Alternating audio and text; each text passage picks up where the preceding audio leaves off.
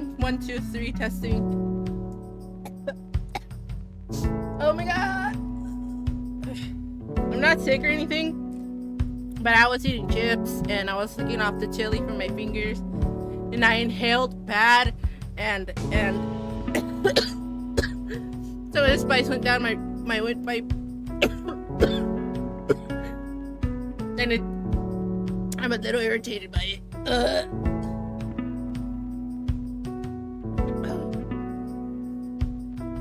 Jesus Christ. Almost died. Well, I'm gonna be playing Once Human. I saw a couple people playing it and it caught my interest really bad. But and I've been wanting to play for a while. Oh my god.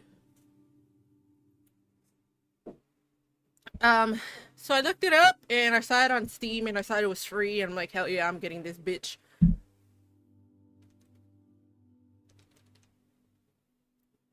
Hold on, drinking some water. Drinking some water.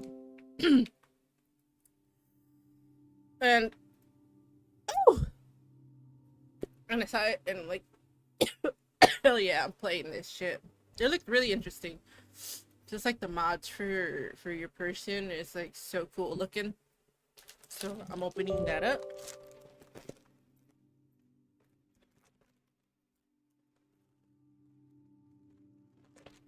I was gonna get on a few days ago, but I didn't because I actually hurt myself on Saturday while helping my mom load a couple things into her car.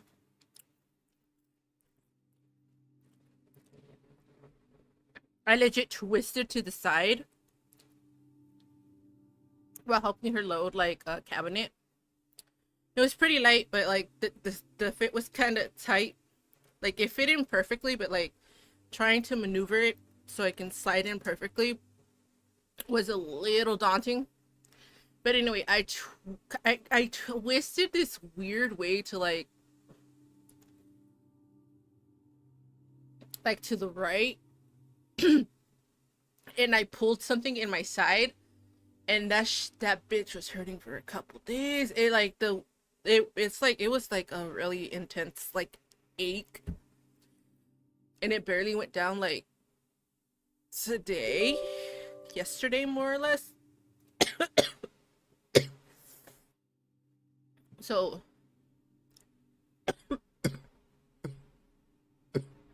but so it was like a really weird twist, but I'm doing good now.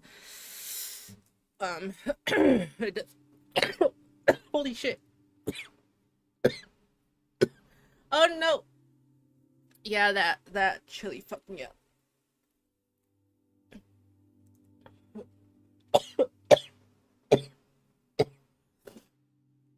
So I'm gonna play Once Human. I am going to be listening to a fanfic while I play. I did that last time, and it's like I've been wanting to reread or reread, yeah. Insomniac's This Bites. I was like on chapter 20 something. It wasn't in the teens when I decided to like put it here because I kind of got tired of hearing it through a wireless earbud, and it's like it got irritated in my ear a lot. So I decided to put it here. Oh shit, I have to download stuff for it. I finally found like, what's it called? What are these things called again? An extension for it. I'll read it from my computer so I don't have to hear the shitty AI voices from Windows. So the game has to download a patch, which is like gonna take like 10 minutes more or less. So I'm gonna start the fanfic for right now. So I'm gonna start off where I left it off yesterday, just like a paragraph before. Mr. Five cocked an eyebrow before starting to turn his head. I can't understand Jack through all that snot. Think you can translate API? Oh, come on. He slapped a hand to. I can't understand Jack through all that snot. Think you can translate Hold API? on. Oh, come on. Let me change He the slapped voice. a hand to his forehead when he caught sight of the pre-adult. I like the dude's voices more than the female ones. I can't understand Jack through all that snot. Think you can translate API? Oh, come on.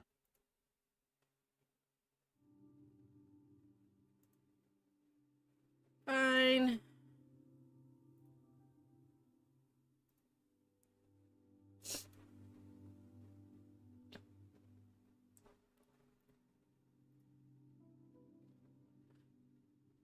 Oh, this is bullshit. Monday! Monday!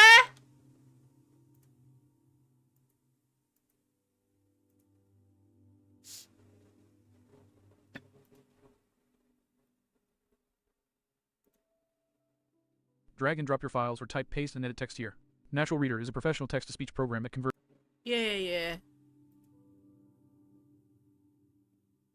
Go away.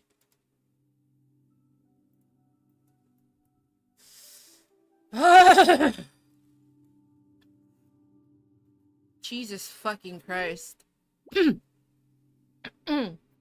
I have to go back to the shitty AI, I'm gonna be mad.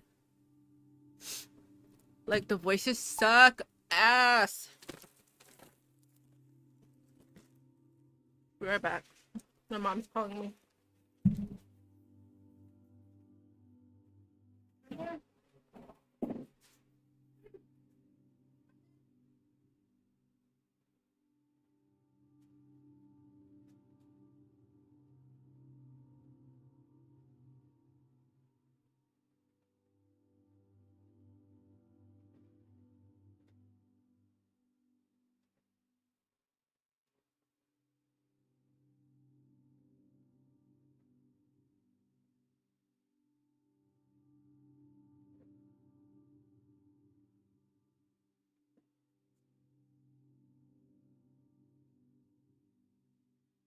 I'm gonna be a little annoyed if I can't.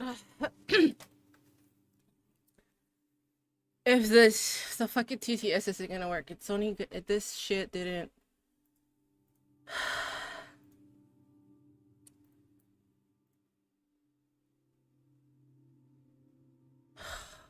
My God.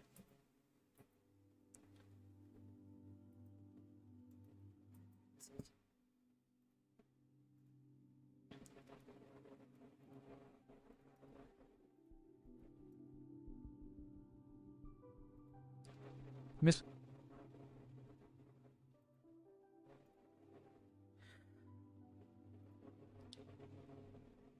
This thing like sucks ass. Like, it's good, but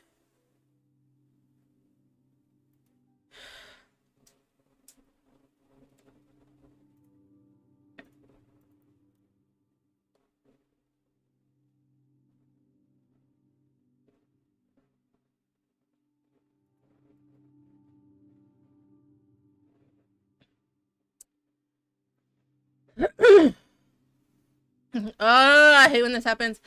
Hi, Mart. How's it going? Sorry for the late reply. I had to go do something real quick.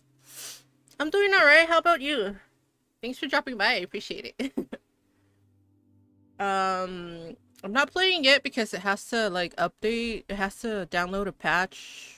And it'll be done in like 6 minutes. And I thought I had a good TTS.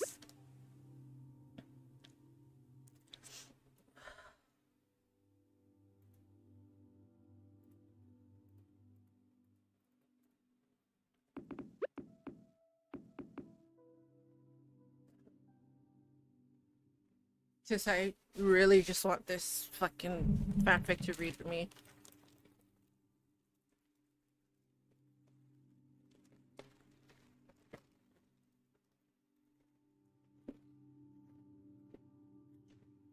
I mean, I found two, but I need to buy them, and that's just bullshit.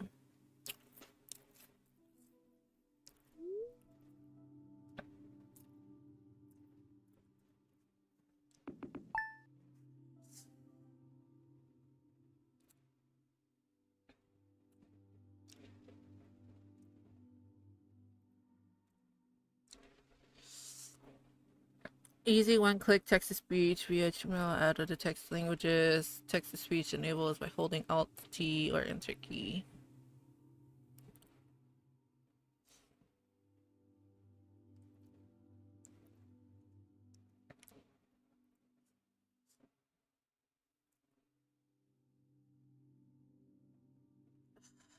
This thing kind of sucks ass. I would use like a program so I can use the phone apps on my computer, but I can't do that for some reason because I have to activate some bullshit I don't understand and I don't want to do that. That sounds like super fucking annoying. But yeah. Well, I guess I'll have to use this one. Hold on.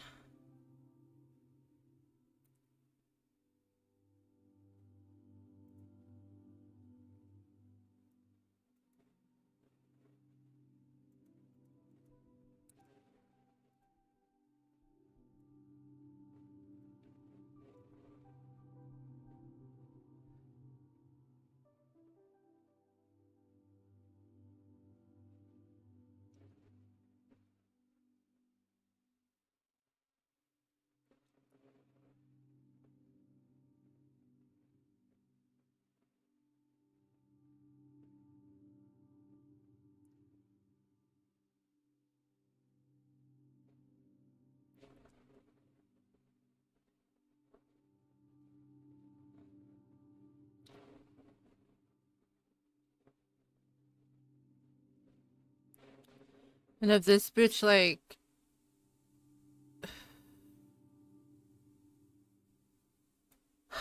you know what? I'll just read it from the other one. I'm kind of mad about it. No.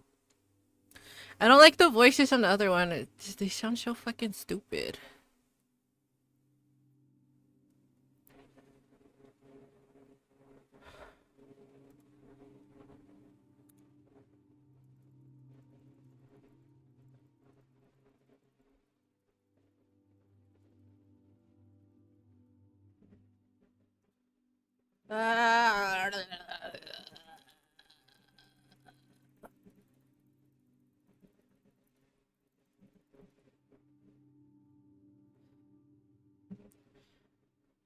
I just get it from this one. The voices on this one sound so stupid though.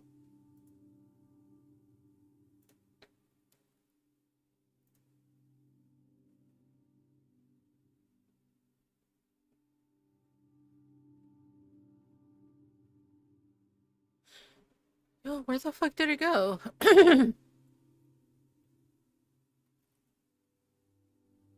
I still remember before.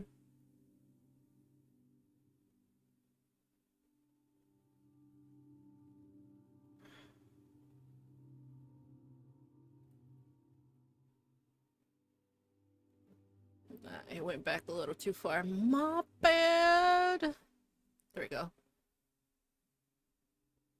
Um.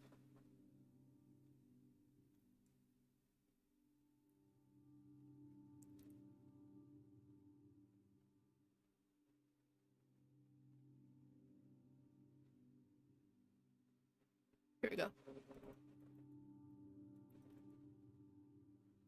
Ah. Jeez, you stupid snail. Where the fuck? I don't like the voices on this one.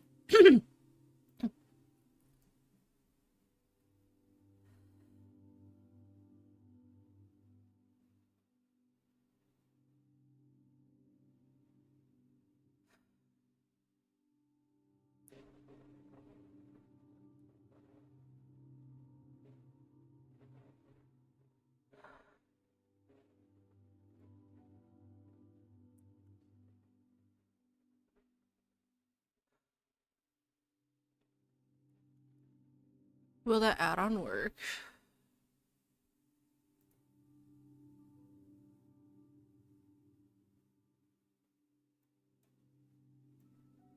Mande! thing is so fucking annoying, I swear to God. Here we go, table of contents. Table of contents, Omatsuri Island.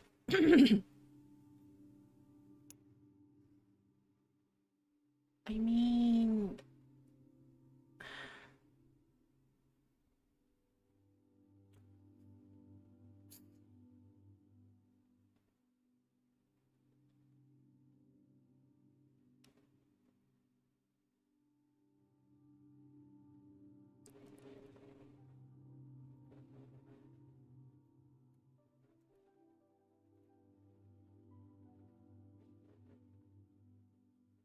I guess it'll work. I just have to find where I left off.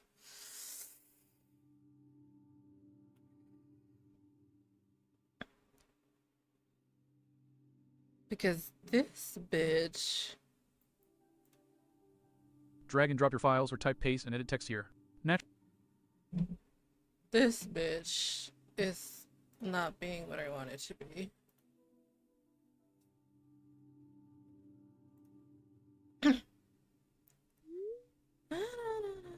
So I'm having the same fucking technical problems, but this is mainly just so the game can download the thingy it needs. Let's see, this TTS.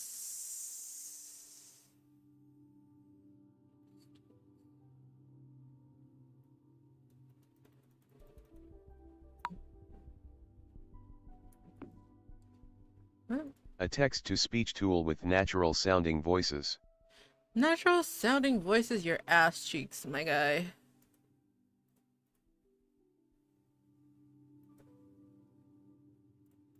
A text-to-speech tool with natural-sounding voices. Yo, and you can't even, oh my God.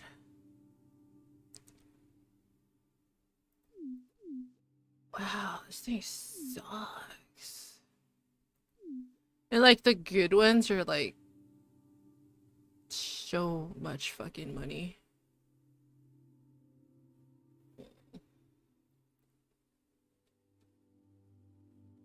If this works, hopefully it'll be fine.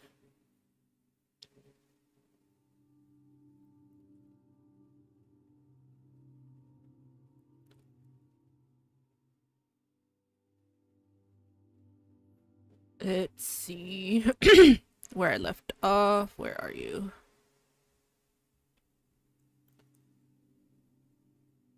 Let's see, Mr. 5, Mr. 5, Mr. 5.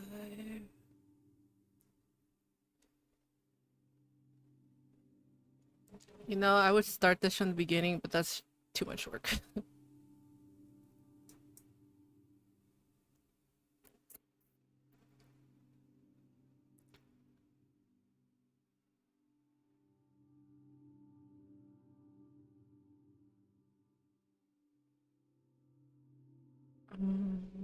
To show your house resume.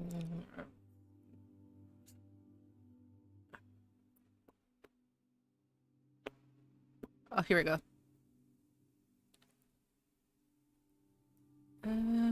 Here we go.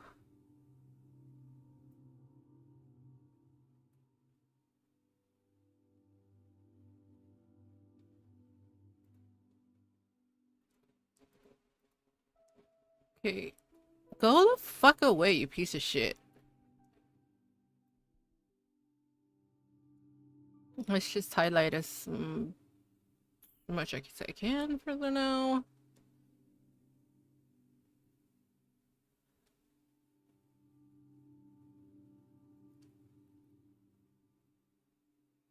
Let's go to page...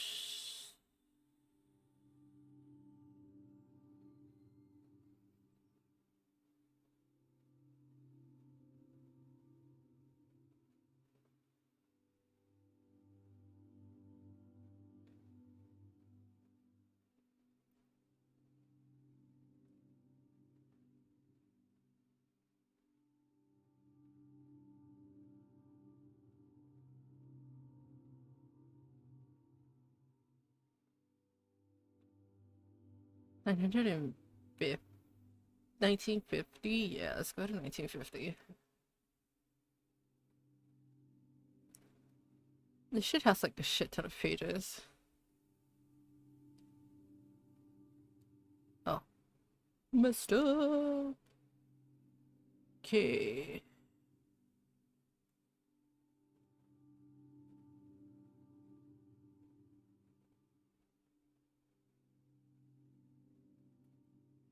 That shit finished the chapter. Natural reader is a... The 6 officers of Navarone remained silent as the sounds of the SBS slowly diminished. None on Amatari Island able to spare the thought that the broadcast was still going on, but nothing came through now apart from a welcome silence. Finally, the red-haired man broke the silence, turning to his wife. I believe that we've received all the indication we need, Jessica. Do you agree? The head chef of the base gazed at the fitfully sleeping transponder snail in the room for a moment before giving her husband a firm look. Personally, Hold on, I need to go back up.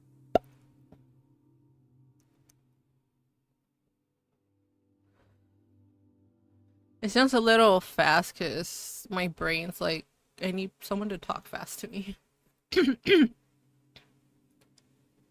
I think this will finish the first chapter?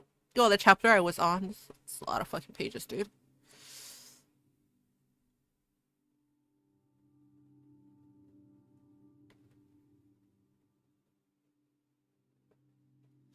It's 6,786 pages where I'm reading, where I have it downloaded from.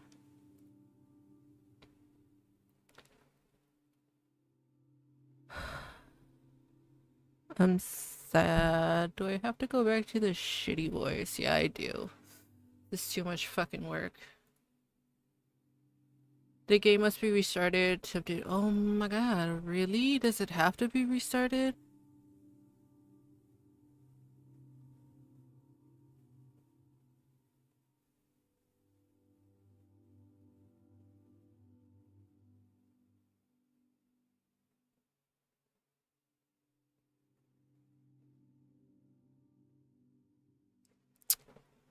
I'm sad. I was really hoping for like the really good voices, but no, I don't have the money for that shit. That shit's expensive. One day I'll have the money for it, but not right now. Okay. Where is it? Mr. 5. Mr. 5, Mr. 5, Mr. 5. This is the pancakes. My fun, my toys, my food, go away. I don't really fucking care for that.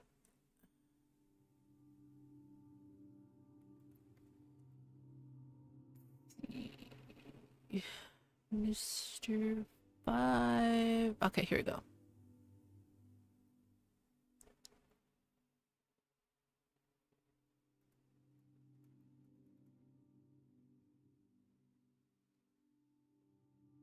Ah ah ah. Jeez, you stupid snail. Why, whoa, mushigro. No. Ah ah ah. Jeez, you stupid snail. Why? Oh. Okay, I got it. It was left click, not right.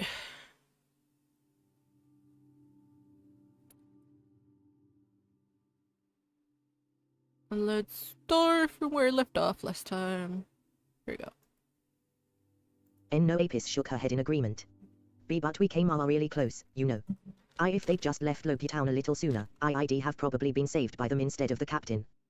Mr. 5 opened his mouth for a biting remark, but the long pause in the audio, punctuated only by the sounds of running, distant gunshots, and sound bites muffled whimpering, was finally broken by cross-speaking. I am conflicted, he muttered, before restarting his commentary.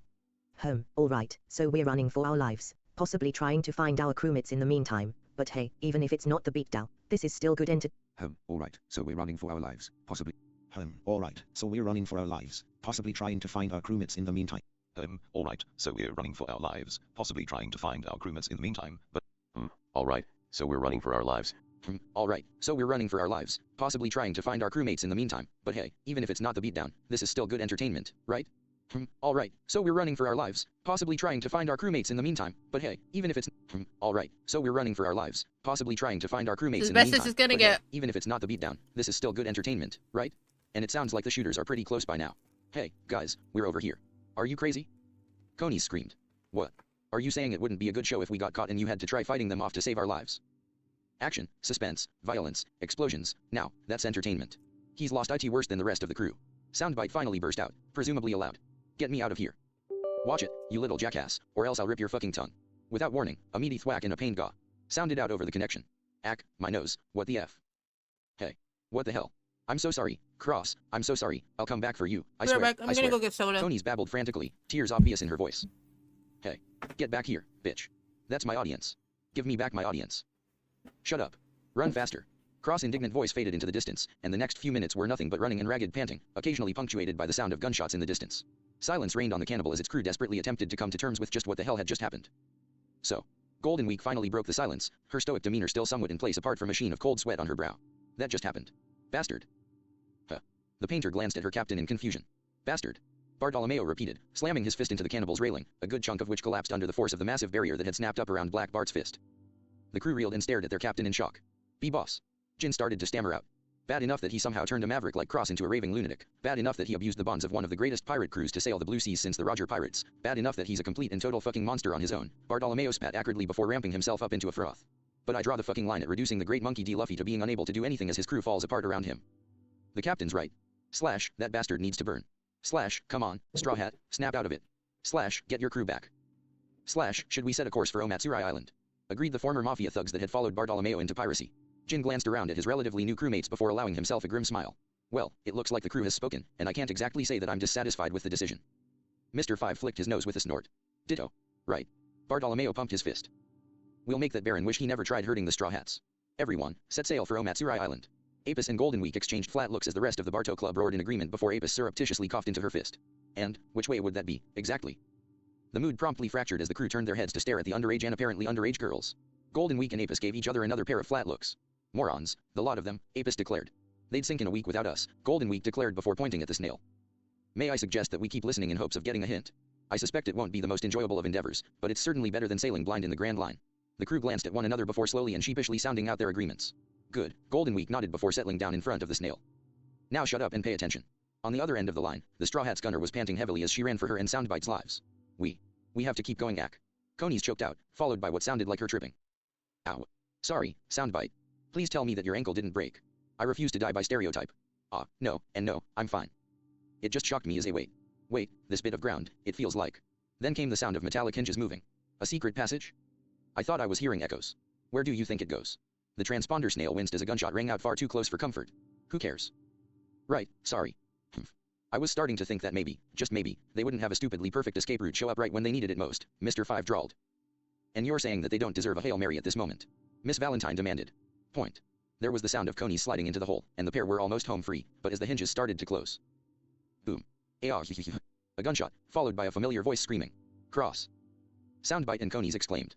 There was silence for a few moments, and then the sound of something shifting. Wakonis, what are you? He may be out of his mind, but he's still our friend and crewmate. I'm going to see if I can find him.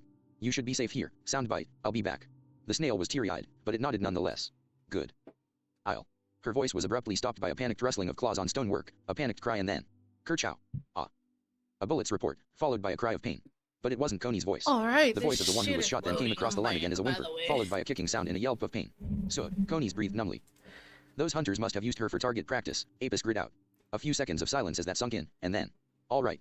That's it, Coney said. Sorry her voice for lifeless. delaying a bit more. It's No, loading, don't go but angry. I need Don't go to make angry. an appointment The for sound my of a bazooka mom, cocking so came across I'm the gonna connection. focus on that Everything for the moment. burns. What followed next was a screech of rusty hinges, a heavy slamming sound, a series of muffled explosions, and amidst all of it, the sound of Soundbite sobbing uncontrollably. How could this happen? What happened to my friends? He wailed. Silence reigned on the deck as the crew stared at the snail in numb shock. At least, until Miss Goldenweek slowly raised her hand. I realize that this probably isn't the time, the painter started quietly. But I'd just like to say for the record that Crocodile is probably loving the hell out of this. Oh. I'm surprised that you're not, as some of my more crass underlings would put it, loving the hell out of this, considering that the Straw Hats are the reason you're here in the first place, Magellan rumbled quizzically, his hydras swaying high above him and These perfectly poised fuckers to are smite or screwing over my incapacitate anyone who mom got too unruly, depending on their degree of importance to the world for her government. retirement. I really don't care about that, intoned the only person in all of the eternal hell who had not been yelling his head off or otherwise making a racket or riot at the broadcast going on. Oddly, however, he seemed irritated. Honestly, considering how that outrageous rookie crew has only been getting more outrageous as time goes by, I'm more inclined to hope that they win than lose. Oh. Magellan glanced at him in surprise. And why would that be? Crocodile scoffed as he picked up the shot glass of alcohol the warden had placed just within the bars of his cell and downed it in a single gulp, barely even grimacing as the rancid taste of vinegar hit his palate. After all, it was already leagues better than the usual food he was served. Because so far, the brat has yet to be truly beaten. So long as Straw Hat remains undefeated, then my defeat can be interpreted not as my fault, but rather due to bad luck and a bad opponent. The ex-warlord scowled viciously. If someone beats the brat, then that all goes away. Magellan raised his eyebrows. An interesting mindset, and one that I suppose that I can understand. The warden and the prisoner ended their conversation as they received a reprieve from Soundbite's wailing, which had been continuing on for the last several minutes, in the form of another voice coming across. Will you hurry up and quit your bell-yawking, slimeball? You're giving me tinnitus. I'm with the puffball on this one, Soundbite. Usually you're a lot more badass than this. If you're this miserable, then we really must be screwed. Soundbite hiccuped and gasped in shock. So, Lasso. Why you're alive? Averg. Sue's voice cut off in an agonized wince. Of course we are. Lasso managed to save me from those maniacs while Conies. The Cloud Fox trailed off into light sobbing, prompting Lasso to take up the slack. I grabbed Sue and ran into a tunnel that was unearthed while Conies was breaking everything she could. I didn't see what happened to her, but the dog gun cut himself off with a shake of his head. Not important because we'll save her later. For now, how come you didn't already know that I'd saved Sue? Soundbite sniffed as he replied. My powers have been on the fritz ever since we got here. Minor at first, negligible given my range, but now I'm as deaf as a mole. Watch it. I asked now even remotely the time for this bullshit. Lasso winced and shook his head with a grimace. You of all animals should understand using snark as a coping mechanism. Why yeah. Anyway, what do we do now? I might be blind, but I can tell that everyone's gone. Sahiha. So chuckled weakly. It's a good thing you're not cross, slime stain. What? No, she's right, Lasso huffed. Because you're not cross, that statement of yours wasn't a guaranteed truth. Now, come on. There was a slight scuffle of movement. Let's get moving. Wait.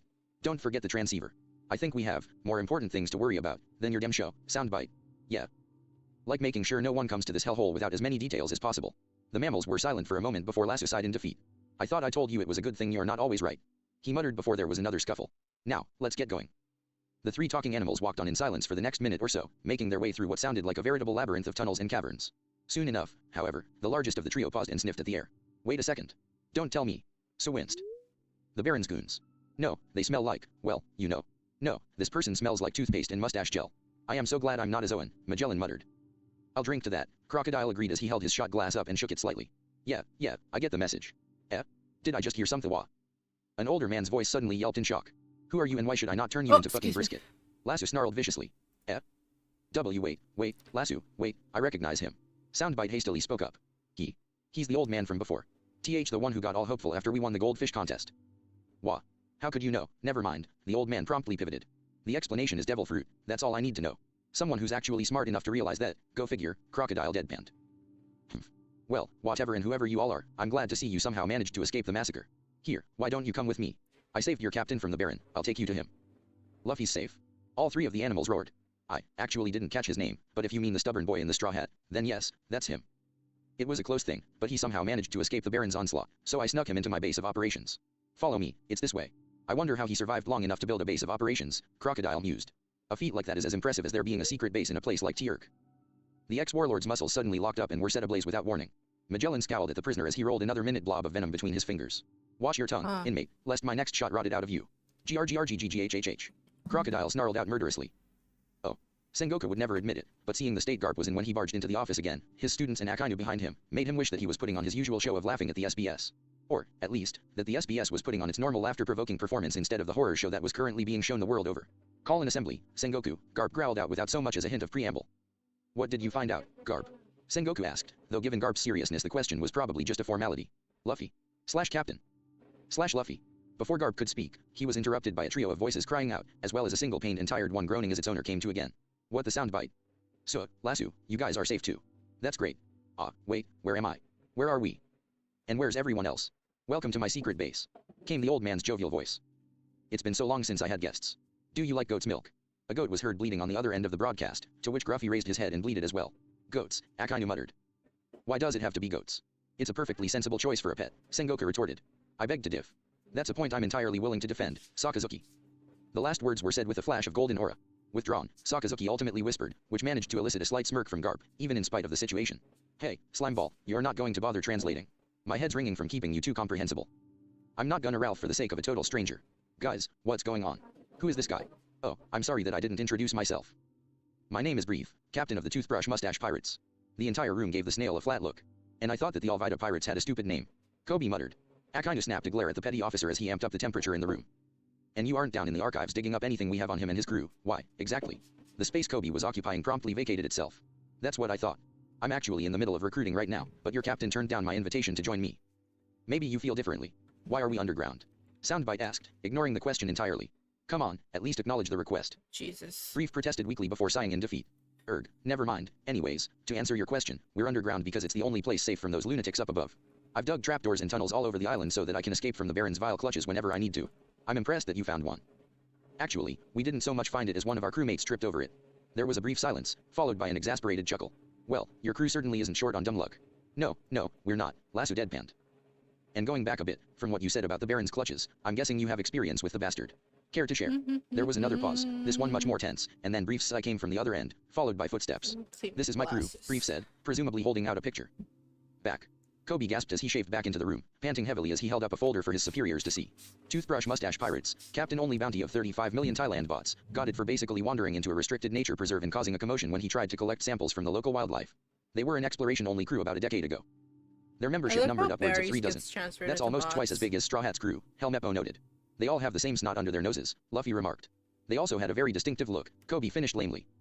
It's a toothbrush mustache. Brief snapped. So, the Hitler stash belongs to a good guy, Soundbite muttered. What was that, snail? Brief asked irritably. I said, where are they? The snail asked without missing a beat. I'm alone now, Brief sighed, as much to himself as Soundbite, and by extension, the world. I'm currently the only member of the Toothbrush Mustache Pirates still alive. An uncomfortable silence fell before Brief spoke again. I still remember it clearly. The day the Baron attacked my precious crew. The day my friends were swallowed by that gigantic monster. Monster. Chorused the 3 animals. Didn't I warn you that the Baron destroys crews? He's going to kill them. Luffy roared. The first step is already done. The Baron and his crew are well practiced in sowing discord and hate among even the closest friends. I can only imagine that he works his mysterious powers into it. Of course they're under a spell, Garp growled as he kneaded his forehead. Why wouldn't my idiot grandson's crew be under a spell? He promptly snapped a finger in a glare at his now frozen apprentices. Not a word outside this office or I'll put you on shit duty until you earn your coats, and even then. Kobe and Helmeppo promptly I snapped don't into wanna shaky go salutes. in blank. Why yes, Vice Admiral, sir. Sengoku's lip twitched slightly at the display. The Baron told me something.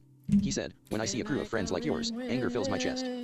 I want to separate you. I want you to experience the same kind of pain I have. The same pain. Luffy repeated. I don't know what his true intentions are, but... BB Brief? What kind of monster are you talking about? All this time, and finally someone actually asks. Well, if you choose to fight, you should know this, but it's quite the disturbing situation. Tell US. The Fleet Admiral stared at the snail for a second longer before schooling his expression into a thoroughly disapproving scowl. Aside from your familial ties and the rather disturbing going-ons being broadcast, Garp, what exactly makes you think that this is worth calling an assemblage over? Garp scowled back as he slammed the archive records he had in his hand onto the poor, abused desk. Baron Omatsurai. Captain of the Red Arrow Pirates, a crew that was last heard from 24 years ago. They were a New World grade crew who rubbed shoulders with the likes of Whitebeard and Roger back in the day, though I doubt that mustached bastard actually remembers him. Sengoku eyed the pile curiously before glancing at Garp. It seems like you had a hard time recalling him as well. Garp snatched up a paper and shoved it in his superior's face. That's because they were thought to be dead after a Category 10 Hypercane threw them and their ship over the red line. Nobody should have been able to survive something like that. Well, clearly they did. Sengoku scoffed. Garp's eyes narrowed menacingly. See, that's the thing. I ran into them once back in the day, got a look at their crew. And considering how long it's been since that day, Garp's scowl deepened. I actually don't think that anyone survived but Omatsurai. The strange statement brought Sengoku up short. What are you? The lily carnation is a man-eating plant, the Baron calls it, the flower of death and rebirth. All sound in the office absolutely died at Brief's words. Brief continued in a lifeless tone. It resembles a stem more than anything else, an enormous construct bigger than a warship at the top of the island, and it's there that the Baron gathers the pirates he and his crew hunt down. It uses tendrils to absorb them into the stem, and the ex-pirate choked off into sobs. There was a brief moment of silence before she suddenly choked in horror. Oh, God, no. She glanced down, presumably at Lasso. Why you don't think that? I have seen messed up shit, I have smelled messed up shit, and I have done messed up shit. Lasso breathed before shaking his head. Never anything like this. Not on this scale. Luffy looked around at his non-human crewmates in confusion. What are you guys talking about? And now I get it. Soundbite breathed softly, apparently not having heard Luffy. Something about all of those sprout heads felt off. Like they were there but not there. What? Asked Brief and Luffy. The pain he felt. The flower of death and rebirth. And Muchigoro's shriveling. The snail's expression slowly twisted in horror. Fake, it's all fake. This island, its inhabitants, their illusions the Baron is using to stave off reality. Plans made to look like people. And other pirates are the fuel that keeps it going. The silence in Sengoku's office following that particular revelation was absolutely stunning. Permission to faint on the spot, sir. Kobe whispered with a slight gurgle to his voice. Ditto. Helmeppo nodded slightly in agreement. Granted, Akainu grunted. Oh. The East Bluers neither hesitated nor waited to comply. Garb slowly tore his gaze away from the snail to stare at his superior officer. Well? He asked frigidly. Sengoku met his gaze for a minute before looking up at Akainu. Send word to Kizaru and Aokiji that they are to meet with us in conference room B3. He stood up and started marching towards the door to his office. We're going to need as many golden transponder snails as we can get our hands on. Oh. That's an insane theory, but it would explain a lot, Brief finally admitted. In my early days, I tried sniping down his crew, but even headshots didn't faze them. But, they seemed confused more than anything. It's possible that they don't even know about it, even if the Baron does. And now that I think about it, I've been on this island for about 10 years now, and the Baron's comrades don't seem to have aged even a day. What fresh hell did this monster crawl out of? Absalom turned a bemused look on his horrified colleague. What are you getting so worked up about? You make zombies for a living. That's precisely the point, Absalom. Hogback shrieked, sounding a few millimeters away from a heart attack. I am an expert at the practice of necromancy. I am intimately familiar with the complexities involved in returning an individual from the great beyond. Body chemistry, stability of tissue and psyche. It takes me days to complete even a single marionette, and even after that they require constant upkeep in order to keep their rotting flesh viable. Thriller Bark's med doctor slowly turned his horrified gaze back to the snail in the room. To be able to create and somehow control what I count as at minimum over 100 individuals that so perfectly mimic life that none have any suspicions whatsoever, with the sole drawback being nutrition. He shook his head slowly. There are no possible words that could express just how utterly terrifying that monster is on a scientific level. And now I get why I feel so off, too. If that thing is huge and controlling the whole island, its roots must be sucking up seawater. The air it's pumping out is full of salt. Soundbite grimaced. And that explains the smell, too. So gulped. The whole reason we left the resort and went out to explore more of the island was because the staff reeked of plants. And not just farmer or botanist reek either, that we can handle, that's normal. I mean, they innately smelled like rotting plants. Just disturbing, Lasso whined. Recreated without even knowing that they died, not even aware that they're not even alive, Moria growled, steadily crushing the armrests of his chair beneath his grip. Such horrors, such monstrosity. The master of Thriller Bark had committed innumerable acts of evil over his tenure as warlord, but not even he could fathom the depths to which the man calling himself Omatsurai had fallen, or the levels of madness and despair it would have taken to push him so far. Suddenly, all attention in the room was diverted by the sound of the door slowly creaking open, admitting the corporeal body of the fourth of the mysterious four. Perona. Absalom remarked in surprise. I thought it was too quiet. What are you? Whatever snide remark the beast man had up his sleeve died when he noticed the dead look in his comrade's eyes and the desperate way she was squeezing the undead life out of an oddly compliant Bercy. Perona? What's wrong? He invited us. The goth Lolita breathed numbly. That Kappa kid, he invited everyone for a feast. Before any of the four could ask what she meant, Brief hummed thoughtfully over the connection. If the Baron's purpose is to keep them all alive, that would explain everything. Everyone he keeps inviting to the island is just more food for his crew's reincarnation. Cross and the others are gonna be eaten. Soundbite bellowed. That's not going to happen. Luffy snapped. Thanks for your help, Brief, but I've got a bastard's ass to kick. Straw Hat, you can't face him alone. Brief shouted, panic coloring his voice. Which is why he won't be alone. Lasso barked. Yeah, we're with him all the way. Soundbite snarled in agreement. Heh, see? I'm not alone, I've got my... Luffy's voice suddenly cut off, and his transmitted facial expression went slack. Sue blinked in confusion. Luffy? Yo, Right, Korea. I'm going. Luffy It's got going in with grim finality. crazy. You guys wait here. Straw Hat, what did I just...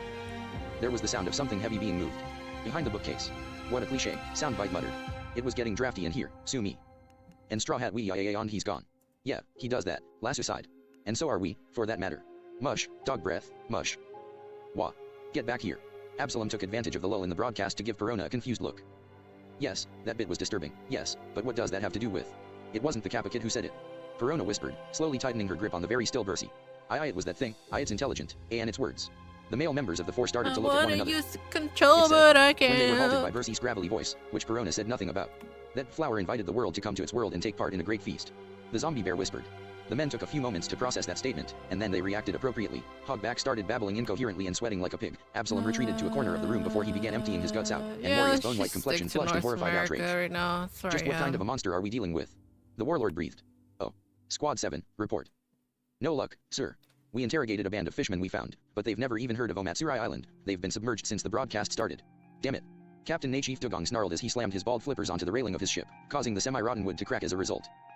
Then what the hell are you doing waiting up here, huh? Our men and allies are in danger, damn it. Get back down there and don't come up until you have something, Coral. Got it. Sir, yes, sir. The Dugongs in the water barked before diving back under. Captain Dugong snorted as he watched bubbles trail up from where the squad had dived before turning around and starting to pace back and forth across the deck. Come on, come on. Easy, Captain, easy, a relatively calm voice prompted. The captain huffed in annoyance and glanced to the side. First Mate Dugong. The new second in command of the Dugong tribe ignored his captain's frigid tone, instead choosing to continue giving his leader a firm and steady look.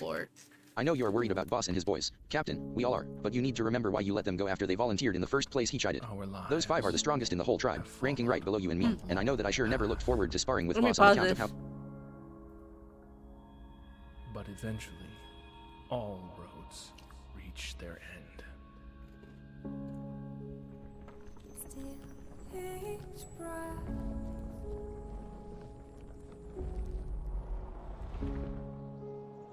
Our world is broken, stagnant, fallen into the abyss.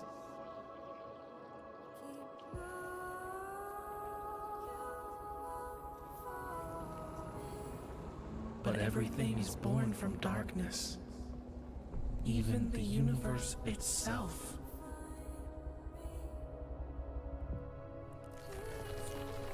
Now, do you see it? A glimmer within the void.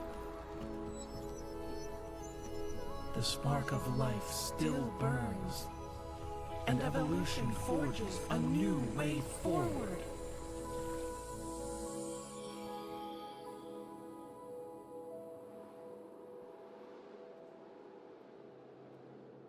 Once your faith overcomes despair,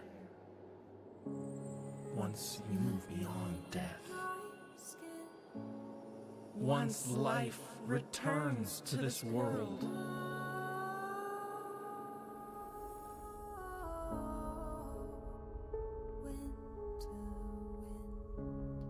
we'll meet beyond that path.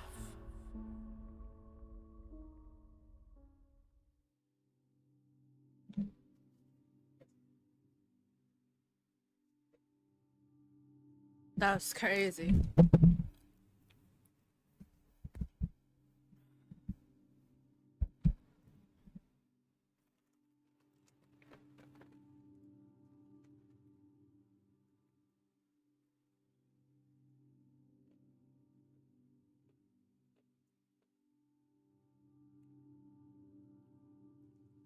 Those 5 are the strongest in the whole tribe, ranking right below you and me, and I know that I sure never looked forward to sparring with Boss on account of how he was always just a few blows away from beating my ass into the ground. Soundbite might have lost track of them earlier, but he lost track of them after they went in the water. You know, where we're strongest. He allowed himself a smile he knew looked more confident than he actually felt. There's no reason to worry. They're completely fine. I as close to guarantee it as I can. Captain was silent for the longest time as he contemplated the reassurance. Eventually, he started to turn his head towards his second. Something's happening. Connect that thing to a speaker, now. Captain Dugong roared, snapping his flipper at the Dugong standing watch over the transponder snail they'd set up on a dried part of the deck. After a brief scramble, the unmistakable sound of a skull knocking against metal sounded out for all the listening Dugongs to hear. Damn. Bastard. Makes these things solid. Where's the damn latch? No clue, just keep hammering. There you are, you persistent. Brief's voice suddenly sounded out before cutting out in an exasperated snort. Enough. If you 3 are so eager on dying, so be it. Just don't haunt me once you reach the other side. There was a click of a mechanism releasing, followed by the smash of a trapdoor swinging open. Straw Hat. Brief yelled as he opened the trapdoor. Luffy. A trio of voices concurred. WAGH. Who are you? Came another older man's voice. What the who are you? The snail is talking? Said the older man, along with a young woman and a boy. There are other real people here. Oh, it's these guys again, Lasso noted in mild surprise. The teacup pirates, right. Tea room pirates, Howlitzer, so corrected. Rose, Rick, Daisy, and Papa. We ran into them earlier with Chopper. Slimeball stopped translating for us about halfway through, but we heard enough while we were there. They're hardly pirates at all, in my opinioac. Sue's words were suddenly cut off in a yelp of terror. What the hell is that? Lasso snarled in equal parts rebellious defiance and terror. Brief was right. The thing's a giant flower stalk, Soundbite mumbled in an utterly terrified voice. But, where's its head? So whimpered. Old man. But those 2 calm, quiet words froze all who were listening. Luffy's voice continued in the same apparently calm tone. I have 2 things to tell you. First, the Dugongs, Soot, Lasso, Soundbite, and Chopper aren't my pets, they're my friends. And second, the look in the transponder snail's eye suddenly became downright murderous. I'll never let you hurt my friends. There was a tense pause in which it became clear who Luffy was talking to. And then the recipient's voice came across. You'll never let me hurt them. The Baron sneered after a tense pause. If you count your pets as your friends, you have 19 in your crew, correct? Luffy's eyes narrowed menacingly. What about it? Soundbite suddenly tensed in horror. Oh, no. In the time it took you to arrive. A vile, sickening grin extended across the Baron's face. That number has been reduced to 14. The words hit Captain Dugong like a physical blow, causing him to stagger back in dull shock. See, Captain. One of his subordinates yelped. 5, Captain whispered in a horrified tone of voice. 14 is 5 less than 19. First Mate Dugong was shaking his head in desperate denial. It's not possible, it's not possible. Going by Luffy's suddenly poleaxed expression, the dugong's sentiment was a shared one. Wah. What did you say? He breathed in a tone of voice that straddled the borderline of paralyzing horror and apoplectic rage. That band of amphibious animals you had with you when you first arrived, the Baron explained in a tone that could have been conversational, if not for the sheer amount of pleasure he was taking from Luffy's reactions. Lily ensnared them in her roots when they decided to explore the bay. Their shells made it difficult for her to digest them at first. The madman's grin somehow widened even further, all teeth and no mirth. But she managed it shortly before you arrived. And now, the rest of your crew will soon join them. First mate Dugong barely managed to catch himself from toppling forwards, staring down at the deck in numb shock. He, that bastard actually, there. Ray-aiotic. Smash. Kirash. All attention on the galleon snapped over to the now collapsed mizzenmast, where Captain Dugong's fist was embedded in the shattered remains of the wooden pillar. Someone find me that God's be damned island right the hell now. He howled, both at his crew and the heavens themselves. Find me it so that I can rip that fucking bastard's skull out the back of his head and crush it with my own bare flippers. Sir, yes, sir. The rest of the crew roared back with nigh-religious fervor. Oh. You bastard. Luffy roared at the top of his lungs, his voice sounding more like an animal's than a human's. Yeah, get him, Straw Hat. Kurha cheered as she pumped her fist with far more enthusiasm than anyone her age had the right to possess. You said you won't let me harm them, didn't you? reason? I The Baron said I chuckled, was as gonna though he be were observing the listening greatest- to a fanfic while I'm playing. It's in the title, dude.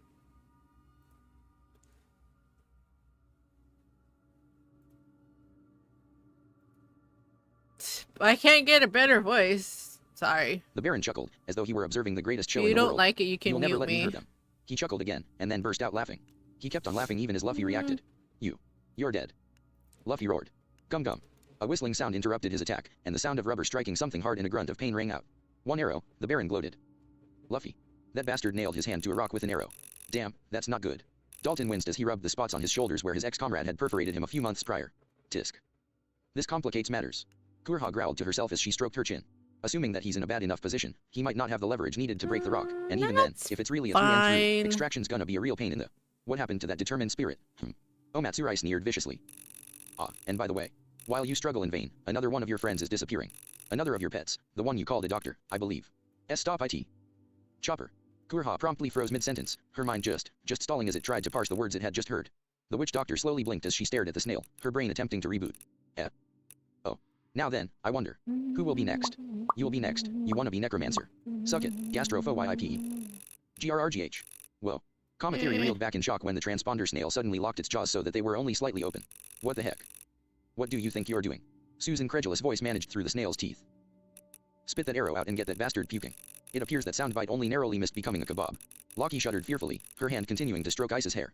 Ever since the broadcast had emerged from its underground location, the young oracle had been on her knees, clutching her head in agony as she moaned about screaming voices. She was also taking the time to watch over Pegaea's own insensate form. The Straw Hat Gunner's father had come over several hours ago in order to join the Shandians in listening to his daughter's adventure on the SBS, but soon after matters had started devolving, Wiper had laid him out on the ground with a well-placed fist to his skull. The berserker had stated that he'd done it so that he would be spared the old man's whining, but all present agreed that Pegaea's current state was favorable to listening to the ongoing hell the world was being treated to. But why hasn't he spit it out yet like the fox suggested? Wiper said, narrowing his eyes. I can't. Soundbite mumbled out through his clenched teeth. The ish thing. It's still pushing. IET go, I die. I took great pride in my archery skills back in the day, and Lily has only aided me since, the Baron smugly informed them. Now, where were we? Ah, yes. It would seem Lily has chosen the angel next.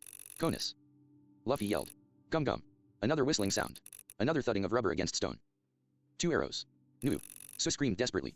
Lucky's nails broke the skin on her palms as Isa redoubled the pressure she was putting on her ears, shaking her head in desperate denial. Beside her, Kamakiri was shaking in barely suppressed rage, and Wiper. You defeated a god, Straw Hat, Wiper growled, glaring daggers at the snail. Don't lose to a mere demon. Oh. You monster. Sir roared. I'll rip you to shreds. There was a scrabbling of claws on stone and soil and then a whistling sound that heralded yet another arrow. A whistling that actually continued for a bit. Ha. Not so good at hitting moving targets, RY. Thunk. Arg. Sue's shriek of agony wailed out of the snail, and was swiftly followed by the crack of an arrow entering into stone. As I said, I take great pride in my archery, the Baron drawled before glancing back to Luffy. The dinner rush had long since stopped eating, the patrons paying rapt attention to the snail and its horrific broadcast. Damn. Karn swore, his teeth wearing his nails down to nubs. The suspense is fucking killing me. Who's gonna bite it next? Tisk, calm down, pint size. Patty waved a hand with a careless grin. Come on, I know it looks bleak now, but this ain't the end. All they have to do is keep fighting and they'll pull through, so there's absolutely no reason to. It would appear that your cook is the next one destined to disappear. Sanji. No.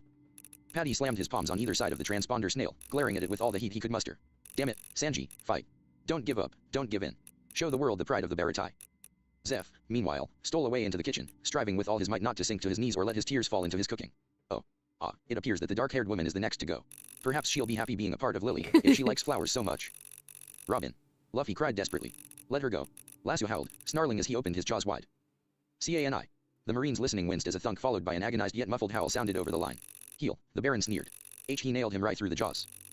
Soundbite winced. Several of the Marines listening subconsciously raised their hands to their own jaws. It's all while in the back of good. the room, Aokiji paused as he realized that Soundbite had failed to blur a name. It's He like considered the making a note of it, majority of but the time I'm ultimately, not all he really did was bow his head in talking shame. when I concentrate on the And game, there so goes the I loud want to laugh. have like The Baron purred, background clearly relishing the screams of something, agony and that I resulted from really all like those this present. fanfic, Crewless. so I have Soundbite it howled playing misery, in the drowning out background. Luffy's own cry.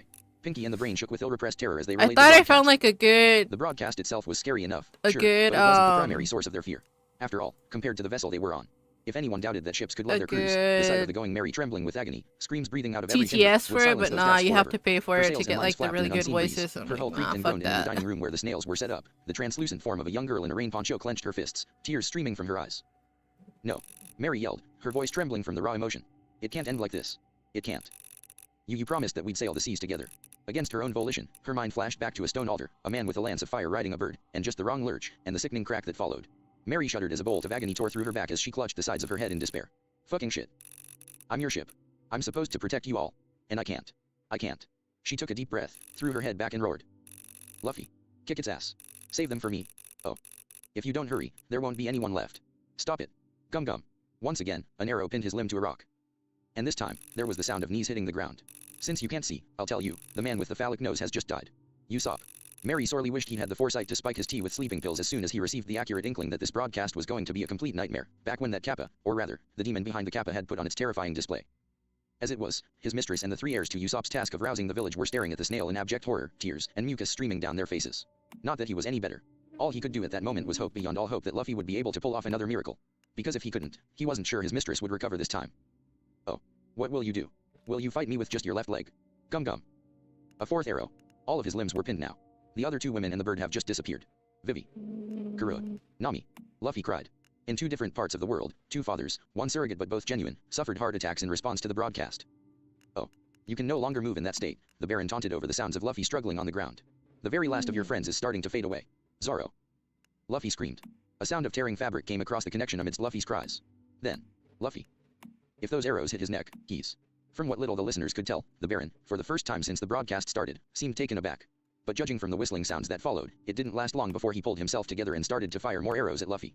A few distinct sounds made it clear that they scraped past their mark, but this time, the Baron was definitely taken aback as Luffy continued yelling and stretching forwards. Zuru. The expression that the snail was wearing was horrible beyond words, gaping, but out of pure horror and despair rather than righteous anger. It lasted for a few seconds, tears flying out of his eyes, before the sound of Luffy's elongated neck retracting and slamming into the stone imprisoning him rang out. The sound of stone breaking then came from two different directions. Kinda like this. The snail was expected. But on the recipient's end of the broadcast, all eyes snapped to a certain grave marker, which had suddenly gained a ragged crack. Oh. Turn up the volume. Squardo and Whitey exchanged nervous glances from the safety of a hill several hundred meters away. As bad as the broadcast was, the potent combination of haki and fire rolling off of Ace was worse. Not only were they sweating like a couple of stuck pigs, they had to constantly fight the urge to either flee or faint, with both options all but guaranteeing their deaths by way of barbecue. How their transponder snail was still conscious was a mystery of the universe, though the flecks of foam coming from the corners of its mouth hinted that it actually wasn't. It's as high as it goes, Ace. Squardo called out. Turn. Up. The volume, Ace snarled, the temperature ratcheting up another few hundred degrees, the soil around his feet beginning to melt. Because that broadcast is the only thing keeping me from stealing one of your ships and going to burn that fucking island to ash. Ace, please, be reasonable. Whitey pleaded. Yeah. Squardo nodded furiously in agreement. I know that the outlook is bleak, but... Straw Hat. The subordinate captains paled in terror as the Baron started speaking again, only this time dripping with liquid hate. Your swordsman is dead. Your pets will soon join him. You have no friends left. You are utterly alone on the vast Grand Line. Alone. Whitey and Squardo both flinched, their hearts breaking at the sheer despair in Luffy's voice. It was all the opening needed. Luffy, no! He dies now. Their bowels, meanwhile, nearly voided themselves due to the literally apoplectic fury in Ace's face. The firemen prepared to shoot into the air, only for the two other captains to fall on him with all the speed of New World veterans, Whitey gritting her teeth at the sound of sizzling flesh in spite of her pumping as much haki into her clothes as she could. Acting fast, she snapped a cuff of sea prism stone on the commander's arm. Let me go. Ace roared as he flailed beneath his friends, almost managing to buck them off through sheer muscle power alone. That thing wants a feast. I'll give it a barbecue fit for the Ors Jr. Pirates. Damn it, Ace, stop. Squardo pleaded. You won't make it in time. And what if that thing snares you, too? I officially do not care. Squardo shivered as he felt himself come that close to passing out before stealing his boy and redoubling his grip on the commander. Better, but For the love you of can't God, really Ace, do that. Stop and think for a second. What happened to your faith in your brother? To his credit, the swordsman only flinched when Ace turned his gaze on him. Despite the suppression of his fire, he swore that Ace almost incinerated him anyway. What? Luffy's still there, still fighting. Whitey hastily cut in as she caught on to Squardo's line of thinking. If he falls, then you can go burn that thing to ashes. We'll help. Hell, Pops will probably help. But until then, have faith, the same faith that let you two both go out to sea in the first place to find your own paths. Because if you save Luffy right now, Whitey's voice fell into a desperate whisper. Then he might not ever forgive you.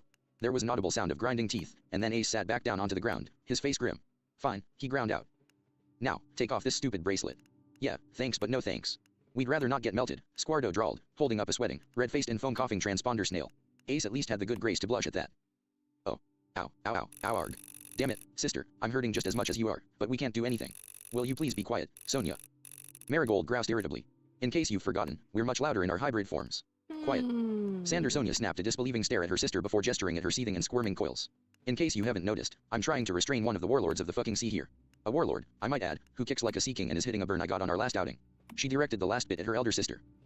I'm going to be sporting bruises for weeks on end once this is done. And you think that this is easy? Marigold scoffed as she gestured at the half-conscious transponder snail she was holding in her palm. Not gonna lie, that You looks only kind need of to cool. worry about keeping yourself conscious, whereas if I slip up even once, our transponder snail will go under and then we'll really be in trouble. Yeah, well. Sander Sonia started to snap back before pausing as a new sound started coming across the connection.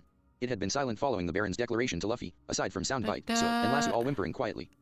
But the new sound, it sounded joyful, celebratory, like a party. Like the one that had drawn the Straw Hats to the island in the first place. They're alive again, and they have no idea that anything happened. Marigold whispered in horror. At that moment, the only thing worse than their older sister blowing her top happened. Her struggles and Haki both cut out instantly. The two serpent sisters exchanged confused looks before Sander Sonia slowly uncoiled her tail enough to reveal their sister's face. And the look in her eyes promptly caused Sander Sonia to snap back to her human form and grab Hancock's shoulders before she could collapse lifelessly to the ground. She's gone back. She's gone back. Why has she gone back?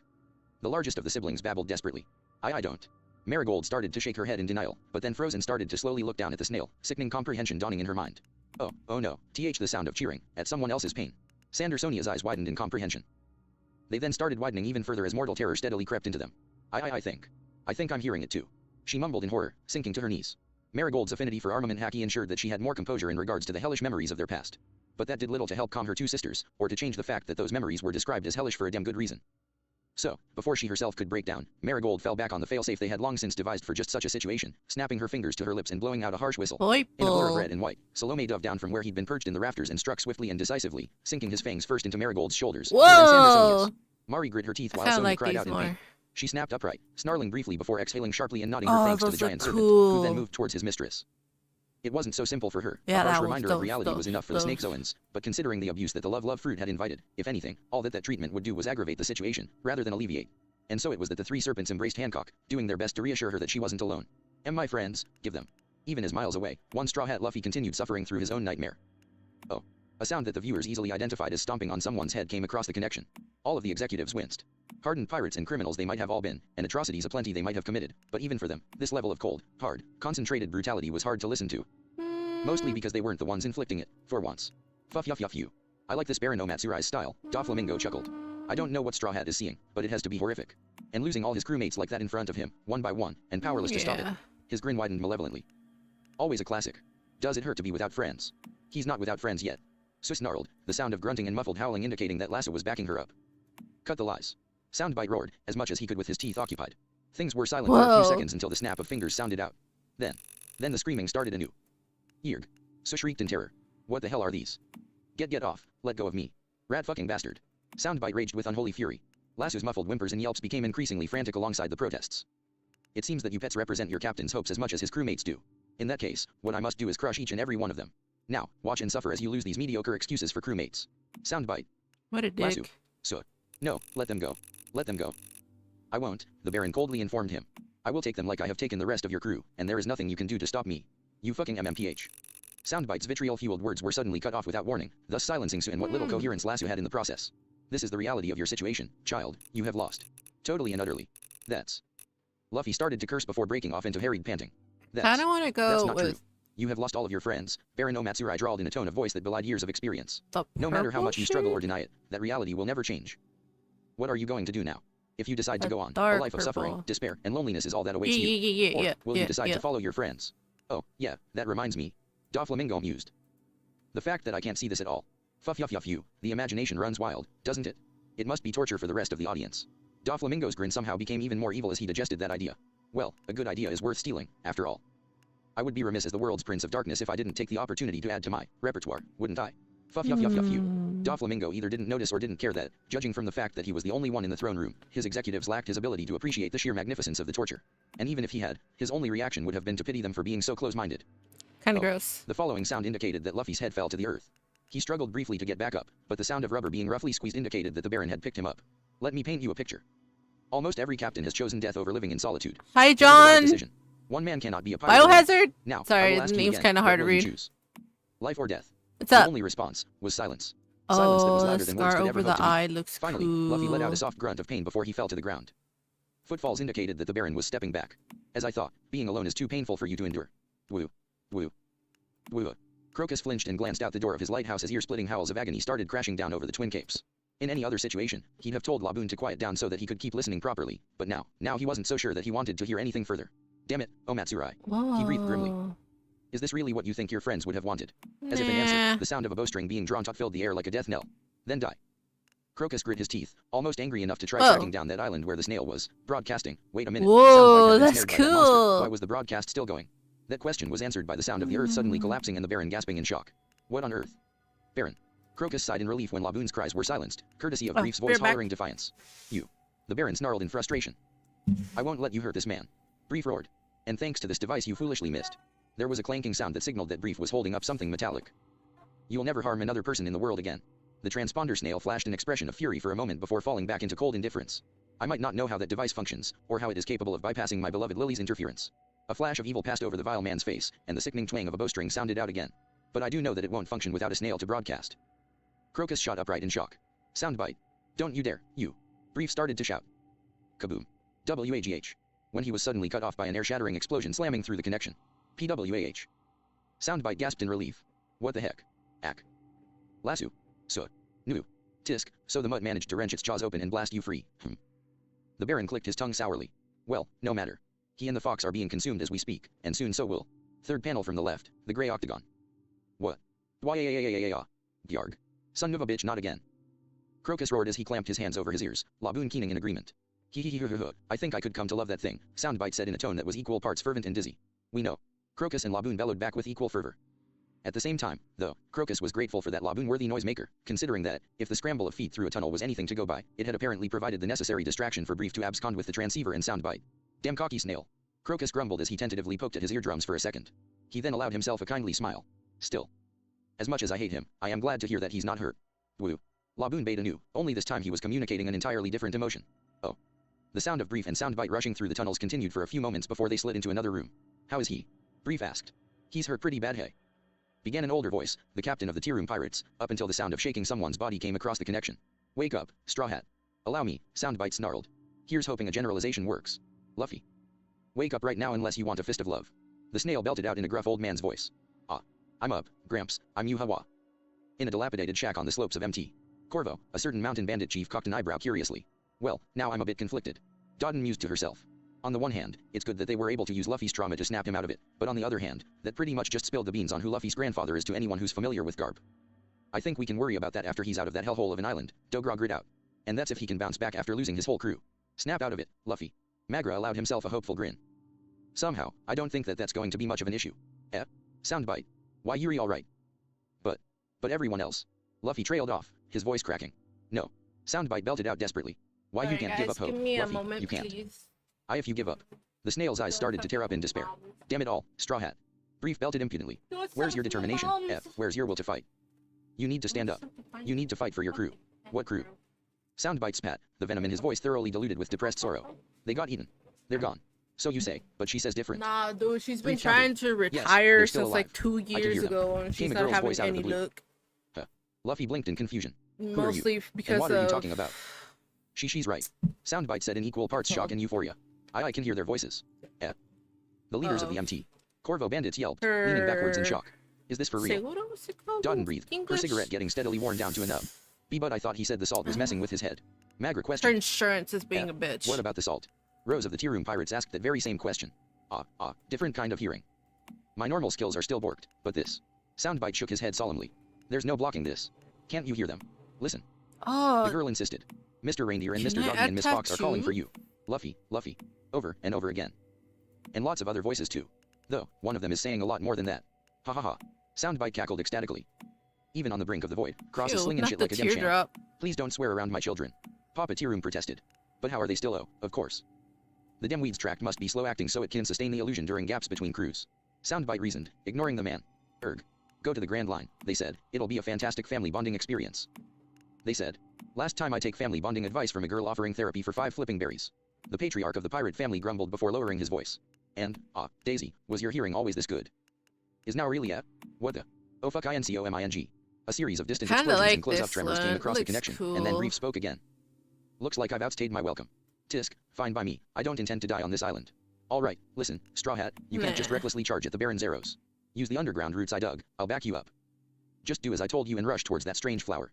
You. Luffy began. You forgot this, Brief interrupted, the sound of scrunching straw indicating he'd given Luffy back his hat. Don't let the Baron's lies affect you, you're not alone yet. You still have a chance to save your friends, understand? And I'm here with you, too. That'd mean a lot more if you weren't holding your finger under your nose like that, soundbite deadpanned. The snail's right. You're talking about life and death with your finger across your nose. Said Papa. That's just weird, said a younger male that had to be Rick. Shut up. This is the toothbrush mustache pirate's sacred traditional greeting. Hee hee, I think I'm starting to like this old man. Dodden snickered to herself. Though really, who ever heard of a salute as stupid as that, eh? Magra asked.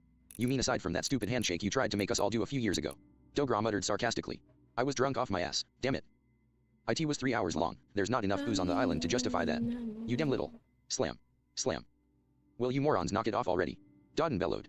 In case you hadn't noticed, our boy's fighting for his life out there. Oh. Alright, I'll get going, Luffy announced with grim determination. Old man, you look after soundbite, alright. Of course, Brief nodded firmly before adopting an annoyed expression. And for the record, I'm 42. You try living on this island for years on end and not let the stress get to you. The only response he received was that of Luffy running off. There was a brief silence before Soundbite swiveled his eyes talks to the side in a flat look. We're going after him, right? Smart Snail, the relatively old pirate laughed as he started running himself. Looks like Straw Hat's going to get out of this after all. Of course he is. It's nothing now but a straight-up fight, and he won't give those monsters an inch this time. He's going to win. Anyone wanna put any money on him winning? Not a chance. For the first time since the goldfish catching game, the patrons of Takoyaki 8 were thoroughly enjoying the broadcast. Luffy had his confidence back and friends backing him as he tried to save his crew from a man-eating plant and put an end to that monster of a man. And this time, the support in the game was unanimous. Soundbite's broadcasting faltered slightly here and there, Luffy popping in and out of the holes in the ground, along with Brief and his goat distracting them. Then came the moment where Brief used a dummy of straw that Soundbite had been funneling Luffy's voice into, successfully tricking and then distracting the Baron and making him attempt to play Whack-A-Mustache with his arrows. Tension began mounting as the sounds of the trapdoor's opening became closer and closer to the arrow's impact. Until, finally, boom. Ack. Gah, mother that stings. One of the explosions was accompanied by Brief and Soundbite's cries of pain. Now, stay in that hole. There was a sound of movement amidst the settling dust. Baron, Brief growled, weak but firm. Don't mess with me. If you think you can take friends away from anyone you please, you're dead wrong. As of now, I'm one of his friends. I'll damn well endorse that claim. Soundbite roared in agreement. The Baron chuckled cruelly. Friend. How delightful. Straw Hat. Omatsurai's expression swapped over to a more vicious tone as he glanced away. Listen well. This man who claims to be your friend was once the captain of a pirate crew that I annihilated. A man who pleaded for mercy. A man who wretchedly shook in fear at the thought of being alone. Why would you let such a pathetic insect be your friend? I'll be done in a moment. Iron It's just a transponder couple snails things everywhere I have resemble to that do. remark. Omatsurai's snarl deepened. That snail again, you should learn when to respect your betters. There was that strange organic sound that had accompanied every instance of the bow arrow being knocked before, and then the snail's eyes snapped open in terror as the same noise multiplied itself almost 24 times over. Are you serious? Soundbite demanded incredulously. Just how fucking bullshit is that damn flower? Why don't you observe for yourself? And with that, there was the twang of a bowstring and a chorus of shrieking whistling. Within moments the arrows made impact, but not on flesh. The only sound heard was metal sinking into stone. Denied. Nice save, Luffy. Wah. Straw Hat. Brief asked. There was a sound of stone cracking, likely from being used as a shield. Then. Luffy screamed. A moment later, there was the sound of a fist making impact, and the Baron let out a cry of pain before being sent tumbling away. NYU, nice one, Luffy. Haki pumped his fists triumphantly. Now do it 1,000 times more. Come on, guys. Kaimi cheered as she waved around a pair of fans she'd dug out of somewhere. Like the dugongs. Go, Straw Hat, go. Go, Straw Hat, go. Go, Straw Hat, go. The patrons of Takoyaki 8 cheered in agreement. Go, Straw Hat, go. Go, Straw Hat, go. Oh, Straw Hat certainly seems to have every ounce of will that we thought he did, Hina remarked as she chewed on the butt of her cigarette. And thank the heavens that he does, T-Bone stated as he bowed his head solemnly. For should even the will of one such as Monkey D. Luffy be capable of breaking, then what hope do we have of finding any measure of success in our endeavor? Hina scowled grimly, unable to find anything with which to counter the question. I told you before. Luffy huffed grimly. I won't let you hurt my friends. Friend. Brief asked timidly. Mustache. Luffy promptly grinned, the cheer in his voice making it obvious that he had his finger up in a salute. Mustache. Brief echoed joyfully. Mustache. Rose, Rick, and Daisy contributed. Get back down here, you three. Papa protested. Yeah, I have no arms and some measure of dignity, so. You are an unlikable little gremlin. That's my shtick, and I strive to wear it out. The sooner, the better, I say, T-Bone muttered. Hina begs to differ, the female captain disagreed with a slight smirk. Annoying as he can be, it's at least comforting to find some measure of familiarity in all this madness. No. As gaunt as his face was, T-Bone just couldn't hide the smile he too was sporting. Oh. Should have seen that one coming. Anyway. Straw Hat. Brief barked authoritatively. Go give the demon weed hell. You bastards. I'll feed you to Lily in pieces. He's up. Go. Right. Everyone. I'm coming. Hang on. Luffy roared at the top of his lungs. His voice swiftly became far off, but it remained clear as crystal nonetheless. He bellowed at the top of his lungs, a bestial noise of pure rage more than anything. Ha. Go, Straw Hat Boy. Queen Ivankov cheered from his stage in his makeshift kingdom, leading his citizens and encouraging the rookie pirate, however far away he was. Plug that weed's pedals, free your crew. Word. Ha. Soon enough, there was the sound of stretching, unannounced, as a name wasn't needed. This wasn't an attack, just a strike of pure, righteous vengeance. A second later, there was a sound like a titanic slab of meat being pounded, and then a second, even stronger than the first. And then, give me back my crew. An earth-shattering crash came across the snail. And then came the sound of something like wood breaking apart. Ivankov. The monitors. At Inazuma's shout, the entirety of Nukama Land turned to face the screens, which were displaying all the same image, a massive, stem-like structure that was beginning to break in the middle, and a human figure that they could barely discern as Straw Hat Luffy beside it. I guess Soundbite Boy learned a new trick. That, or his emotions are peaking enough that he... Wait. The image turned back towards a small group of people clad in red headgear with a mushroom-like Jolly Roger on each, alongside a man with a toothbrush mustache who could only be brief. The voices are coming from somewhere else now, said the youngest girl, to the surprise of everyone listening. Soundbite's gaze snapped back at the stem, and let out, though on the volume of a whisper, what could only be described as a scream. And not a single person watching could blame him. For looking closely, where the stem broke, with the full moon shining as red as blood in the background, everyone could see what composed the massive structure, thousands upon thousands of arrows, hovering and quivering in midair, what little light there was glinting off the sharp heads. Where are Zoro and all the others? Where are they? Luffy yelled. Then, slowly, Soundbite's gaze turned in another direction, tortured, rambling whimpers coming from him as his eyes fell upon the soulless form of Baron Omatsurai, standing with a dark smile on his face and blank white eyes as black spots appeared on the face of the flower on his shoulder, reminding many present of some very unpleasant diseases. Right here. Those two words sent chills down every spine on the floor. And then Omatsurai tossed his bow aside, and the flower on his shoulder began to grow and contort. Emporio Ivankov had the power of the horn fruit. He was no stranger to gore. He was no stranger to mutations. He was intimately familiar with any number of strange contortions within the human body, and was an expert at causing and healing them himself. He had as much tolerance for the worst that biology, and meat in general, could dish out as the most experienced surgeons in the world did. And when he saw the Lily Carnation's true form, he could do nothing but retch. Oh. What the fucking hell? Nobody in the Blackbeard Pirates so much as batted an eye at their leader's swearing. How could they, with the vile biological symphony that had met their ears? Even after sailing so long with Doc Q, that had been a unique and, as the stain on Bajus's shirt demonstrated, nauseating experience. It was the flower. The flower was wrong. I didn't believe it. I knew that Cross said it was powerful, but it was so small and innocent, and I thought it was wrong, but I was wrong. It's wrong. That thing. It's wrong. It's digesting them. The disgustingly organic gurgles and squishes, accompanied by the occasional crack of snapping bone coming over the connection, had pretty thoroughly backed up Soundbite's latest scream. And with that, only Blackbeard managed to keep his lunch down, and he glared at the snail murderously. Straw Hat, slaughter that monster, he snarled. Oh. For the first time since they had known him, the revolutionaries saw their leader thoroughly shocked. And not a single one of them was surprised. The half-digested forms of Luffy's 16 crewmates seemed to run together, limbs sticking out at random, their eyes blank black sockets that seemed to weep black sludge if you looked at them too long, and their mouths open in silent screams. This macabre sculpture of agony and horror connected back to the gaping, monstrous head of the Lily Carnation. The cute flower was gone, all that remained was a bleached, spotted head drooling green slime, an expression of hunger on its face, and a tinkling giggle coming from its mouth, a sound more at home in a kid's puppet show than the horror before them. I can hear them. Dragon quietly ground out. They have no mouths, and yet they scream. As one, the revolutionaries blanched. And through it all, Omatsurai just laughed. A dark, sadistic sound that reverberated through the bones and organs of all who heard it. It was quite clear that he was enjoying every second of this. Then, abruptly, he stopped, and spoke a single word. Die. The image snapped back towards Luffy, who was staring at Lily Carnation with a gaping, horrified expression that would have been comical in just about any other situation. But not this one. The horrific scene before them, the whispered agony coming over the speakers, the absolutely terrified expression on their transponder snail, it sucked up humor, consumed all emotion until nothing was left but deep, soul-crushing despair. And that scream. Luffy. Run. The arrows. The entire room gasped as they saw every arrow, every last one of the thousands of arrows scattered beneath the blood-red moon, begin to soar towards Luffy. And the worst part was that Luffy didn't run, he only slowly began to turn towards the storm of complete death that soared towards him. Actually, no.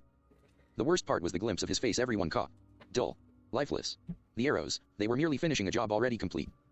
It was a face they were all far too familiar with. And as one of their number took in the sight, something in his brain snapped, and he realized exactly what he was seeing. Lu-yu-yuffy-yi-yi. Sabo screamed as the arrows struck. Oh. Every man and woman in Makino's bar that had retained consciousness and found the courage to stay in earshot of the snail came to immensely regret that decision over the next full minute. The only sounds that filled the bar were the unmistakable din of thousands of arrows crashing to the ground, more every second, and Soundbite's agonized wailing. Then Omatsurai spoke again. Every single one of those arrows symbolizes a day of loneliness I endured after that storm. They are the number of the regrets I have suffered at suddenly losing every one of my beloved crewmates. Nobody in the bar could they I'm bring almost done, themselves to almost carry done. the Baron confirmed Soundbite's theory. All they could think of was that I'm this the man and his slow monster rider. these monsters, had killed Luffy. All of those arrows, and from Soundbite's wailing, they could only imagine how many of them Luffy had endured. Finally, after what felt like an eternity, the sound of the hellish rain ceased, leaving only Soundbite's sobs to fill the numbing silence. Luffy. Luffy. Makino's lip bled from how hard she was biting it as tears streamed down her face, and not a single patron of the bar, not even Whoop Slap, no matter how hard he dug his fingers into his own arm, had dry eyes. Luffy. Oh. Have you had a glimpse of what I've endured? The sheer force that filled the room where the screen was broadcasting Soundbite's vision was suffocating. Borsalino was sweating bullets, a nervous look in place of his typical expression. Kyuzen was shivering from the sheer chill of the willpower. Even Sakazuki was panting from the effort to stay conscious. Only Sengoku and the immunized transponder snail were fully able to withstand the unbridled rage and agony of Vice Admiral Monkey D. Garp, and even then Sengoku was sweating furiously and the snail was only half conscious. Garp's fists were blackened, his teeth almost cracking from how much he was grinding them, and his eyes, looking into his eyes. Every Okay, I'm last done. admiral and We're vice back. admiral knew the very meaning of fear. Hey, Jack, what's How up? dare you do this to my grandson? He whispered with all the force of a tempest, earthquake, and firestorm rolled into one.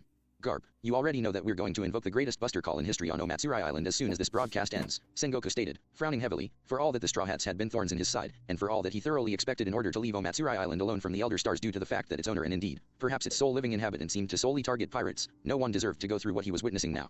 Absolutely no one. Buster call? No, that's two hands off, Garp snarled. We can destroy the island after I've ripped that monster apart with my own two hands.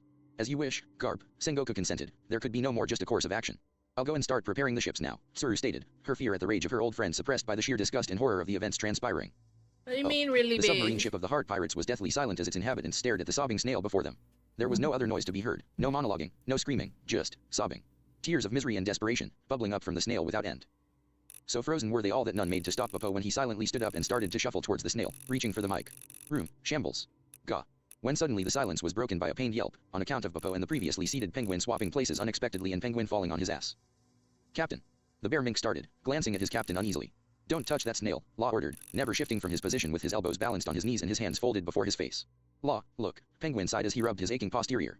We know you've been eyeing the Straw Hats as potential allies, but they're done. Luffy got hit by, damn, I don't even know how many arrows. 174 direct hits, 66 nicks, Law summarized emotionlessly. Penguin took a moment to shiver before spreading his arms helplessly. My point exactly, Captain. I'm sorry, but he's not dead. Law. Both lungs punctured, stomach pierced numerous times, his small and large intestines as well, numerous lacerations to his muscular system, broken ribs, collarbone, humerus, radiuses, ulna. Law, what are you? Those are all the places he was hit. I'm Law's crewmates froze good. at the statement. Brain, heart, kidneys, spinal cord, any injuries to these locations Maybe would have next been instantly time. fatal. Law's knuckles became white as he tightened his grip. None of them were hit. Everyone was silent until Popo swallowed and raised his hand. Captain, but his body hasn't hit the ground, Popo. Irk. The mink and the crew as a whole stiffened in realization. His body has yet to hit the ground, Law repeated tonelessly, his glare never leaving the sobbing snail. Once it does, then it's hopeless. But until then. Suddenly, a minute, shuddering gasp so light it could have been a death rattle wafted over the connection, and the snail snapped its eyes open in shock. Cyberpunk Luffy, huge! this isn't over. Oh, not yet over. Basil Hawkins muttered to himself as he fretfully reshuffled his deck with shaking hands, his natural calm well and thoroughly broken. How can it possibly not yet be over? Once he finished mixing up his cards, he carelessly tossed them onto the table he was sitting at, staring at the results that showed up in bewildered confusion. How? This is inconceivable. See, Captain. One of his subordinates noted nervously, watching his captain's actions over his shoulder. The 4, 6, 9, and Queen of Wands, Hawkins read off, more to himself than his crew. The magician, the chariot, strength, the wheel of fortune, the star itself. What does it mean, Captain? Hawkins scowled as he covered his mouth in thought. All cards that indicate hope, victory and positivity, forcing themselves to the top of the deck. He then flipped over the deck he was holding, and displayed the final card that would have been played. While the tower, the card of disaster, relegates itself to the bottom of the deck every time, all while reversing itself every time I look at it, to boot. I'd say you're just not shuffling well, Voodoo Man, but for once I actually agree with those parlor tricks of yours. The fortune teller twitched at the familiar voice that broke his concentration, and offhandedly glared at its source as he swept his cards back into his deck and started to shuffle again. Kid. The punk-styled pirate captain that was sitting at the counter of the bar, his almost empty bottle nestled in a deep dent in the wood, glared daggers at the sobbing transponder snail that had everyone's attention. You heard how hard that dumbass was fighting, Kid growled acridly. If you think that a few arrows being stuck in him now will stop him, then you are dead wrong. He punctuated the statement by splitting the bar with his fist. Kid huffed heavily for a few seconds before holding out his hand to the slightly nervous barkeep, who promptly filled it with a full bottle. That moron's not dead yet, he growled with finality. And I won't accept that he's actually lost until I see it with my own two eyes. Who's with me? He roared, lifting his bottle up high, a motion that was reciprocated by his first mate and the rest of the crew. As if in response to the show of support, someone spoke on the other end in a clear voice, that of a young girl. Don't lose. Mr. Reindeer and the others are still calling you. Luffy, you can do it. Luffy, you can do it. They're cheering for you. So don't lose. The voice echoed through the complete silence in the bar. Up your arm. Even Soundbite's sobbing stopped, though the snail's expression made it clear that he was only barely suppressing them. Then, another sound rang out across the connection. Let's go. Jewelry. Bonnie tensed furiously, her hands balling up in the tablecloth of the table she was sitting at, sweat pouring down her face. Clicking and clacking echoed through the silent air, every sound as loud as a gunshot. Some were ignorable, wood against wood, arrows knocking against one another as Straw Hat moved, but others, metal against metal. Metal against bone. Bonnie had stopped eating long before things had gotten this bad, her appetite banished by the sounds of one of the best crews on the Grand Line self-destructing, but this. Bonnie bit into her lip, eyes starting to water at the sting of the bile creeping up her throat, beckoned ever closer by the horrendous clicking. These noises, the images they conjured, threatened to bring up every meal she'd eaten in the past 24 hours. And just when it seemed like she was about to lose the fight against her own body, another sound came across. A susurrus, like a breeze blowing through the branches of a dead tree, rustling nothing. Like wind brushing across the cold stone tombstones of a cemetery. Like the final breath of a dying man giving up the fight against his fate. But none of those were fully accurate, for the sounds were coherent, a chorus of voices calling out in whispers a singular message. Luffy. Luffy. Luffy. Bonnie froze as she heard the voices, coming so close to completely and utterly emptying herself. Before raising her fists and slamming them on the tabletop, followed by her swallowing hard and forcing every last speck of her stomach's contents back into place. The instant her airway was clear, she started to bellow furiously. Come on, Straw Hat. She cried, causing her crewmates to jump in shock. What the hell kind of pathetic display is this? You kicked God's fucking ass, kick this psycho's too. Win, fucking damn it. Win. Oh. You can do it, Luffy. Show that bastard what it means to come from Mount Corvo. Dodden yelled. Whoa! The rest of the boys were no less exuberant. I just saw Rip him the to Oni pieces, mask. Luffy. Dogros snarled. Pound that bastard's smug smirk 6 feet under. Magra roared. Go, Luffy. Came the raucous chorus that echoed through the entirety of Mount Corvo. Oh. The Swordmaster's outward quiet belied the anxiety he felt, clearly evidenced by the sweat on his face, serious enough that he hadn't even bothered like to the replace his blue. glasses. But nobody else in the dojo had anywhere close to as much control as he did. Go, Straw Hat. Oh, go. that one looks Screamed cool. one boy. Save Zoro. Save your crew. Bellowed another. And much the same came from every other student. Koshiro's fists clenched as he forced himself not to join in just as exuberantly or worse, to grab his sword and the nearest ship to go chop that island in half. Oh. Come on, boy. Genzo roared as he tried desperately to leap to his feet. Show the strength and guts you had when you beat Arlong. No Jaiko yelled over her shoulder before returning her attention to pressing down on Genzo's shoulder and keeping him pinned in his bed. And as for you, stay still. You suffered a heart attack, you need to rest if you want to get better. She then leaned in close to Dr. Neko, who was on the other side of the bed and helping her fight to keep the de facto leader of Kokoyashi down. He will get better, right? She hissed beneath the cheers of the crowd outside. I'm fine, I feel better than I have in years. Now let me up so that I can cheer properly. Go, Luffy. Bash that bastard's skull in. Do it, brat, win.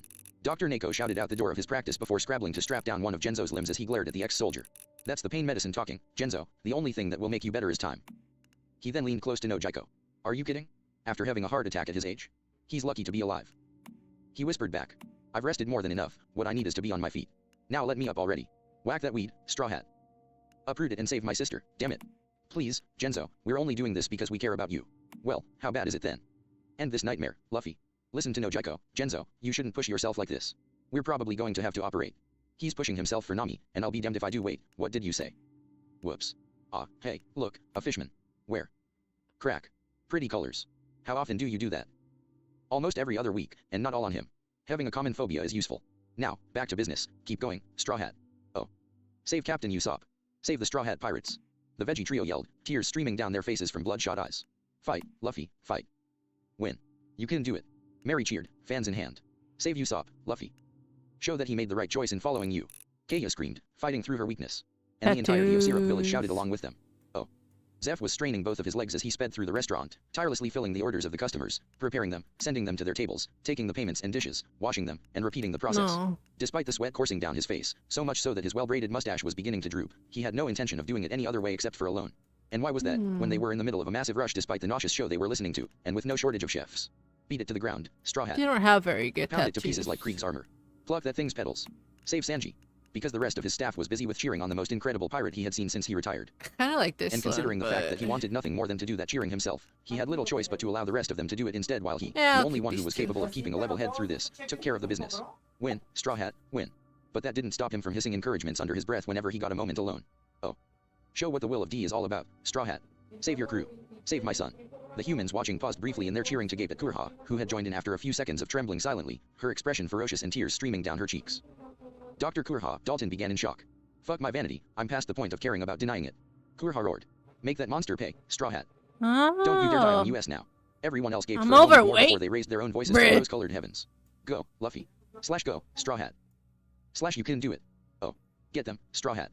You defeated a warlord, don't lose to an old man in a glorified weed. Cobra roared. Sire, your blood pressure. Pell attempted to protest before wincing as Cobra wrapped his official royal rod over his skull. Damn my blood pressure, my little girl is in danger. Sire, that rod is an ancestral heirloom dating back to... Thwack. Youch. Igaram cut himself off in favor of hopping around on his unstruck foot as he cursed up a storm. Does it look like Yeah, I I'm care good. how old this thing is? All I care about is fending you jackals off so that I can cheer on Luffy. Win, damn you, win. Koza's eye twitched slightly as he peered around the doorway to the throne room. And he is how old again? Chaka slapped a hand to his face with a groan as his commander-in-chief managed to nail his fellow guardian with a well-placed gut shot.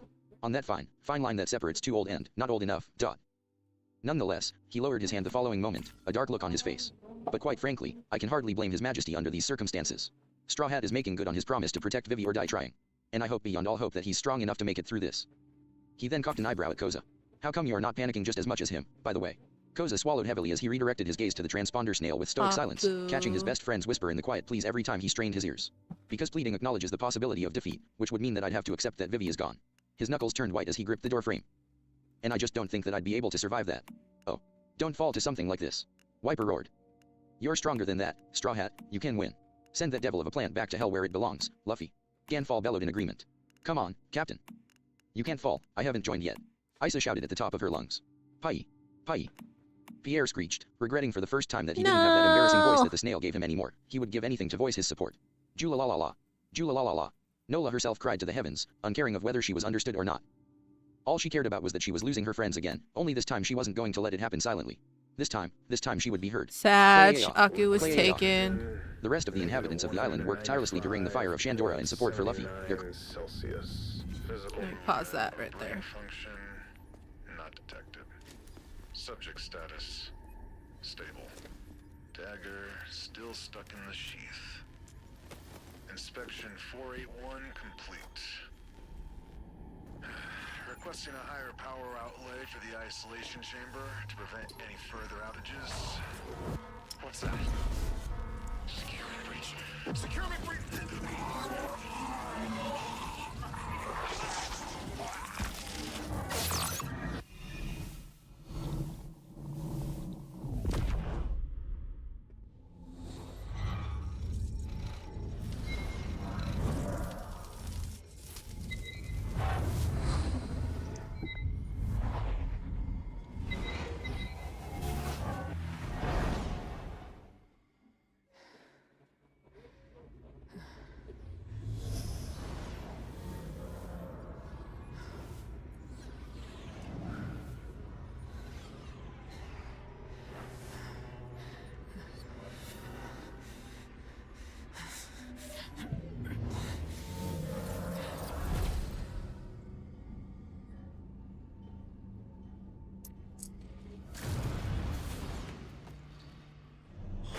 It's wild.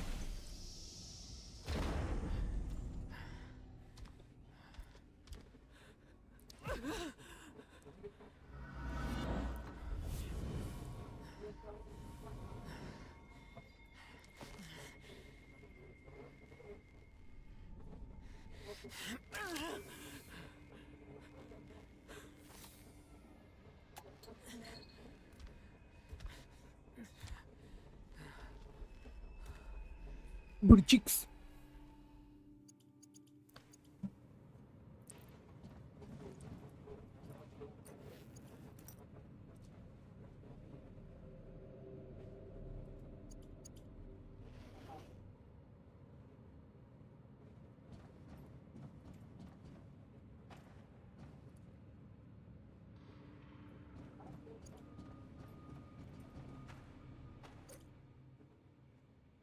Subject A073 is an adult human, ethnicity blank, gender blank. Identity no unknown. Subject's body has been in a state of stasis ever since it's recovered.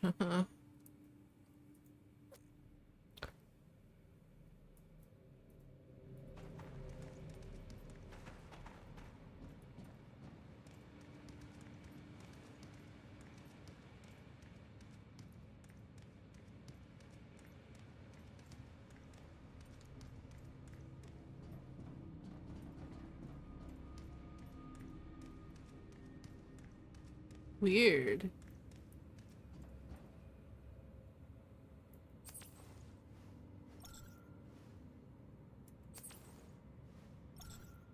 Let's go!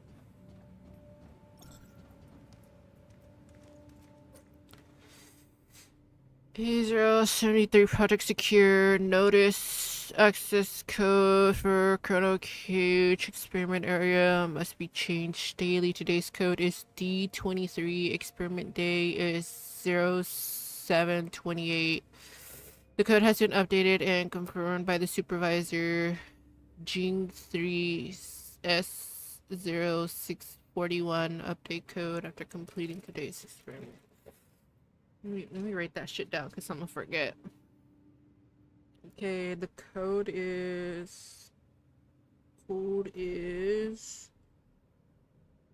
D23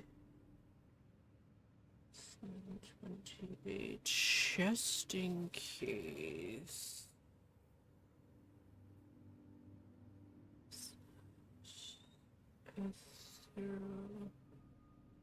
S0641. Okay. I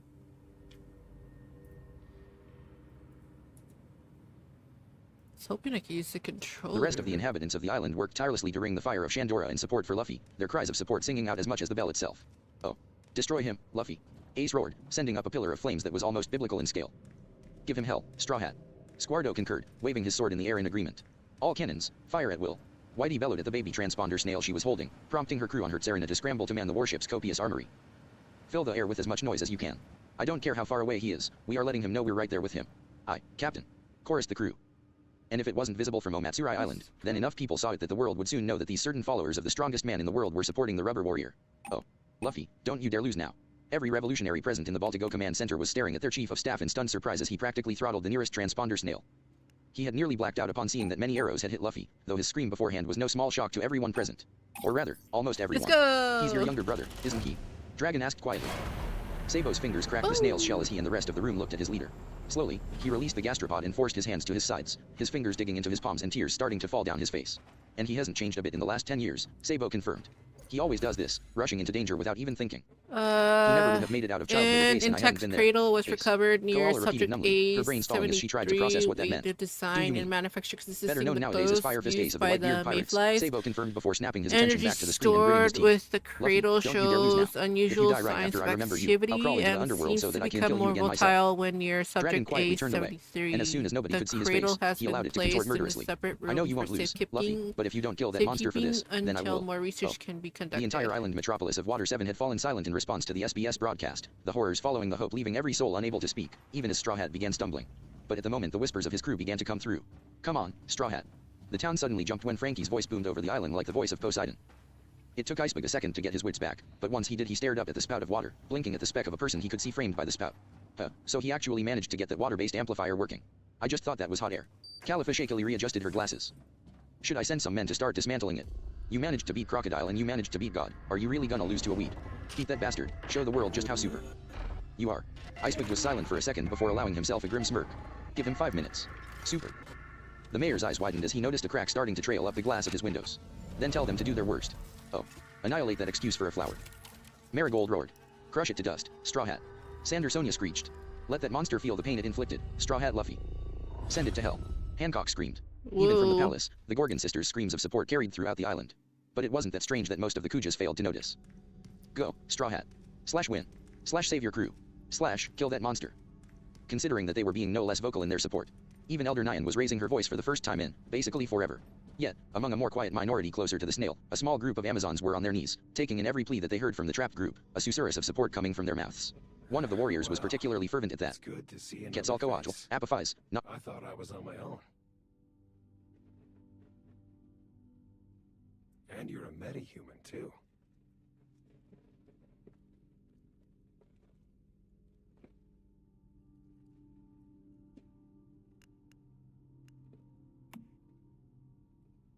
I don't know who you are, but I know what you are. You awakened the cradle, and that's something only a metahuman could do. I have to turn up the voices. You've lost your memory. Do you remember who you are?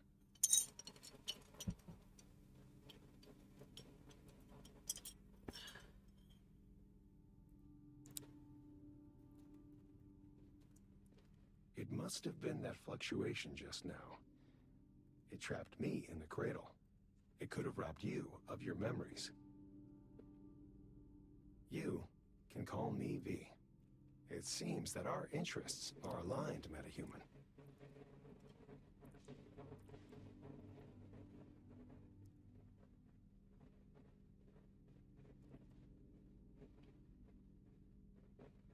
I came to secure a deviation. A paper butterfly. But I think something must have scared it. Right now, though, we need to move. I can show you the way out of this place.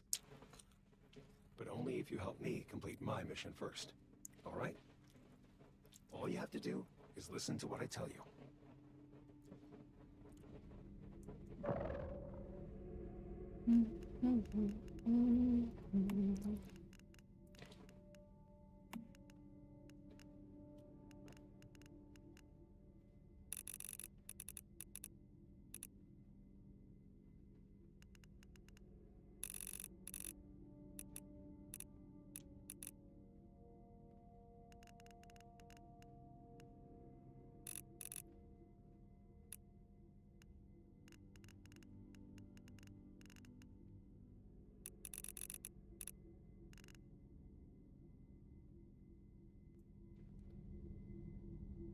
Must I?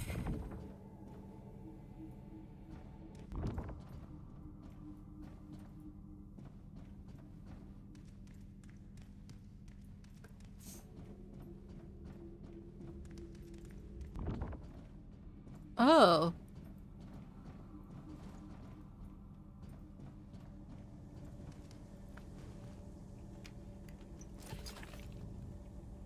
Oh, let's go.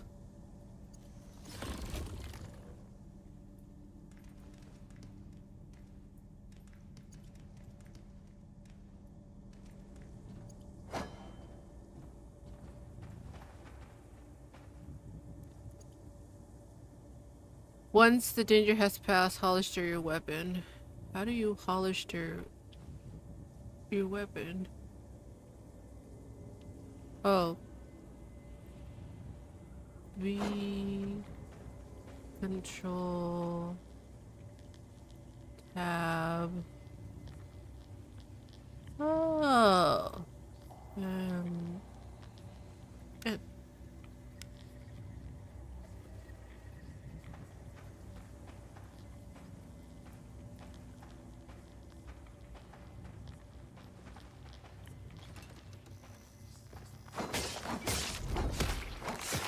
This is a life form that has been infected with stardust. It's called a deviant. Our world has been overrun with deviants ever since Starfall. Ordinary humans can't take high levels of stardust exposure. When they do, they end up just like that thing. But you're a metahuman. You should be fine. In fact, if the conditions are right, you might even be able to use stardust to your advantage.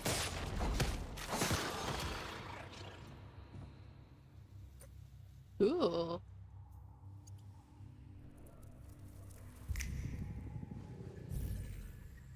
Oh, that's kind of wild. I like the snapping sound. It sounds nice.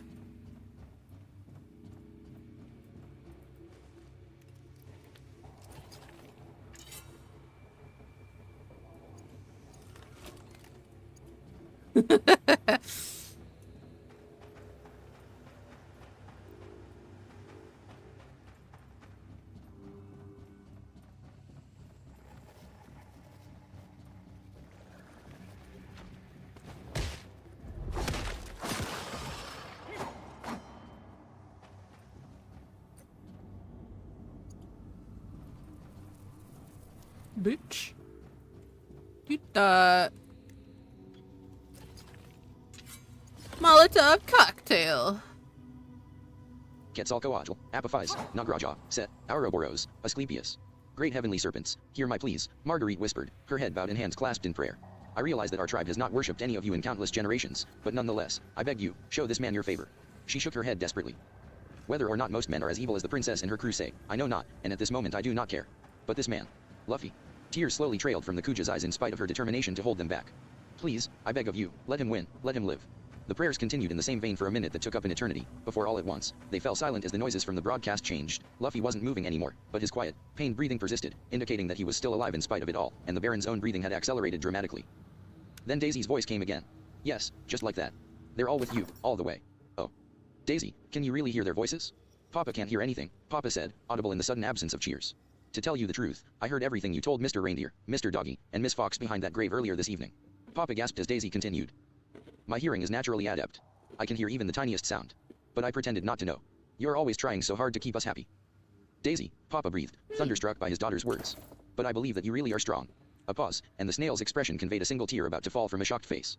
But he blinked it away before it could leave his eye. This is a his lip priority trembling alpha for a research moment. operation. Then he smiled. Any findings Of related course, to it he said or with more Project confidence than he Butterfly had shown must be before. directed Papa is reported strong. to blank. Tashaji crooned kindly. This He's now really operation retired. has been Smoker huffed with designated a cocked top eyebrow. secret. Any Forgive me for trying personal to find a speck of light in hope in all this who darkness. violate its The ensign snapped at her superior, confidentiality before will promptly be paling as she subject realized to just what she'd said. termination.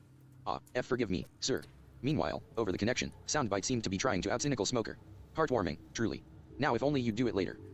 There was suddenly a gurgling growl as the revived transponder snail's expression twisted into something monstrous. When you're not risking drawing the damn monster's attention. Smoker grimaced. Damn it, that's not good. Suddenly, without warning, the sound of running came across the broadcast, as well as one of the kids calling after their father. Wah-whoa. Papa Tirum grabbed the Baron's bow and arrow. He's taking aim. A sound of shaking, the arrow trembling against the bow, and then a gasp of shock and fear. Fucking. Come on already, you came that far. Fucking finish it. The demonic plant's tinkling purr came across the connection, clearly setting its sights on Papa. And from the snail's expression, the older man was scared out of his wits. You can do it, Papa. Daisy encouraged. Papa. Rose and Rick agreed. Papa, shoot. Shoot. Daisy urged. Do it, old man, do it. Come on, come on. Tasha G pleaded as she clasped her hands desperately. Papa cried out, a sound of equal parts desperation and determination. Then a snap as the arrow flew free. Whistling came across the connection for a few seconds. And then the most graphic and grotesque sound they had heard for the last several years rang out. Whoa, that's crazy. It was the clear sound of metal and wood piercing flesh, and guts spilling out of it, alongside the plant's weakening laughter. And it was music to their ears. Ah, Lily. Ah, Lily, aye. Came the Baron's cry. Yes. Tasha G hooped as she threw her hands up victoriously. He did it. Smoker grinned viciously around his cigar. Now they just need to finish the job. Why yes. Yes, fucking yes. Papa Tirum did it. The plant's a pile of guts. And what the I can hear everything now and the arrows are gone. Disappeared. Luffy, don't fall over yet. The disturbingly wonderful There's a sound of report plant guts and blood deviation falling of to the an ground echoed unknown out, level followed by the Baron's detected voice. in the research How could this happen area. to you? Deviation He blubbered, appears to sounding as though he was sifting consist of through the guts. multiple floating But now, butterflies. Machiboro, Isolation my crew, my friends, they'll all- compartments the sobbing may subsided, be and his voice compromised. became downright Requesting demented. emergency Unforgivable. measures. Unforgivable. I'll. A loud splash drew everyone's attention. Omatsurai gasped in what sounded like horror. Then, with a scream of pure rage from Luffy, his fist connected with enough force to break the very air. The Baron's body was heard tumbling for several seconds before it finally subsided. A few more seconds of silence. And then, he's dead, Soundbite said firmly. The Baron. He's dead. And just like that, the mood in the cabin swapped from joyous to utterly shocked. He actually did it. Luffy killed him. Tashaji breathed. Smoker was contemplatively silent for a moment before exhaling a cloud of smoke as he allowed himself to relax. No, he didn't. Omatsurai died along with his crew. The only thing alive on that island was the plant. That person was just another one of the ghosts it was keeping in existence. Tashaji faced her superior with a neutral expression before exhaling. I'm not sure I would have been able to hold anything against Luffy for it even if he was alive, she admitted softly. Smoker shook his head with a sigh. You and everyone else in the world, Ensign. He gazed at the transponder snail hiccuping on the crate. You and everyone else. Oh. How depressing, a sword-wielding old man said nonchalantly.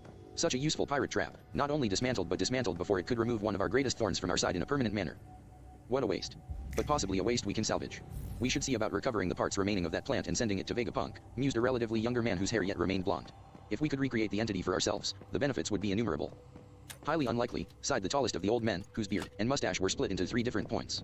I'm certain that Sengoku, sentimental fool that he is, has already issued the orders for a buster call on that island, and I have no doubts that he would disregard any orders to do otherwise. He grimaced and pinched the bridge of his nose as a familiar headache flared up in his skull. At the least, Garp certainly would.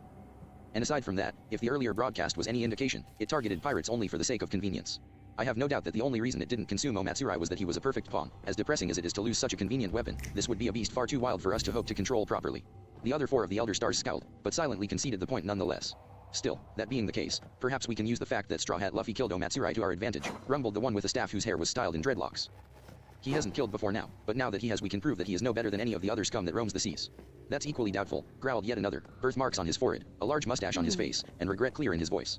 The world will no doubt sympathize with the surviving fool's plight, and rejoice in the demise of the man who had tortured him and so many others before him. Brief, the Baron. The 5 of them turned their attention back to the snail as Straw Hat's weakened voice.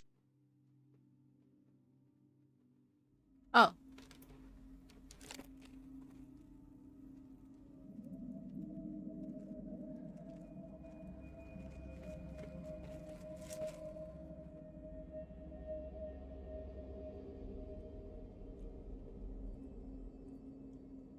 The 5 of them turned their attention back to the snail as Straw Hat's weakened voice rang out.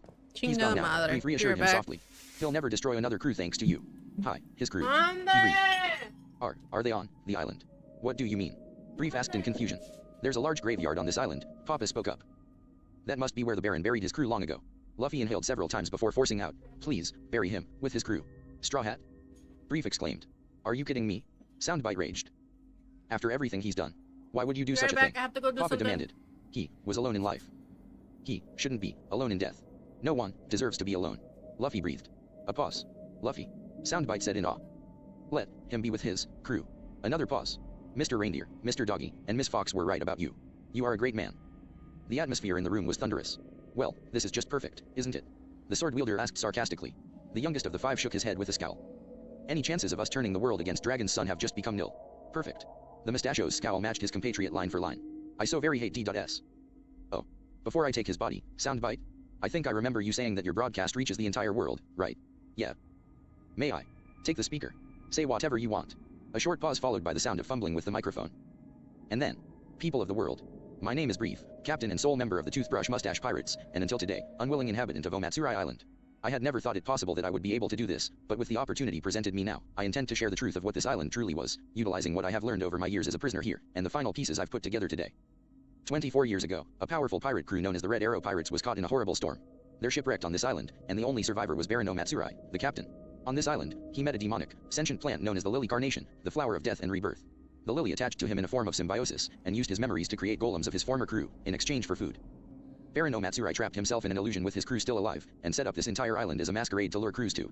The plants, the landscapes, the staff, the Baron's arrows, pure illusions, created by the lily. He sent out the sole eternal post for the island time and again. Each time, a new group of pirates came and were tested by his ordeals. At the same time, their bonds and minds were poisoned by the lily, its influence present throughout the entire island. And after they were broken, they were swallowed alive and digested. This is the fate that befell my crew. The Baron made me watch it, and he spared not one of them despite my pleas. Unable to escape, I made my home in the underground of the island, safe from the Baron. Over the years, I watched many crews come to the island and fall prey to the lily, despite my efforts to save them. The only group of pirates to escape was the Tea Room Pirates. A new voice took his place. I am, well, call me Papa. I am the captain of the Tea Room Pirates, and I confess that I was a coward until today. We escaped the goldfish catching game and went into hiding on the island when we could not escape. My crewmates, my children, gave me the strength that I needed to be strong today, and with their help, along with the help of the Straw Hat Pirates, I slayed the Lily Carnation. Brief spoke again. Monkey D. Luffy of the Straw Hat Pirates is the only man ever to face everything that the Baron could throw at him and triumph. We played only a small part in his victory. Crucial, I confess, but small. He now lies here, exhausted and greatly injured, but having succeeded in saving his crew. All of them are still alive. He has triumphed, and no more crews will ever fall victim to this most horrible of fates. Yet, I ask that for those of you who listen, for all of the men and women who came to this island only to be broken and killed more cruelly than imaginable, may they rest in peace now that they have been avenged. Sengoku frowned before slowly reaching for the snail. What are you doing? Garp asked quietly. A number of things that I never would have expected to do in my life, Sengoku replied, dialing a specific number. A moment later, the snail on the other end picked up. Who's calling? Soundbite mumbled, his usually perky and energetic voice subdued and weary. This is Sengoku, Fleet Admiral of the Navy. Dead silence fell on both ends. By my authority as head of the Marines, I hereby grant complete amnesty to all remaining members of the Toothbrush Mustache Pirates and the Tea Room Pirates for any crimes committed to the state, for their role in ridding our world of a great evil. And to Monkey D. Luffy, captain of the Straw Hat Pirates. He paused as he gathered his thoughts and prepared himself for what he was about to say. While outright amnesty is unfortunately more than I can grant to a crew that has caused as much of a stir as yours, I would be willing to offer you the position of warlord that has been vacant since Crocodile's dismissal. The 5 Elder Stars would doubtless be furious at me offering the position to AD, of all people, but considering what you have done, I would regardless be willing, were it not for the fact that I'm certain that you have no interest in the position. The image of Monkey D. Luffy smiled and let out a weak chuckle. No way. I already told Whitebeard, the Pirate King can't have a boss. That's what I thought, Sengoku stated, a ghost of a smile on his face. I'm sending a fleet to find that island and ensure that any lingering traces of that monster are obliterated, so I suggest that you leave as soon as you and your crew have recovered. Consider this warning my thanks. Sengoku made to hang up the snail, but Garp reached out to take the speaker. The Fleet Admiral allowed him to take it, and he spoke. Luffy, it's Gramps, he said quietly, tears streaming down his face. I saw and heard everything. You fought incredibly. I'm proud of you, and I'm so glad that you're still alive. Heh, thanks, Gramps. Me too. So, does this mean you're alright with me being Pirate King? TCH, cheeky brat, Garp chuckled weakly. We'll talk about that when I'm not too happy to think straight. Expect me to pay you a visit as soon as I'm done making sure that monster never comes back. With that, he hung up the snail. Oh. The 6 officers of Navarone remained silent as the sounds of the SBS slowly diminished, none on Omatsuri Island able to spare the thought that the broadcast was still going on, but nothing came through now apart from a welcome silence. Finally, the red-haired man broke the silence, turning to his wife. I believe that we've received all the indication we need, Jessica. Do you agree? The head chef of the base gazed at the fitfully sleeping transponder snail in the room for a moment before giving her husband a firm look. Personally, Jonathan? Considering what we had to do to get to this point, I was ready to agree the moment I saw the proposition. She smirked wryly. I'm glad some of your fisherman's patience has rubbed off on me over the years, because there's never going to be a better opportunity to change things than this. Drake shot confused looks between the top two of G8 in nervous confusion. Ah. Excuse me, Commander, Chef Jessica, but what are you talking about? He asked in concern. The married couple exchanged glances before focusing on the Lieutenant Commander. Tell me, Drake, do you know the difference between a good Marine and a decent Marine? Jessica asked. Drake blinked, looking puzzled. The difference in how well they do their jobs.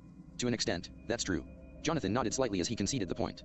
But, tell me, if I were to define it for you as such. He opened a drawer in his desk, withdrawing the letter he had received from Cross and reading the significant section out loud. A good Marine follows his orders to the letter and sacrifices everything for the sake of justice, while a decent Marine sacrifices everything for the sake of all, even justice, if it comes down to it. He gave his officers a significant look. If I were to define it like that, which would you want to be? The officers glanced at one another as they tried to think things over for a bit before ultimately snapping to attention. Drake in particular looked Jonathan dead in the eye as he folded his arms. Obviously I'd choose to be decent when you put it that way. Anyone in Navarone would say the same. Ourselves included. Cormac nodded, Holger and Henrik nodding in agreement as well. Then let me ask you something else, are you willing to prove it, even if it means risking your life at the hands of the ones you serve? Jonathan asked, getting to his feet and staring his officers in the eyes one by one, his expression dead serious. I've been asking myself that question ever since the Straw Hat Pirates left this base, and at this point, I've found my answer. Akainu alone is proof that the Marine Corps isn't everything it should be. I tricked him into believing that I supported his brand of justice, and that's the only reason I'm still alive. I'm going to see what I can do to put a stop to it. The question is, Drake, Cormac, Henrik, Holger, are you all with me? The four of them stood there, staring slack-jawed at their commanding officer. It was a testament to the men's loyalty, however, that it was only a few seconds before they snapped into salutes. I will follow the justice that you see fit to follow, Vice Admiral Jonathan, Drake stated firmly. Sir. The other three officers chorused as they snapped into uniform salutes. Good. Then let's find out what this is all about, Jessica said, dialing the number on cross letter into the transponder snail. A few rings later. Pisces, stated a female voice. Who am I speaking to? Jonathan asked, ignoring the oddity of what she said. Password. Jonathan blinked, and glanced back at the note, only for Terry and Isaiah to earn his attention with their cries. The pair of them hastily wrote out a note, which Jonathan read out loud. Old Spice. The snail let out a sigh of relief before answering. Correct. Vice Admiral Jonathan of Marine Branch G8 on the island of Navarone. Speaking. Also present are my officers, Lieutenant Commander Drake, Lieutenant Cormac, Ensign Henrik, and Chief Petty Officer Holger, and my wife, Navarone's head chef, Jessica. And what do you consider yourselves to be? We are decent Marines, ma'am, Drake stated firmly, the other three echoing him. As he said, Jonathan stated. The snail smiled. You have no idea how happy and relieved I am to hear that, it sighed in relief, but then grimaced. On the other hand, Cross is never going to let us hear the end of this one. A sterner expression came across the snail's face. It's a small price to pay for something like this, Tashiji. Vice Admiral Jonathan. I am Commodore Smoker, codename Cancer, one of the co-founders of the organization MI4. Oh. On a certain island in an ocean that most would consider to be the end of the world, a certain pirate crew were morosely sitting around. The SBS broadcast hadn't ended, but little but silence had come after the two amnested pirate captains left to bury the Baron, to the point that their snail had fallen asleep, both to their and its great relief. None of the humans, though, had been able to fall asleep that night, still worried about the Straw Hat Pirates' fate. Dead though the monsters were, Luffy was still heavily injured, and the rest of the crew had been in the midst of digestion. And so they were left to wait until dawn crept over the horizon. Ah! The snail suddenly yawned, snapping all attention back to it as it slowly woke up and spoke in a voice that the world had feared, and hoped, was silenced. Damn, that was a nice nap. I haven't slept so good in a while. Tell me about it, Cross. I didn't think that the Mary could be, so, wait a second. Nami's voice trailed off in confusion, rising in shock. This isn't the Mary. Where are we? And what the hell am I wearing anyways? You. What about me? Vivi demanded. I look like a porcelain doll, and. Karua, why are you sniffing me? Because FO Sam Weezen, you smee white Wyvax and Wiva weeds. Wait, what? Desert Goddess number 12. I swore that I'd only ever wear this concoction on my deathbed, and even then they'd have to fight my undead corpse to get it on me. Well, I, for one, think that it smells delightful on you, my dear princess. Sanji cried jubilantly. Maybe that's exactly why she doesn't want to wear it, shitcook. Repeat that, moss for brains. Rise and shine, boys, we've slept long enough. Wake up. Boss barked, followed by 4 splashes in swift succession. Excuse me, I gotta go and teach these dipshits the penalties of sleeping in. Be right back. And just like that there was yet another splash. Will you guys please calm down already? You're giving me a headache, my head's pounding for some reason. Usopp pleaded desperately. Also, has anyone seen my goggles? I can't find them anywhere. Mr. Reindeer. Daisy cried happily. Wow, came Chopper's voice, the sound of a young girl slamming into his furry body coming across the connection. Who are you and why are you hugging me? I'm right there with you, Chopper, so said, halfway between groaning and purring. Coney seems really huggy right now. I don't know why, I'm just so happy to see you. Coney sobbed joyously. Not to lay it in there. Lasso spoke up hesitantly. But, I feel a few quarts low. As in, I feel like I laid down enough fire for a commando unit, low. I don't mean to alarm anyone. The mystery crewmate cut in. But does anyone quite remember what occurred last night, judging by the sun's position? Because for my part, I find myself sporting a frankly disturbing gap in my memories. Tisk, of course I remember, woman. Zoro scoffed. Last Spatial night, we fluctuations he slowly often trailed off in cause realization. anomalies in time, Wow, allowing I must have really past gotten scenes into to some be good shit witnessed last night. once again. Now you see exactly why I don't drink. Activate Besides space-time my to opinion that all locate alcohol spatial tastes like piss to me. theaters Anyway, where you events don't remember or anything either, do you, people from Cross? the past may Nami blandly reappear, accused. potentially revealing healing truths. Soundbite. The tactician yelped swiftly. Soundbite sure as hell doesn't drink, and he hasn't said anything yet. Plus, if it's enemy action, with any luck they'd have overlooked him so long as he was smart enough to clam up. Fat chance, I know, but hey, a guy can dream. So, what do you say? Soundbite? Anything you want. Don't know. All I know is that I'm a monster. My mother, my father, and everyone else. They're gone. And it was all my fault. Hey. Try and stay calm. I'm here. Brian, stay I will do calm. She everything freaks the to fuck help. out. It's no use. No one can help me. It would be better for everyone if I just leave me alone. Please, don't waste your time on me. I'm afraid I can't do that. And you're not a monster. In fact, you're very, very special. You just need to learn how to control your power. Once you do that, you can help fix this broken world. We can do that together.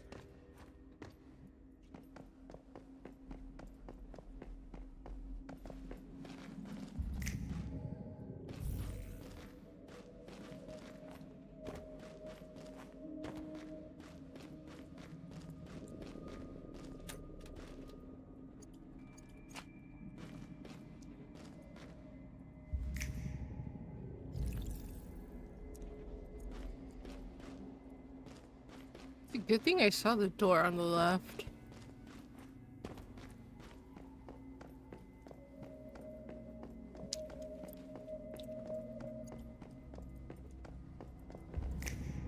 My butterfly. It's flying. Yes, your first deviation. And look how gentle it is. I remember my name now. It's Mitsuko. It means child of light. It's my first creation. I will create more.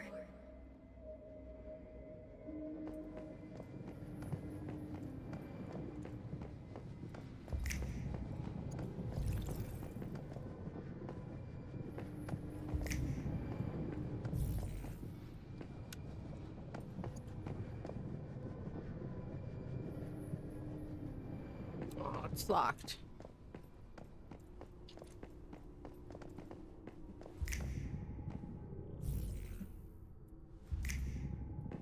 This snapping sounds so fucking nice.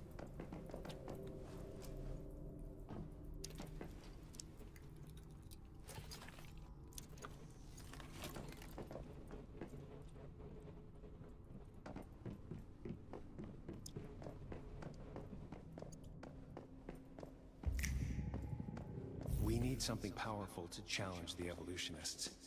And I think I finally found it. You. Hey, we can secure other deviations. We can use them to forge a new path and bring about true evolution. This will be Fucking the Mayflies' greedy. mission. This is why we'll fight. You bitch. That's right. Mayflies. Small, yet invincible. Humanity may seem puny now, but we'll prove we can endure.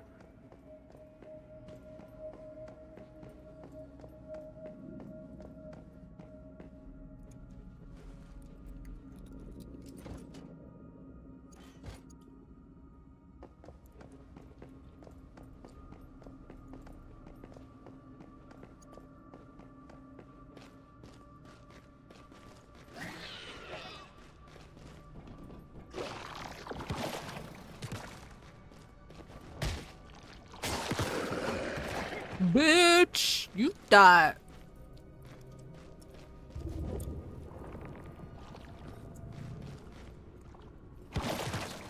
Oh!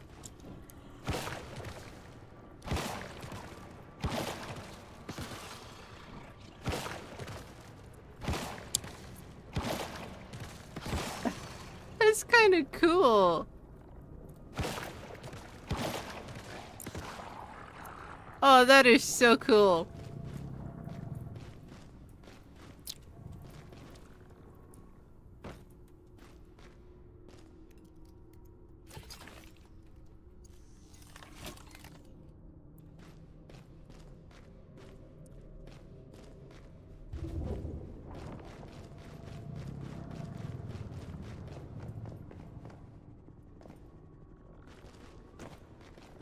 station. We've found it. Reach out your left hand and see if you can feel the rhythm of it. Then try and secure it.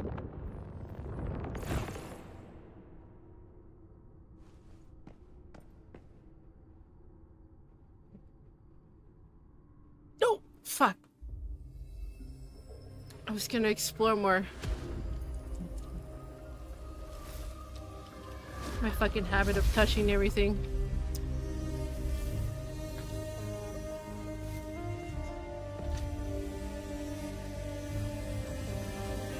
Whoa.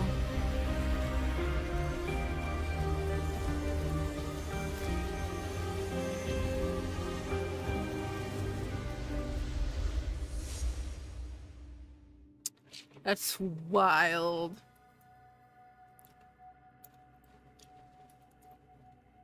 Anything you want, to, are you ALRI? Why Gah. What the hell, soundbite. I am Suri. Soundbite sobbed miserably, clearly a mess of tears and snot. I am just so happy why Yuri all Alieniev. He especially after what happened to Luffy. Luffy. Nami blinked in confusion. What are you hey, wait, where is Luffy? Why hasn't he said anything? Oh, I see him, he's over there. I'll go and wake him up. Usopp offered. Hey, Luffy, do you remember? Luffy? Why are you covered in ack? Guys, Luffy's hurt all over, it's bad. What? The crew chorused in shock. Help, we need a doctor.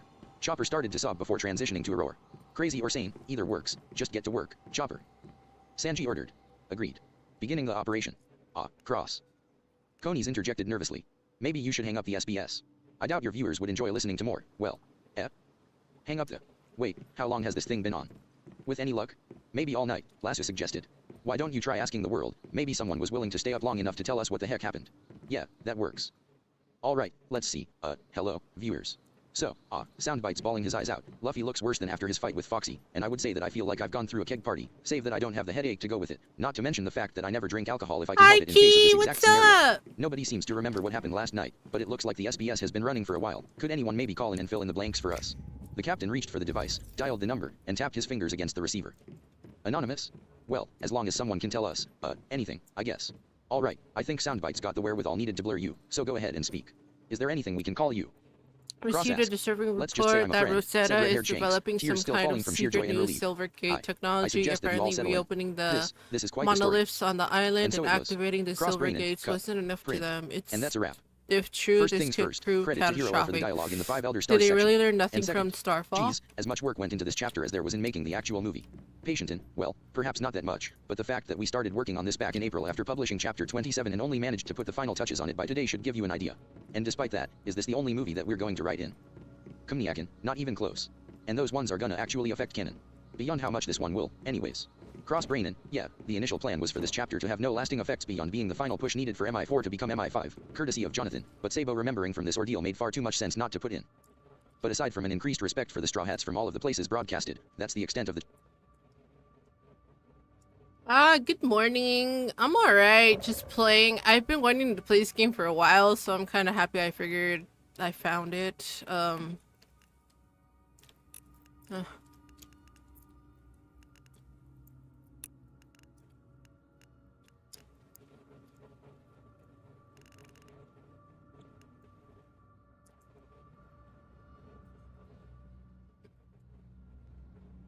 V, you made it back. You're still alive.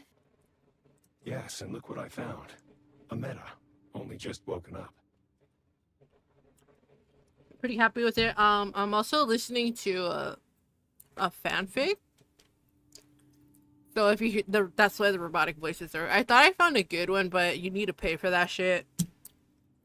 And I'm like this. They were kind enough to activate the cradle and set me free.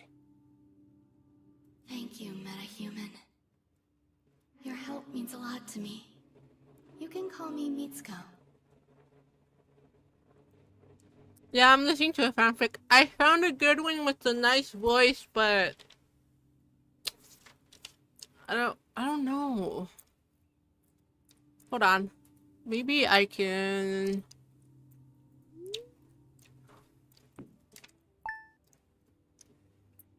let's see, this is after Omatsuri Island. I may have to go chapter by chapter, which is kind of a pain in the butt, but Nothing you can really do about it.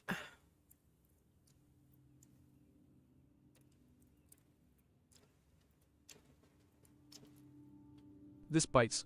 Zomniac. Chapter 39. Chapter 36. Tragedy strikes. That is the sound of Mary's death knell. It had been a couple of days since we set off from the last island, and thoughts of our defeat at Akiji's hands were still on everyone's minds. Let it not be said, however, that the Straw Hats were a crew known to mope or brood. Rather than letting things stew, everyone had gotten over it out of necessity to be strong for Robin in face of the trauma Akiji had unearthed, and then pressed on by submerging themselves in training with my advice. With the extra knowledge and clear goals in mind for how to reach the next level of strength, it wasn't hard for everyone to move past the past and focus on both the present and future. Of course, I thought murderously, curling my torso as I hung from Mary's mask by my boots, with a well-sized weight hanging from my armored wrists and absolutely murdering my shoulders. The issue here is that the greater the gain you desire, the more and more pain that is required. Unfortunately for me at any rate, due to the flesh of my limbs still being in the process of resolidifying into a form I wasn't guaranteed to ruin just by flexing my biceps, Zoro's focus on my training had been diverted to my core muscles.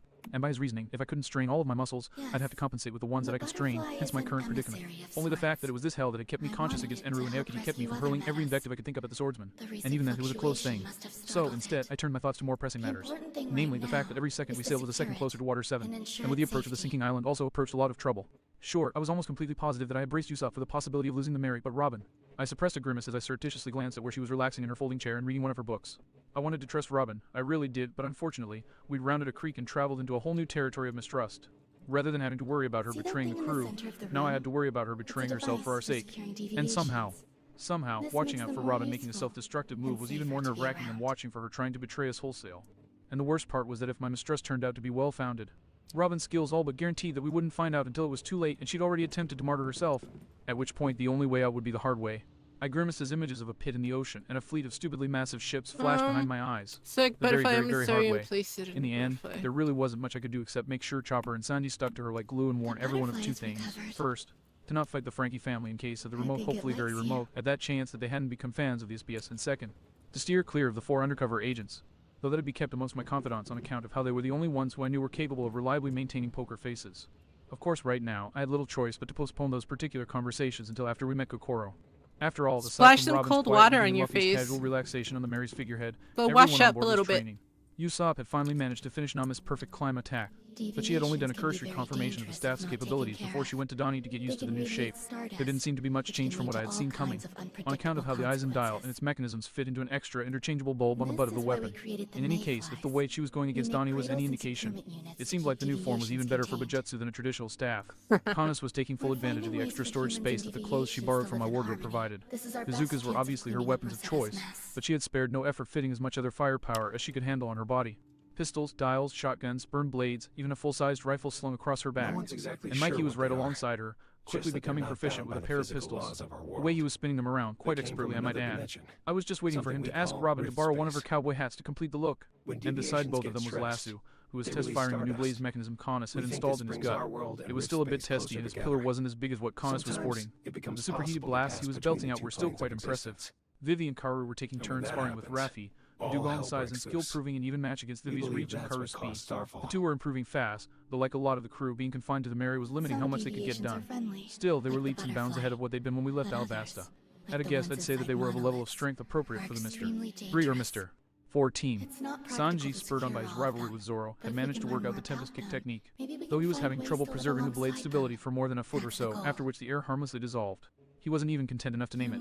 Hence, he was on the edge of the Mary, teeth gritted in concentration as he fired shot after shot. It was slow going, but I could see that every second he worked on it, the fissures in the surface of the ocean grew deeper and longer.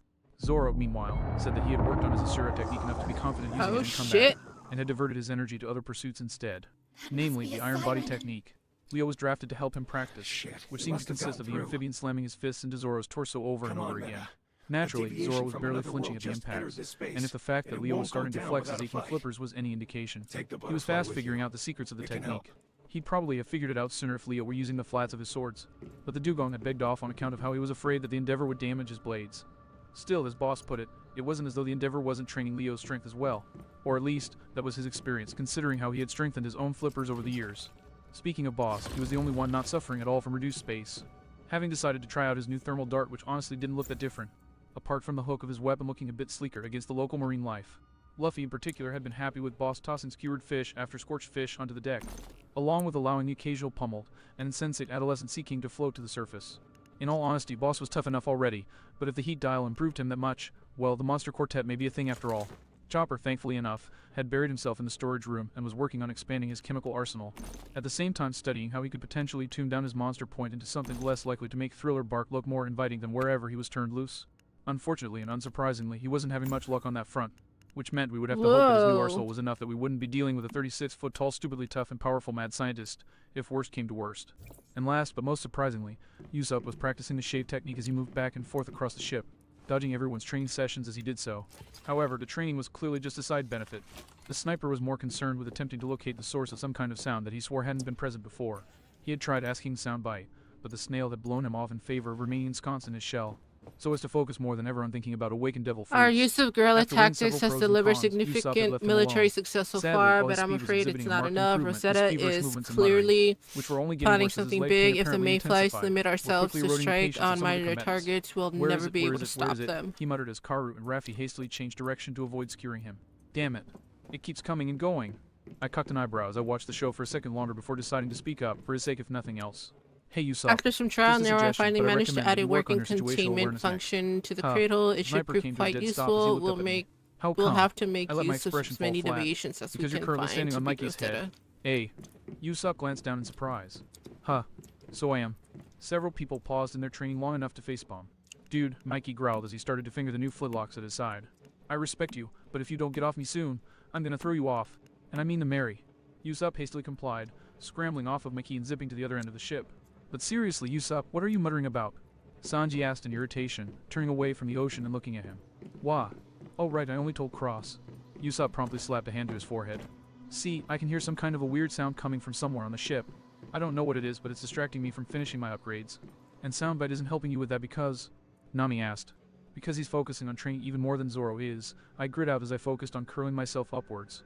It made my gut hurt like hell, but it sure beat letting the blood flow to my head. Why not just put in earplugs or something? Candace asked curiously. I tried that, but it's not going away. Just listen. Several sighs rang out around the deck, but ultimately, everyone paused their training and listened. For a second, there was nothing. Then the sound came clear as a bell, wood scraping against wood, like two planks rubbing together. It was very irritating. Alright, now that you draw attention to it. I trailed off with a grimace. Great, now it's going to be stuck in my head all day. Nami griped as she dug a finger through her ear. See. So, maybe I could get some help finding it. Usopp began. Deviations that, Hey while guys, look, aggressive, will a take frog doing a instructions front from crawl. metahumans All when attention was promptly secured. diverted from Usopp to Different Luffy, combat and then to where deviations Luffy have was different staring and pointing. abilities, so make sure to And sure choose enough, there combat was a tan deviation and whose white frog, abilities will heavily suit scarred with your black hair and a needs sumo given hairstyle, tasks. performing the front crawl in the water not far from us. There was no mistaking it, we'd just caught sight of Yokozuna. And there was no chance in hell that I was going to pass up this glorious of an opportunity. Ha, that is a frog doing the front crawl, I noted casually. I'm actually impressed that a frog can do the front crawl, Donnie commented with a slight tilt to his head. Anyone else curious about where the frog doing the front crawl is going? Vivi asked. I'm actually more curious about why the frog is doing the front crawl, Lasso shrugged. Maybe the frog is. Okay, this gag's lived long enough, Sue deadpan. What gag, Cottontail? Soundbite said as he finally decided to rejoin the living. The one where everyone's repeating the frog do. Oh no, you don't. She snapped. So close. I chuckled. Good try, Soundbite, I commented before raising my voice. Alright, everyone, joking aside, that frog is the sign that our training time has expired. We've got You one have short that stop Victor coming up, Hammond's and then we'll be territory. landing at the Equip next a island later gathering today. tool before you start getting your collecting shopping list together, resources. It's preparing much gold for faster than landing. doing Oh that yeah, than and someone cut me handed. down from here. On it. Leo volunteered as he drew a sword and started to tense his tail. No, wait. I yelped, waving my hands in protest, but too late. He leapt above me, swung his sword. Clunk. Oh. And I promptly found myself nursing what I was certain was a concussion. I should know better than this by now, I grumbled matter-of-factly as I lay on my back. I've tempted you enough times with how I word things that I should know better than to give it an opening like that. So why do I keep doing it? Because you're an idiot. Zoro asked blandly as he looked down at me. I was silent as I mulled that statement over before shrugging indifferently. I can't argue with that. Now then. I promptly ignored my screaming muscles as I sprang to my feet and snapped a finger forward. Sorry, Nami, but I need to temporarily Shanghai one of your duties because right now we need to follow that frog. Yeah. Luffy cheered emphatically. Sorry, Captain, he's got a tragic backstory, no grilling tonight. Besides, frogs are terrible eating. Too many little bones, Zoro commented as he walked towards our armory or room.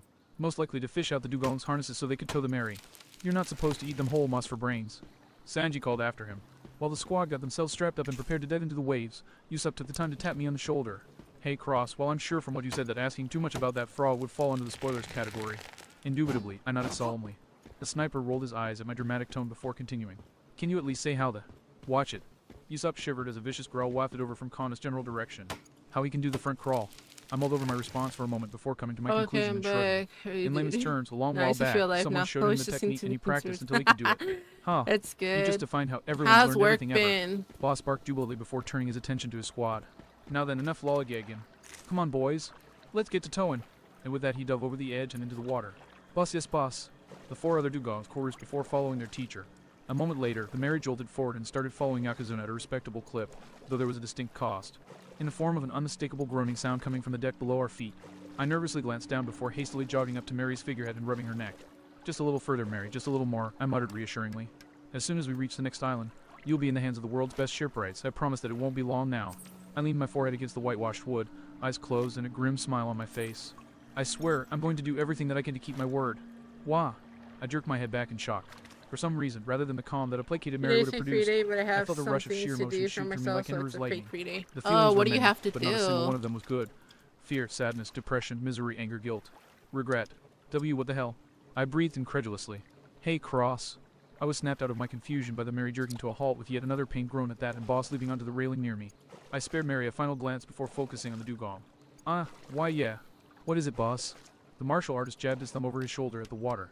There's a line of boys floating in the water and something really weird floating beyond that, something the frog's getting on. Should we follow it? Before I could answer, Soundbite paled in terror on my shoulder as he craned his eye stalks to stare into the water before us. Specifically, at the silhouette floating below the surface. You have got to be kidding me, he breathed numbly. I processed the development for a moment before allowing myself a smug smirk. Well, seeing how you've apparently figured out what's going on, shall we harmonize our response?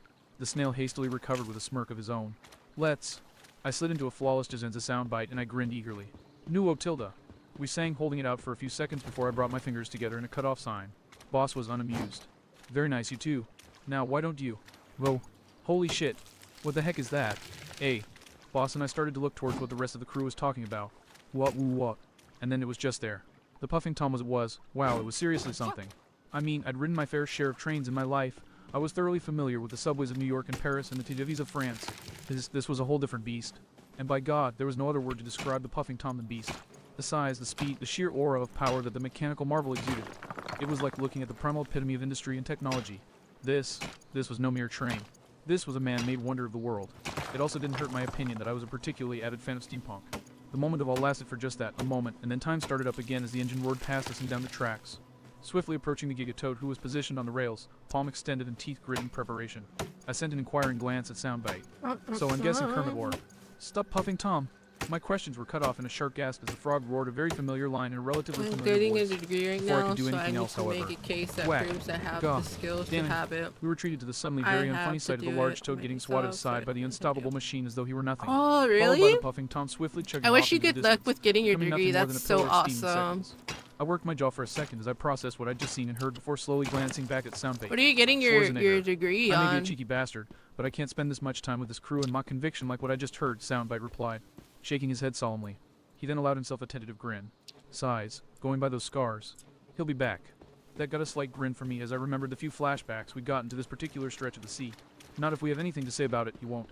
Boss finally got his jaw working again, gnawing on his cigar, and he gave me a searching look. So tragic backstory, huh? Care to share? As soon as it becomes relevant, don't worry, I said dismissively, waving him off. Excuse me, question. Lasso spoke up, raising a paw. What the hell was that thing? I chuckled at the reaction. Oh, you have little experience. What you just saw was a steam-powered locomotive, more commonly referred to as a train, or in this case, a sea train. It's the magnum opus and symbol of the island we're heading to next, Water 7, the greatest hub of shipwrights in the Grand Line. That train, the Puffing Tom, was the brainchild of the greatest of them all, a shipwright known as Tom. Frame of reference for how good he was, he built the Oro Jackson. Robin, Nami, Vivi, and Sanji promptly gaped at me in shock, while everyone else on board stared blankly at me. Roger's ship, I clarified with a sigh. There were the dropped jaws.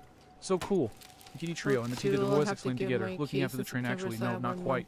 Yusuf wasn't staring at all. He had collapsed to his knees, sighing in sheer relief. Dude. Thank goodness, he said. Now I see what you meant by this being the best chance we had for Mary Cross if we're heading Don't to a psych place with yourself shipwrights like out. that. And just like Deep the atmosphere, breaths. whiplash right Key. back around us all. You can do it. And it brought the feeling I had before back to the forefront of my mind. Shaking my head, I looked down at the figurehead again. There, Mary, you hear that? Is that enough to convince you that I'll be able to? Gah. I yelped, enough emotional force slamming into me that I actually jumped back. Thunk. Whoa, shit. Thwack.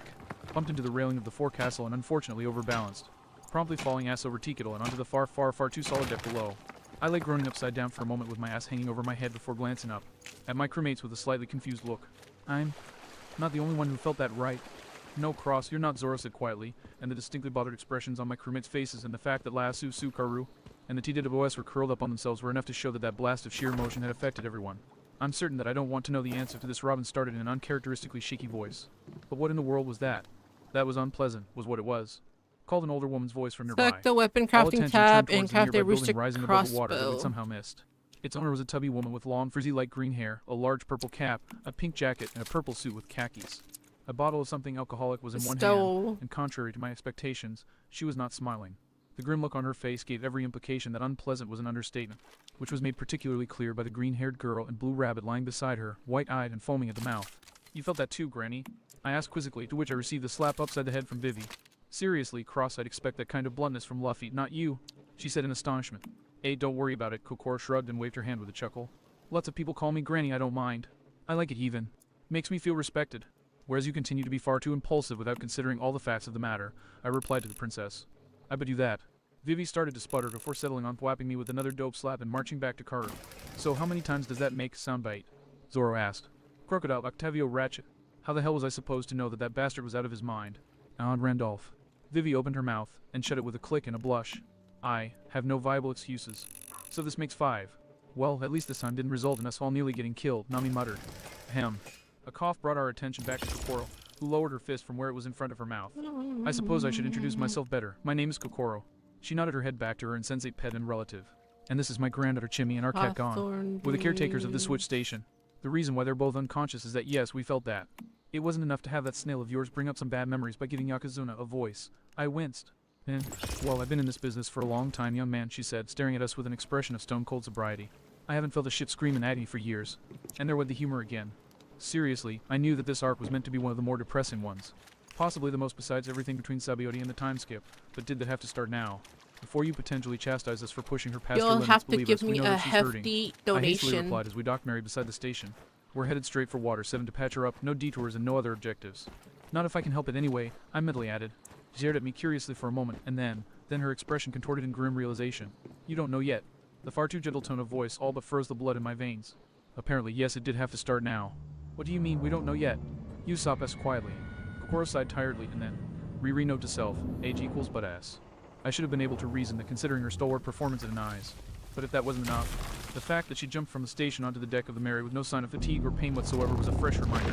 Unfortunately, she still had that uncharacteristically Lord serious almighty. look on her face, which prevented my surprise from lasting more than a second. I'm sorry to tell you this, she said firmly, but the only time a ship could be in that much agony is if the keel was damaged beyond repair. There was no warning, no preamble, it just hit us like cannon fire. Half of the crew bowed their heads, while the rest had looks of devastation on their faces. And me personally, I felt as if the ground fell out from under me. A thoroughly apt comparison going by how I collapsed to my knees. Usopp was the first to get his wits back about him, shaking his head in denial. And no, that can't be right. Usopp denied. We talked to her. We talked to Mary herself, her collaboratorman. As she said that she was hurt, yeah, but that she'd be able to tough it through for all your sakes. Kokoro asked. We looked at her in shock, and she sighed. I told you, I've been in this business for a long time. While I can't say I've ever seen a collaboratorman myself, I've heard enough tales and seen enough ships that had them. It's a foregone conclusion that any ship that could give off that much emotion would be able to manifest him or herself. This probably isn't the time, but I thought all ships were female, Donnie pointed out. Kokoro shrugged. It depends on the builder, the crew, and the ship itself, though honestly, unless the ship does come alive, it's just aesthetic. She shook her head firmly. We're getting off topic here. Listen, I know that I might not look it, but I know what I'm talking about here. Your ship must have loved you a lot to continue on this far. But every story I've heard went the same way. Ships only fix themselves and show How themselves do I when summon they're the already butterfly? doomed. But that's not possible. Look around. Oh. She's still in one piece. She's still sailing. Chopper protested. Kokoro looked at him. You're the doctor, right? Let me make an analogy for you. The keel of the ship is its spine. Any other part of the boat can be repaired or replaced, but if the keel cracks, that's a death sentence. It's only a matter of time from there before the ship splits in two. But how can you know that her keel is injured? Kanes pleaded. As she said that it was hurt, yes, but I know because I can hear the same thing that you all have been hearing for a while now, Kokoro sighed grimly. That creaking sound, it's not just any two planks or some random issue. That's a constant cry of pain that proves that your ship, no matter how much you love her, is already dead in water. That's the sound of two halves of the keel grinding together. It felt like time froze for us as we stared at the station master in stunned silence. The only noises present being the sound of waves lapping against the station and our beloved ship, and the tortured echo of wood rubbing ringing in our ears. You can't be serious. There's no way that her keel isn't still in one piece. Raffi objected at last. Yeah, we've dived under this ship more times than we can count, and we've never seen any damage to her keel. Just solid wood and metal plating from repair work, Mikey said assertively. Kokoro sighed and glanced at the dugongs. And have you ever looked under the plating? The implications of that statement sunk in with all the speed and impact of Chopper's How do syringes. I- If that plating had covered up her cracks. then that meant that they happened back when. Mary, and no, you're wrong. You have to be wrong. Mary. I shook my head desperately as I stared at Kokoro. And Mary, as she said that she was fine, that she'd hold on. Why you can't? I fought to keep the tears out of my eyes. No, damn it, no. Mary.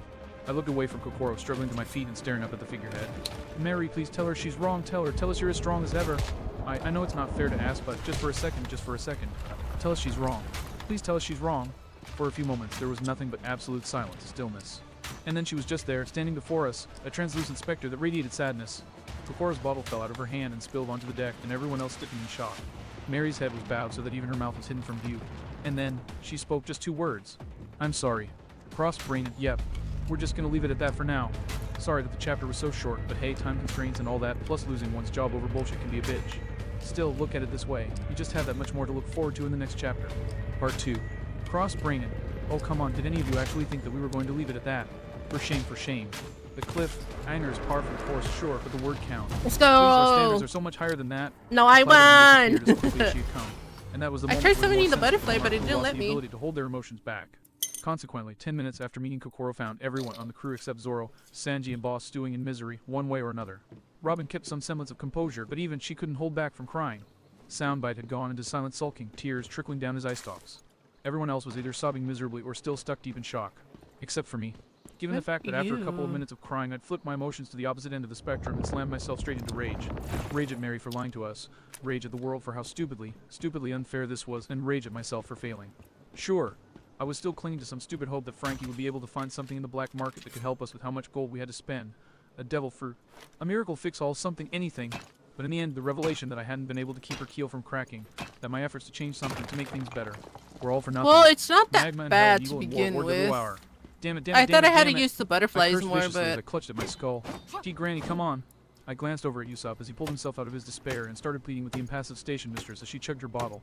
Isn't there anything we can do to help? But I won. The Let's sniper begged, go. tears streaming from his eyes. A devil fruit in anything. There isn't, she replied, though she was noticeably less firm than she had been before. Mary's appearance had definitively shaken her, and going by the way she was swishing the last dregs of her bottle in front of her, she was definitely of the opinion that she needed a fresh one. Do you think you're the first crew to ask? The first to love their ships so much that they'd do anything to keep sailing with them. Trust me, I know what I'm talking about. There are no devil fruit powers either nearby or even in the general waters that can fix it. No methods to permanently mend the keel, no techniques to replace it, nothing.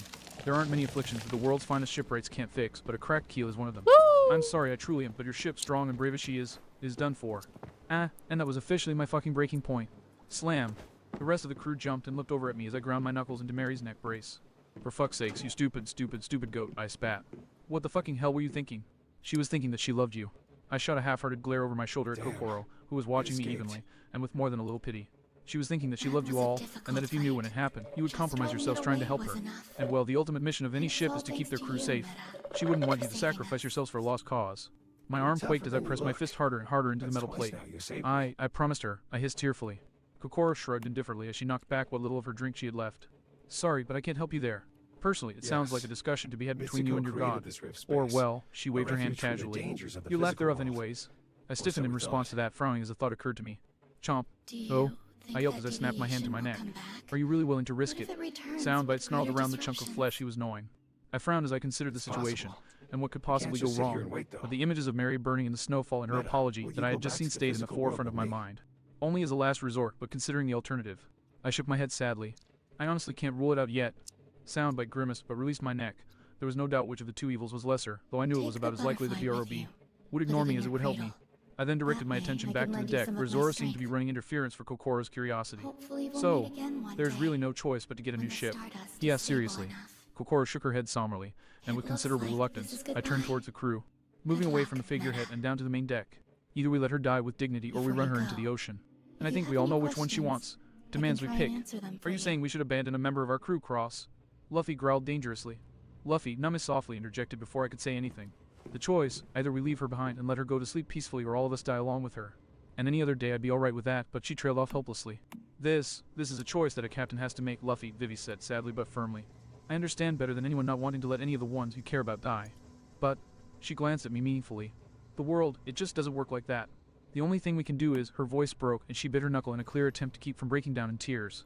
In the aftermath of Blackbeard's attack, Chopper spoke up solemnly. There were just so many wounded. So many injured, so many dying, the Zoan slowed his breathing in an obvious effort to keep calm. Doctoring used it to teach me the hardest and most vital lesson a doctor can ever learn. Chopper looked up with a hard glint in his eyes. Only, it wasn't madness. Just cold clinical finality. Triage. The practice of sorting patients by severity. Of choosing who you try and save. Of recognizing a lost cause for the sake of others. He shook his head as he remembered the day. I've never forgotten what I learned. There we that go. no matter how good you are, no matter how skilled or how many resources you have at your disposal, you can never manage to save everyone. Sometimes, the kindest thing you can do is just make their death as painless and dignified as possible. Luffy bit his lip, trembling with repressed rage and sadness as he mulled the words over. Slowly but surely, he looked around the deck. His eyes fell on Sanji, That's whose why I hair couldn't shadowed his use eye it. while he attempted to light a cigarette, the lighter flickering as his hand shook. He looked at Boss, who mimicked the motion with a cigar. He looked at Canis, who snapped her head away. Her face pained as she no doubt thought of all the souls who'd made the mistake of landing on Angel Beach. Finally, he looked at Usopp. The sniper's expression was somewhere in the middle of anger and anguish, but he seemed completely unable to speak. After a minute, he finally opened his mouth, but suddenly paled. He looked as if he'd just seen Luffy and I snapped our heads around to follow his line of sight, but there was nothing. Nothing but the ship and the horizon. We looked back at him, and slowly, some semblance of acceptance came over his face. Oh Sighing, shit! Luffy looked back Being at Kokoro. sucked away. All right, we'll get a new ship, he said, his tone colorless and empty. The second the words left his mouth, a wave of sheer relief brushed across us all, and I felt it like nothing less than a titanic punch in the gut. Sanji shuddered heavily as he fumbled for his cigarettes and shakily lit a new one. He took a shaky, common draw before eyeing the present veteran. Granny Kokoro, what do you recommend we do? The old woman kept an eyebrow as Really? she watched us before sighing and The shaking door her in head. midair? In my opinion, if you want to do good by her, the best thing to do is take her to Water 7. Let her see you onto your next ship and watch you set sail. After that, I promise you, I will personally make sure that she's put to rest with all of the honor that she deserves. We'd appreciate that, Granny Kokoro, Booty Usopp said cheeks quietly. in the air! It's no less than she's earned. I've witnessed a lot of bonds of love between ships and crews in the past, but yours is easily the strongest I've ever seen, Kokoro nodded firmly. But in the meantime, you're going to need a new ship before you leave the island. There are plenty of good models to go off of, and I'm guessing that you have all of the gold that you need. I can give you a good reference, help you get the best ship money can. Granny, I cut in sharply. I had to fight tooth and nail to keep my voice steady. What I was saying felt like I was accepting defeat, but if all was said and done, if there really was nothing we could do, then I had to take advantage of this while I could. We don't need the best. We're sailing this ocean for one purpose above all else, to reach Raffle so that our captain can become king of the pirates. If we need to get a new ship, you do, Kokoro confirmed solemnly. My hand snapped into a fist, but I forced myself to nod. Our new ship, it can't be something run-of-the-mill. The best is a plateau shared by a lot of ships worldwide, and it's a valid one, a fine one, sure, but for us, a best just isn't good enough. I forced myself to suck in a deep, calming breath as I tried to get my thoughts straight. We need something else entirely. Something unprecedented, something, I shrugged helplessly. Something on par with the Aura Jackson herself. Pinnacle of shipbuilding, something that rewrites the entire book. Right here, right now, we need to go beyond the best. We need the awe-inspiring, the unique, we need the ultimate. Cora stared at me, then she turned to stare at Luffy. Tears still flooded the rubber man's eyes, but his usual grit was back. Finally, she heaved a sigh as she tilted the brim of her hat down.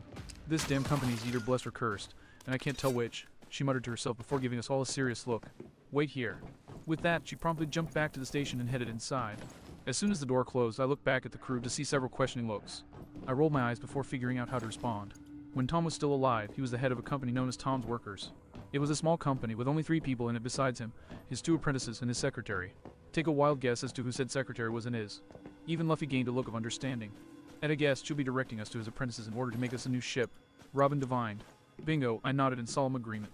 If anyone can make a ship worthy of succeeding Mary, then it's Frankie and Iceberg. Of course, I allowed myself a weak, but nonetheless cheeky smile. The real challenge will be actually getting them to cooperate, considering that they're, well, not as bad as Zoro and Sanji, but not too far off. Everyone's faces immediately fell at that. We're doomed, Usopp sighed morosely. Hey, I said, they're not as bad as those 2 dipshits. After all, I grinned slightly. At the end of the day, beneath all the bullshit, they consider each other best friends. So basically, not anything like us at all, Sanji deadpanned. Not even remotely, Zoro confirmed in an equally flat tone. Geez, Cross, are you an idiot or something? Luffy asked curiously. Now, remember guys, you haven't seen everything I've seen, I said, before allowing my smile to grow dangerously smug as the word yaoi flashed through my mind.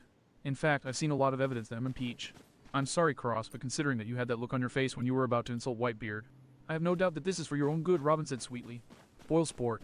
Soundbite raged as I tried to wrench the flowery limb away from my mouth. Nagadaguga. Just like the Straw Hats, bouncing back from tragedy as easily as rubber. All eyes turned back to the station, where Kokoro had re-upped her typical wide smile. She leapt back onto the Mary and held out her hands. One held not one, but 2 envelopes, and the other had a few blank pieces of paper. These letters are addressed to Iceberg, Mayor of Water 7, and Frankie, head of Water 7 Underworld. The 2 of them are the best shipwrights you'll ever find, and I go way back with both of them.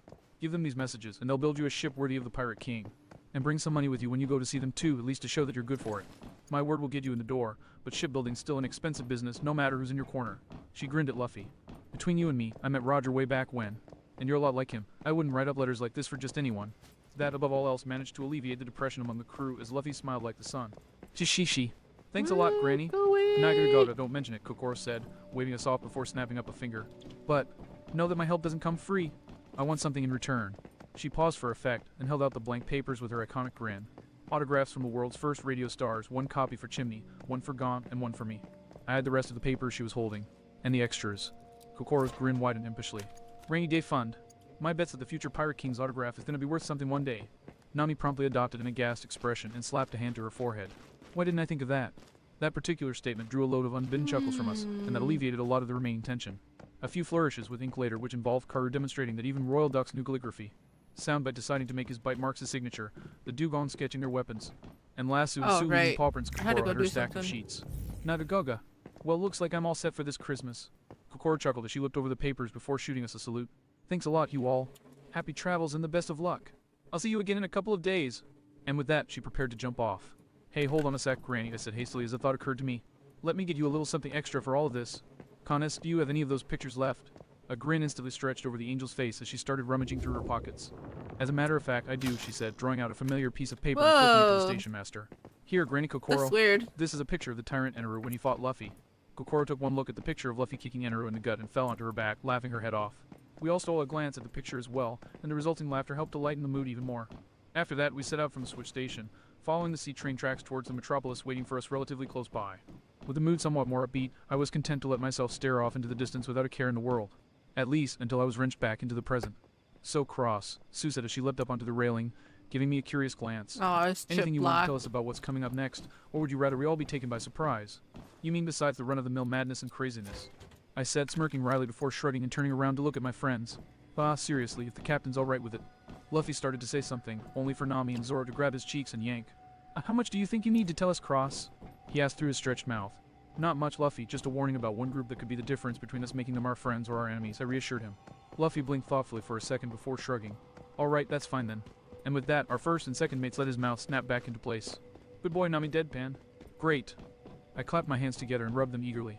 So, to start, like Kokoro said, Frankie is the head of Water 7 Underworld, pretty much the quirkiest and most likable mafia boss you'll ever meet. If you can even call them a proper mafia. Odds are that he and his followers, a group of semi-organized. That's weird. I hesitated slightly as I considered things. Make that quarter organized. I thought a little harder on the matter. Anyway, hopefully he and the band of thugs called the Frankie family have a high opinion of us from this BS. Jesus. But on the off chance that they don't, well, just try to avoid anyone wearing black with pink stars and strangely designed goggles. The Frankie family makes their living off of hunting bounties and dismantling ships, so if they don't like us, they'll only see Bree signs. You think we can't handle a bunch of thugs, Cross? Boss said, sounding offended by the implication. No, handling them is the exact problem here. I waved my hands in a panic. They may be pushovers compared to us, but Frankie isn't, and he's easily as protective of his own as we are. If we harm his family, he's going to want revenge. And considering how we need his help if we want Mary's successor to have even half a chance at surviving the true maritime hell that's coming, having him as our enemy is the last thing we need. Alright, pink stars and weird goggles, got it, Sanji nodded in understanding. And what about Iceberg, anything to worry about on his end? Oh, Horace, no, he's known and beloved by everyone on the island. He can be a bit odd at times, sure, but apart from that, he's a perfect saint, Vivi said. I looked at her in surprise. Oh, no. You met him. We stopped by Water 7 on the way to and from the Reverie, and Iceberg always greeted us, Vivi explained with a casual shrug. Well, I can't teleport anywhere because I have nowhere to teleport. But the impression I got from him, and literally anyone on the island that we asked, was that it was impossible to dislike the man. She then frowned as a thought struck her. Unless you know otherwise. Oh no, I denied hastily. That's pretty much him in a nutshell. One of the best people you'll ever meet, and honestly, I can't be sure if that oddness he shows is real or just obfuscating stupidity. Obfuscating. Interesting choice of words, Cross Robin remarked. I didn't come up with the term, Robin. But yeah, it'll be easy to find him, and odds are that Kokoro's recommendation, however sloppily written, will be all that we'll need. I reassured him before turning around and heading towards Mary's storage room. Anyways, that's the only warning the general crew's got to worry about for now. Zoro, Nami, Vivi, I've got a bit more to tell you guys. So you mean you're not even trying to be subtle about the fact that you're hiding stuff from us now? Usopp sputtered. Yep. Soundbite, and I chorused as I courteously opened the door for Vivi, who curtsied exaggeratedly in thanks. Boss, you and your students try to ease Mary along as much as you can. Make sure we stay by the tracks. Nami offhandedly ordered before she and Zoro entered as well. I do not agree with this arrangement. Usopp shouted desperately. Agreed. The T-Did voice chorused. Your concerns are duly noted, I said to them with a cheeky grin before pulling the door shut. Soundbite needed no prompting to deploy the gaster scramble as the door closed. I was silent for a moment before rapping my fist against my forehead with an angry sigh. You know, all snark aside, the only reason I'm not telling them this is that I can't trust anyone but you guys to act natural under this sort of pressure. That bad, huh? Zoro asked. Worse. Tell me, Vivi, have you ever heard of the Cipher Pulse? The princess stiffened. They're meant to be the world government's primary intelligence-gathering organizations, highly covert and highly deadly. Her Big face paled Mama's as she connected the dots. territory. They're on Water 7. That's not good at all. Which one is it? 6, 3, 1. Oh yeah, this I bowed yeah, my it's head free. grimly. I thought If only. I was supposed It's to number buy 9. it. I'm like, The blood dang, promptly I won't drained be from able my to do female friends' anything with faces, it. while Zoro merely stiffened. The assassins that kill anyone that the world government deems a threat. That organization actually exists. Oh Nami demanded. shit! You have to be mistaken. Please I tell me hurt you're my mistaken. ankle. Vivi whimpered miserably. I shook my head in denial. Sorry to confirm your worst nightmares, but the Boogermen known as T9 are all too real. Their base of operations is the government's judicial island, Anai's lobby, and they're the original masters of the 6 powers. These guys aren't just assassins, they're full-blown living weapons. 4 of the agents are undercover in the city, and have been for the last 5 years. And our arrival. It's going to be the trigger for them to break cover and finish their mission. And what mission would that be, Cross? Zoro asked sternly. I winced. This was not going to go over well. Water 7 has been the global center of shipwriting for centuries, even stretching all the way back to the blank century itself. Since then, it has been home to a very, very specific heirloom that has been passed down from master Yeah, ghost you for play with generations. other people. An heirloom which, in the wrong hands, could change the face of the Supposedly, world. that's how it This is, selfsame I heirloom guess. is what the agents have been subtly scouring the island for almost half a decade. Soundbite swallowed heavily as he eyed me nervously. What is that? I reached up and tipped the brim of my hat down so that it shadowed my eyes. Blueprints for the most powerful battleship ever conceived, which has devastated innumerable lives over the years without ever seeing the light of day. Pluton. Soundbite, Nami, and even Zoro paled as I thought they might, but Vivi's expression practically warped, morphing into a twisted combination of both horrified, bloodless apprehension and complete and utter outrage. That fucking weapon, she hissed. Don't worry, I raised my hands placatingly. The blueprints will be destroyed before we're done, and only one key to that thing will be left in existence. And it'll be well out of anyone's reach. Barring any completely unforeseen circumstances, Pluton will never bother us again. All right. And what's the other? Trying to find a Vivi spot. began before falling silent as she noticed my thumb pointing over my shoulder at the door. And you're sure? O'Hara burned because of the damn weapons. Trust me, she hates having that knowledge in her head as much as you do, I informed her. But that's not to say that nothing can make her use it. That's the biggest risk we're going to have on Water 7. The D9 was in charge of destroying O'Hara with a buster call. And now their chief has either been granted the authority to activate another one where he's stolen it for himself. In the end, it doesn't really matter. If that call goes out, the island it went out on burns. And if Robin finds out about that, she'll run for the hills because she thinks we're not strong enough to stop it. Nami divined soberly, which got a grimace out of me in return. Worse than that, because she thinks we're not strong enough to stop it. She'll turn herself over to certain death in a misguided attempt to try and save the rest of us. And if that happens, there will only be one course of action we can take to save her. And epic though it would be, I think I speak for all of us when I say I'd rather avoid having to storm Anai's lobby. I allowed myself to relax a bit as a grin that was equal parts goofy and eager stretched across my face. No matter how fun or cathartic it might be, Vivi allowed a slight line of drool to slide out of her mouth as she stared at nothing. Yes, seeing a whole government island burn would be pretty awesome, she mused before hastily shaking her head. But no, I think we'd rather avoid that if possible. So, what are we supposed to do? Chopper and Sandy will be assigned to watch Robin like hawks, and the 5 of us will need to avoid the 4 agents as much as possible. Khalifa, Iceberg's blonde secretary, which is why Sandy isn't in here. Bluno, a bartender with his hair done up in ox horns. Close friend of a lot of people on the island. Koku, a shipwright with a nose like Usopp's but square instead of round. Very well respected. And above all, Rob Lucci, a stern-faced shipwright who only speaks through ventriloquism with his pigeon, also well respected. I sharpened my glare. I cannot stress this enough. Even if worst comes to worst, no matter what happens, no matter what, do not challenge Rob Lucci unless you want to die. Is he really that bad, Cross? Zoro asked with a hint of eagerness. I responded by leveling a chilling glare at him. Don't even think about it, Zoro. Luffy is the only one who has even the remotest of remote chances of beating him, and even then, it was a close thing. He was pushed to and far past his limits, to the point that after he dealt the finishing blow, he barely had enough energy left to speak, much less stand. And Lucci brought him to that point without weapons, without trickery, without any sort of special abilities to warp the fight. All he has is sheer brute force backed up by the 6 powers and the cat fruit model, Leopard. Zoro grimaced ferociously, and I had the distinct impression that he was thinking something in the vein of I need more training. Besides, if things do go south, you'll be getting your fill through Kaku. He's a real swordsman, some devil fruit bullshittery, but apart from that, a worthy challenge. Satisfied. Zoro's feral grin was all that I needed to see. So avoid those 4 as much as possible if we want to stay alive easy enough. Anything else that we need to know? Nami asked. Let's see, I started counting down on my fingers. Well, Kaku and Khalifa don't have powers yet. Their fruits are waiting at Anai's lobby, so that's a bullet dodged. But Bluno ate the door fruit, which lets him turn anything he touches into a door. Extremely useful for assassinations. Besides that, I did a quick mental review, and then my eyes widened. Actually, there is one more thing, though more annoying than dangerous. Iceberg's right-hand shipwright, a cigar smoker with enough ropes up his sleeve to build a house out of them named Polly, might try to take some of our money to pay off loan sharks that he's indebted to. Again, odds are that the SBS has removed that particular worry, but then again, that much money can make people a bit stupid, so just FYI.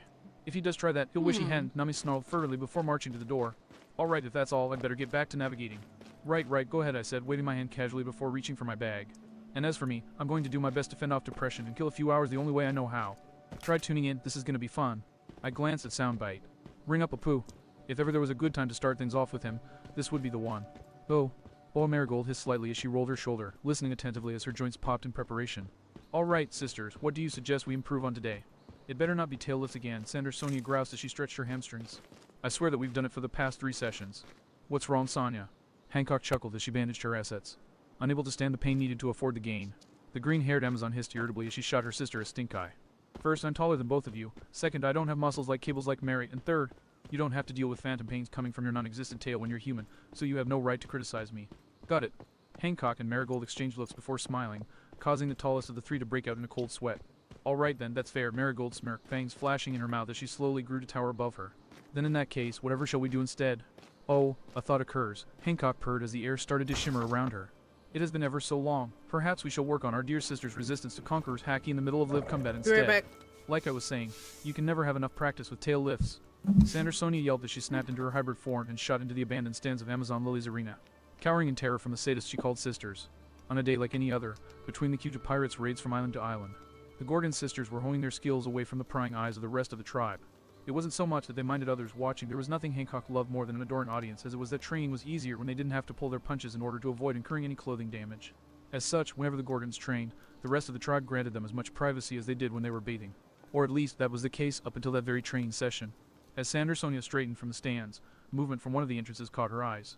In a flash of green, the anaconda woman dove across the stands, snapped her tail into the corridor. Gah! And hissed irritably as she withdrew a struggling Cuja warrior from the shadows, wrapped up in her coils. Looks like we've got a little rat sneaking around, sisters, she bit out. Marigold and Hancock instantly snapped out of their amusement, and in short order, the squirming Amazon found herself looking at the distinctly angry faces of the island's 3 strongest warriors. I do believe I recognize her, Marigold hummed as she twisted around her sister in order to both get a better look at the interloper and increase the fear factor. Marguerite, one of my higher-level students. Quite skilled in her armament. Looks like you'll need to start looking for a new favorite, Sonia growled as she started flexing her coils. No, wait, please, I'm sorry. Marguerite pleaded as she stared at the sister's leering fangs in terror. Hold it, Mary, Sonia, Hancock cut in with an impassive tone and expression. She hasn't done anything wrong yet. Let her go so that she may explain herself. The snake hybrid shot shocked looks at their sister. Who are you and what have you done with Hancock? They chorused in unison. The pirate empress scowled in annoyance. Would you mind not acting quite so surprised? I don't actually only listen to every other word Princess Nefertari says, you know. 2 serpents, if anything, only look more incredulous. They then looked panicked when it felt like the weight of the world slammed down on them, a vein on Hancock's forehead prominently displayed. Proof enough. Snake women promptly snapped back into their human forms and bowed their heads to the ground. We apologize for our disrespect, dearest sister. Hancock sniffed imperiously as she stared down at the 2 of them. I shall consider accepting your apologies at a later date. For now, however, the snake princess strode up to the still shell-shocked Cuja warrior, causing her to flinch back in terror. And then she blushed, all but melting as the impossibly beautiful woman put a finger beneath her chin and slowly tilted her head up. I apologize for my sister's actions. Marguerite, was it? Clearly, they require more experience with the finer points of leadership, Hancock said gently. That's all right, I understand, Marguerite only just managed to whisper out. The 2 other Gorgon sisters looked halfway between incredulous and outraged. If it wasn't enough that Hancock had the gall to say that she was a better leader than them, it seemed like it was actually true in this case. What was the world coming to? When did we become the bad guys? Marigold hissed out of the corner of her mouth. Now will you listen to me when I say we need to find the other snake fruit users and unionize? Sonia shot back. I'm certainly considering it now. Even so, Hancock continued, her smile fading slightly. All my sisters and I ask is that you and your comrades stay out of the arena when we train for your own protection. After all, she turned around and moved her hair to the side, causing Marguerite to shiver in terror as she gazed at the scant few strips of cloth that separated her from being turned to stone. You know that to gaze upon the eyes is certain death. So, why did you disobey? Marguerite had tears in her eyes as she faced the disappointment in the pirate empress eyes. It seemed likely that she would have bowed her head in shame were it not for Hancock's finger holding it up. IW wanted to talk to the 3 of you in private, and to each this seemed like the best chance, she stammered. All 3 of the sisters seemed curious upon hearing the answer. Slowly, Hancock withdrew from her, looking with an unsmiling but not unkind expression upon the Cuja. In the future, the best way to do that would be to put forth a request for a private audience. But as we're already here, what did you want to talk to us about? Well, Marguerite swallowed heavily as she got her thoughts in order. Ever since the Straw Hat Pirates began broadcasting their adventures via the SBS, I have learned so much about the world of men, the existence of Sky Islands, the extent of the power of the world government. She allowed herself to quirk up a slight smile. Their, shall we say, unique ways of thinking and acting. Her expression hastily sobered up again. But one of the most important things I've learned is how they fight. Their unique abilities. Marguerite bit her lip and looked away uncomfortably. Oh, that looks so cool. Their unique abilities that allow them to break the laws of physics. That allow them to to transform into princess animals. hair. She swallowed heavily in an effort to steel her nerves. Yo, they have These- pretty good these abilities, cosmetics. Cross explained that they came from devil fruits. Due to being distracted Oh, by that her looks emotions, so cool. Marguerite was entirely unaware of the tension that had come over the sisters, or of the fact that the snake zones were slowly rising to tower behind her. Marguerite bowed her head and kicked meekly at the ground. Honorable sisters, know that I truly respect none more so than you, and that I will Oh, never mean this any outfit looks so disrespect to you," but she shook her head nice. firmly. And I'm sorry, but considering what I know, I just can't deny Oh, what I that looks suspect. cool too. And what do you suspect, warrior? Hancock ordered more than asked. Gone was any trace of compassion or mercy, only a frigid coldness appropriate one for an looks iceberg cool or an too. executioner. The blonde Q just shivered as she stared into her princess's eyes, but she Catwoman forged on outfit. anyway. Honorable sisters, do you have evil fruit powers? Hancock's expression pizza. promptly flashed into a mask of rage as she snapped her fingers. Whoosh! Crack!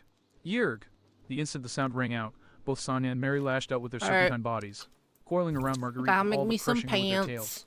As it was, the force of the assault was enough to snap over a dozen bones at once. The panicked warrior coughed up a mouthful of blood as she tried desperately to draw air. Why, your highness, be pleased, Merjarke? Armor. Quiet.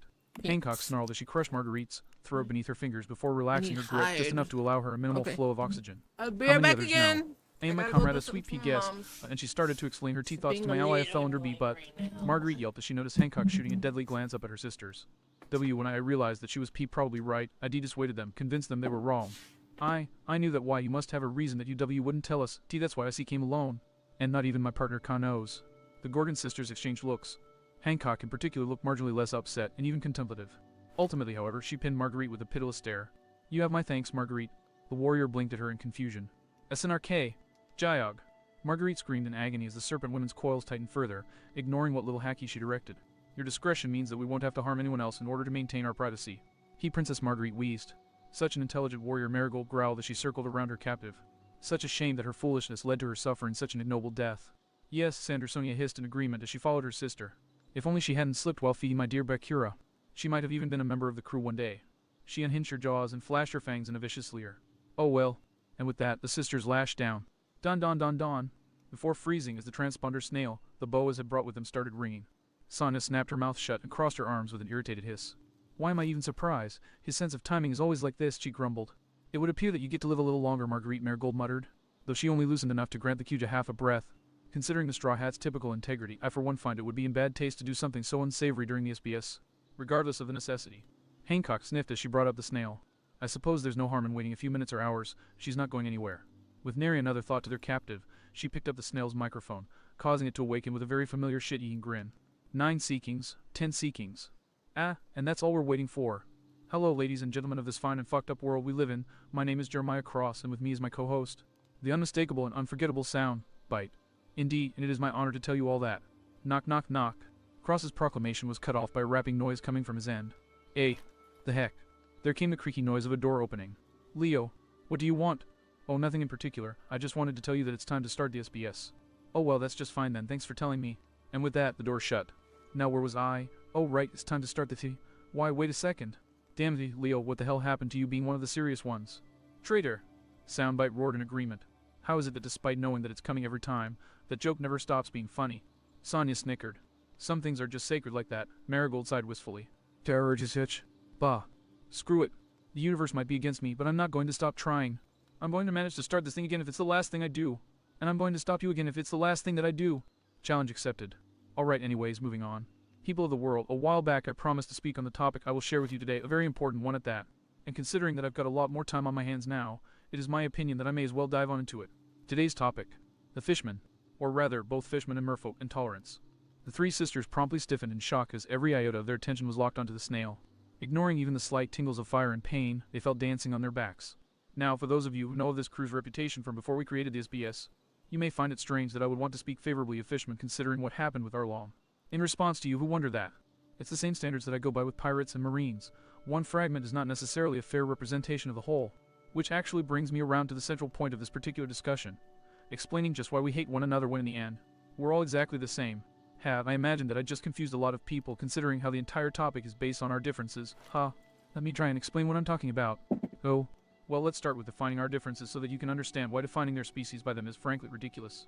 Fishmen and merfolk are, as their names so clearly imply, part fish.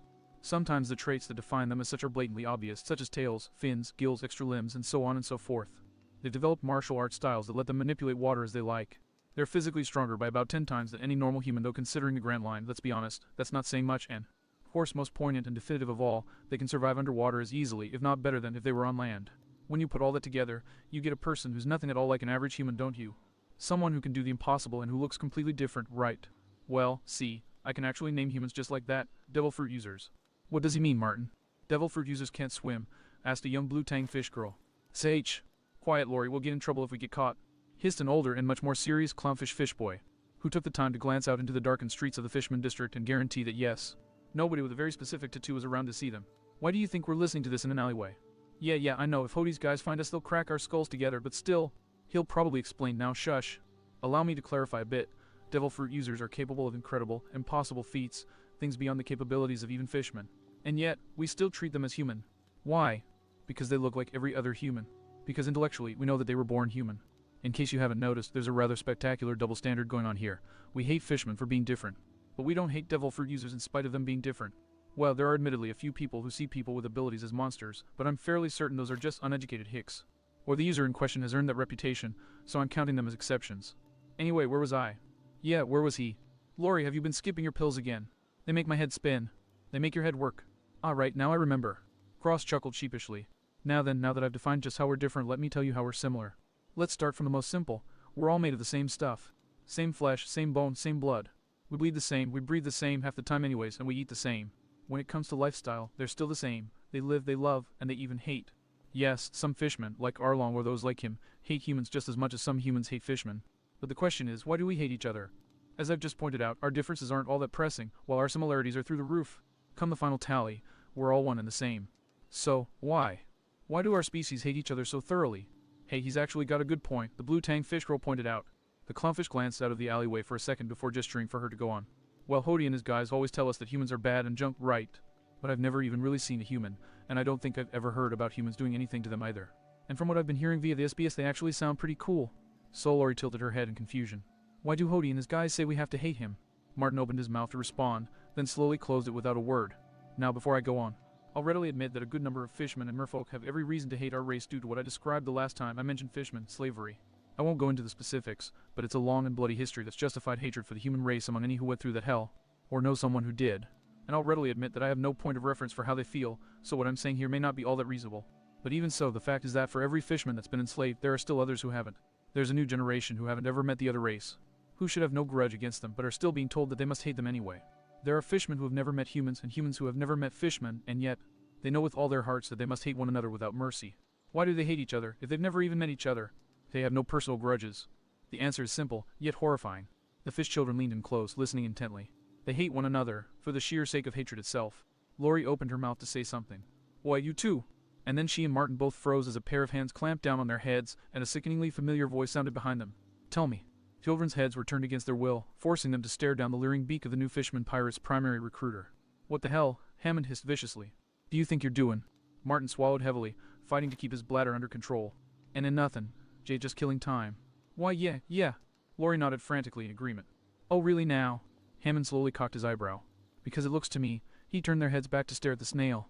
Like you two were listening to that human drivel that Captain Hodie outlawed from the Fishman district. After all, the last thing any decent fishman needs to waste their time on is listening to a human. We're sorry, Lori whimpered tearfully. Had Hammond's leer widened by several teeth. Funny thing that, the last bloke we caught listening to this garbage, he was sorry too. Pleaded and pleaded, but he said he liked listening to the damn thing. The Pyconger fishman leaned in close to the kids, so that he was hissing in their ears. And know what we did to him? Martin's eyes shot wide in panic.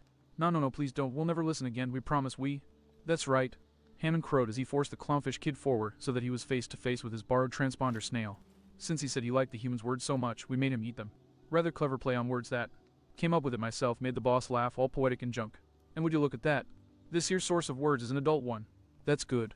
He forced Lori forward as well so that she was side by side with Martin. That means that you two can share. No. Please, I'll do anything, just leave her alone, please. Ah, will you two shut up already? Hammond shook his head with an aggravated growl. You kids don't seem to understand here. Either you prove that you're actually sorry about listening to that garbage, he cracked his neck side to side, or we make certain that you never listen to it at IDRK. The new fisherman pirate's diatribe was suddenly cut off by a massive blue hand encircling his throat and crushing his windpipe shut. Let them go. Hammond promptly complied, whipping his hands away from the kids' heads in favor of scrabbling at the fingers that were choking the life out of him. The blue-skinned whale shark fishman glared bloody murder at the conger fishman for a second before sparing the children a concerned glance. Are you two alright? Martin and Lori nodded in confirmation. That's good, Jin sighed in relief before putting a finger up. Please be patient for a moment. He then darkened his expression as he lifted Hammond off the ground and twisted his grip so that he could stare him in the eye. Now you listen, and you listen good, you two-bit slaving hypocrite. You are going to go back to Hody and you are going to tell him that I am enforcing a new taboo in the Fishman district. Anyone who tries to stop anyone else from listening to the SBS will have to deal with me. Do I make myself clear? Hammond gurgled in both terror and fury as the grip on his throat loosened just enough for him to speak. You traitor Hody's gonna. Jin jerked Hammond close so that their faces were only a few inches apart and snarled, emphasizing his size and fangs as much as he possibly could. Hammond paled and started nodding frantically. Alright. I'll tell him, ISW. Good. Without further ado, the Fishman warlord smoothly turned his torso and swung his arm, and 1 second later, the new Fishman pirate slammed into the building across the street from the alleyway. Now leave, Jinbei ordered in a barely calm tone. And if you say anything else. Judging by how fast the slaver shot down the street, the whale shark Fishman had gotten his point across. Jin glared after him for a second longer before taking a moment to soften his expression and look back at the children. You're both certain you're alright, yes? Martin and Lori looked at one another for a second before nodding firmly. Yeah, we're fine. It takes more than that to hurt a fishman, Lori proclaimed proudly. We're as tough as Fisher Tighter himself. Martin concurred. Jinbei smiled proudly as he leaned down and patted their heads. Yes, you most certainly are. Now then, if you'll excuse me, he said as he stood up and turned to exit the alley. I need to go and make sure the rest of Hody's crew gets the message properly. Please feel free to keep listening to the SBS and make sure your friends listen too. It's quite educational. Yes, sir. The clownfish kid nodded. Jinbei started walking. Ah, sir. Before pausing and glancing back as Lori tugged on his pants leg. Yes. Ah, well, the blue tang girl kicked the ground shyly. Mr. Cross said that Hody and his guys hate humans just because, right? Jinbei's expression saddened slightly before he nodded. Yes, that's correct. The girl's face twisted in confusion. But that's just stupid, isn't it? The warlord stood stock still for a moment, and then he slowly turned around, crouched down, and patted the girl's head with a very proud smile.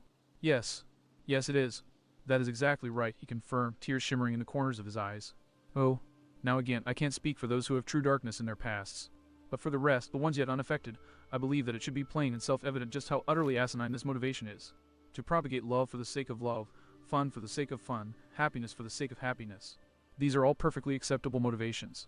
But to propagate hatred for the sheer sake of hatred itself, there is no justification, no acceptable motivation, no righteous enough cause, and definitely no benefit that anyone with a heart or a lick of sense would consider acceptable. In the end, hatred is utterly pointless. In a kingdom of pure white hidden from the rest of the world, former amnesiac and a brocade perch fisherman observed as their female friend listened to the SBS broadcast with an expression of sheer, unrestrained joy on her face. I was looking forward to him talking about this from the second he first mentioned fishmen, she whispered more to herself than anyone. And I am not disappointed. I know that I must seem preaky or naive or stupid to so many, I'm sure, but honestly, the fact of the matter is that somebody has to say it. Somebody has to say this to everyone, all at once, and make them realize that this has to end. This cycle of hatred, of revenge, if we keep grinding against each other, then one way or another, it's all gonna end in pain. As a wise man from my homeland once said, an eye for an eye shall make the whole world go blind. There was a brief period of silence as Cross seemed to gather his thoughts, followed by him sighing heavily. Look, my words are nice and all, but the fact is that this cycle, this hatred, it's never gonna end unless somebody does more than speak. It's not gonna end until a lot of someones extend their hands in friendship, in kindness. And this can't just be from one side either. I know that there are elements on Fishman Island doing the good work, fighting for the beautiful dream of peace and unity. But that's not enough. If we want peace, if we want the hatred to end on both sides, then we need to meet them halfway. Somebody has to take that first step and hold out their hand. Koala hiccuped tearfully as she cradled her own hand. She jumped slightly when a hand landed on her shoulder, but she smiled up at its owner when she recognized whose it was. Hack smiled back kindly as he gave a reassuring squeeze. And as much as quite a few people, and myself, if we're being honest, would like for it to be that somebody is just not me, it can't be me. I've got a big voice, sure, but I can't speak for everyone. I can't speak for the fishermen rescued from slavery. I can't speak for the human brutalized by fishermen pirates. I don't know their stories, their experiences, not in that unique way, only those who have experienced it do. It just doesn't have enough weight coming from me. I heard I'm rambling a bit, but look, the point is that whoever it is that takes that first step, it has to be someone who has heard both sides. No, not heard both sides. Someone who has heard and listened. So, Koala Sabo started lightly, slowly allowing his usual grin to slide back into place. Are you still going to kick his ass when you meet him in person? Koala blinked as she mulled the thought over before folding her arms behind her head and adopting a mulish expression. Most definitely. First, I'm going to give him the mother of all concussions with a palm straight to his skull. In spite of being behind her, neither Sabo nor Hack missed the soft grin that had grown on Koala's face, or the lines of water dripping from her eyes. And then, she whispered, I'm going to break every bone in his body with the mother of all hugs. Oh, well, that's all I have to say on the matter for now. Now, on to more positive matters. Click! Sanders, Sonia, and Marigold jumped in shock as they were broken out of the miniature trance they'd been in. They were equally shocked by the sight of Hancock pressing her finger to the transponder snail's cradle, forcing it back to sleep. Sister, what? Sanders, Sonia started to stammer. Quiet, Hancock ordered, her voice quiet but firm. I need to think. The zone users promptly complied and allowed a tense silence to fill the air, interrupted only by Marguerite's labored, raspy breathing. Hancock's head remained bowed for several minutes, and then she stepped towards her sisters, taking hold of Marguerite's chin and forcing her hanging head up so as to stare her in the eye. What was your intention coming to ask us about our powers? She asked, not in a cold voice, but rather a calm and measured one. Marguerite swallowed, clearing her throat as she mustered the strength needed to speak. I only wanted to understand better. You are the strongest and most beautiful warriors in all of Amazon Lily, and I wanted to know why you would keep the true source of your magnificent powers a secret. And Marguerite trailed off as tears started to leak from her eyes. In retrospect, it's so obvious. The reason you would lie despite being so strong and so proud is something you're all ashamed of, isn't it? Something horrible. And Senator Sonia and Marigold glanced uncomfortably at each other as the Q just started crying, and not from the pain either. Marguerite shook her head with a sob. I'm sorry, so sorry, I shouldn't have. I should have realized. The Q-Ja's babbling stopped abruptly as Hancock placed a hand on her cheek. Looking up at the Empress, Marguerite saw that she was smiling warmly once again. It's all right, the Pirate Empress said softly. I forgive you. Are you? The Serpentine Giants started to roar before Hancock silenced them with a raised hand. The Snake Princess refocused her attention on Marguerite and gently imposed her will on her. More than her meager, if relatively impressive willpower could withstand, but not enough to utterly strike her down, instead gently sliding her into the realm of oblivion. Hancock tossed her hair as she took a step back and looked up at her green-haired sibling. Sonia, she stated firmly, her voice breaking no argument. Take Marguerite to the nearest doctor. Inform her that she was caught in our training, that it was an accident, and that she is not to be punished. The Anaconda hybrid still looked incredulous and a second away from mutiny. But nevertheless, she ultimately transferred Marguerite from her tail to her arms and shot down the stands and into a corridor heading out of the arena.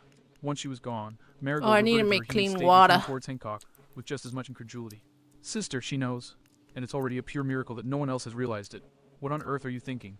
Hancock refused to meet her gaze, staring at the ground as she spoke. Tell me, Mary, over the years, over the course of our rule over our home, the Empress's hand strayed unbidden towards her back. How many of their habits do you think we've adopted? One on sister. We would never be like them. Marigold responded fervently. Hancock's lips quirked into a melancholy smile as she let out a dry chuckle. Yes, that would once have been my answer too, but in retrospect. She slowly turned her gaze to stare at the transponder snail snoozing a few feet away. Hatred for hatred's sake, judging the totality by the actions of the minority. Unnecessary cruelty. Hancock slowly sank onto one of the stadium's benches, a shaky smile spreading across her lips even as she cradled her face in her hand. I now think that the answer would be too many. Marigold opened her mouth to say something. To say anything to refute her sister's thoughts, then opened it even further as she realized that she just couldn't think of anything. Oh, God. Hancock chuckled again as she nodded in agreement.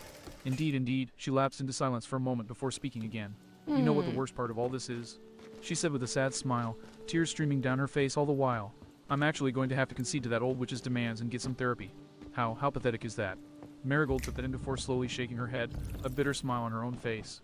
Less pathetic than we would be if that loudmouth hadn't started this show and we'd never realized our hypocrisy. Hancock chuckled at that. Her chuckle slowly evolved into laughter, which evolved to take on a hysterical tone, and then devolved into sobs. At which point Marigold hastily enveloped her in a hug, letting her sister cry herself out as long as she needed. And throw in a few cups of rubbing alcohol. After that, just let it stew for a few days and voila. You have a bottle of foolproof bug spray that reeks to high heaven. Fair warning, don't use this on covert ops unless you're heading somewhere that smells like hell, because you sure as heck will. Papa. Find a Now suitable that certainly sounds location useful. and press Apu B to whispered place as he leaned back territory into his terminal. seat, arms twisted into a comfortable position so that he could finish writing the recipe down. Good for both pranks and to keep from getting bug bitten. It's a really nice change of subject after that heavy stuff earlier. What else? Cross mused before sighing wearily. Geez, I should have planned things out better. I don't have any material. At her room. Oh, I know. How about I pass things off to Soundbite for some music? To pass the time. Sounds good to me. I got a good song in mind. Well, alright then, let's do it. Alan's why? Apu promptly shot out of his chair and slammed a hand down next to his active transponder snail, grinning eagerly as his other hand snatched up the snail's mic, where it had been lying next to the snail proper. Papa, he whispered to himself. Finally, it's show time. Living on sponge cake. Watching the sun bake. All of those tourists covered with oil. Strumming my 6-string on my front porch swing. Smell those shrimp, hey, they're beginning to boil. Apu chose that point to take a hold of his lower jaw and twist. I need to find a better causing place his for my mandibles to base. spin and his teeth to grind together in such a way that they produced a staticky noise. The static traveled through his mic, across the connection that he'd established a few minutes prior, and then out of the mouths of every transponder snail in the world connected to the SBS, cutting sound bites music off and causing him to squawk in well-faked panic. What the heck? Cross blinked in surprise. What was that soundbite? Not a clue. All of a sudden, it was like someone was. The long-arm man twisted his jaw again, producing a longer and more wavery squawk of static. Yo, that's dumb. What the hell's going on? Apu twisted his jaw harshly a third and final time. Once he finished producing the electronic squeal, Apu adopted a wide grin and belted out an eager cackle. Papa. Finally. After all that time searching, I've cracked your signal. Move over, Cross. The roar of the sea is taking over the SBS. Wah. Wait, roar of the...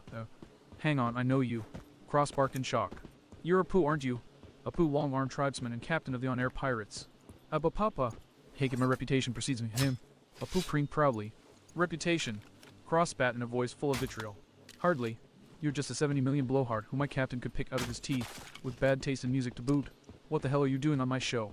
Apu hastily snapped a hand to his mouth in order to obscure his snicker before adopting a scowl and responding. First of all, that's 75 million. Get it right, you nobody big mouth. Big mouth. Soundbite roared. You have the gall to call anyone big mouth. That's fucking rich. And second, Apu pressed on, ignoring Soundbite's taunt save for a withheld chuckle. Taste and music are exactly why I'm here. Ever since your dumbass snail started blaring that drivel that has the gall to call music, I knew that I had to get onto this show no matter the cost. The hell are you on about, you incompetent Should I just leave it there? It took all of Apu's willpower to contort his mouth so that he was sporting a leer rather than a grin. I'm saying that you and your slime ball of a snail's Yeah, I'll music just leave sucks it every there. inch I of don't us it feel like can. finding somewhere else. It's absolute junk, total garbage that's an absolute waste of time to listen to. So, for the sake of audio everywhere and forever, I've been dedicating my skills to trying to hack onto your broadcast for one purpose and one purpose only. And what the hell would that be? Cross growled, his voice utterly dripping with contempt. Apu smirked deviously, and that was one emotion that he didn't need to fake. Why? What else? To educate you on what music really is. Ladies and gentlemen of the world, I am truly happy to welcome you all to Scratchman, Apu's Music Hour. Apu's what? Soundbite roared indignantly. Are you out of your salt-addled mind? I wouldn't vomit your garbage if you fed me a bottle of Ipecac. Apu had to turn away in order to hide his silently laughing mouth, spending a solid minute pounding on the wall before turning back with a leer. Yeah, well, you're going to spread it all across the world whether you like it or not, you subpar bullshit spewers. Papa. For a second, less than an instant, a smile flashed across the snail's face. Apu was certain that he would have missed it if he wasn't already looking for it. The next instant, however, the snail was back to scowling furiously. You wide-mouthed, long-limbed, degenerate piece of... Okay, I think we've all had heard enough of Mr. Blowhard. Apu whistled innocently before twisting his jaw again, sending out another flurry of static.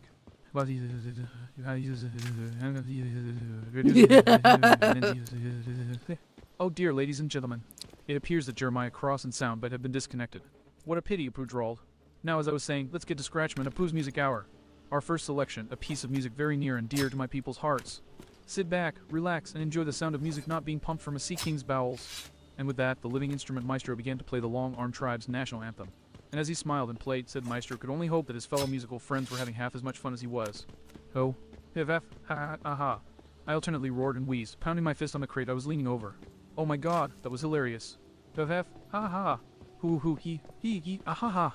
Soundbite cackled in I need to agreement. find a They actually think we hate each good other. open space. No one has a clue. We are evil bastards, evil.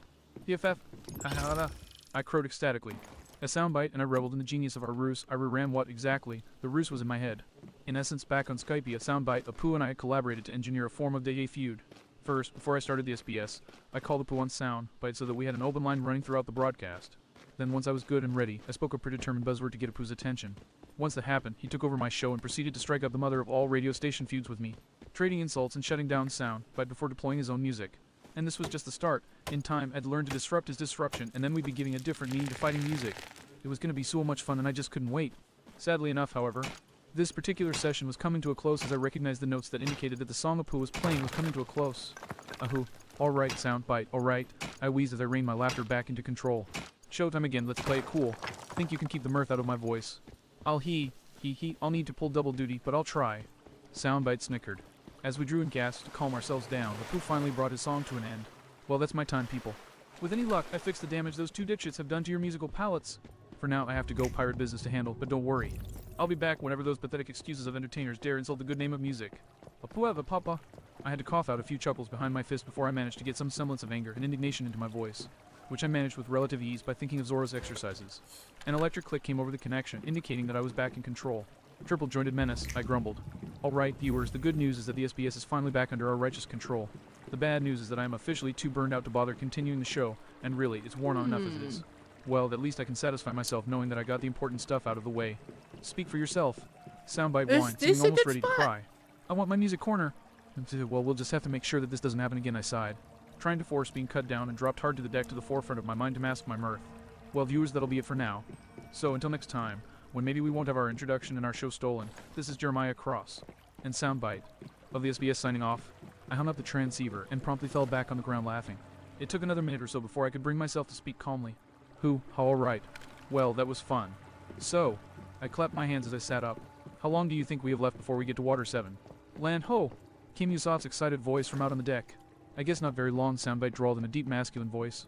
Oh, come on, Soundbite, save Andre's voice for someone who deserves it, I scolded good-naturedly. Fine, fine.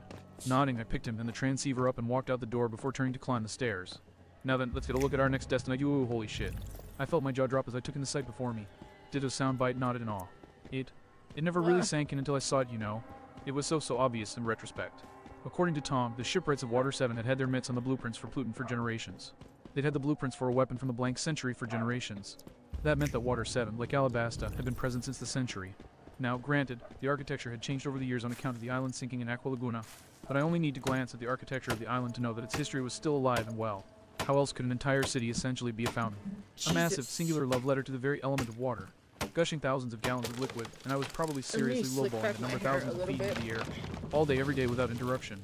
How else could there be doors built into the very infrastructure of the city big enough to fit 2 galleons side by side?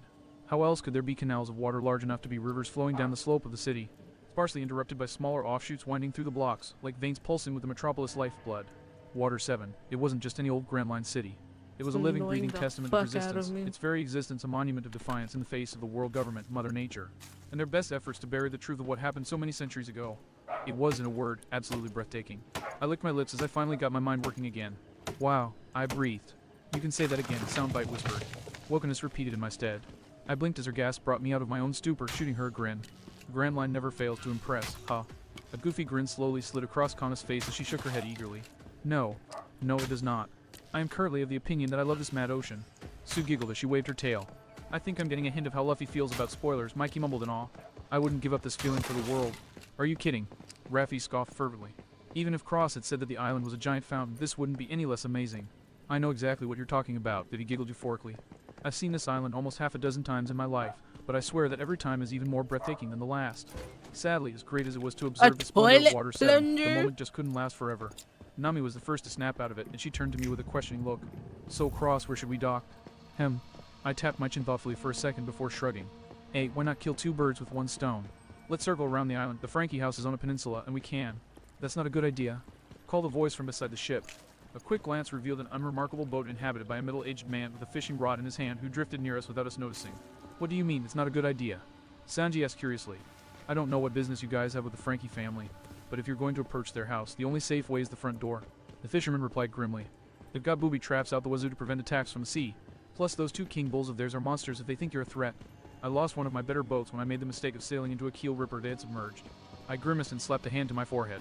Arg, right, that figures. They hunt pirates. They wanted to make sure that nobody with a grudge could just come up and blast their house to pieces with campfire. I clicked my tongue dispassionately. Well, that's annoying. In that case, what's the best place for us to dock our ship, so that we can get in contact with Galilot and not get jumped by marine or world government stooges while we're away? There's a cape that pirates always use over that way, the fisherman said, gesturing down the coast and away from the city proper. Try and hide it from plain view if you can. Those government types really like to pry. Don't have to tell us twice. Vivi bit out acridly as she marched away to grab up a line of Mary's rigging. Oh, and one more thing, the fisherman said quickly. Do you know about Aqua Laguna? I processed that, and then my heart skipped a beat. I thought that the timeline was paused on Long Ring Long Land. But I forgot about that monster of a wave. If we missed it, we'd be better off for it, wouldn't we? Yeah, what about it? I called out to him, fighting to keep the hope out of my voice. Well, it's just that it's scheduled to come in tomorrow night or thereabouts, and it's predicted that it's going to be the biggest one in living history. I snapped my fingers with a curse. So close. What's Aqua Laguna? Usopp asked in confusion. Oh, it's an annual tsunami that strikes the island like clockwork, Vivi explained casually as she pulled on Mary's lines. Common knowledge around here actual lie. She trailed off as she noticed how quiet things had gotten before spinning around and scowling at our accusatory looks. All right, in my defense, I have absolutely no reason to keep track of Water 7's tsunami schedule. Even if I had remembered it before now, how could I have possibly known that we would be arriving at the one time of the year that it would hit? I'm sorry, have you even seen this crew? Sue scoffed in disbelief. Vivi opened her mouth to protest, and then shut it with a hiss of frustration. Well, either way, I suggest you kids rent a bunker for your ship sometime soon and then get some rooms on the upper level. The fisherman indicated the higher parts of the city. Be careful, or else the sea might swallow you whole. We will, thanks. Luffy waved gratefully as we sailed off. A few minutes later, we were anchored off the coast of the cape he pointed out, and in the process of removing the bags of solid gold from storage, as well as the solid mass that we'd cut up and reforged throughout the ship. Usopp and Boss were in the process of forging the wealth into a rather hefty pile of ingots, while Nani ran calculations, and the rest of us relaxed and waited for her final tally. We were all whiling away the time in our own way. Robin was reading, Conus was cleaning the arsenal she was sporting with Sue's nimble help, and Chopper was messing around with a chemistry set with only a few mad mutters here and there. Finally, Nami looked up from her books and glanced at me over the brim of the glasses that I was certain she didn't need. Alright, Cross, the biggest thing for me to consider right now, how much is the new ship going to cost? I grimaced at both the answer I was going to give and the reminder of our circumstances, but my voice was firm. The thing that set the Oro Jackson apart is that it was built out of the strongest wood in the world, the wood of the immortal jewel tree atom. The stuff is outlawed now because of the fact that ships made from it are all but unkillable, but if you've got enough money like we do, and the right contacts in the black market, like I'm guessing Frankie does, Donnie guessed. I snapped my fingers and pointed at the dugong before continuing. Then you can find some of it for sale. Of course, I swallowed as I built up my nerve. As you can imagine, the illicit and valuable nature of the good makes it quite expensive. Nami was silent for a moment before folding her hands on the table, her eyes firmly shut. How much? I flinched back nervously. He used 200 million originally, but considering the size of our crew and how much gold we have available, I'd say we let him run with 500 and see what he comes back with. In an instant, everyone near me jerked away as though they were waiting for me to be struck by a meteor or lightning. I couldn't blame them, seeing as I myself had thrown my arms up in defense. However, Nami didn't react. Rather, she just stared at me over the brim of her glasses, not moving, not twitching, maybe not even breathing. Finally, however, she slowly slid her glasses off, clicked them shut, and pinched the bridge of her nose with a weary sigh. Let me be perfectly clear here. Cross, you are so very lucky that we're far enough beyond any normal definition of rich that that amount of money barely makes a dent in our finances. Or else. Got it, never again without damn good reason. I swear, I waved my hand placatingly before allowing myself a sigh of relief as she turned her attention back to the books. Alright, listen up, Nami ordered casually. My initial estimate back on Skypia was at least 2 billion, but after becoming more intimately familiar with our horde, unhealthily so, Robin muttered with a slight twitch to her eye. I found that, even if the SBS hasn't increased the value of this particular gold through fame or infamy alone, we have approximately 50% more than I expected. After taking out 500 million for the new ship and another 500 million to prove to Iceberg that we can deal, we're left with 2 billion. And as we agreed on Skypia, a full billion of that goes to the crew as a whole. Grins all around. Yeah, laugh it up, Nami groused as she shuffled her papers. Now, while that means we can definitely afford some luxuries, we can't go overboard if we don't want to get back to the point where we barely have enough for Sanji's shopping list. So, the funds appropriated for this island are as follows. Chopper Boss, you get 5.5 million for your request. Thanks, Nami. Chopper said eagerly, while Boss merely pumped his fist. Kanes, 3 million for your wardrobe. Thank you very much, Nami. Kanes smiled in glee. Sanji, 10 million for food.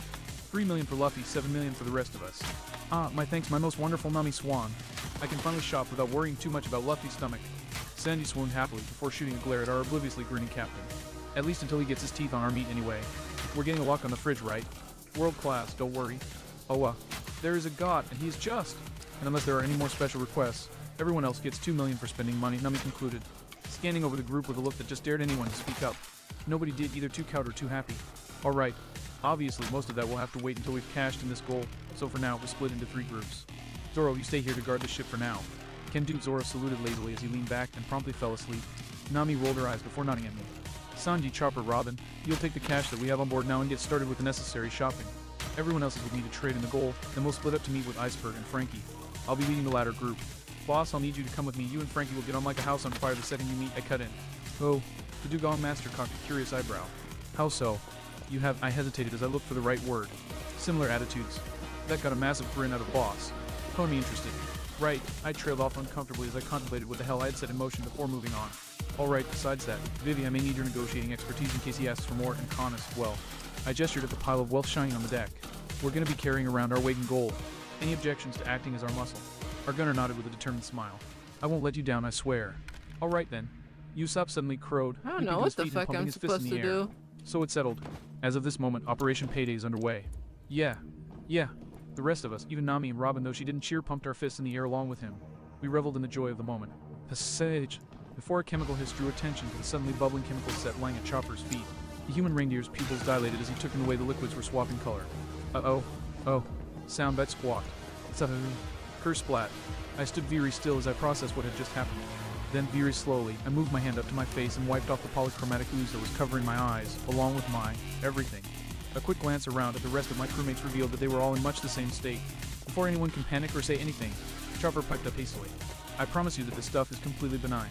And I'm fairly certain that it doesn't hurt paper either, so Nami, Robin, please don't skin me alive. We will take that into consideration, Mr. Emergency Supplies, Robin droned frigidly. Right, I trailed off uncomfortably before clearing my throat. Alright, slight change of plans. First we change and get cleaned up, then we head out and begin the operation. All in favor. Aye. Then we are agreed. As most of the crew began filing inside and the Dugongs jumped overboard, I took the opportunity to grab Chopper and pull him to the side. Specifically out of Robin's line of sight. I need to talk to you, I informed the diminutive doctor. Come on, Cross, I already said it was an accident and that I was sorry. Isn't that enough? Chopper whined. If this is about your clothes, this isn't even remotely about that. I cut him off, and my tone of voice immediately sobered the Zoan. What's wrong? He asked, even having the good grace to lower his voice. I glanced again in the direction Robin had gone to confirm she was gone before speaking. When you go out shopping, I need you to stick to Robin like glue. Don't let her leave your sight, don't let her go anywhere alone, tag her with a scent marker if you have to, I don't care. Just make sure that you are completely aware of her at all times. Got it. Chopper frowned uncomfortably as he took what I was saying. Somebody's going to try and hurt Robin, aren't they? I grimaced and shook my head. Honestly, that's a secondary priority. Right now, I'm more concerned with stopping Robin from hurting herself. What? Chopper squawked in disbelief. But Robin said that she trusted us. Don't you trust her? I do. I hastily reassured him, only to grimace and wave my hand side to side. To an extent, anyway. There are only 3 things in the world that are infinite, Chopper. I started counting down on my fingers. The universe, Luffy's appetite, and human stupidity. Robin is one of the smartest people I know. The Zoan protested incredulously. Up here, yes, I said, tapping the side of my head. But there are 2 kinds of stupidity in the world, Chopper. The stupidity up here. I moved my finger down to tap my chest. And the stupidity down here. And you know the lengths to which that kind of stupid can push us to, don't you? Chopper winced as his hoof shot to his banded horn. Low blow, Cross, he growled before sighing in defeat. But, I see your point. I'll be careful. Great. Oh, and Chopper. I stopped him as he started to walk away. Just look, Robin's been doing this for years, and the people we're up against are professionals who were trained to do this their whole lives. What are you trying to say, Cross? I was uncomfortably silent for a second before hanging my head with a sigh. If anything goes wrong, I want you to know that it's not your fault, and we don't blame you. Chopper silently stared at me for a few seconds before turning to face me completely. I know that I don't really look like it, Cross, but I'm not a little kid. I won't break down over every little mistake I make all the time, he explained in a calm and mature tone. Then he smiled lightly. But thanks. I returned his smile. And a time. Oh, Berg, I groaned as I peeled my shirt off and held it at arm's length. This stuff might not be chemically toxic, but it sure as heck smells and feels it. Bleck. Soundbite spat, sticking his tongue out in disgust. Want me to immolate that for you? Lassie requested, whining as he clamped his paws over his nose. I disced and shook my head as I tossed the ruined article of clothing away. Oh, how I wish, but the potential for flammability is too high for me to risk it. Once we're done here, this all goes overboard. For now, though, I turned and started rummaging through the clothes I brought with me into the kitchen. Let's see what's good for today. In the end, I settled for simplicity. Plain blue cargo jeans and a white t-shirt, covered by a white hoodie with the outline of a blue lobster stenciled onto the front, claws pointed upward. Aside from my differently colored hat and headphones, and well, my armor, of course. And if we're being honest, that was actually nothing special for the Grand Line. How do I look? I said as I spread my arms out and turned around to give them an eyeful. Honestly, compared to what you usually wear, you look pretty bland, Lasso deadpan. Seconded. Too plain. Soundbite concurred. That's the point, I retorted, crossing my arms with a huff. In case you missed it, there are a lot of people in the world government who want me shut up forever, and this town just so happens to be a hop. Step in a train right away from their doorstep. If I catch the wrong person's eye here, I'll disappear into the shadows. Soundbite promptly paled while Lasso scoffed. And seeing as you'll be latched onto my back when they grab me, you'll come along for the ride. And then Winston scratched the back of his head. Point taken, sorry. Right. Now. I was cut off by a rapping noise coming from the kitchen's door. Excuse me, Cross, could I get your opinion on something? I blinked in surprise as what was unmistakably Robin's voice emitted from the other side of the door. Huh. On what? I called out. Oh, just my choice of attire is all, she informed me. I'd ask the girls, but I'd rather a male's perspective, and you're the most well-adjusted member of the crew. Would you mind? I shot a flat look at Soundbite. Why did the well-adjusted sound more like average? Are you really going to protest what you know to be true? He shot back. I nodded, silently acknowledging the point, and turned to address Robin through the door. Yeah, sure thing, come in. The door swung open, and I severely regretted my decision. An ironic statement to make when the cause is a beautiful woman wearing only a too-thin t-shirt and frilly black panties walking through the door. No. Soundbite was left speechless for once as his jaw struck the table, while Lasso snickered into his paw. Well, I've certainly missed seeing you pull this trick, he guffawed. My eye twitched slightly as I looked her up and down before finally forcing the words out. I am severely conflicted. Robin's eyebrow cocked in amused curiosity. Oh? Are you saying that you're disappointed? You don't like what you see? I ground my teeth as I dug my nails into my upper arms. The very opposite is one half of that conflict. On the other hand, I thought that you were done trying to kill me, Robin. That made the archaeologist blink in surprise. Oh, and how would this lead to that? I gestured flatly at my neck. Because my flesh and bone are weak, whereas Sanji's feet are capable of deading iron. Robin chuckled softly. Be serious, Cross, Sanji wouldn't really out. She trailed off as she caught sight of my paper flat look. The statement hung unfinished in the air until she coughed in her fist and a hand appeared from the wall to close the door behind her. Right, my apologies. I didn't quite think that through. And you have all of 5 seconds to explain just what that was before I decide that this little incident is enough to justify doubling the payback that you've already built up. I growled, not taking my eyes off of her. Robin, for her part, only chuckled. Oh, you don't get to laugh at me. Take a minute to remember exactly what I'm capable of, let alone my partner. Mew! You ha ha ha! Soundbite provided. Robin's demeanor faltered slightly before she regained her cool, and her smile became more sincere. Very well, but if I may rationalize my behavior, My life might have been a bit jilted, but I do believe older siblings embarrassing the life out of their younger ones is typical no. I honestly kind of froze as I processed that statement, a hurricane of emotions whirling in my Give head. me the stapler, bitch! Still, I was able to recover enough to cover my shock with a careless cough. Yeah, well, newsflash. This kind of humility is more typical of the younger. Now, you were saying... Robin chuckled and held her arm behind herself, accepting a bundle from an autonomous arm that pushed the door open slightly. I was serious when I said I wanted your opinion on my attire. Here, take a look. She unrolled the bundle, displaying the outfit she was apparently planning to wear on the island. The very, very form-fitting outfit she was planning on wearing. I gave the one piece a once-over before gracing Robin with a flat look. Well, it certainly says something to me, though considering how the language of leather is one of few words. Shit. I don't think you want to know what that something is. It wasn't just the leather that made me say that. Honestly, I couldn't be surprised at what I saw considering how I'd been half expecting it, but still, a white polka How dotted in the slip, fuck? a black leather dress with long sleeves and black leather No. boots that reached to halfway up her thighs, Help. leaving just about nothing to the imagination and sending a very specific message. No doubt about it, it was definitely the same outfit she wore while she was held prisoner in an ICE lobby, and now that I thought about it, the one that she wore while still on Water 7 proper. So, that's your honest opinion, is it? Buckaronied. Robin asked casually, and I would lie why. I scoffed. Perfect, Robin purred, several arms sprouting to help her put the outfit oh damn. I promptly turned to the side and held my hand to my face with a grimace. You fight dirty, witch. You hear me? Dirty. And don't say, fight till the rot till the tea, she crooned. That, I grumbled with a roll of my eyes. Soundbite, meanwhile, had an entirely different opinion to share. Hubba hubba. Now that's what I call a nice AC. Hey. He was cut off by two hands grabbing his ice At dogs least he and didn't drop effectively blinding anything. him. Spoil sport. You wouldn't do this to Cross and you're not doing it to lasso. I'm smart enough not to look, the dog gun huffed as he covered his eyes with his foreleg. And Cross wouldn't blare it all out over the ship, Robin added. Fair enough. I grumbled and tapped my foot impatiently as I waited for her to finish up. Come on, that thing was slim, but no way in hell was it that hard to put on. Seriously, though I understand why you were wearing clothes like this back when you worked for Baroque Works, but what's your motivation now? Heh. Isn't it obvious, Cross? I could hear the smirk in her voice. Not all men are as strong-willed as you are. I predict many a lowered price thanks to this particular outfit. Right. I glanced upward with a tortured groan. My kingdom for a few appropriate Bible verses that I could mutter about now. Would you prefer Deuteronomy, Leviticus, or Genesis? My eye twitched slightly as the words fire, brimstone, and Sodom and Gomorrah flashed through my head before casting a glare down at Soundbite. Learn to recognize sarcasm, Slimestain. Only yes, you can call me that. You may address me as the annoying voice in your head. And you need to learn to recognize snark. Ever hear of a little thing called timing you? Break it up before I bite you both, Lasso ordered in a bored tone. Soundbite and I gave one last snarl at each other before falling silent. We were then joined by an airy chuckle coming from my generated blind spot. Amusing as always, you two. And for the record, I'm almost done. Would you mind zipping me up, Cross? I stared dead ahead with as I popped up my other hand's middle finger. You are the last person I want to hear that line from. Can't blame a girl for trying. Once again, I could hear the smirk in her voice.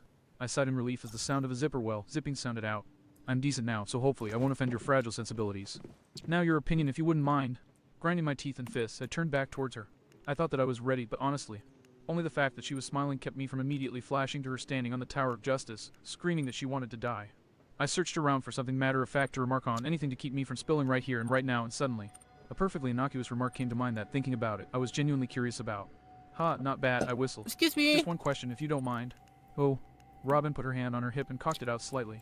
And what would that be? Well, what happened to your hats? Wow, that made her freeze almost as bad as O'Hara. You know, your cowboy hats.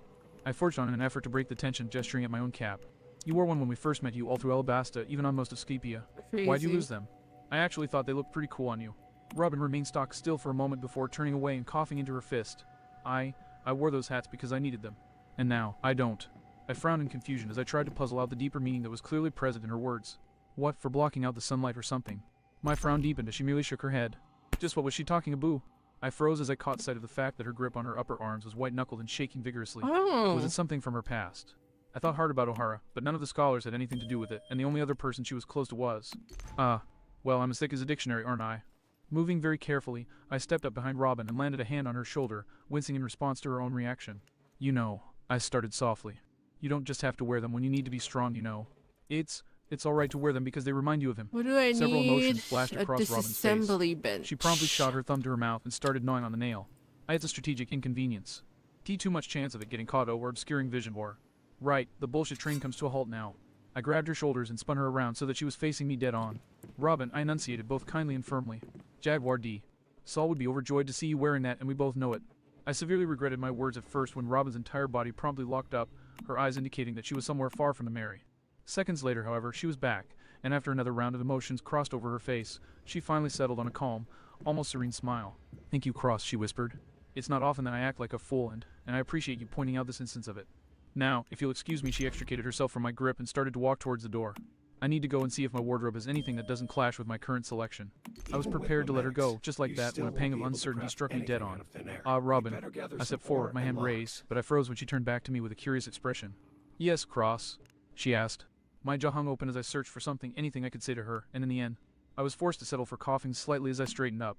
You know we'd go to the mats for you. I eyed her hesitantly. Right. Robin blinked at me in confusion as she processed my statement, and then she smiled. A real smile, an honest smile, a smile of good, belief and hope delicious that meal shone for throughout yourself her, using even in her whatever eyes. you are able Of course to I do. gather. I didn't even hesitate to smile back. Oh, demons, I hissed grimly. They're demons.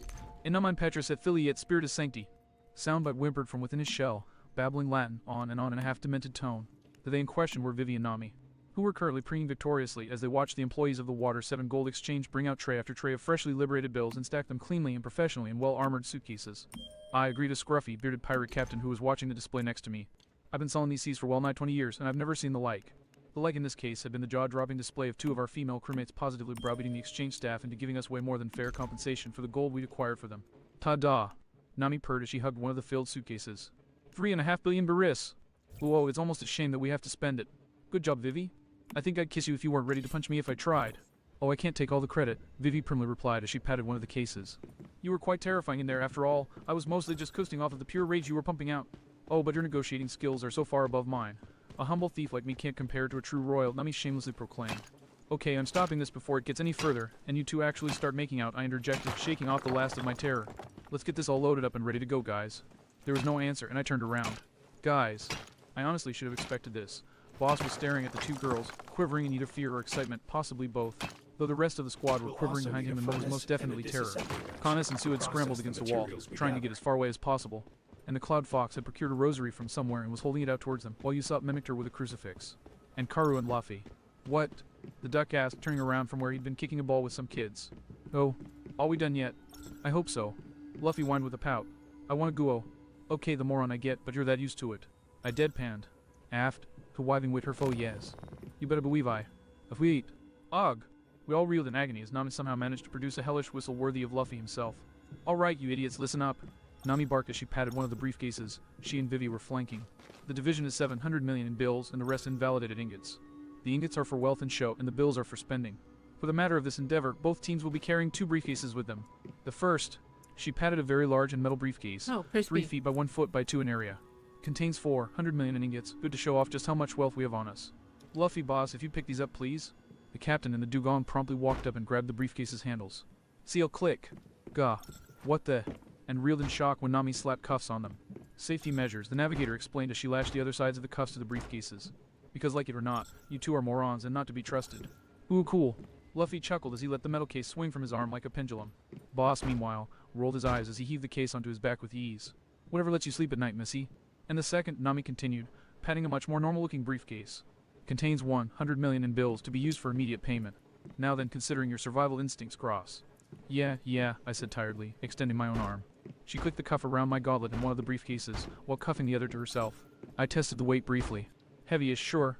Not light by any measure, but at least it wasn't too much of an inconvenience. Nami then proceeded to direct our attention to the other 5 pairs of cases. Now, as for the rest of this gold, it goes back to the Mary for now to be stored and divided up. And considering that the fastest and most secure way back is through the water guards, the TWOS abruptly straightened and saluted. Yes, ma'am, they barked in unison. Take the cases and swim back to the Mary. Load it on board and then resume your responsibilities guarding the ship. And if you lose any of the gold along the way... Within moments, the cases were gone and only trails of bubbles indicated where the dugongs had vanished to as well. Nami sniffed primly. You've trained them well, boss. Thank you kindly, the dugong tipped his cigar with a smirk. Right. Now then, let's saddle up and get going. I declared as I hopped into the boat Lasso was snoozing in. Right, Vivi nodded as she and Karu settled into their own vessel, while Connus took the third. And remind me again what you call those accents. So, you guys all ready to go? The bull who was towing me in mine asked eagerly. Just tell all two Finjoy where you want to go and we'll get you before you can say Galila. Brooklyn, I grit out from behind the hand I had pressed to my face. It's racist to ship Brooklyn. Be glad that they're amphibious enough that I can do anything at all. Besides, they're a species of cabbies. Would you rather I'd used unidentifiable Middle Eastern ethnicities? Relax, my friend, relax. Joey chuckled casually. As it is, we guys are just happy to be able to talk at all, along with the rest of da bulls near y'all little friend here. It's mighty convenient for business it is. Ha, I do what I can. Yeah. Well, what you can just got y'all, and you're some very powerful friends. The bull's grin widened by several teeth. Congratulations, you've got friends in the Union. I cocked an eyebrow curiously at the comment before shrugging it off, deciding to puzzle it out later. Sounds great. I'd be a bit chattier usually, but right now we're a bit pressed for time.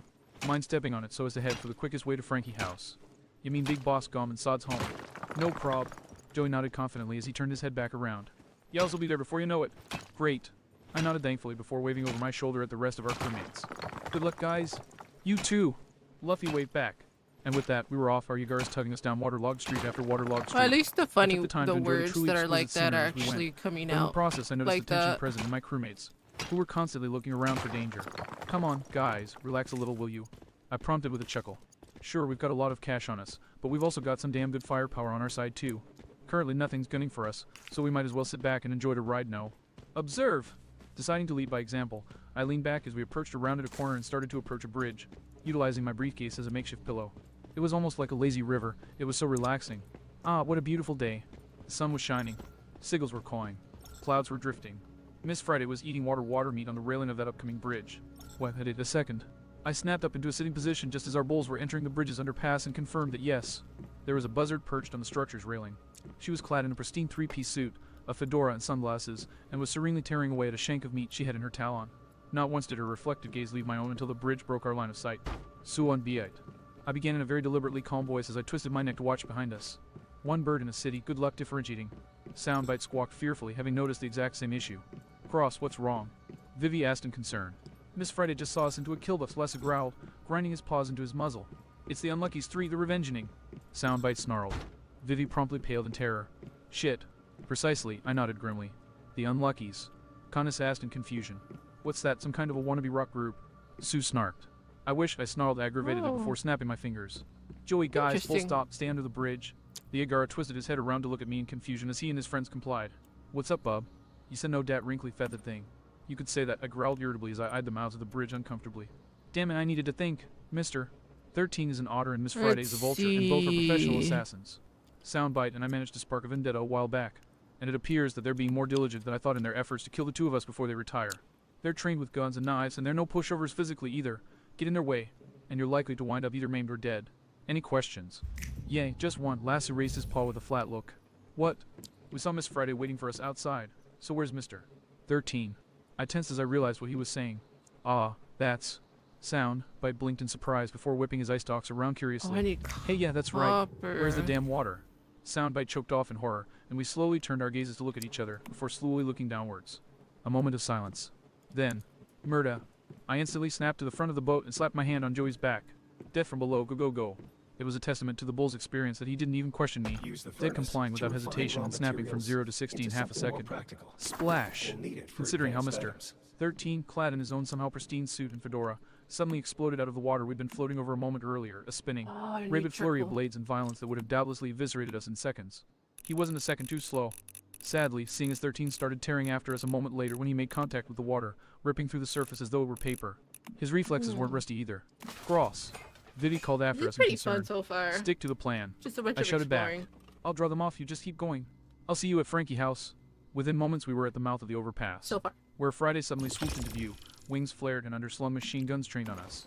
Without missing a beat, I jabbed my finger at her with a snarl. Canny blast. Lasso dropped his jaw open and roared, sending a pillar of blazing air at the bird. He missed, of course, on account of the vulture flapping her wings and nimbly dodging out of the way of the blast, but he at least managed to give us a long enough reprieve that Joey was able to hang a hard right and tear down a water-filled alleyway. As our mount churned up the water in an effort to escape, I took the time to glance back at our pursuers. Miss Friday above, flapping after us and training her guns on us in hopes of squeezing off a shot, while Mr. 13 pursued below, ripping through the water at speeds equivalent to a cheetah. Really, there was only one way to define this situation. Gentlemen, I announced grimly, the hunt is on. Patient and maybe that ye are wiser now, lest we surprise you again with something so very far-fetched as the idea that we would ever make a normal chapter less than 10,000 words. Zamiakin, also just FY, Izzy had to check out before he could run a total final check, so forgive any errors you see. We'll release an updated version once he's at his time. Crossbrain in, and for those of you who are complaining about Omatsuri not being canon, we present a compromise in the form of the following epilogue I make.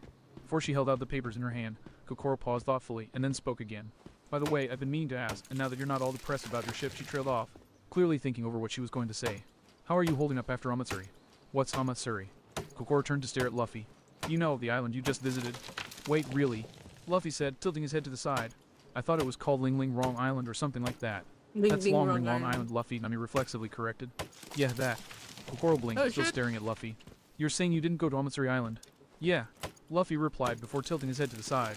Wait, what's Amatsuri Island again? The one you just visited. I don't remember that island, Luffy said. What did we do on it again? Because I don't remember that island. Yes, you said that already. Kokoro snapped, her annoyance clearly growing. Captain, I interjected. As amusing as it was watching this, we did have a tight appointment to make. Do you ever get nightmares? What are those? Well, that answers that, I said smugly. I don't know why we all had the same nightmare a few days ago, but I'm gonna blame it on Grand Line weirdness and call it a day. Kokoro looked around at the straw hats as realization swept over her. You're denying that anything happened to you. Do you actually think that that'll work? We all glanced at one another before giving her a confused look. Do we think it will work? Kokoro silently worked her jaw for several seconds. Ultimately, though, she just threw her hands up in exasperation. Fine. A nightmare. Believe what you want. Up arrow top. Left arrow previous chapter. Next chapter right arrow. Edit bookmark. Comments 33. Time Solfi, Ovis, Bankton Karatsan, Clemo 12 Ezro, Aline, Soli Anakim Kira XXX, is Sexual Blue Jay 3 ounce, Ruby Dragon, Heart Nightingale, Picklefish Lips. Blue Kicking 16, Picklefish Jimmy Lips. 32, Wolf 17 Fame, 4R 4v3 and 4 and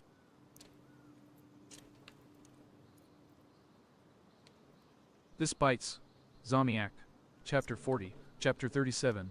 A Foreseen Betrayal. Robin sets what's aside everything for this? friendship. Crossbrain. A quick shout out to our rival. The Government Village Idol Server 2014 launch event before we is get now all this started. live. Head to Along the with a event massive screen on congratulations. New F3 Game to Plus has check out the surpassed global once again in favorites, activities. meaning that it is officially the second most popular One Piece fic in the fandom. You deserve no less, Duncan. Zomiac and watch your back, rat bastard. We're climbing fast and we'll be butting heads on equal ground soon enough. Patient and oh come now, don't let our congratulations be obscured by your Oh. ego.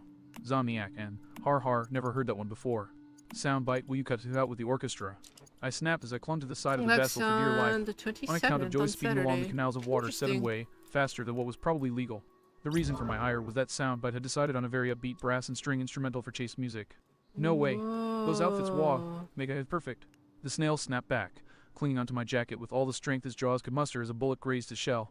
Yeah, well, word to the wise. I held up one of my gauntlets to block another bullet. The Blues brothers never went on the offensive. And besides that, I seriously doubt that these bastards have even heard of them. I griped before blinking as a thought hit me. Actually, on that note, why are they dressed like that? Looks to me like they're impersonating world government officials. Joey offered, turning his head to look over his shoulders. Showing no visible worry at seeing me fending off bullets or any problems navigating the canals. People do it all the time. He took a sharp left that resulted in the unluckies momentarily heading the wrong way. Weird. When trying to kill one another, keeps bystanders from interfering. Seriously? Soundbite asked in confusion. How the heck does that work? Gather Sheer crops reputation. or Lasso mining growled and as he cook glared daggers at the dishes. pursuing animals. In any other clothing, someone would try to help us, or at least I stop the need gun-toting crops. maniacs. I need to cook But so dishes, long as I they're think. wearing suits, he paused long enough to spit a canny slick in the water and another canny blast at the sky, neither of which helped with how fast the damn pests were moving. Nobody even blinks twice. It's a common assassin's tactic. After all, who in their right minds would be stupid enough to interfere with world government business? He filled his jaws with the tar of canny plaster before firing out a ball of the stuff along with a blaze of canny palm, sending a very potent fireball at 13. That done, he huffed and turned around with a roll of his eyes. Excluding present company, of course. Yup, well, Jianen. I cut myself off with a bit-out grunt as I ducked under a bullet that had come way too close to giving me a third eye.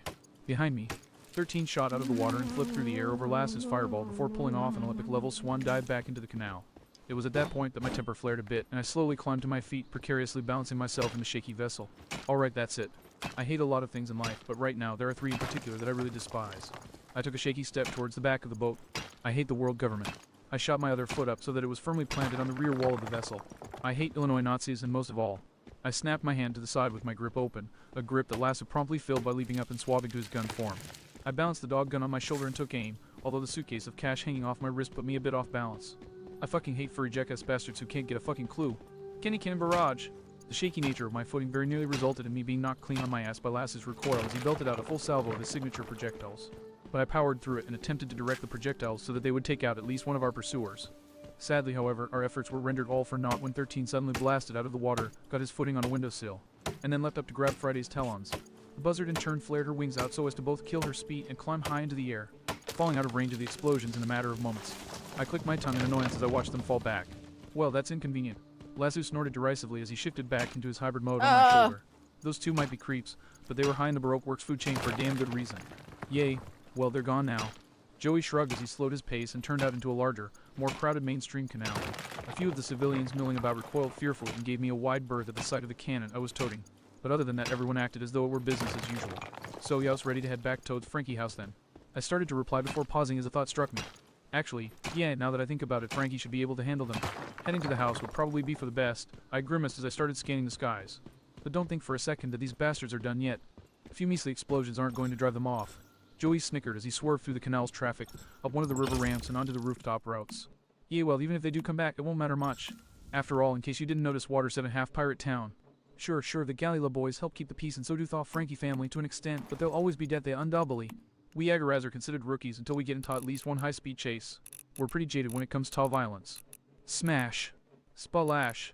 Friday chose that time to suddenly dive buzz us, dropping Mr. 13 onto a passing Yagara in the process. With a ridiculously minimal amount of effort, Mr. 13 dislodged the bull's former passengers into the water and then snapped a pistol revolver, to be specific, to the back of the Yagara's head. He then proceeded to jab the other revolver he was clutching towards us, leaving no doubts as to his intentions. Huh. I was wondering when we'd see Dalmont's first gunpoint jacking. Poor Flippa, Dad's no way to lose a bet and pool, Joey remarked in a casual, slightly strained voice. Joey, I grit out uncomfortably. Don't worry about it, Joey said dismissively. Flippa's an old vet at these kind of stunts that rats and faux nasties surprise. As if on cue, the Yagara in question spun his body on an axis, dunking 13 in his saddle in the water in one swift move. Sadly, however, 13 wasn't affected in the least. Whack! Worse yet, going by the way the otter had pistol-whipped his hostage mount, all it had done was severely piss him off. I swallowed heavily as the captive Yagara bull started closing the distance between us. I really hated it when this damn bastard demonstrated that he was actually smart. Now I couldn't try blasting him with lasso unless I wanted to risk harming the Yagara as well, not to mention the rest of the civilians around us. Still think that this is your average Wednesday afternoon. Nice. Joey grit his teeth as he put on speed and started accelerating down the skyway. What I think is Dad, I'm pissed off cause one of my friends has got a frickin' psycho assassin sticking to his back like glue. He glanced backwards, his mouth a grim line, as the other Yagara started to catch up with us. And I'm also a bit nervous because Flip is as fast in the water as I am. Hope you're ready for a scrape. I groaned miserably as I shifted lasso so that he was hanging on my back and flexed my fingers in readiness. And me without my freaking baton, I groused miserably. All too soon Flippa drew up alongside us, at which point he swerved to the right and slammed his flank into my ride. Sorry, Joey. He apologized through grit teeth. But you know how it is, when your life's on the line. Do what you gotta do. I know, Joey nodded with a sidelong glare. And I only got one thing to say in response. Joey swerved out and promptly rammed right back into Flippa, butting heads with the opposing Yagara. Right back out to Bub. While the two bulls shoved against one another, I was treated to the sight of 13 leering viciously as he cocked back the hammer on his second gun, aiming it straight at my center mass. I didn't have time to think, time to even react properly. All I could do was snap my arm up in an instinctive act of defense. Bang, bang, bang, bang, bang, bang, and then blink in surprise as the unloading of the gun's entire cylinder did absolutely nothing. The sentiment was one that Mr. 13 mirrored perfectly, even going so far as to intently examine his gun. For my part, I looked down at my torso in an attempt to find out what the hell had happened, and in the process I inadvertently got my answer. Once I had it though, I grinned savagely as I jerked my arm up and caught the handle of the very heavy, very bulletproof briefcase that was chained to me. Isn't it amazing what kind of protection 100 million can buy? I taunted as I fell into a ready stance. 13 swiftly recovered, scowling viciously as he snapped his gun back into his jacket and whipped out a trio of knives that he held between his paw's fingers like metal claws. I grimaced as I held up the briefcase. Nama's gonna kill me, I muttered. And with that, we were at it. Mr. 13 swung his knives at me. I blocked with the briefcase, and just as I was winding up to swing back, Joey and Flippa promptly swerved away from each other. Ah, hey, what are you? I began before another Yagara bull shot past us. Ah, right, live traffic. Carry on. Same Tayu. Flippa and Joey snarled as they slammed back into one another, clearly getting into it. It was weird seeing the two Yagara bulls fighting. They were holding back some. After all, I knew they could bite, and they sure weren't doing that. Instead, they were slamming their muscular necks against each other. It was bizarre and also rather dangerous, seeing as both Mr. 13 and I spent half our time avoiding getting brained by their flailing heads. The other half. Mr. 13 failing to get past the briefcase as I blocked him, and me trying and failing to hit him as he ducked and squirmed around my blows like a greased lamprey while keeping his gun trained on Flippa all the while. It was really quite frustrating, especially since Joey screwed up my swing more than once and the damn otter was only barely handicapped as he tried to keep up with Flippa. The two bulls only split apart again to avoid an oncoming Yagara bus. Yes, that's apparently a thing. I shouldn't be surprised, and when they came towards each other, they were on a clear collision course, their heads reared back to strike. This was it. No janking, no shakes, no chance for our mounts to screw up our aim. Hell, the charge even helped us by adding momentum. The two bulls sped closer and closer as Mr. 13 tensed his legs, and I wound up a swing. Finally, they were less than 6 feet from each other, and I began my swing even as Joey and Flippa swung their necks, and the otter leapt towards me and was promptly batted out of the sky, following which he bounced off of the skyway's railing and fell out of sight. All of us promptly stilled as we blinked after him in surprise. That was easy, soundbite summarized in a casual tone. Bit anticlimactic, if you ask me, Flippa shrugged, almost in disappointment. Oh, don't worry, we're not done yet, lasso provided from where he was hanging on my back. Yay. Joey looked back at us in confusion. How come? Second verse, only slightly flipped from the first. Lasso angled a flat look over my shoulder at the bull. Where's Miss Friday? Both my eyes and Soundbite shot wide in shock as we slowly exchanged terrified looks. While we hedged uncomfortably, we received an answer in the form of a mechanical whirring noise above us. One look was enough to confirm that not only had Friday caught up with us again, but she was toting a. I blinked as I processed just what she was holding. Is that a hand crank-operated rotary gun? Guess she must have found a weapon smuggler stash, Joey provided weakly. Go figure, huh? Swallowed heavily as I slowly brought my arm around my back to grip lasso. Any chance that I can shoot her down before she gets it up to speed? Friday grinned malevolently as she shifted one of her talons, so that it was pressing a trigger on the weapon's handle. Her other leg still spinning the crank as fast as it would go. Guess not. Soundbite yelped. Move! I yelled, acting on instinct and leaping out of Joey's saddle and over the edge of the skyway. Just as Friday opened fire and started peppering the space I'd occupied moments before with lead. For the briefest of moments, I soared with the grace of a majestic eagle. Smash!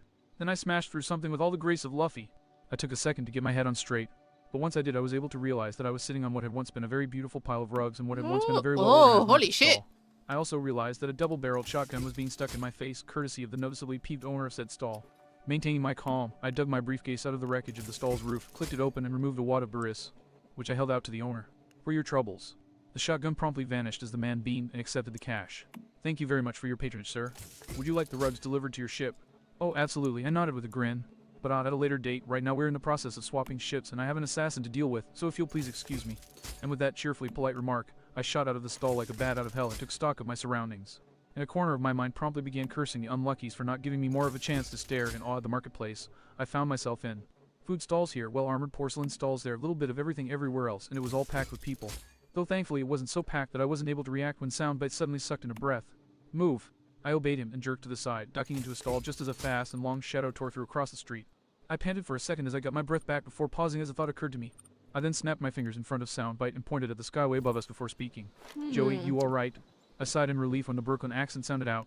Yeah, don't worry, Flippa and I got out alright. We don't want that biatch open for ya. But you better believe that we are pissed. Look, kid, you're in Dahiron Bazaar, right? I glanced at Soundbite for confirmation. Yeah, why? Good. Look, it's a big and confusing place, but if you can find your way to Dalwater, then I can arrange some transportation for you to Dalfrankie House. I blinked in surprise before grinning gratefully. Really? That's great. Where do you want me to head for?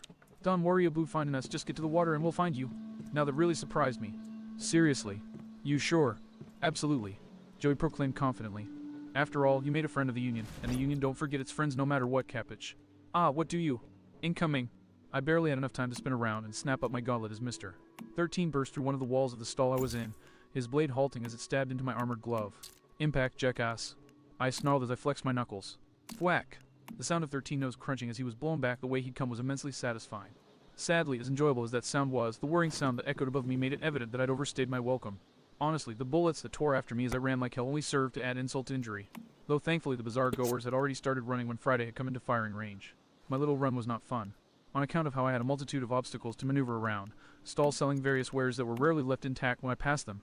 Individuals who were either brave or stupid enough to still be out and about shopping in spite of the clear hell that was following me, and more than a few carts being used to transport goods, either left abandoned in the middle of their owner's panic. How did I groaned as I caught sight of the massive logs and vegetables rolling across my path.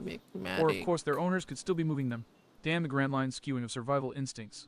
Acting on instinct, I pumped my legs and leapt onto the table of a nearby stall, from which I managed to spring onto the wood of the cart, and from there clear over the cart itself. I landed in a roll and came up crouching and facing Friday with lasso drawn on my shoulder, aimed right at her weapon. Can you plaster? I barked. A ball of tar shot out of Lasso's metallic maw at cannonball-like speeds and splattered against the buzzer's oversized weapon, sending a cascade of viscous liquid splattering both within the weapon itself and over Friday as well. The avian assassin hacked and spat as she flapped her wings in a panic, and in the midst of her panic she just so happened to press the trigger of said weapon. The trigger activated the rotary gun's trigger mechanism, obviously. Boom. Squawk, which in turn ignited the tar and caused both Friday and her weapon to go down in a nice and glorious fireball, even going so far as to land on the cart I'd managed to leap over. However, as loud as the explosion was, it wasn't loud enough to overshadow what came next. My cabbages. My eye twitched furiously as I put Lasso back on my back. Please tell me that was you, Soundbait, I groaned. What a glorious world we live in. Soundbite sang gleefully. By the way, on your 3. I promptly spun on my heel and lashed my arm out, smashing Mr. 13 dead on with my briefcase and sending him careening into a nearby stall. Huh. I jumped and pumped my fist victoriously. Home run, jackass. How do you like me now? A lot, I'd imagine. I blinked over my shoulder at Lasso. That was a weapons vendor, he explained flatly. 13 chose the moment to leap back into sight, sporting both a shotgun that was larger than he was and a truly vicious grin. I ground my teeth as I glared bloody murder at the aquatic rat. I will eat you, you little... Bang! Gah. I yelped, hastily leaping behind the counter of the stall nearest me. Thankfully, the counter itself was made of metal, so the next blast of buckshot ricocheted rather than perforating me. I panted and shifted around as I tried to get my breath back, and I jumped when my shoulder knocked into a bottle behind me in the process. What is this place? A Soundbite's eyes swiveled for a moment as he took in our surroundings. Looks like a stir-fry station. A quick glance around confirmed his assumption. Ingredients, dishes, cooking utensils, even a grill with the thunk. A 13 leaping onto the counter above me prompted me to shoot to my feet. I jerked my arm up. Clang. Splash. Whittling. And promptly reveled in 13 tortured scream as I splashed a wok full of sizzling grease on him.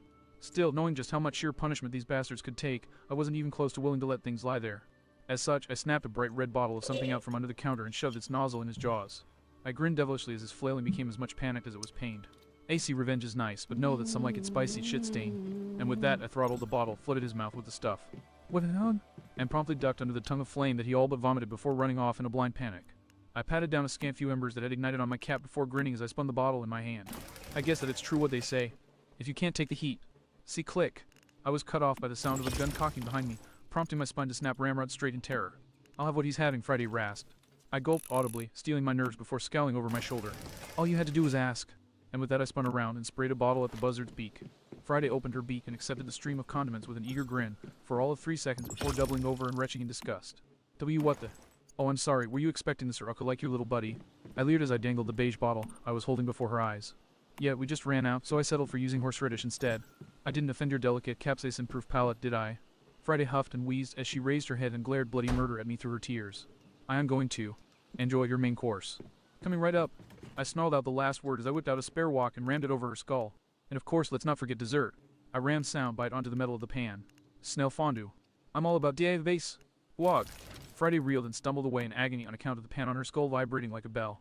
Satisfied with the state of disarray the pair of assassins were in, I booked it right out of the marketplace as fast as I possibly could and beelined for the closest waterway I could find. I just managed to run up onto a bridge.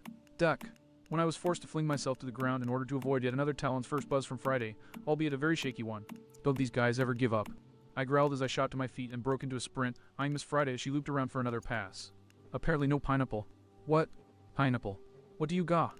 I choked off in horror as I caught sight of the thing flying at my head. Y'all know those cartoon bombs. Black metal sphere with a burning fuse at the top. Yeah, I had a split second to blink at one sailing through the air, courtesy of the sunglasses-clad otter, before reacting. And the worst part, he threw it at me from further down the bridge. How the hell he'd managed to get in front of me without my noticing, I had no idea. Ugh, this is a terrible idea, I groaned, before throwing myself off the bridge and onto a tied-up gondola floating in the canal. The bomb went off with a loud bang, shattering the bridge and sending chunks of stone into the canal, though as Friday swooped in for another pass. This time only missing Soundbite and my shoulder by a matter of inches as I jerked to the side. If you stand still, you'll be shredded. Soundbite yelped. Duck. Weave. Run. Yeah, slight problem with that, I muttered as I glanced at the sidewalk where Mr. 13 was waiting and grinning as he tossed another bomb up and down. And where the hell did he pull that thing from anyway? He's only wearing a damn suit.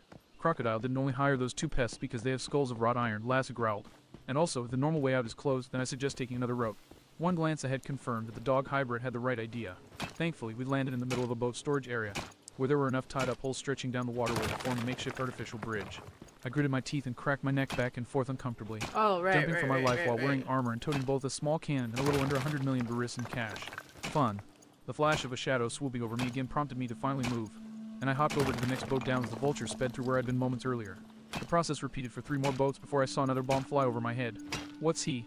I started to mutter before being cut off by the bomb exploding right under the next boat, which was now sinking by the stern.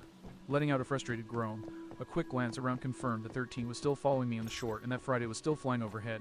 Damn furry bastards! I snarled as I jumped onto the yet visible prow of the sinking boat, which, naturally, only made it sink faster. I needed to move fast to the next boat, and my panic wasn't helping. Nor was Friday actually clipping my shoulder as I barely dodged in time. Still, shaky though my landing was, I managed to make it to the next boat, and for whatever reason the unluckies weren't doing anything. So I had room to breathe for a bit, which in turn allowed me to notice that 13 was hanging back on the dock with a shit-eating grin on his face. Well, that's not a good sign, I muttered to myself as I tried to puzzle out what their tactic was. Ah, cross. Soundbite asked, a hint of fear in his voice. Not now, Soundbite, I replied as I waved my hand dismissively, my thoughts occupied with more pressing matters. What was that otter up to? Cross, seriously? Soundbite, unless we're headed straight for a waterfall or something. We are. Lasso howled fearfully. I blinked and stiffened as I noticed that yes, the scenery around us was moving, and yes, that was because the boat we were on was moving too. Dreading what I would see, I glanced behind us. My eyes widened as I realized that the mooring post the boat had been connected to had a combat knife buried in it. that the mooring line was cleanly severed, and that we were slowly drifting towards an abrupt drop in the fucking canal. Shit. Fucking bastards. I barked, frantically looking around for some way to avert this. Damn it, damn it, damn it, is there an anchor? An oar? Anything. Just me. And with that, Miss Friday's beat jabbed me in the small of my back and pushed us forward and off the edge. Amidst the stream of cursing coming from my mouth and the vulture recipes that Soundbite was belting out, I braced myself for a very wet landing. Crash. Eve, I squeaked in pain when I instead smashed into something very hard in a, shall we say, compromising position. Hey, Youse boy's alive back there. The Agara bull had somehow landed on Aston Concern. Let me get back to you on that. I squeaked from my impromptu splits on the seat back of said Agara saddle. The middle rammed between my legs until I tipped to the side and collapsed. Soundbite. Do me a favor and take note of this. I need to ask Yusuf to build a cup for me the instant we see him again. And I should give up this comedy. Why? Soundbite cackled. I snarled viciously as I started to right myself. Because otherwise, I'll dunk you in salt water every time this happens from now on. I took an immense amount of satisfaction in Soundbite's terrified expression. You wouldn't, he cried. Try me. I'm sure you know who would love a 2-for-1. I bit out before finally managing to focus all of my attention on the Agara whose back I was on. Does that answer your question? I asked dryly before blinking in surprise as I realized that holy crap, I'd landed on a Agara bull. And who are you? Hey, sorry about da rough landin'. Bub, the Agara winced with a sympathetic snicker. And anyways, names ain't important. Just know Dad, I'm with Da Union. Now hang on tight. He looked up with a grimace as Friday wheeled around overhead. The Sebozos ain't gonna let you go just yet, so getting you ta where you need ta go is gonna be tricky. Yeah, well. The flash of a shadow over me prompted me to look up. I bit out a curse and rammed my fist onto the side of the saddle as 13 dove towards us. Screw gentle, go rough, move, move, move. Yauskarai. The bull roared as he went from 0 to 60 in no time at all, tearing down the canal in a blur of foam with 13 somehow managing to stay right on our tail. Are you really no faster than a freaking otter? I grit out. In any other situation I'd try and be kinder, but right now 13 was just starting to tick me off. Normal otters easily. That guy ain't normal. He glanced over his shoulder with a grimace. But he as heck ain't local ether, so it all evens out. Fa now, let's see him keep up in da boondock labyrinth. So saying, the Agara turned a corner towards a wide-branching series of water paths. He kept taking forks in the road, as fast as he could manage it, and each time resulted in Mr. 13 taking just a little longer to keep up. After a few minutes, 13 fell out of sight, and the Agara abruptly turned in an entirely different direction and stopped at a low-level sidewalk. Head across Da Plaza, hang a right, and don't stop until you hit da end of Da Block, the Agara ordered. I blinked in confusion. Whoa. But this isn't where we're headed. The Agara made to answer, then flinched as the sound of splintering wood sounded out a fair distance away. Do you want to get there before that water rat catches you or not? I'd listen to the bull if I were you. Soundbite pleaded. Alright, I'm going, I said as I leapt out and started sprinting as he'd ordered. Seconds later, there was a splash and the sound of someone running behind me, but I didn't look back as I made a beeline for the corner. A right turn, and a few feet later found me there's waiting like at the corner, so looking many around in fucking panic. buttons I Before another need. Agara bull suddenly pulled up out of nowhere. I'm with It's Union, get a on, little- he said, his tone conveying no room for hesitation or argument. Neither did the sound of 13 catching up to me either, for that matter, which really moved me to leap onto the bull's back and hang on for dear life as he tore off. Not as talkative as the other bulls, I muttered. Some of us prefer to concentrate on da job, the bull muttered back, matching his words as he focused on making tracks in the There we water. go. He jetted around for a few more canals before stopping by a landing without warning. Run over to da next street, get to da center of the bridge and then jump. Yells got 30 seconds. This time, I didn't even hesitate to jump out and book it, charging down the street and easily locating the bridge that spanned the canal. The fact that I couldn't hear Friday or 13 behind me was a good sign, but knowing those two, I seriously doubted I was safe. As such, I didn't hesitate to climb on the bridge's railing and throw myself over. 1 second I was falling towards the relatively rushing water, and the next found me landing not so gracefully on the back of yet another Yagara bull's gondola. Let me guess you're with the Union, I reasoned. Precisely, the Yagara pronounced without slowing down. I'm da last in da chain, you'll be as close to Big Bro's sod and Gom's house as we can get else once I get you there. It paused before shooting a glare over its shoulder. Also, though I appreciate being able to talk, I'm a lady. I jabbed my finger at Soundbite with a flat glare. Blame him. What? Hell no, blame Canada. This isn't South Park, and I don't respect your authority, now fix it. I snapped. Soundbite had the good conscience to flinch slightly. Alright. How's this? The Yagara hummed contemplatively. 1 and 2, test. She grinned victoriously. Yeah, this'll work. Thanks. And check it out. She pulled up alongside the mouth of a relatively grimy alley in a rather rundown part of town. Here ya, just head on out to town and ya should be Thea. Ya can't miss Frankie house if ya tried. Got it, thanks, I said thankfully, waving at her as I climbed out. And just out of curiosity, what the heck is the Union and how powerful is it anyways? The Yagara donned a cocky grin. Tha Union's short for the Yagara Bulls Worka Union, and for how powerful we are, well, her grin widened by several molars. Don't ask questions ya can't handle, thought answer to. And with that, she sped off and turned out of sight. I watched after her for a second before shrugging and turning to start walking down the alleyway. So, seeing as we can't hear the pesky pair coming after us like bats out of hell anymore, you guys think we might have lost them. Wump. Not a chance in hell. With an expression that was more incredulous and exasperated than terrified, I turned around to stare at where the unluckies had landed behind me. They were thoroughly disheveled and clearly exhausted, but that hardly made them any less threatening than they had been at the start of this, in spite of all I'd done to them. Okay, seriously, I demanded in shock. What damn circle of hell did Crocodile drag you two monsters out of? Hiragana Island, Friday deadpanned. Freaking human drills, 13 scowled. I paused as I processed that before allowing my face to fall into a neutral expression. Yeah, that tracks. Ah, and by the way, I tapped the side of my head. Your sunglasses are askew. I stuck my palm out at them, gasped her flash, and then there was light. Yerg! I turned tail and ran as the pair reeled and clutched their eyes in agony. It only took me a And minute to then there run was past the light. edge of town and onto the meager wasteland that encircled the city proper, with the unique and eccentric Frankie house laid out before me. It was at that point that a roar squawk of fury sounded out behind me, prompting me to run even faster. Thankfully, the scrabble of talons on stonework meant that Friday was probably too exhausted to fly anymore. Oh, That sure Jesus. the hell didn't mean that I was willing to stop for even a moment. My muscles burned like all hell, but soon enough I managed to reach the doors of the house and shoulder my way inside without stopping. Once inside, I didn't even pause for an instant as I barreled my way past the shocked members of the Frankie family. I dodged to the side in order to avoid someone grabbing me. Baseball slid under the legs of one of their no doubt parked giant members. And at one point, I even went so far as to spring onto a poker table they'd set up and use it as a springboard from which I could leap across the heads of at least 3 more members. Finally, I reached the raised dais at the back of the house where there were 2 couches set up opposite one another. And without missing a beat, I vaulted over its backrest and landed in the seat across from none other than Frankie, a.k.a. Cuddy Flam, a.k.a. the boss of Water 7 Underworld, a.k.a. our future shipwright. Hi there. I chirped in a perfectly casual tone. Frankie, right? My name's Jeremiah Cross, of the Straw Hat Pirates. Maybe you've heard of me. Nice to meet ya. I grabbed his hand and shook it for a second before noticing what he was holding in his other hand. Oh, is that, I haven't had any in forever. Mind if I have some? Thanks. I didn't even wait for a response as I snatched the bottle from his hand and started draining it mercilessly. Frankie blinked in shock as I chugged the bottle he'd just been holding. Wait, what the? I finished the bottle off with a relieved sigh, followed by a gut-rattling belch. Ah, now that hit the spot. Thanks for that. I ran here from halfway across the city, so I'm parched. Anyway, sorry for barging in like this, but it was really important that I meet with you so that I could offer you the business deal of a lifetime. I eagerly held my wrist up and pointed at the briefcase I was hauling. Trust me, it'll be way worth your while. An instant later, the unluckies filled the sides of the sofa beside me, shoving their guns against my temple with more than a little force. My smile became rather fixed as I tried very hard not to move. But first, before we get down to business, do you think you could help get rid of my little friends? I winced as they pressed their weapons even harder. Pretty please.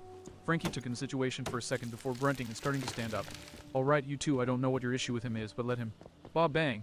I flinched as the unluckies shot Frankie in the chest without even looking at him, knocking him back and bowling over both him and his sofa.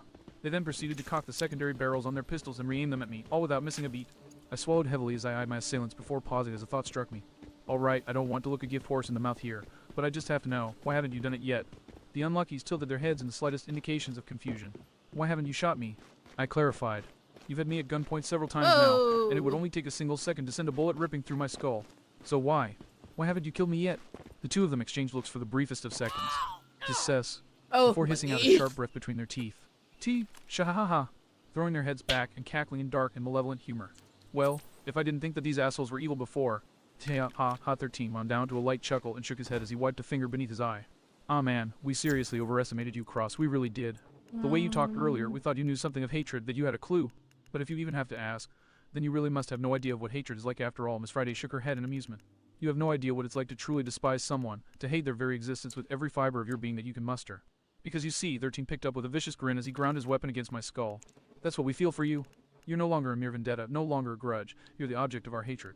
We despise you, Jeremiah Cross, you and that snail of yours. Bandages. We hate you on a conceptual level that we didn't think was possible until now.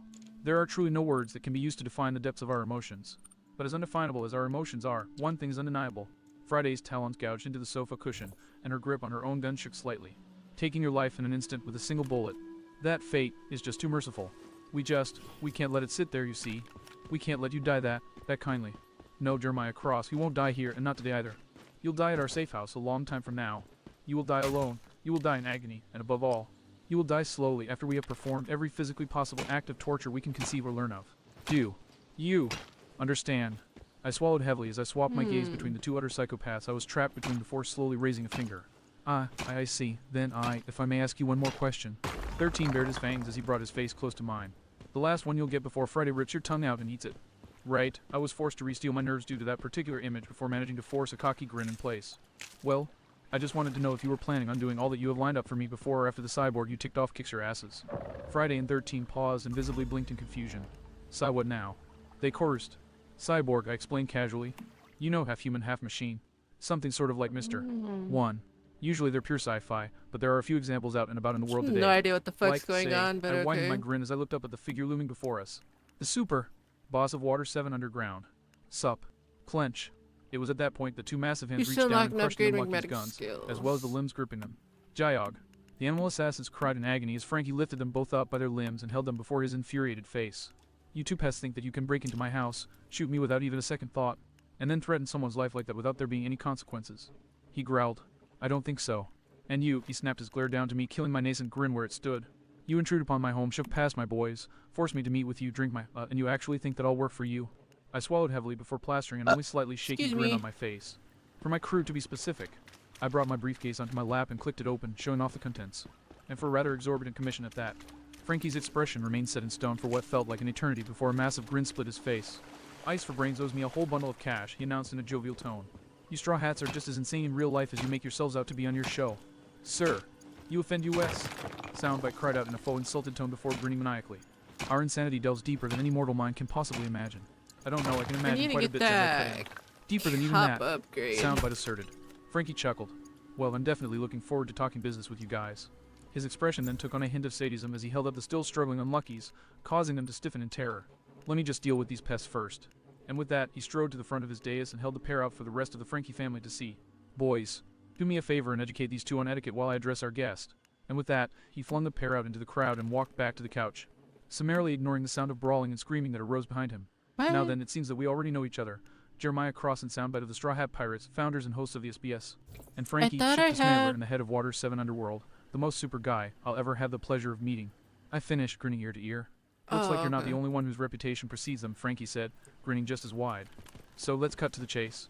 First of all, what's with the government otter and the vulture? I mean, the cyborg shrugged casually.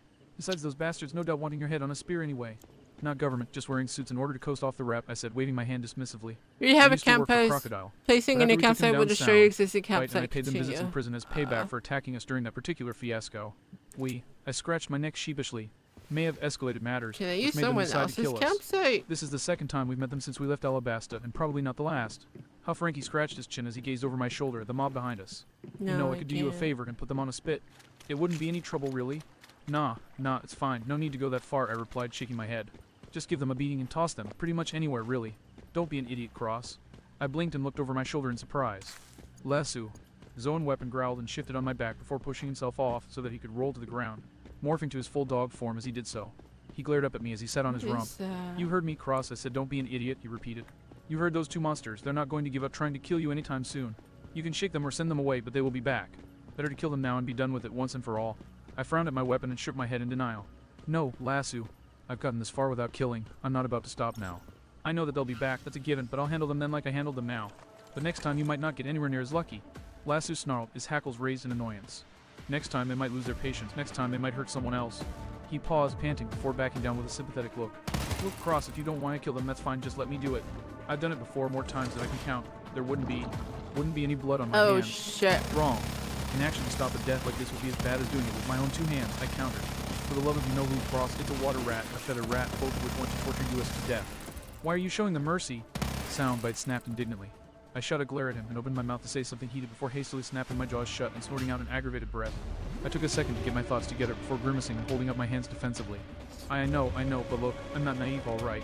I know that I've been lucky not having to kill so far. I know that one day I'm going to get into a situation where I look down at my hands, almost imagining the blood there, where it'll be kill or no kill with no exit, no third option. But I shook my head in an effort to discard the thoughts. But it's not going to be today, it's not going to be in cold blood, and above all else. My demeanor sharpened as I shot a vicious glare over my shoulder at the mob behind us. I'm not going to let it be those two. I'm not going to give them the honor of finally making me break. They can hate me and they can hunt me as much as they want, but at the end of the day, I shook my head in disgust as I looked ahead. I'm not going to let them make me like them. I'm not going to sink to their level, because the fact of the matter is that while they might be monsters, they're monsters motivated by hate, and that means that they just aren't worth it.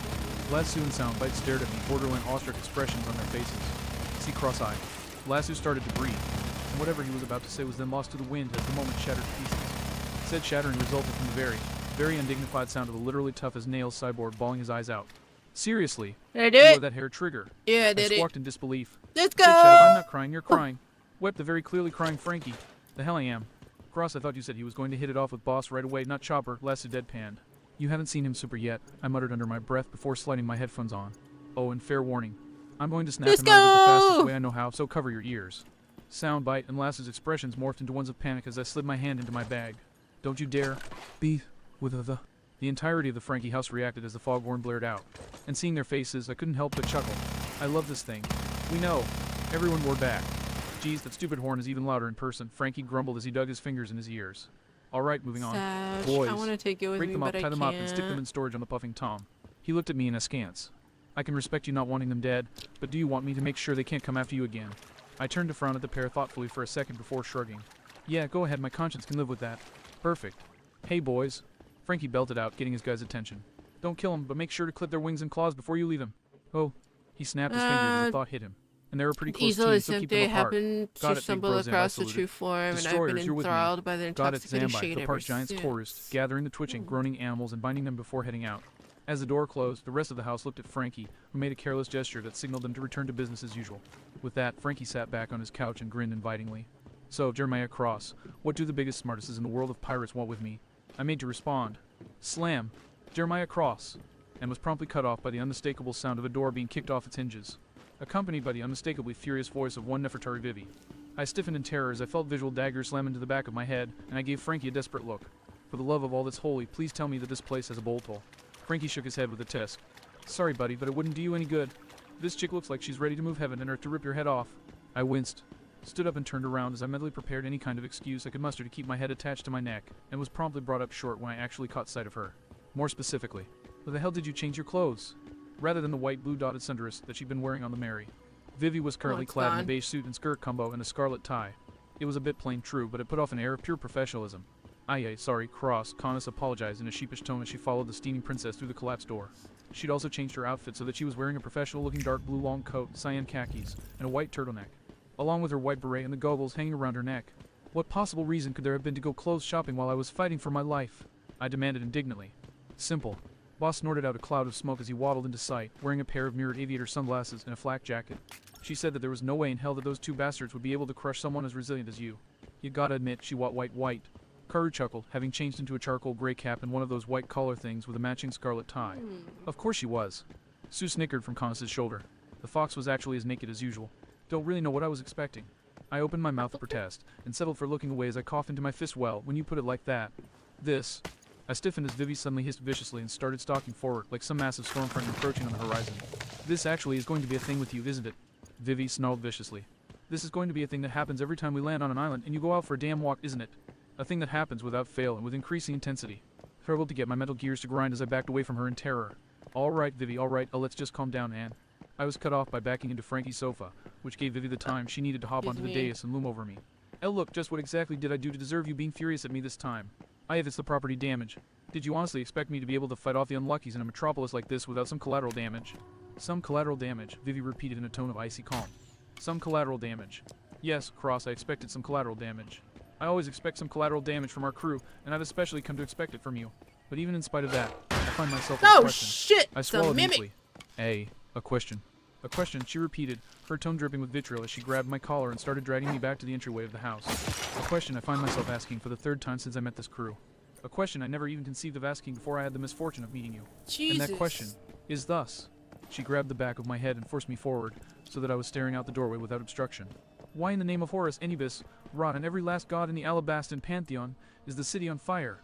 What the hell are you? Holy shit, the city is on fire. I trailed off numbly. And indeed, the city was on fire. A great big chunk of it too, smoke and flames and everything. I stared numbly at the conflagration for a second before turning a carefully neutral expression at Vivi. Would you buy that it was in self-defense? Thwack. Jarg. I squawked, clutching my very broken nose in agony. Daddy, not again. Rot in hell. Vivi roared without looking back as she marched into the house. I took a moment to collect my thoughts before following her. How the hell had this happened? At Nanohana, I'd had a pissed-off fire loaded chasing me. At Mocktown, which, by the way, was mostly made of wood, I'd set off a massive free-for-all in the middle of a pirate town. But here, I couldn't think of anything that might have set off a fire like that. I mean, maybe the food stall I'd used to spice up the unluckies, but that was. Damn it, that was it wasn't. Open flames, hot oil. Perfect for starting up a blaze and letting it get out of control. Woob. Hang on a sec, Boss grunted as he waddled up to me, jumped up. Crack. Arg. I clamped my hand over my nose in agony as it was righted. Oh, word, thanks. Not a problem, the dugong waved me off casually. Anyway, yeah, whoops! Sorry, that was definitely my fault. Not all of it, really. Huh. I looked back in confusion to see Frankie standing behind me and looking over my shoulder. What are you talking about? He pointed out the leftmost region of the fire. See the blaze over there? Yeah, that's mine. From 5 years back, actually. What? I repeated flatly. Hey, yeah, the cyborg scratched the back of his head. I was kinda experimenting with trying to create a stable power source, and well, one thing led to another. Stable enough that it kept a fire burning for 5 years, Vivi repeated, this time with disbelief in place of anger. 5 years. Frankie blushed in embarrassment. Really should have thought twice about trying to dig out an old coal mine I heard rumors about. You're lucky, I stated. I remember back home reading somewhere about a coal fire that started 300 years ago and is still going. Frankie and Vivi gaped at me, along with several others within earshot. Then the princess coughed and shook her head slightly. Anyway, we're getting off topic, she said, extending her hand to Frankie. I am Nefertari Vivi, negotiator of the Straw Hat Pirates. I believe it's safe to assume that you're Frankie, boss of the Frankie family. Frankie opened his mouth to reply, but then shut it as a grin slid over his face. Hold that thought. Before any of us could act, he ran back to his dais while the rest of his family scrambled around doing something or other and wait. Why were they lowering a sheet over? Were those drums? The penny dropped when a spotlight shone behind the curtain, outlining a trio of silhouettes, Frankie and two square-haired women who began dancing without warning. Hey guys, Frankie crowed eagerly. Did you just say my name? Hell yeah. The members of the Frankie family cheered eagerly. What on earth? I thought I Vivi got... gaped in disbelief. No clue what, but I just know that it's Funk Eye. Soundbite whooped as he bobbed his head to the beat. I chuckled in amusement as I patted Vivi's shoulder. Welcome to Frankie House, Princess. Yo, yo, yo, yo. Frankie howled as he and the sisters pumped their legs before moving their arms into a square-like position. Come on everybody, no need to be shy. Say my name. Big bro Frankie. The whole of the house shook from the force of the roar. Woo, go Pompadour boy. Shake your money maker. Sue. Oh come on, Connus, you were thinking it too. Well, nothing more satisfying than a supportive audience. Frankie said before grabbing the bottom of the sheet, ripping it away and dancing even more energetically. Oh, man, I'm Water 7 did number 1 it. Supa. Guy, the face of the underworld, and you know why. The man with the plan, the power and fame, and people everywhere call out my name. Wow. Frankie and the sisters knelt down and started pounding their fists on the ground with a building hum. The mob boss and his backup dancer snapped up in a pose, arms held together in the air. Frankie. Bob. And there was the ending with the smoke bomb. Soundbite. Appropriate applause, please, I grinned. Grinning, the snail promptly added to the already abundant applause with noise comparable to that of a live concert.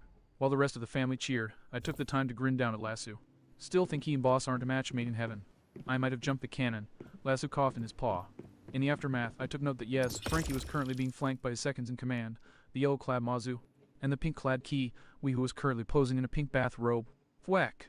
I winced sympathetically as she suddenly laid Frankie out flat. Sis. Mazu reeled in shock. Be happy I didn't give you one too. We warned before rounding on their boss. And you. Next time, don't call me when I'm in the damn shower. Go, damn it, how do you make that hurt when I'm made of metal? And sorry, Key, but would you expect me not to show off for the Straw Hats? Frankie asked as he got back on his feet, rubbing the back of his head in equal parts sheepishness and pain. I don't care if they're Tom himself back from the dead. I winced and noticed Frankie hiding the same reaction. Do it again, and I'll aim lower. Got it. All right, Ish. Frankie waved her off and watched as she walked back into the house, her sister swiftly following after her, before sighing grimly.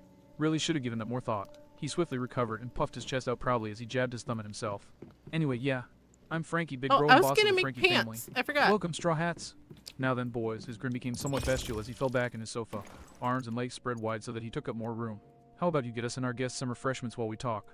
And just like that, as the Frankie family started milling around and set about their various tasks, Vivi's demeanor shifted.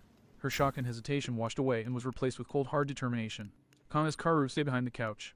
Cross, boss, you're sitting next to me.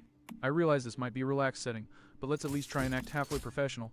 I shrugged and stood a little bit straighter. You've got point here, milady. Lead the way. The princess nodded confidently and strode forwards, boss alongside her left flank while Karu stood behind her. Canis moved to stand beside Karu while I sank onto the couch to Vivi's right. Frankie cocked an eyebrow at the formal display before smirking and raising one of his arms. Within moments, one of his boys was present, dropping a pair of large brown fill bottles on the coffee table before disappearing back into the crowd. Hope you don't mind, the cyborg chuckled as he picked up one of the bottles and prepared to knock it back. So long as you're in my house, it's the only drink you can get. But of course if the princess can't handle it. Without ever breaking her neutral expression, Vivi snatched up her full bottle, threw her head back and utterly drained it. What had to be nearly 2 liters of soda vanished in a matter of seconds, following which Vivi gently replaced the bottle on the coffee table and nothing. No matter how long we waited, what we were all waiting for just didn't come. Vivi, for her part, smiled beatifically. Bronson's. A very nice choice. I prefer Sin. Dobranax myself, but I suppose my palate might be a bit overly spoiled there, Suo. She waved her hand dismissively. Frankie stared at her in shock for a moment before sighing heavily and placing his bottle down in defeat. Well, I sure as heck can't top that. He leaned forward, his hands on his knees as he eyed our diplomat. Alright, let's cut the posturing crap and get down to business. What do guys like you want with guys like me and mine? Vivi's artificial cheer drained away into grim solemnity. As you no doubt already know, roughly 2 months ago, we traveled up to the sky island known as Scapia, which is where we recruited our gunner. She nodded her head back at Canis, who smiled and waved pleasantly. And where our third mate, she hesitated slightly as she glanced at me. I chuckled grimly as I raised my hand. where I got my limbs turned into grilled mozzarella. No need to pussyfoot around. Frankie shuddered sympathetically. Yeah, I don't think anyone missed that little shit-show. Eyes for Brains had his galley let chumps handing out lozenges for snails with sore throats all across the city. He tilted his head in confusion. But what's that got to do with me? Going by how Cross moved earlier, I doubt he needs me to make him any new limbs. That caught Vivi off guard. Make him new. Frankie glanced at me, to which I responded with a grin and a shrug. I'm more knowledgeable than the rest of my crew, and I like letting them learn non-crucial stuff for themselves. But since it's out of the bag... Oh yeah, sure. Check it out. And without further ado, he grabbed his right wrist and yanked his forearm in half. While the rest of my crewmates recoiled in shock, I whistled in awe and leaned forward to give the separation a closer look.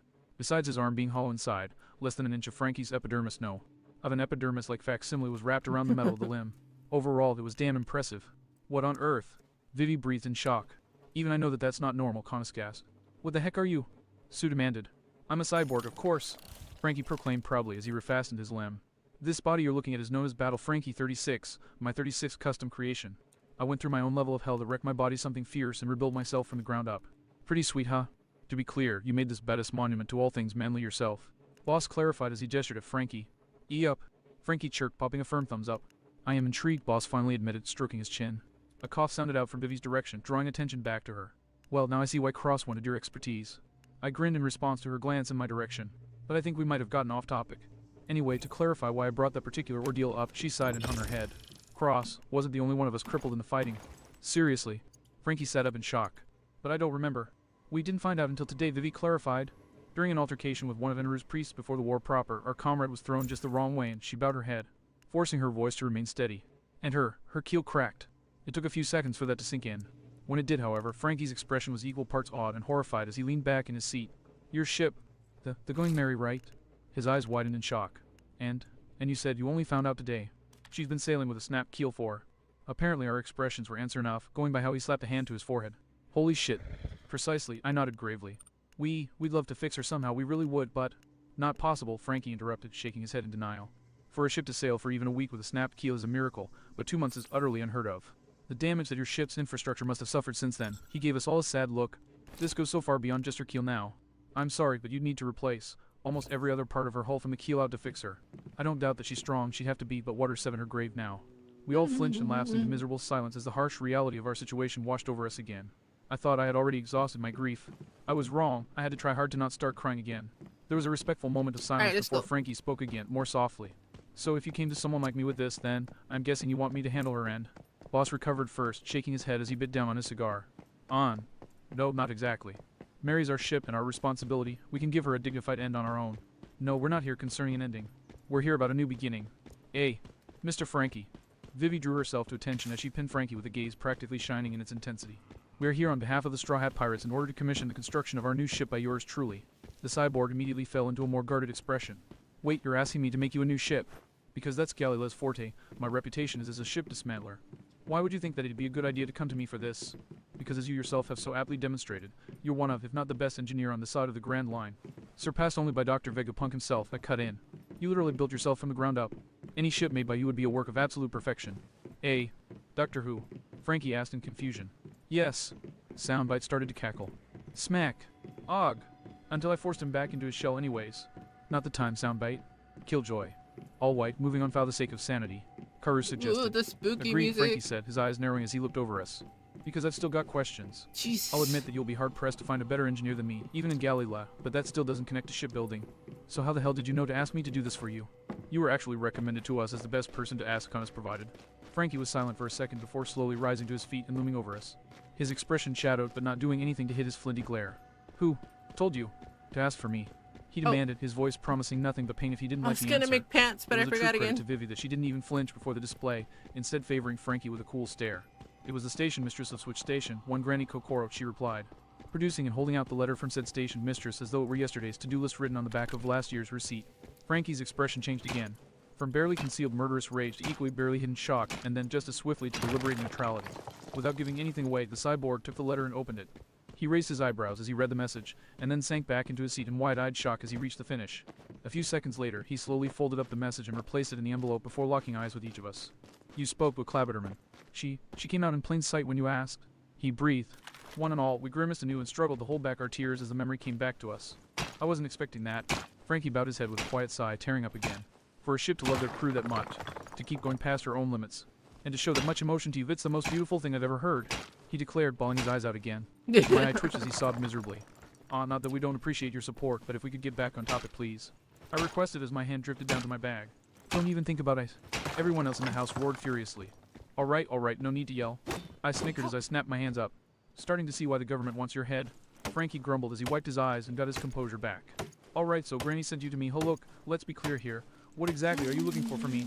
My smile faded, and I glanced at Vivi for confirmation, to which she responded with a nod, prompting Boss and I to place our briefcases on the coffee table. We came to you, Frankie, because besides being a genius in the field of engineering, you also have extensive connections in the black market.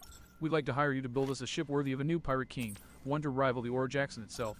I kindly ignored the slight twitch in Frankie's eye at that. Of course, for this endeavor to be accomplished, a necessary component would be wood from a jewel tree atom. Boss and I clicked our cases open, and Frankie's jaw all but hit the ground as we showed off the amount of wealth we were hauling. What we have here is 500 million in gold and cash. Should you accept, we'd like you to use it to buy what you need for our ship, but before that, I scrunched my eyes shut, struggling to fend off the image of the fire and snow. Before that, we want you to at least try scouring the market for any chance, no matter how remote, that we can keep Mary with us. We've all accepted that we have to move on and let her go, but I gave him a truly desperate look. Back on Scapia, I talked to Mary, and I promised her that I would do anything that I could to save her. I know now that she lied to me when she said that she would be fine, that she still had a chance, but I shook my head. But damn it, I'm a member of the Straw Hat Pirates, and I wouldn't be worthy of our flag if I didn't do every last thing I possibly could to keep a promise. And at this point, the black market connections are that very last thing. So if there's some way Mary can stay with us, then we'll take it in a second. Frankie stared silently at me for a few seconds before exhaling. I promise you, Cross, if there's anything that can help her, I'll get it.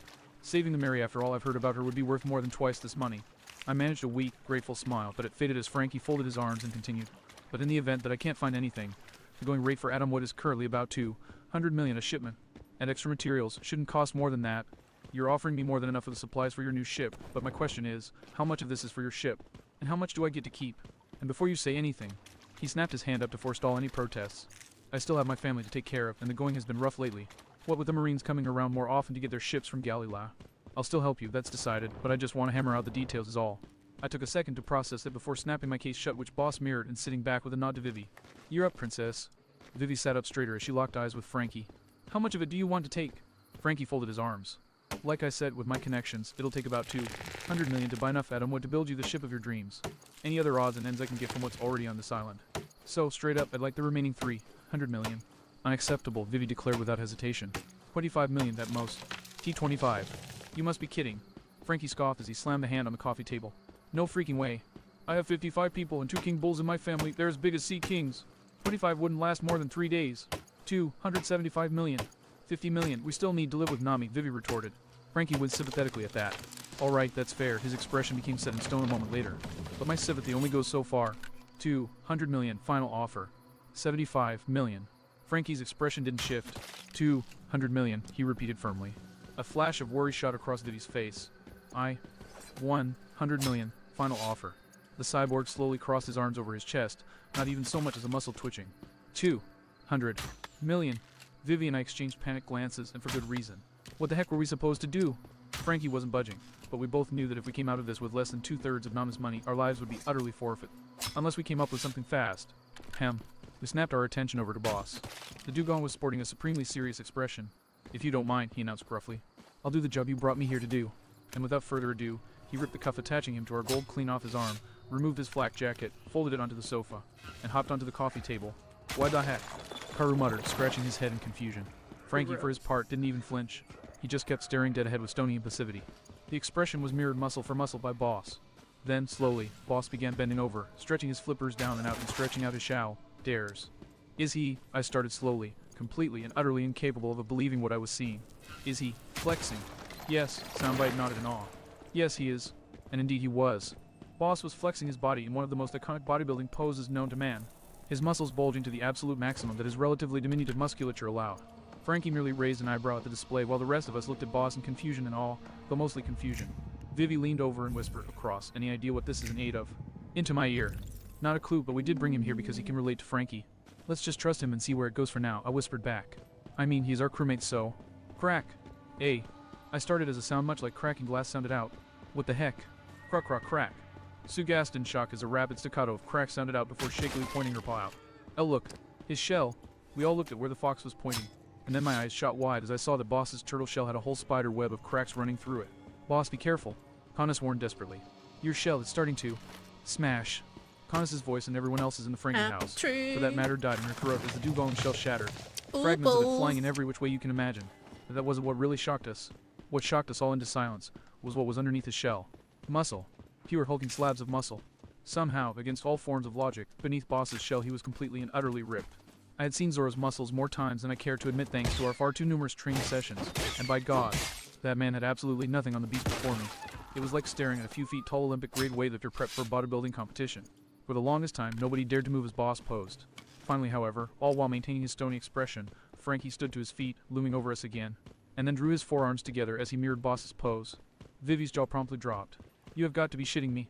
Rip. Apparently not, Karu said through his gaping beak as Frankie's Hawaiian shirt practically exploded off of his taut physique. They were posing at one another. There was no other word for it. They were just flat out flexing and posing at one another. Their muscles rippling, and their expressions utterly determined as they squared off against one another. Muscle against muscle, buff against buff. A battle of two forces of raw flesh, and while clashing against one another. This confrontation was it was. I honestly don't know what the hell it was. A melee of mental fortitude, maybe. A brawl of brawn. All I know is that as I stared at the display before me, this exhibition of pure manliness, I was moved. Honestly, I think I felt something new within myself. A shift or a change or... Wait a second. I pulled my collar out and looked down at my chest in disbelief. Holy shit, my chest hair is growing. Connus and Vivi both stared at me for a moment before turning their attention back to the bodybuilders. They maintained their stances for a few seconds more. Then, all at once, they moved. Slam. And the next thing I knew, after a thunderclap of flesh on flesh, they were clasping hands, staring in each other's eyes with what could only be described as mutual adoration. 100 million it is. Pleasure doing business with you, Frankie announced. Indeed, brother, indeed, Boss nodded in solemn agreement. Slam. Far from being relieved or happy, Vivi moaned miserably as she ground her forehead into the coffee table. I spent over half my life learning the fine art of diplomacy, she lamented. And he succeeds where I was utterly failing with mere flexing. She turned her head on its side, displaying twin streams of tears trailing down her face in an utterly shattered smile. This officially tears it. Even with everything I know, even despite being born in it, I'm never going to stop being surprised at what the Grand Line throws at me. There, Connus breathed soothingly as she leaned over the couch to rub the traumatized princess's back. Better this outcome than having to go back and tell Nami that we gave him 40%. Vivi's only response was a pained whimper. It took me a second to get my jaw moving again. Well, this is still something to remember, eh? Soundbite. Silence. Soundbite. I looked at Soundbite curiously, only to find that the snail was gnawing on his lower lip in what appeared to be a desperate attempt to stay silent. I opened my mouth to ask again, but then, all at once, he snapped his mouth open and bellowed out in an announcer's voice. Boss used shell smash. It's super effective. Super! Frankie bellowed as he slammed his forearms above his head before blinking in confusion. Wait, what just happened? I blinked as I processed what he just said, and then I leveled a flat look at the snail as he panted with a relieved smile. That was just killing you, wasn't it? I deadpanned. You have no idea. Soundbite groaned. Speaking of, Sue cocked an eyebrow as she looked Boss over. Didn't that, I don't know, hurt? Boss glanced up at her before blinking as he realized that he was naked, covering up the embarrassment with a deep cough. Oh, no it did not. Apropos of nothing, could someone please hand me my jacket? It's chilly in here. We all stared blankly at him for a moment before hanging our heads with simultaneous groans. Pride, the ultimate steroid, Sue muttered knowingly. Agreed, the rest of us chorused. Oh. And after that, Frankie went off to get things arranged on his end before he could take off to buy the materials. And you had no trouble on your way back to the Mary? Nami asked, concluding the summary of what happened to us after our two groups had parted ways. Yeah, that pretty much covers it, I confirmed, before glancing in Boss' direction. So Boss, tell me, what are you going to do about your boss? The dugong's jacket was lying on the deck, but the dugong himself was nowhere to be seen. I made to glance at Soundbite. Splash. Sorry, did you call me? Before noting that Boss had just jumped out of the water, back onto the deck, and with a new shell on his back that was utterly indistinguishable from the old one. No, you know what? You know what? Vivi threw her hands up and marched towards the women's quarters. I don't want to know. I really just do not want to know. I am done. I want to hear it. Hands off my stuff.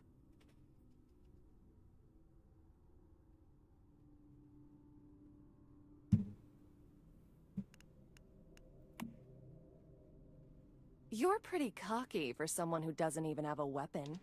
Quite impressive, to be honest. What do you mean I have a weapon? I have a bow and arrow. Hold on. Is that a cradle on your back? Are you a mayfly? How interesting. I thought I was the only mayfly left.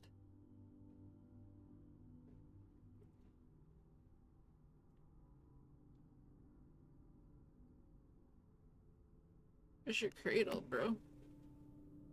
I'm just a researcher. Not every mayfly was out there capturing deviations. We had different roles to play.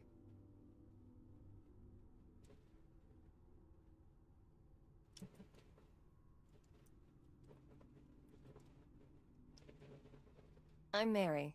It's a good thing I met you. I'm thinking as fellow mayflies, we should be able to help each other out. Oh. I came here to investigate a deviation that's been causing issues. I think it's connected to a recently reopened monolith nearby. Sounds like we might be after the same thing. To investigate deviation that's been causing issues. I think it's connected to recently opened monolith. Don't tell me you're going to try and take on a powerful deviation barehanded. Even an ordinary deviant could tear you apart right now. Rude. You're pretty inexperienced, aren't you? Rude. I took out a giant siren head by myself. I'm going to give you a blueprint. Use it to make yourself a gun. Trust me, you'll need one if you want to stand even half a chance of surviving out there. Sweet! While you're doing that, I have other matters to attend to. Once you're done, come find me in Deadsville. It's the nearest survivor settlement. We can plan our next steps from there. After all, 2 heads are better than 1, and I'd never turn down help. I am done. Done, she declared, entering her room and slamming the door behind her. Nami stared after her for a second before sighing and looking towards the quartet of ship's guards staring and starry-eyed at their teacher. Refi, can you please go and try to calm Vivi down? Hopefully your expertise in Grand Line madness will be of use. The pink-clad dugong promptly snapped a salute at our navigator before pumping her tail and belly sliding towards the women's quarters. And with that, Nami stood up with a clap of her hands. Now, Cross Zoro. Staff meeting. Boss, you and your boys know what to do. I, Nami, the 4 dugongs saluted as we headed towards the storage area. There was silence for almost a minute before Nami spun around and grabbed my shoulders. Cross, she stated with dead serious conviction as she stared me straight in the eyes. Are you absolutely certain that Khalifa Koku and Lucci are with CP9? I blinked at her, but promptly steeled my will as I replied with equal firmness. Sometime soon, most likely tonight, seeing as they'd want to use Aqua Laguna to cover their tracks. Hola, Those Yami. 3 plus Bluno will tear through ¿Cómo Galileo like an estás? unholy storm, striking down their comrades and coworkers without so much as a hint of remorse before attempting to assassinate Iceberg in cold blood. Of this I have no doubt. The second I finished, Nama's pupils dilated in horror and the blood utterly drained from her face. She slowly stumbled back from me, a shaky hand raising to cover her mouth. Oh, God. Zoro started towards her with an expression that could be vaguely interpreted as concern. What did they do, Nami? And in nothing, Nami whispered, desperately shaking her head in denial. That's the whole problem. I have years of experience in long cons. For the majority of my life, I have been anyone but me. This is simple I have been them, collective and I was scrap scanning them for from- any cracks whatsoever. I was subtle, don't worry, they never noticed, I made sure of that. She reassured me when she noticed that I looked ready to puke. But that doesn't change the fact that they put on such a good show that they made me actually doubt Cross. I sighed grimly. I'll be blunt, you are firmly out of your league, Nami. You have a few years of experience, however harrowing, but they've been doing this for their entire lives, literally. There's a government island somewhere not far from here that's exclusively devoted to training orphans and offspring of previous CP9 agents into the next generation of the world government's personal killers.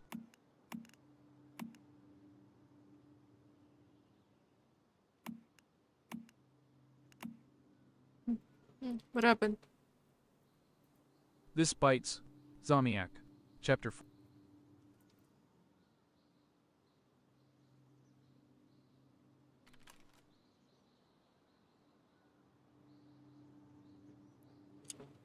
The fuck?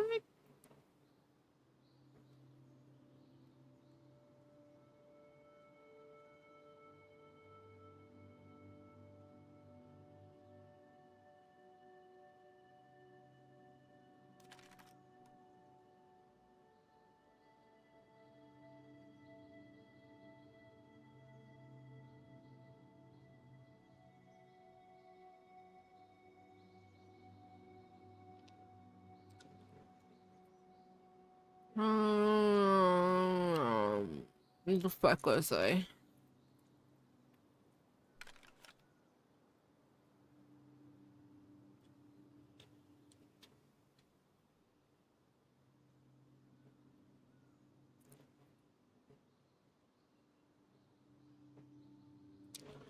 Let me just go from here. 'Cause I have no fucking idea where it ended. That was weird as shit. Yeah.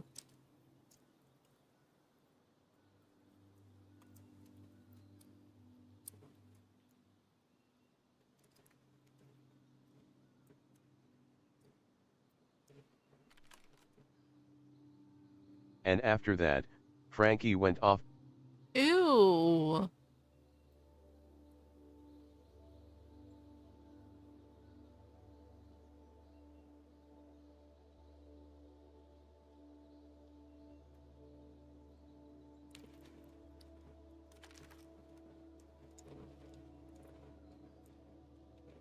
That was the wrong one. Sorry. I don't remember where I left off.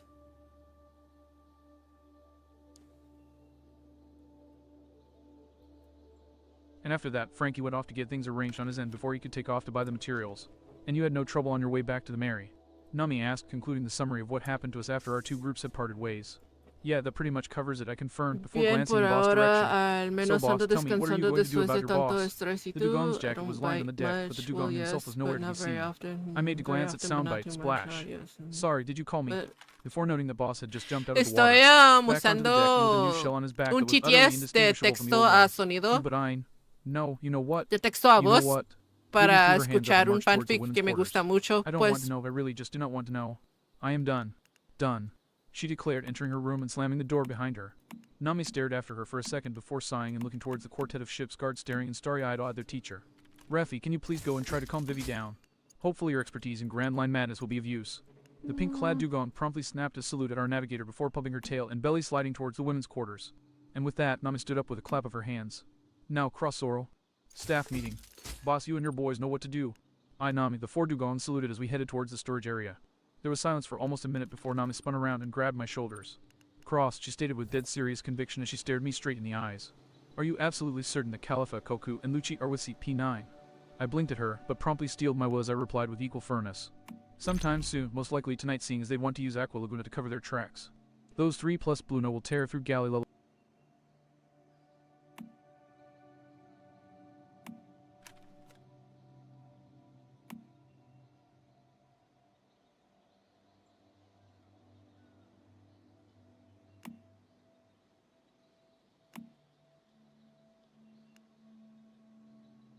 Wait.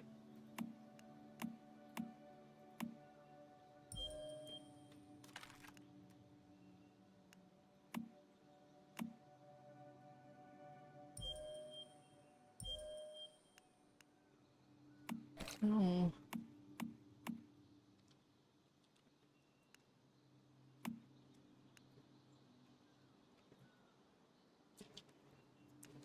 Whatever.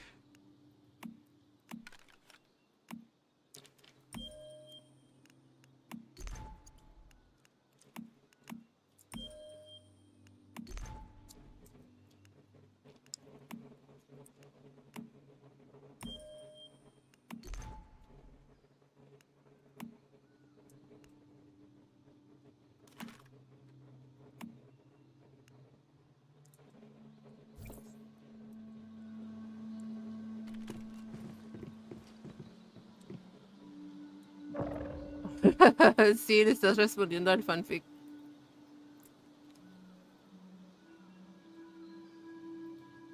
This bites. Zami. What is going on?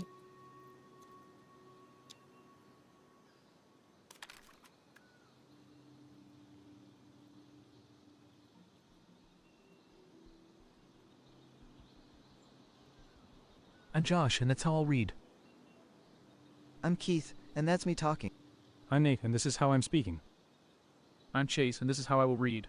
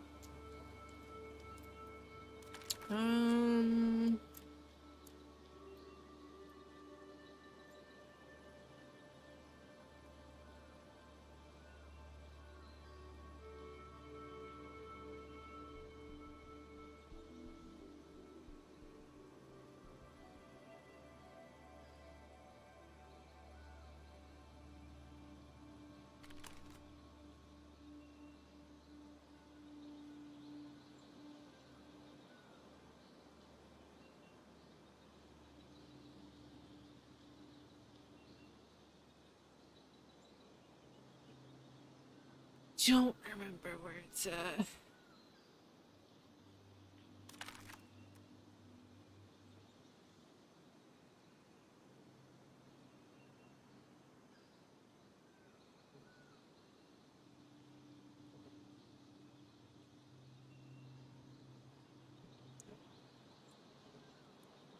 Mm.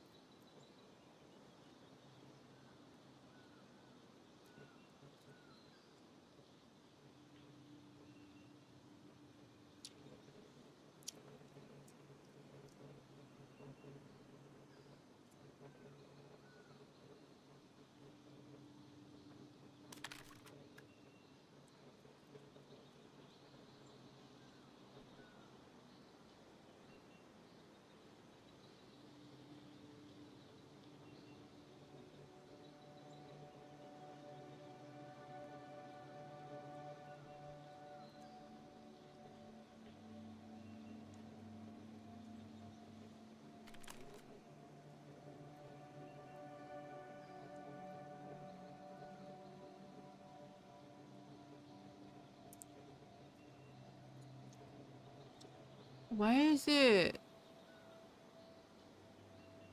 being fucking weird?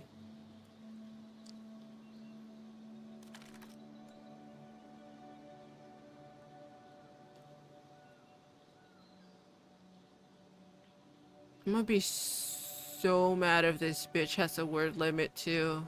That's gonna suck!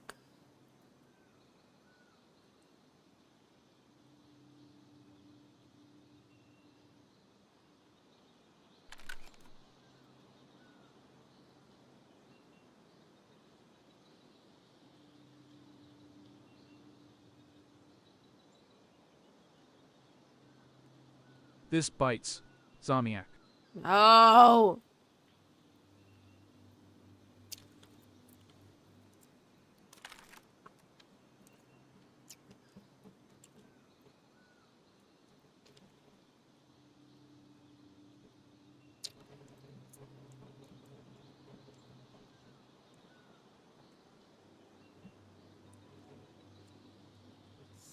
Stop!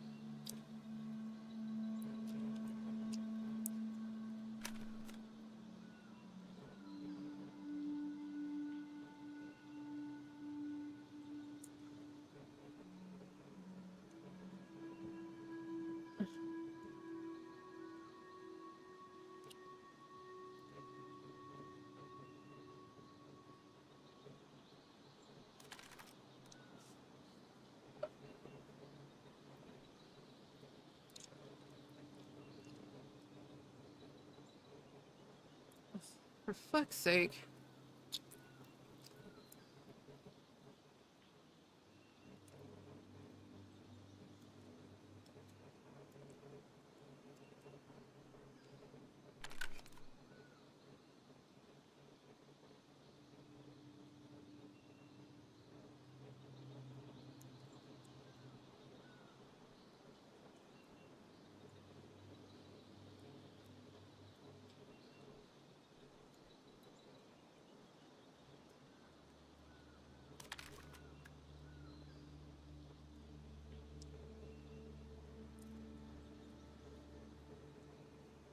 I'm gonna be so annoyed if it has a word limit.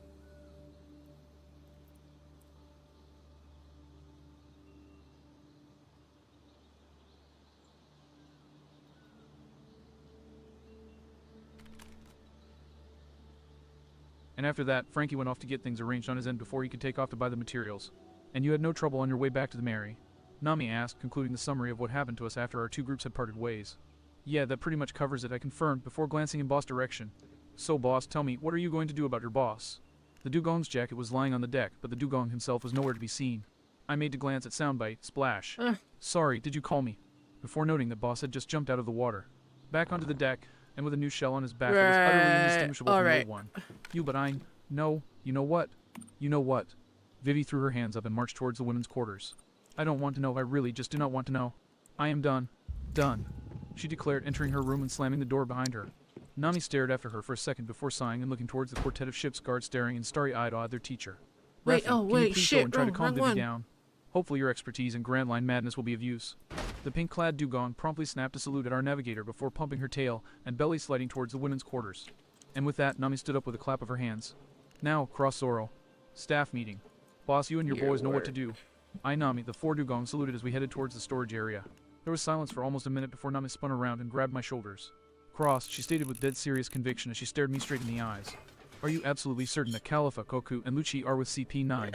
I blinked at her, but promptly steeled my will as I replied with equal firmness. Sometime. Oh, this bitch. This bites. Zamiak. Chapter 40. Chapter 37. A Foreseen Betrayal. Robin sets aside everything for friendship. Cross Brainan. A quick shout out to our rival Duncan Idaho 2014 before we get all of this started. Along with a massive congratulations, New Game Plus has surpassed once again in favorites, meaning that it is officially the second most popular One Piece fic in the fandom. You deserve no less, Duncan. Zalmiak, and watch your back, rat bastard. We're climbing fast and we'll be butting heads on equal ground soon enough. Patient and, oh come now, don't let our congratulations be obscured by your ego. Zalmiak and, har, never heard that one before. Soundbite, will you cut it out with the orchestra? I snapped as I clung to the side of the vessel for dear life, on account of Joey speeding along the canals of water 7 way faster than what was probably legal. The reason for my ire was that Soundbite had decided on a very upbeat brass and string instrumental for chase music. No way. Those outfits wog. Make it perfect. The snail. Jesus, I'm a little annoyed. I may have to use a different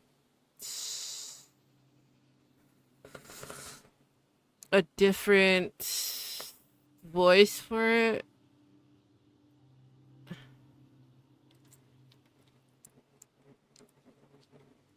Which low-key kind of sucks.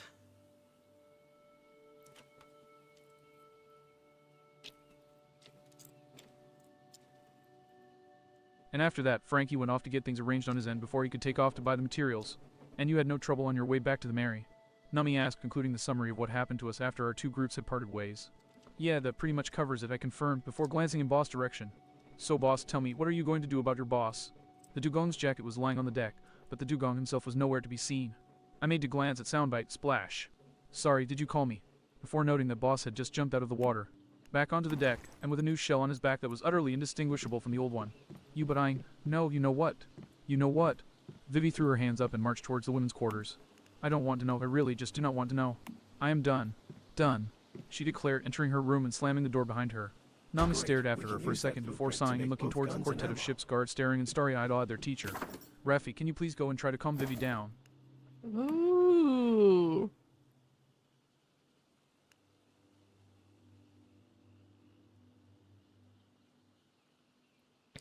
That's where it freezes. This bites. Why does it freeze there? Does it really have a word limit? It does. What is this?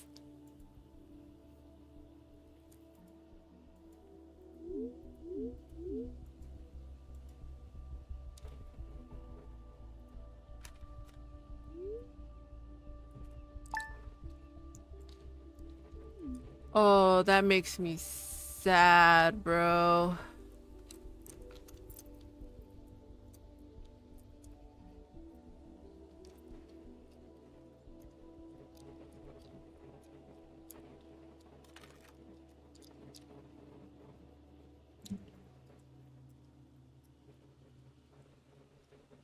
Am I gonna have to use the shitty TTS? Take that off. Man, why do I even have you?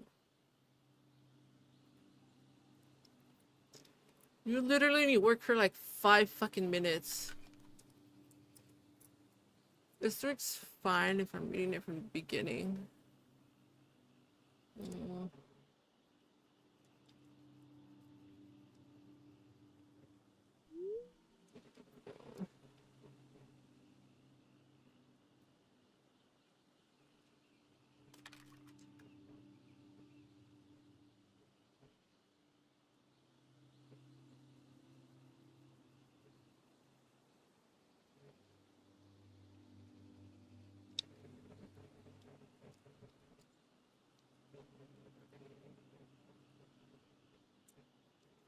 I'm gonna have to use this shitty voice one.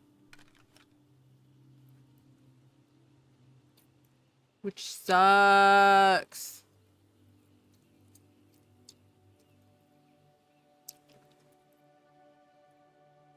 But whatever, fine.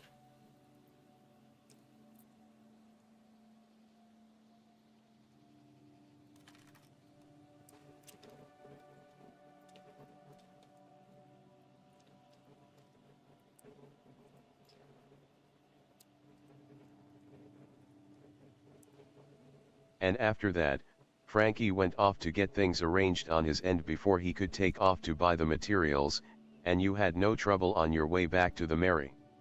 Nami asked, concluding the summary of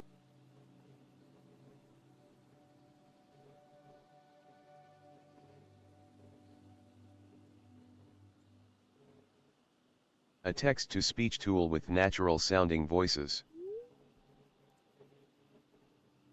Nothing about the fucking voices and natural sounding, homeboy.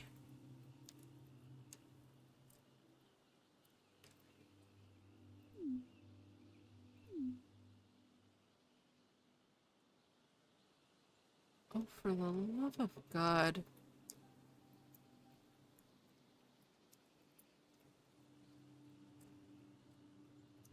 So, boss, tell me, what are you going to do about your boss?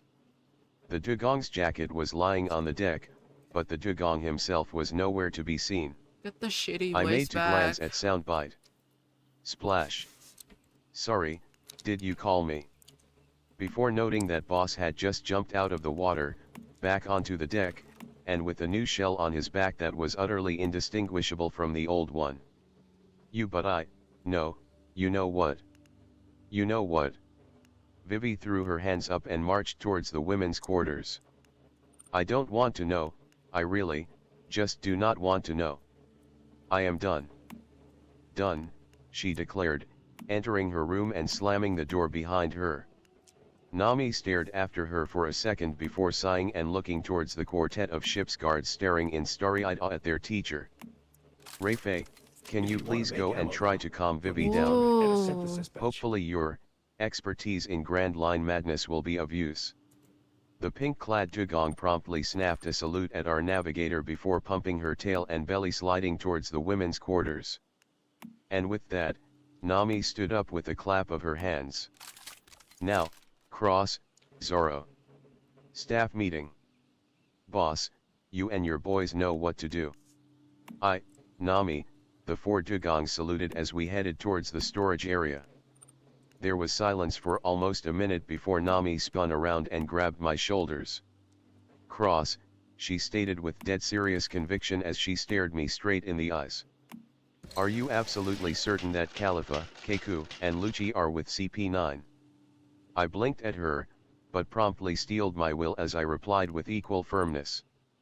Sometime soon, most likely tonight, seeing as they'd want to use Aqua Laguna to cover their tracks, those 3+ Bluno will tear through Galila like an unholy storm, striking down their comrades and co-workers without so much as a hint of remorse before attempting to assassinate Iceberg in cold blood. Of this, I have no doubt.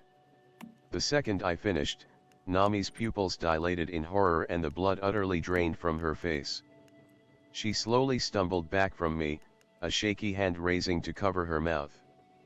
Oh, God. Zoro started towards her with an expression that could be vaguely interpreted as concern. What did they do, Nami? Nothing, Nami whispered, desperately shaking her head in denial. That's the whole problem. I have years of experience in long cons, for the majority of my life I have been anyone but me, I have been them, and I was scanning them for any cracks whatsoever. I was subtle, don't worry, they never noticed, I made sure of that, she reassured me when she noticed that I looked ready to puke. But that doesn't change the fact that they put on such a good show that they made me actually doubt Cross. I sighed grimly. I'll be blunt, you were firmly out of your league, Nami. You have a few years of experience, however harrowing, but they've been doing this for their entire lives, Literally. There's a government island somewhere not far from here that's exclusively devoted to training orphans and offspring of previous CP9 agents into the next generation of the world government's personal killers. A bat! They've never known anything but sabotage, corruption, intelligence, and assassination. Make no mistake, CP9 is so renowned because they are damn good at what they do. Nami stared at me for a second before leaning against one of the crates with a tortured groan. And we have to deal with 4 people like that, she asked. I shook my head with a grimace. If worst comes to worst and we still have to storm an ice lobby, there will be 7. But I wouldn't worry about it too much if I were you. Out of those 7, 3 are in league with the monster trio, and the rest are way weaker. Superhuman and with a few unique and deadly tricks, sure, but ultimately, with our current roster and power level, not to mention the fact that I know their playbook inside and out, we'll still be able to win. Who's the third one, Cross? Zoro asked. Lucci's obviously one of them, and Keiku has to be another if he's a match for me. I shrugged indifferently. Hopefully it won't become relevant, but the third one, barely weaker than Keiku, is Jabra, a Wolf Zoan and CP9 specialist in the iron body technique. Sanji only beat him thanks to his Diable Jam, just like you needed a Jura to beat Keiku. He's a sadistic and deceitful son of a bitch, but so long as we're ready, we should be fine. And what about their chief, Cross? Nami asked tentatively. The one you said got the authority to use a buster call? Whoever the world government put in charge of people that powerful must be a monster too. I snarled as that particular train wreck of a human being flashed through my mind. I'm sure you'll need that Only weapon soon morally, enough. Nami. Wait. I just Physically, noticed a teleportation I tower slammed was my fist activated into at my Dead's palm and ground it in, Did Mary do hard. that? We can use it to Suffice teleport to say straight that there. if I get my hands on Open your map and Spondum, try it out. I'm going to turn him into a Activated literal fucking teleportation pretzel and powers he'll be will let able us to get do to jack places all much about it. faster and avoid The any only dangers defense along he the way. has for himself is Funk Freed, a sword that ate the elephant fruit. Apart from that entity is weaker than your average marine. But morally, I ground my teeth as image after image after image of the bridge and everything before it flooded my mind. Let me put it this way, Shotgun. I didn't kill the unluckies because I didn't think they were worth it, because I feared I'd regret it. Him. I let a vicious smile crawl across my face. I could hand him over to Chopper as a guinea pig, and that would be kind compared to what I'd do to him if given half a chance. Zoro and Nami both stared at me in something very close to horror. Cross soundbite started fearfully. I cut him off with a raised hand. He abused Robin, I enunciated firmly, causing every other person in the room to freeze. In every conceivable way except for the sexual one, from the moment she arrived at an ice lobby to the moment we rescued her. Mental, physical, and emotional abuse on a level I didn't even think was possible. Make no mistake, Spondum is the epitome of everything wrong with humanity, in that he is a weak-bodied, weak-willed, and weak-minded evil bastard with far too much power and pride. If we invade an ice lobby, I'm going to make sure that he ends up either dead, or worse. I looked around the room, staring everyone straight in the eyes. Any objections? I literally No, don't have time all for three bots. of them intoned without hesitation. Good, I nodded gratefully. Now, then, moving on, how did the meeting with Iceberg go? Nami took a second to breathe deeply and calm herself down before schooling a neutral expression on her face. You mean apart from him being as irresponsible as you implied, she deadpanned before shrugging casually. Perfectly fine. Let's make juice. He listened to our request and accepted a 100 million Thailand bahts down payment after we gave him Granny Kokoro's letter. He said that he'll either send one of his foremen here or be along himself in a while. She paused and frowned. We don't have to worry about the other foreman, right? I waved my hand in a so-so manner. If CP9 manages to frame us for hurting Iceberg or Galilog in general, quite possibly, strong sense of camaraderie there. But otherwise, the most dangerous thing about them is their quirks, and of those, the worst is Polly trying to cut and run with a brick of gold. Basically, they're like us, we don't tick them off and we're all good. So, Zoro grunted. Now we wait. Pretty much, yeah, I shrugged, then reached for my side and withdrew the transceiver. Well, I guess I may as well start up another SBS. Puru puru puru puru. Soundbite said suddenly. Or take a call, that works too, I continued smoothly, pressing the caller ID button. MI4, I confirmed to Nami and Zoro, who turned back towards me. I made to pick up the receiver, then paused as a wicked grin played over my face. Oh, soundbite. Make my voice sound like Apu. Oh, Cross, you son of a puru puru puru puru, the snail chortled.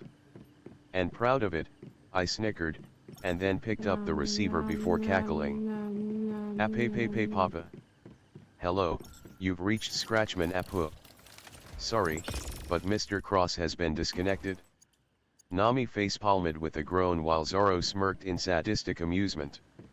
I swiftly chopped my hand across my throat and burst out cackling as Soundbite's expression contorted in panic and horror. OH, man, you should have seen your faces. Let's go. I am sorry, but that was just straight up hilarious. Ha ha hey. As my laughter trailed off, I noticed Soundbite glaring at me with a look of intense concentration.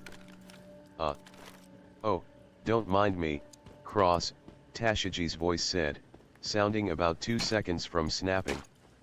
I'm just trying to kill you with the power of my fucking mind. If that were possible, Tashiji, he never would have escaped from Loketown, Smoker cut in. Or Alabasta, Hina added. Or Skypiea, T-Bone wheezed. Or Navarone, finished another voice. Alright, I get the point Alraha. I blinked, and then grinned as I processed who had just spoken. Jonathan, you devious chess bastard, I knew you'd come around. Good thing too, now Vivi owes me a hefty chunk of change. Nami tsked and tossed a wad of berries at me. Here, I bet her the opposite. That makes this doubly sweet. I crowed as I counted out the cash. Cha-ching. Soundbite hooped ecstatically. ZOT. I flinched slightly as light and ozone flashed inches before my eyes, but I swiftly recovered and stuck my tongue out at Nami. Nice try, but no dice. Damn Chopper and his damn freaky good therapy. She scowled as she spun her staff third back into place. Good to see that you're as composed as ever, Mr. Cross, Jonathan chuckled. And I'll admit, I did have some apprehensions at first given the risk involved in the undertaking. But time and the SBS wore them away, and after talking to Commodore Smoker, I was quite satisfied to join what's now MI5 and claim the codename of Sagittarius. My 4 officers and Jessica have signed on as well, and they're in the process of informing the remainder of the base. Great to hear. I wrung my hands eagerly. Now, then. Before we get to business, I believe some of you owe me an apology. I pointedly ignored Nami facepalming and muttering something about idiots and pushing your luck. I don't apologize to many people for many things, Cross. I'll be damned if I add you to the list of people I do apologize to for not considering that someone could or would trick Akainu like Jonathan did, Smoker grunted.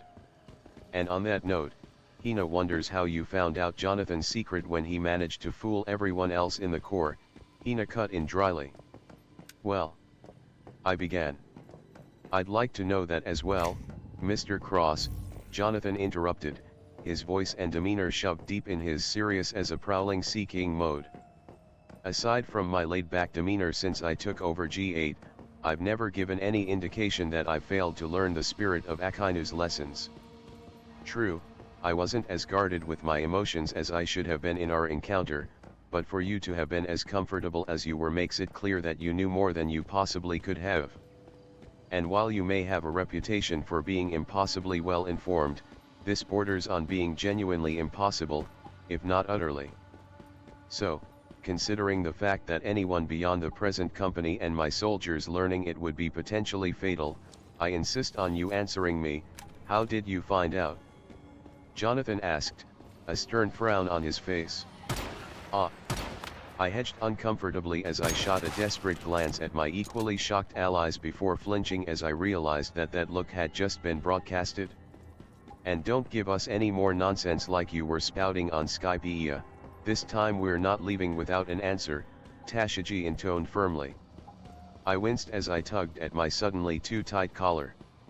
Damn it, and I'd thought that bringing in the hyper-intelligent chess master would be a good idea. Why? Cross. I snapped my attention over to Zoro, who was staring at me with an uncharacteristically analytical gaze. Tell them, he ordered in a firm tone. What? Nami and I hissed simultaneously, though Nami was the one who followed up. Are you out of your moss-ridden? They deserve to know, the swordsman interrupted, his gaze frosty. They might not fly under our flag, but they are our allies, and I seriously doubt they'll tell anyone. And even if they did, it's that chess guy all over again. They spill our secret, we spill theirs. Glad to see you're as insensitive as ever, Rorano, Tashiji deadpanned. Glad to see that you're as grateful as ever, Four Eyes, Zoro shot back. Glad to see that you're still a barbarian. Glad to see you're still a novice. Bastard, I cut people. For the love of God, fuck or kill each other, but don't use me to pussyfoot around. Shut it, snail, the sword masters roared simultaneously. Enough, T-Bone wheezed, his shaky voice as firm as iron. Cross, we're waiting. I grimaced as I processed the fact that I really didn't have a choice here, did I? Ooh, bananas. Dang it, I wasn't expecting to have to give the explanation again before I told the rest of them. Now, there was an idea. I took a second to get my composure about myself before adopting a determined look. Let me make this clear, the explanation is of a magnitude that you can't begin to imagine, to the point that I haven't even told our most recent crewmates yet. I do not want to say it more times than I absolutely have to, because it's a damn long story and there's gonna be a lot of disbelief. So, here's the deal. There's only one more decent Marine of significant standing that I'm relatively sure you can convince to join you right now. When you've recruited Vice Admiral Tsuru, I'll tell all 6 of you my secret. Roasted pumpkin. Fair enough. Soundbite Where did I get adopted a a doubtful pumpkin? grimace. Tsuru. Smoker grumbled to himself. You don't ask for anything easy, do you, Cross? I blinked. Wait, what? You didn't object when I recommended her the night before you met with T-Bone. I imagine that admitting one such as a vice admiral to a list of potential allies is vastly different from actually trying to recruit her, Mr. Cross, T-Bone wheezed. Nail on the head there, sir, Tashiji moaned. Ina is uncertain about this. Ina grumbled. Vice Admiral Tsuru is as wise and righteous as they come, of that there is no doubt, but she is also one of Sengoku's closest confidants, and while the Admiral of the Fleets is not himself corrupt, neither does he oppose the world government. It would take a cataclysm of untold depths to fracture their bond in even the most minute of ways. I see, I nodded casually. Then in that case, I just have one question, T-Bone, would you happen to currently be on assignment to, given the timing, I'm gonna say. An ice kangaroo court lobby. Dead silence rung out for a few seconds before T-Bone groaned. I won't even question it. I chuckled. Toilet! You guys would be nowhere without me, absolutely nowhere. Clearly, the skeletal captain scoffed. I don't suppose you'd happen to know what my assignment is to be, would you? They merely ordered myself and a number of my men to present ourselves and await further orders. The mood here is tense. I've never seen the lobby garrisoned so thoroughly. I smiled grimly. Security detail. You're going to be safeguarding the return of a Cypher Pole 9 hit squad who'll be bringing with them the blueprints of the ancient weapon Pluton N.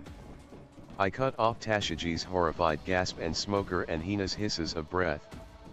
And, our kidnapped archaeologist. Once again, silence. Oh, for fuck's sake, Cross. Right there with you, Tashiji, Jonathan sighed. I chuckled grimly while Nami shook her head with an exasperated sigh and Zoro smirked. Oh, motherfucker! Don't get me wrong, we're going to fight tooth and nail to do what we can to stop this shit from going down. But if we fail, well. I injected a tone of pure savagery in my grin. Then I'm going to do more to the world government in a span of hours than I have in all of my past broadcasts combined. I widened my grin by a few teeth. And should we win, well. I can only imagine the kind of holy hell that the confirmation of CP9's existence, the complete destruction of one of the government's 3 sacred bases, and an exclusive interview with Nico Robin covering the events on O'Hara will raise. Is that cataclysmic enough for you? Enough that Hina is sorry that she asked, Hina replied weakly. Cross, I hope you realize that if all of that does happen, your name is likely to be spoken of in the same breath as the likes of Dragon and the Emperors. And just like that, my smile flipped to a scowl. You don't seem to get it? Even ignoring how much I hate the government based on everything I've seen, I stand by the same standards as my crew, the same standards as Whitebeard and Shanks. If anyone lays so much as a finger on our crewmate, it's nothing less than a declaration of war. It should have been clear from the very first SBS broadcast, if it's for one of our friends, we welcome infamy with open arms. I sighed and shook my head as I stepped down from my mental pedestal. Anyway, enough preaching. Is there anything else you called for? Only that I made an attempt to convince Black Bart to join us, and he almost agreed, but he requested proof that we were in contact with you. Mention the words rooster and integrity in the same sentence on your next broadcast, Hina replied. I'll see if I can work it in somehow, I said. On a lighter note, Mr. Cross, pass my thanks on to Miss Robin for the suggestion she offered in regards to Major Shepard, Jonathan put in, smirking again. He was so flustered in front of the court that he all but confessed the charges he was presented for, and they subsequently uncovered a significant history of corruption. How significant? I asked eagerly. Oh, where to begin? Tashiji sang in an uncharacteristically eager voice. Extreme embezzlement, framing several of the investigators who were looking into him, and acting as something of a fixer for other Marines of similar demeanors. He'd make reports about them go away for a price and then transfer them to, shall we say, sympathetic bases. Like, say, Base 16 in the East Blue under one Captain Nezumi, who has also been scheduled for court-martialing. Now, that, Nami snapped her head around with a sadistic grin. That is good news. That money-grubbing rat bastard is the biggest reason that Arlong never got reported. Oh, really? Jonathan asked in much the same tone. In that case, I think I'll put a word in myself, for Belmir's sake. Besides that, Tashiji trailed off slightly before perking up. Oh, right. And he was a chronic stealer of office supplies. The 3 of us fell silent as we processed that particular tidbit before I gave the Marine a flat look. Seriously. Don't diss the Marines Logistics Division, Cross, Hina scoffed. Next to the admirals, their accountants are some of the scariest bastards in the whole of the Corps. I exchanged disbelieving looks with my crewmates again. Yeah, I'll take your word for it. By the way, Soundbite spoke up in a curious tone. What's with the good mood, Tashiji? Steal another sword recently? Ehehehe. Tashiji giggled ecstatically. Not even your vile words can bring me down, you petulant pest. I'm riding on a power high. And now I was thoroughly creeped out. Someone wanna fill me in? I pleaded. Marine HQ tapped the good officer to lead the investigation into Shepard for her excellent intellect and analytical skills, T-Bone rasped. Not only did I have the immense honor of pinning that scumbag to the floor, but I hauled in a nice and juicy promotion to go with it. Oh, Tasha shit! squealed, the grin she was sporting almost ear to ear. Ensign no more, you now speak to Lieutenant J.G. soon to be Lieutenant proper, Tasha G. Haha, woo. I took a second to consider this development before adopting a thoughtful look. So, to be clear here. I queried innocently. You're excited about moving up the ranks of a vile and corrupt system that you are actively working to tear apart. Did I get that right? Tashaji's smile froze as though I'd injected it with liquid nitrogen before shattering into a positively blistering scowl. Can you not ruin my good mood, she bit out, a tick mark clearly pulsating on sound bites and thus her brow. For just 5 seconds. Is that honestly too much to ask for? I made a show of thinking long and hard before answering with the utmost seriousness. Yes. Yes, it is. Tashaji's eyelid straight up jerked. Goodbye, Cross. Nami facepalmed as the connection chopped off out of the blue. You just can't help yourself, can you? I spread my arms in a show of innocence. I have a naturally aggravating personality. Sue me. Nami's sigh of exasperation sounded more like howling. Zoro simply rolled his eyes before looking at me. Anyway, this Frankie guy who's gonna be helping us build our ship, what's he like? I tapped my chin thoughtfully as I considered how to put it. Well, first, he's kind of super. Exactly like DHA the heck. I demanded, bolting towards the door and wrenching it open. I then gaped with no small amount of surprise to see Frankie on the Mary's deck in his typical pose, though I was not surprised by the sight of Boss and the TDWS all posing along with him and Luffy and Usopp laughing and clapping eagerly. Awesome. Luffy cheered. So, you're, like, half a robot, and you run on cola. Yep. I keep it right here, nice and cold. Frankie confirmed, opening his ABS to demonstrate a refrigerator filled with 3 bottles of cola. Nami's eyelid twitched as she stared at the sight. Well, there's something I can never unsee. Whoa. That must be way useful in the summer.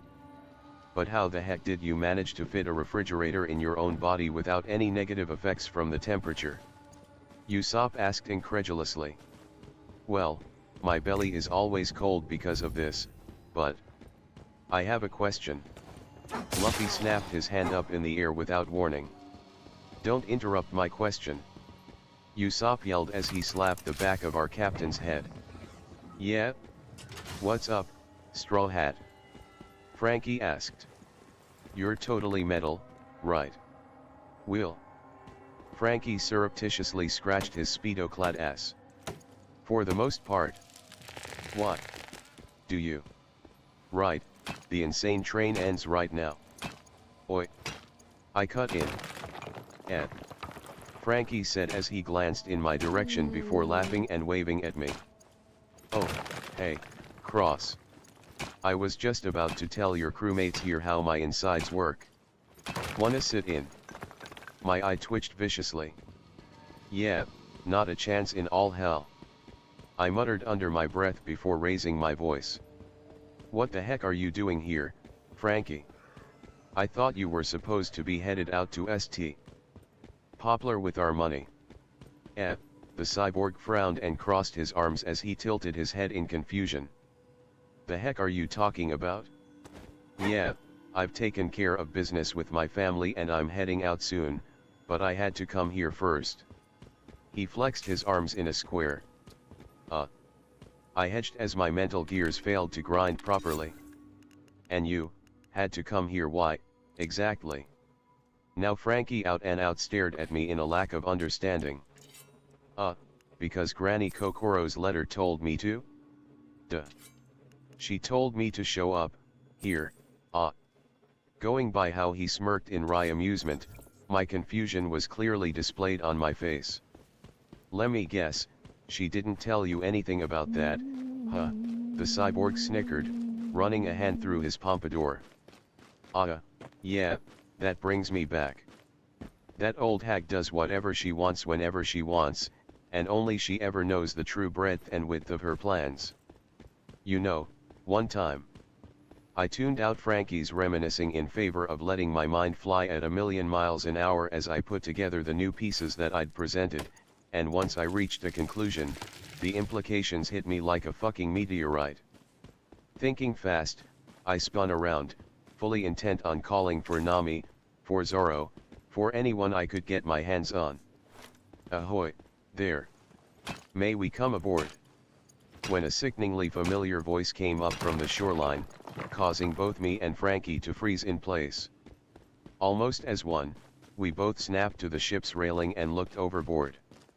What we saw caused us both to jerk, though for Frankie it was merely out of surprised confusion, while for me, it was out of nothing less than pure existential terror.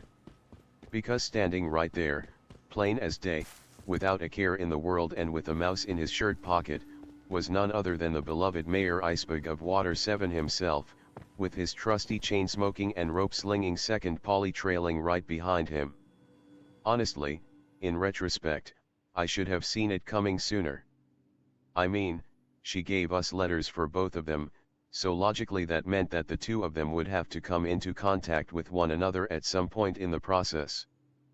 But I thought that they would have been kept apart longer. Frankie would provide the materials and his designs, Iceberg would provide the experienced manpower and facilities to make the Sunny the best shipborne of the island since Tom's passing. At worst the two would meet up once or twice and grind against one another, but that would have been it. But ultimately, their quarreling was an obstacle that we could surmount. Them meeting each other here was unexpected, and far from the most pleasant thing that could have happened, but it was far from cataclysmic. This situation would have been little more than a minor difficulty at the absolute worst, if it wasn't for one itty-bitty, teeny-tiny, utterly fatal detail. Polly wasn't the only galley law employee Iceberg had brought with him. Standing right there, right beside him, were a very professional-looking woman with blonde hair and glasses and a kindly grinning man clad in orange with a long, square nose. Half of CP9's team on Water 7 was here. Half of CP9 was feet away from me. And the object of their fucking mission was standing right next to me. My mind blanked and I was forced to scramble for some way to keep myself from drawing suspicion, considering the fact that I was one jolt away from spewing the worst vocabulary that sailors had to offer out of my mouth. Bite me. Yeah, this was the quickest way Bite to me bring as it hard as you can, I hissed out of the corner of my mouth, desperation flooding every decibel. Do it. Do it now. Do it now. Maybe you'll have Chomp. more luck.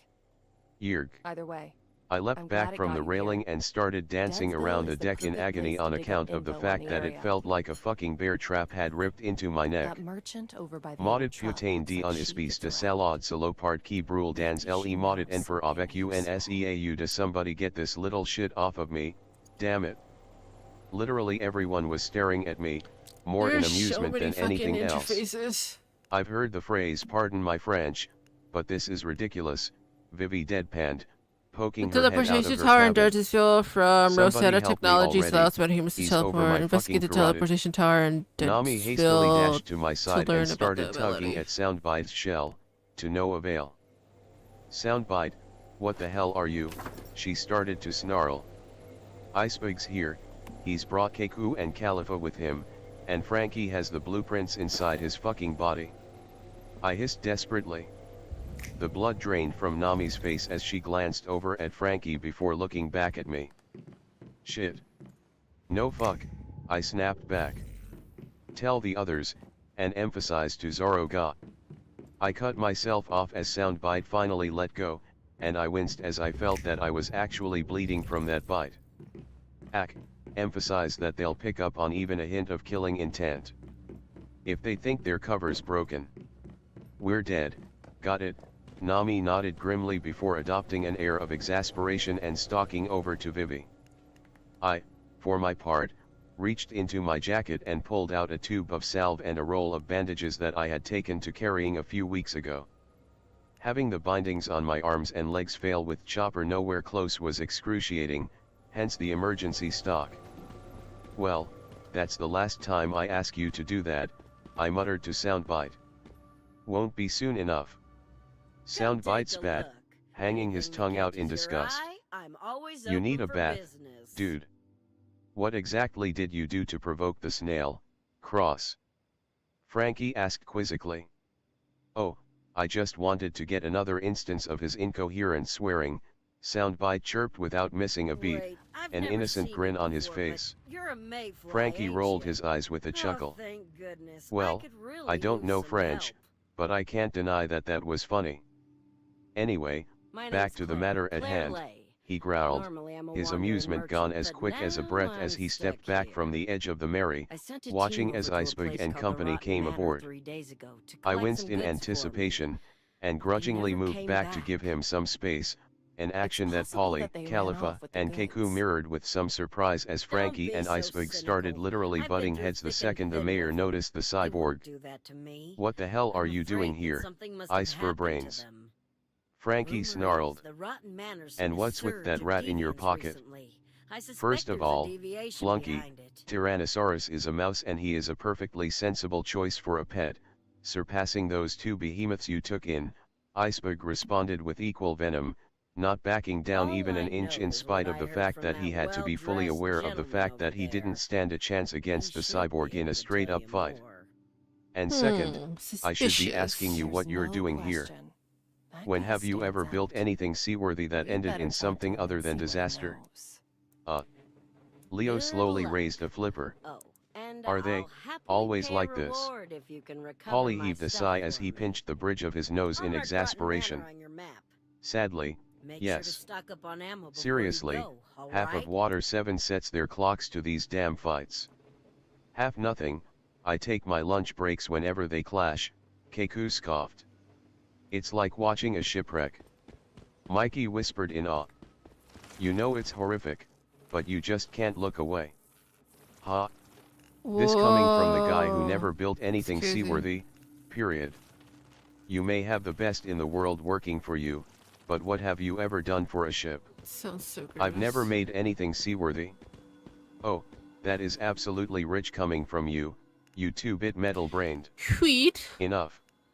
Everyone froze when a very loud and, more importantly, very slurred voice roared out, demanding everyone's attention. My blood froze in my veins as I slowly turned to observe the speaker. Oh, God, no. I whispered. What the hell is she doing here? Apparently, Frankie and Iceberg were of the same opinion. Jesus, no. Gee Granny Kokoro. Frankie sputtered incredulously. What on earth are you doing here, ma'am? Iceberg asked in confusion. What am I doing here? The incognito icefish mermaid scoffed drunkenly as she hopped off of the Mary's railing and staggered forwards. That should be obvious, cons hiding that I called you boys here. And ash for why you're here. She took a deep swig from the bottle she was carrying before continuing. I brought Yashay here shows that we can put this stupid feud of yours on pause long enough for you to help the Nishi people. She paused as she swayed on her feet before jabbing a thumb over her shoulder towards the ocean. Also, I came here wish Chimney and Gonbi to ride out Tha Aqua Laguna. Hi big bro Frankie, hi big bro Iceberg, a chipper young voice called out from below the Mary's railing. Gonbi and I are gonna go and wait for you at the hotel. All right, Granny. Do you always speak in Sure riddles thing, like this? Chimney, have fun. Kokoro waved over her shoulder. We will. Bye everyone. Bye guys, a far more familiar voice shouted up. I shot an incredulous look at Soundbite. Sylvester? Seriously? No clue why, but I got cat from that rabbit for some reason, the baby transponder snail shrugged. Now, where Washa? Kokoro frowned as she scratched her temple with the lip of her bottle. Activating them should give us Erg, access to the rift might space have hit inside the booze a monolith. bit too hard after hearing Yokozuna talk. Soundbite promptly looked away and started whistling desperately, cold sweat coating his tiny body as I pinned him with a Usually glare. places with the heaviest Stardust Unfortunately, pollution. Kokoro The managed Manor to would snap her definitely be one of fingers them. and bark out a relieved laugh. Indeed. Ah, yeah, Now I remember. I'm here to get you two dumbass to stop acting like idiots and get you two to play nice again, like the good old days. Both men and myself immediately froze, the old apprentices exchanging glances before they began uttering frantic denials. Knock it off. Kokoro cut them off with a slurred bark. The Straw Hats are decent folk, and she jabbed a shaky finger in Iceberg's general direction. Now that we know Got what some to of do, your most let's trusted split up to workers cover more with ground. yat. No one's ain't gonna tell no one nothing, so you're gonna drop the bullshit I'll and find be a way good to for hack into 10 the minutes. monolith. Got it? Once you've activated the It Rift was Anchors, only the fact come that I meet was me at the focusing on the monolith two incognito agents out of the corner of my eye that allowed me to note the brief look they shot at one another behind Polly's back. It was there for less than a second, but it was enough to tell me that we were screwed. Please pardon the intrusion, Lady Kokoro. Well, that and the fact that Keiku took the opportunity to raise his hand and speak up. But what exactly are you talking about?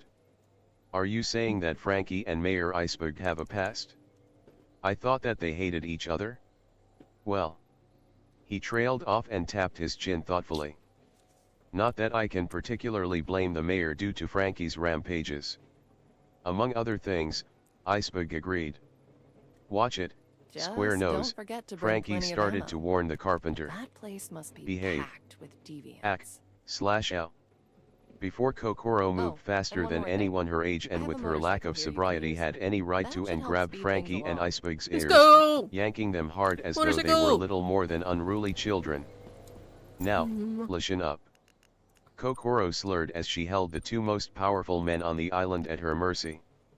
These two? Yeah, they've always hated each other, that's a fact, but once upon a time, they were at least able to work together to make great things, great things. This looks like it'll be fun. And considering what I saw and felt earlier today, the people here. She jerked her head in our crew's general direction. Deserve nothing less than the very best possible. Nothing less than what Tom's workers were capable of, do you hear me? Frankie stiffened as he shot a terrified look at Kokoro. Damn it, Granny, I know you're sloshed right now, but will you please think about what the hell you're YEOW? The cyborg was cut off by a particularly vicious yank. You think I haven't shout this over? Kokoro said with a drunken glare. None of us have been the same since Tom died, I'll admit, but the ish crew sh different. The ish crew holds as much promise as Roger sh did, if not more. And wish everything that their old ship has gone through. Just take a second, the bosh of you, and lashed into the ish ship. All fell silent for a few seconds. Then everyone, even CP9, shivered as another wave of emotion rolled over us all, this one an undeniable feeling of gratitude. There was a moment of silence before Kokoro spoke up again. There, she demanded firmly. The ish crew's shipelvesh M. And they love it? The ish crew asked for the bish that they could get, comparable to Roger sh Jack Sean, and they deserve it. Kokoro huffed and panted for a moment before bowing her head morosely. There's only one way that they can get a ship like that. Only one way to get a ship show incredible. She looked up and pinned her two surrogate sons with a determined look, pure steel cutting straight through the haze of the alcohol. So, I say that we bring this damned company back to life, one more time, just one more time. Just long enough for Tom's two successors, Why is it Iceberg doing and that? Cuddy Flam, to come together and build the Oro Jackson successor, this little ship's successor, for the sake of Roger's successor. While Frankie and Iceberg looked away from Kokoro in a combination of shame and thought, I myself was reflecting on her speech. In my opinion, it was the most awesome, heartwarming, and nightmarish thing I'd ever heard. The awesome and heartwarming bits were pretty obvious, sure, but as for the nightmare, my heart dropped into my gut as I watched Keiku and Khalifa's empathetic mask slip for just a moment, for just an instant, revealing the naked steel hiding below. And then they were back in place, utterly flawless. The nightmare came in the form of the fact that CP9 had just located their target beyond a shadow of a doubt, and there was little to nothing I could do about it. The only way this wasn't going to play out exactly as badly as it did in canon was if we took those two down right then and there was no way that I'd be able to rationalize that to Iceberg or Frankie unless I could prove that they were CP9. If we attacked them without proving that, we'd instantly earn the ire of the whole island, and things would go just as badly as they did in the story. If I tried to unmask them and didn't succeed, I'd just paint a bigger target on my back for them to deal with. And honestly, for all that I knew about them, there wasn't anything I could think of that would result in Frankie and Iceberg having any reason to believe me. Hey, shouldn't Sanji, Chopper, and Robin be back by now? Luffy asked obliviously. I'm hungry. Now that you mention it, I didn't give them that much cash, they shouldn't be taking this long, Nami remarked, looking towards the town with a frown. And at that moment, Iceberg and Frankie both stiffened and looked back at us. Before I agree, allow me to clarify something. You have Nico Robin as part of your crew? Iceberg asked with ill-concealed coldness. I processed that tone for a second, and then I suppressed a massive sigh of relief. That was the opening I needed, it was the one thing that could make those two break cover immediately. But I had to be careful. Yeah, she's part of our crew, our archaeologist.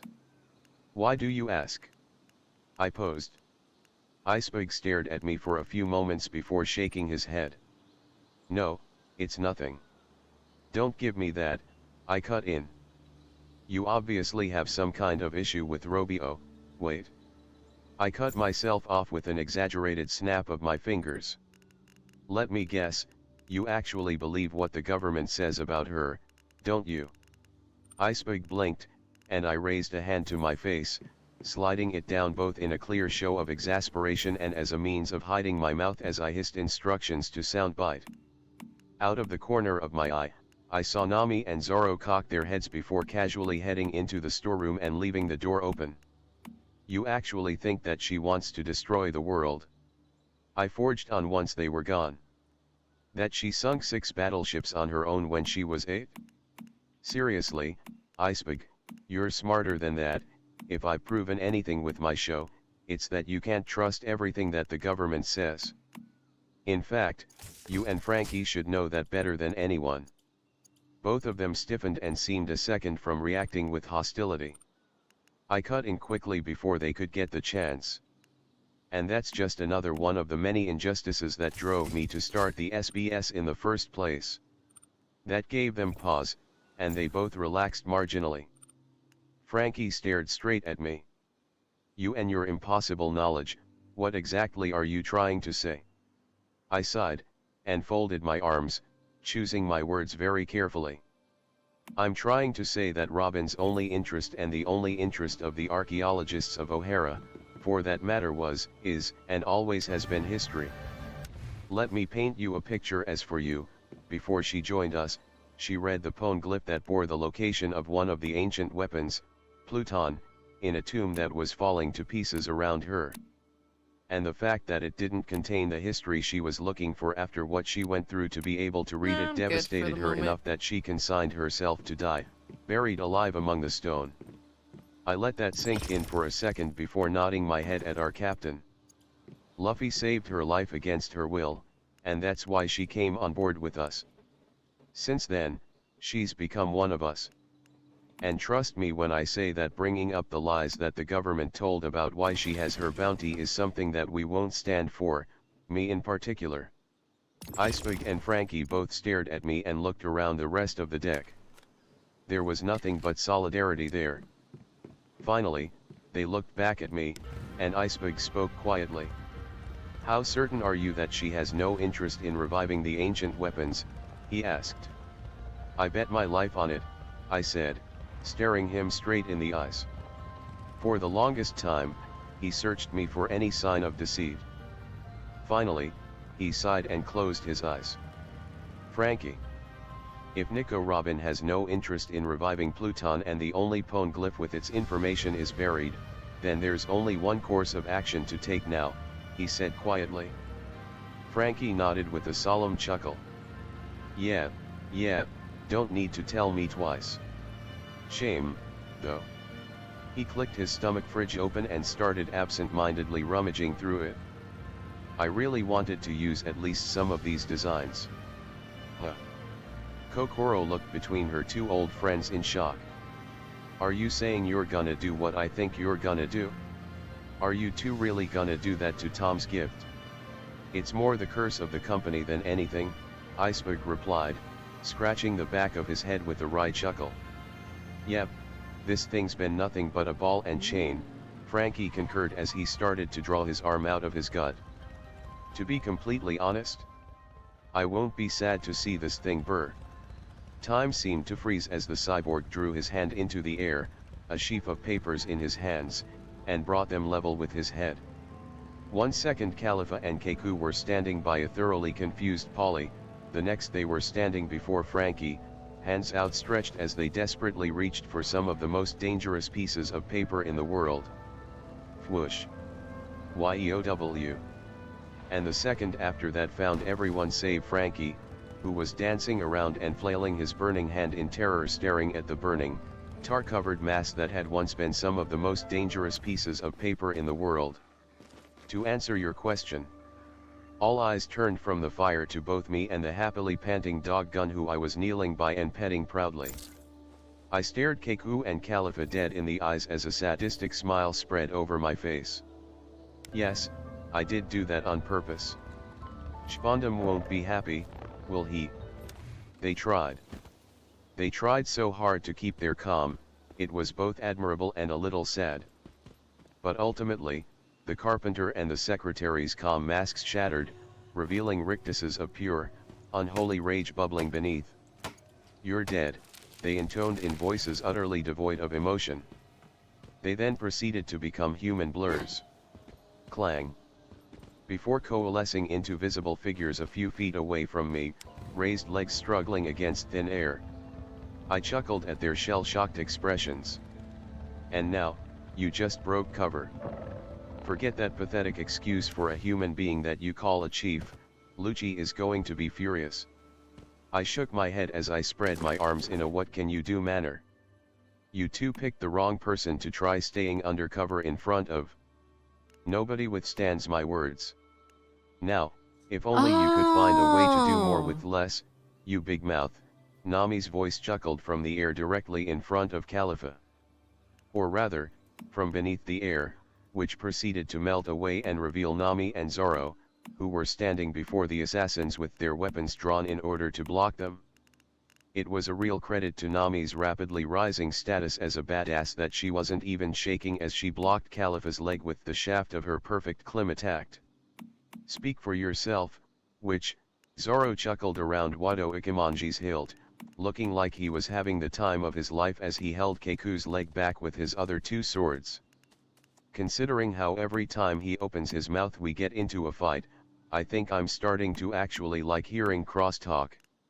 Before you two get it in your heads to start arguing, Vivi soothed as she stepped up behind the assassins, spinning one lion cutter by its chain while holding the other at the ready. I formally suggest that we agree to disagree. Agreed. Agreed, the mates concurred. Okay, what the actual fuck is going on here? Polly suddenly roared, apparently having gotten fed up with being kept in the dark. Yeah, Cross, what is going on? Luffy said, tilting his head with such a degree of innocent confusion that you could just about see the question mark hanging over his head. Damn it, you've been hiding stuff from us again, haven't you? Usopp sobbed from where he was hiding behind the mast. Heh, well, I for one don't mind. Boss chuckled as he drew out his dart and let it swing like a pendulum. I like to be surprised. It's pleasant, makes me feel all tingly inside. Ain't no other feeling like it? Ain't that right, boys? Boss, yes, boss, the TDWS barked, falling into ready positions as means of salute. Allow me to summarize. I announced as I stood up and clapped my hands. These two, along with two others on this island, are deep cover infiltrators from the world government's covered hit squad, Cypher Pol No. 9. Their mission was to gain the trust of the citizens of Water 7 so as to search out and acquire the blueprints for the ancient weapon Pluton, which Lasso just did us all the favor of obliterating. Now, see, I was planning on playing things nice and subtle, derail their plans quietly and without the need for all this fanfare. Oh, the motorcycle stuck. I turned my head to throw an acrid glare at Kokoro. But somebody just had to go and get hammered and then throw my timetable way off, didn't they? Nagagaga. Kokoro cackled as she scratched the back of her head sheepishly. Whoops. My bad, sorry. Nagagaga. Don't just stand there and laugh after shamelessly screwing up one of my plans, you damn hagfish. I barked indignantly. Eesh, is this how Nami feels whenever she goes all shark teeth on us? Now I see why she's so irritable all the time. Icefish, actually. Kokoro provided innocently. I scowled and ran a hand beneath my cap in an effort to calm myself down. Alright, anyway, getting back on track. I grinned malevolently as I slammed my fist into my palm. How about we all join in on the time-honored pastime of beating world government employees senseless? Keiku and Khalifa exchanged glances before the square nose focused on me. Clearly, Mr. Cross, you've yet to show the world even a fraction of the depth of your knowledge, Keiku enunciated coldly, the smiling carpenter he'd been for the past 5 years dead and gone. Regardless, I would recommend that all of you show restraint. Challenging CP9 is a thoroughly foolhardy action. For the love of you-know-who, I rolled my eyes in genuine exasperation. Have you ever heard the word situational awareness? We are pirates. I swung my arm out over the deck. We fight the world government on a matter of principle, and we're already wanted. Your status as a government official means less than bukis around here, dipshit. Keiku stared at me for a few seconds before exhaling. Well, that's half of my argument gone, but nevertheless, if you know this much, it's a safe assumption that you know how strong we are. Challenging us to a fight is suicidal. Give me a break, I snorted. Now all you're doing right now is sticking out your giant NECER. I surreptitiously coughed into my fist. Nose, and inviting us to try cutting it. Look around you, again. I spun my finger in the air. You guys might be big shot badasses, sure, but us. I jabbed my thumb at myself. I know for a fact that we're in the top 10 when it comes to this generation of pirates, and that's just our captain and first mate, who are both present, I might add. Luffy made his presence known by starting to tap his pipe in his hand, while Zoro's already savage smile widened. Even besides them, however, it's still 15 against 2. Ahem. I rolled my eyes again. If you say so, Sue. 16 against 2. And while not all of those 16 can go frontline on a whim. I'm fine up here, thanks. Usopp called from the crow's nest he'd somehow climbed into and was aiming his slingshot from. The rest of us, I lowered my hand to Lasso, who leapt up and transitioned into a form I could swing onto my shoulder. Very much can. Konis imitated my action by unslinging her burn bazooka and holding it in her customary reverse grip. Karoo spread his wings and flashed his blades menacingly, and the teenage Dugong warrior squad slowly inched their way around the assassins, leaving them no means of escape. Khalifa let out a scoff. Numbers mean nothing. Allow us to demonstrate the formidability of the 6. Zap. Khalifa's eyes shot wide, a gasping scream escaping her lips as Nami nonchalantly disconnected the Climatax thunder rod and jammed it into her stomach, bolts all but leaping off of it. The resulting charge left her stumbling back, coughing up smoke. Science lesson, be it a cloud or a body, iron still conducts electricity, Nami explained smoothly. Damn you. Keiku started to snarl. Bash. God, the assassin yelled.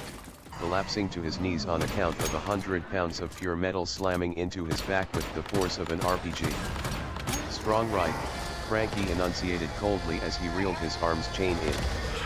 Caught off guard, Keiku's defense must have slipped, because the next second he grunted in pain as one of Zoro's swords Kaiditsu III, naturally pierced through his leg with ease. Stay down, the swordsman intoned viciously as he stuck Yubashiri in the suddenly still carpenter's face. Or else I'll make sure that no one mistakes you for our sniper again. Hey. It's true and you know it. Meanwhile, Khalifa tried to make a run for it. Rope action, hangman's knot. GYAH.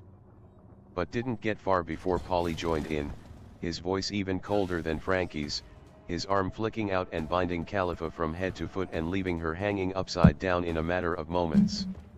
Of course, Khalifa tried to struggle. I wouldn't if I were you. But she swiftly froze when she observed the knife Polly was holding mere inches from her eye. And you'd better not say so much as a word about sexual harassment, the rope master continued dryly. Because I have heard every joke you can imagine and I've been fighting it since day one, so don't even start, traitor. Khalifa narrowed her eyes at her former colleague but didn't say anything further. I hid a snicker behind my fist as I observed the interaction. Seriously, Icebug, how did you ever deal with her? Honestly, I just don't see a lot of difference between the agent and the secretary.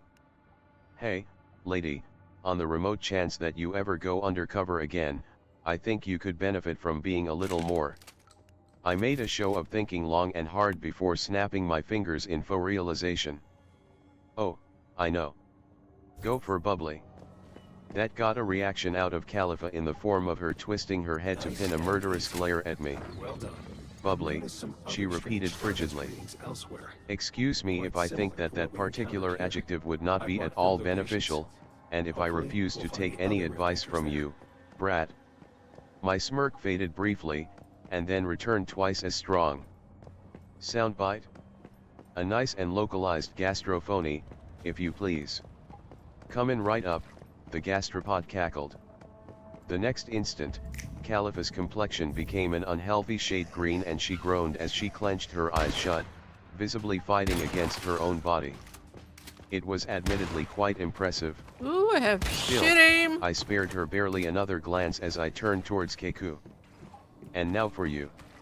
The square-nosed carpenter panted desperately as he leaned his head up as much as he could, casting his eyes around in desperate search of escape before finally latching onto Polly.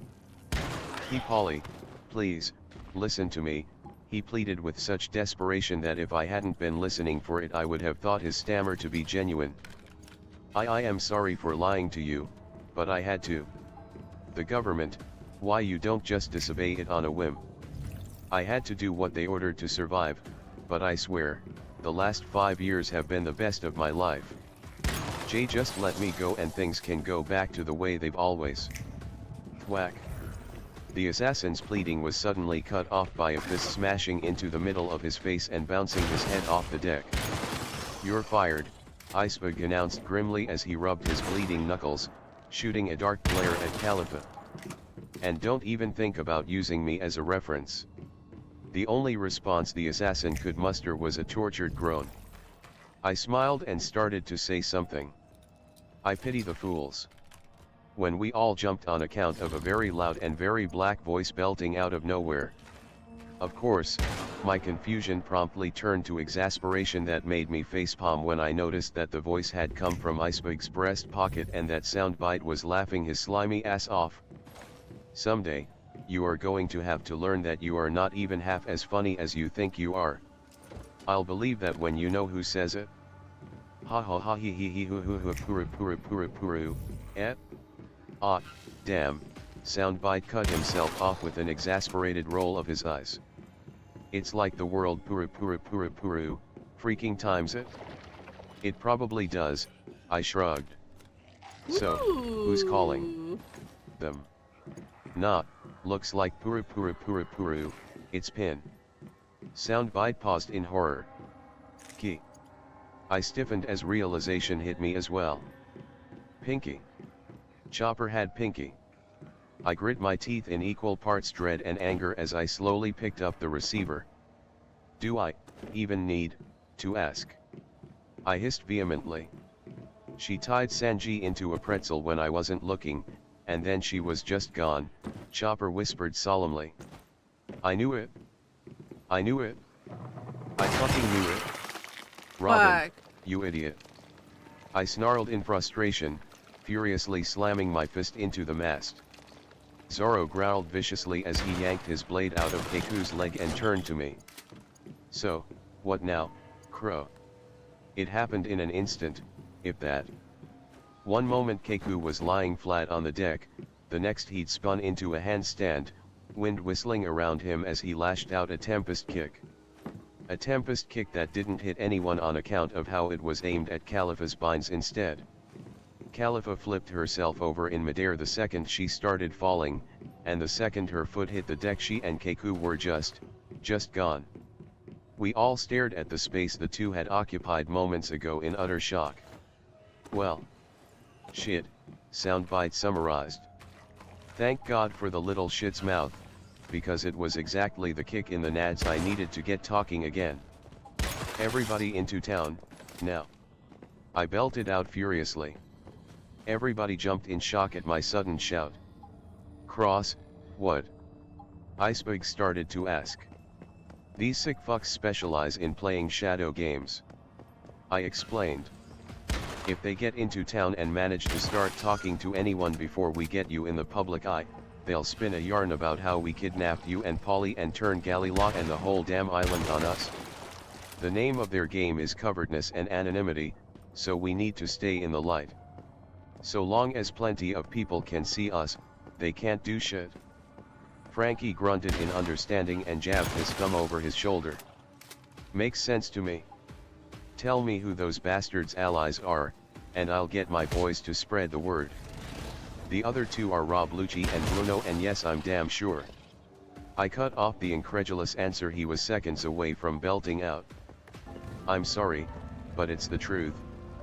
And make sure that your boys do not engage any of them in a fight, because they will not hesitate to kill, and both of them have devil fruit powers.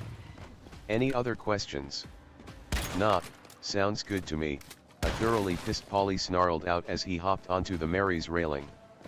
I'll head to the railway. No. I cut him off hastily. They won't be headed there until tomorrow night. Polly only needed a second to get the message and pale in horror. Laguna. Exactly, I confirmed grimly before looking over at the switch station's master.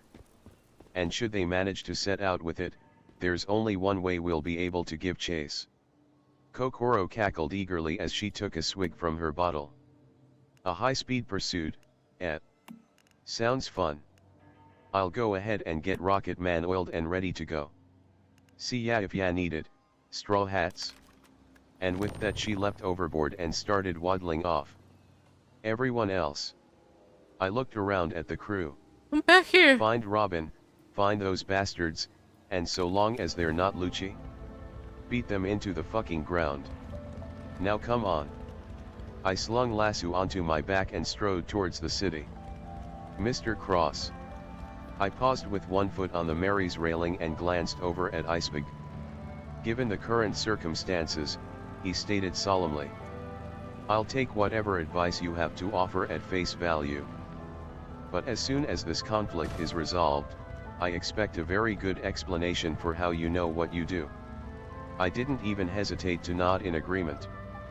The second all said and done here, one way or another, you'll find out everything there is to know. I gave my as of yet uninformed crewmates a significant look. And that's a promise. Kones, Su, and the Dugongs smiled in acknowledgement before readopting serious expressions, the 5 martial artists diving overboard to traverse the canals and everyone else jumping to shore to start heading inland, firm determination on all of their faces. I took a second to gather my wits before following them, heading into the city with all the stamina that I had built up since I came to this world, and finding that I was barely winded in doing so. The first thing I did was wave down the first free Yagara I saw. Are you with the Union? I asked frantically. Yeah. Cross, right? Wad they ought.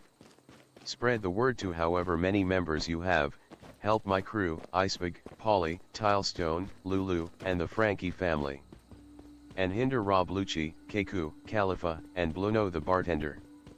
And if a woman with long black hair and a black leather outfit shows up, take her straight to us. Hurry and spread the word, please.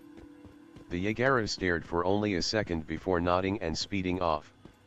I put a hand to my forehead in an effort to calm myself. That would cover a lot more ground, I was sure, but would it be enough? So considering, I started running again, scanning the crowd frantically for any sign of Robin, certain that I'd be able to catch at least a glimpse of her if I kept looking. I ran for the next 10 minutes until I finally slumped over, catching my breath. Look out. Say what MMPH. And the next thing I knew I was being dragged into an alley. Whoa! Damn it, damn it, damn it, damn it. Will you shut the hell up, witch? Will you show some fucking emotion, you damn barbarian? Nami snapped irately as she spun on her heel in order to jab her finger in Zoro's chest. Listen you bastard, Weirdo. I know you have the emotional range of one of your damn swords, but... Hey. Nami jerked in shock as Zoro grabbed her finger and snarled point blank in her face. Let me make this clear, I keep my emotions under control because the last time I let them get the better of me in a life or death situation, I was almost cut in half. But we both know that I can do rage really well, so don't think for even a second I'm not pissed off about the fact that they've taken one of our crew, got it? Nami fearfully stared at him for a second before letting her shoulders sag and looking away in shame. I'm sorry, you didn't deserve that, but... I know. Zoro cut her off, not even missing a beat as he strode past her. Now come on. Let's go and get that moron back. With any luck, What's up, we'll Bugs? be able to find her first, and I'll be able to break her nose without the love cook getting on my back. The navigator hesitated for a scant second before smirking and striding jumping after low. him. Leave some for me once you're done. The hell are you doing, Robin? Then both of them stopped cold as Cross' voice suddenly came from Brain, Bitch, who where was the fuck you positioned at? on Zoro's shoulder. See I you. apologize for the subterfuge, Cross, but I didn't have a choice. If I'm going to keep my cover in place, I can't be seen in public. What was unmistakably Robin's voice came out next, casual as when they last met her. Oh, thank God he found her, Nami Hydrate, sighed in posture relief. check.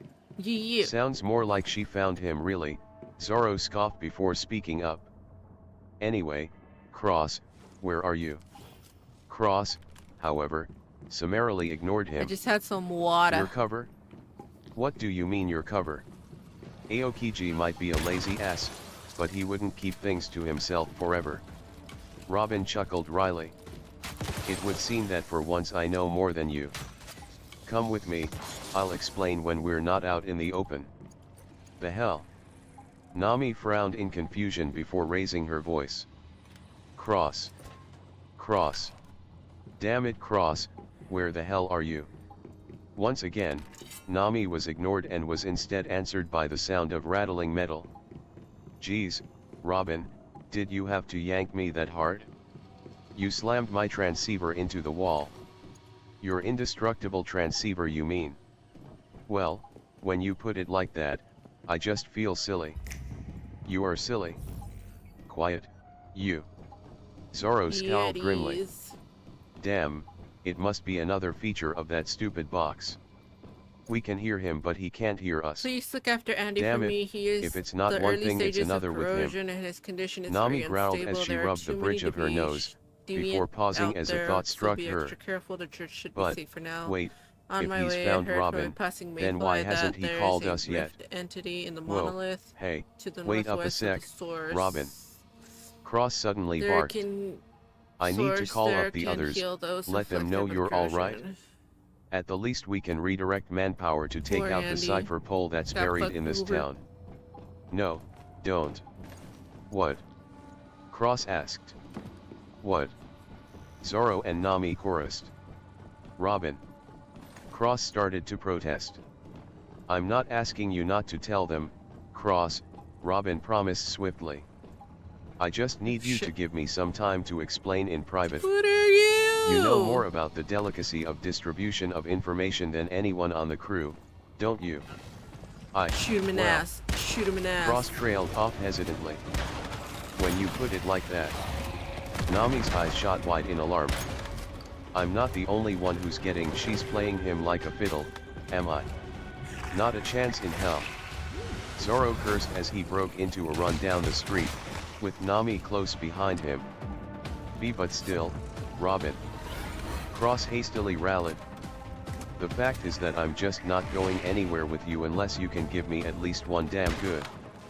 Might I add that while I was out and about earlier, I found a group of odd thugs in an alleyway that were beaten within an inch of their lives, sporting injuries that I recognized.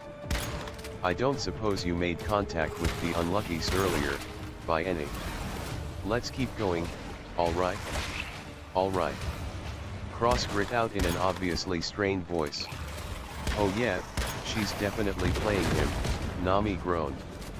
And he's swallowing it, hook, line and sinker, Zoro growled venomously. Nami shot a dark glare at him. Which is understandable when he really wants to trust her. Zoro matched her glare without hesitation. After he's advocated being wary for so long. Nami didn't have a good answer to that. A few seconds or so later, Robin's voice came up again, accompanied by the telltale sounds of a bark. In here, and try and keep your head down. You thought. Anonymity is key right now. Yeah, You I got it. Cross waved her off dismissively.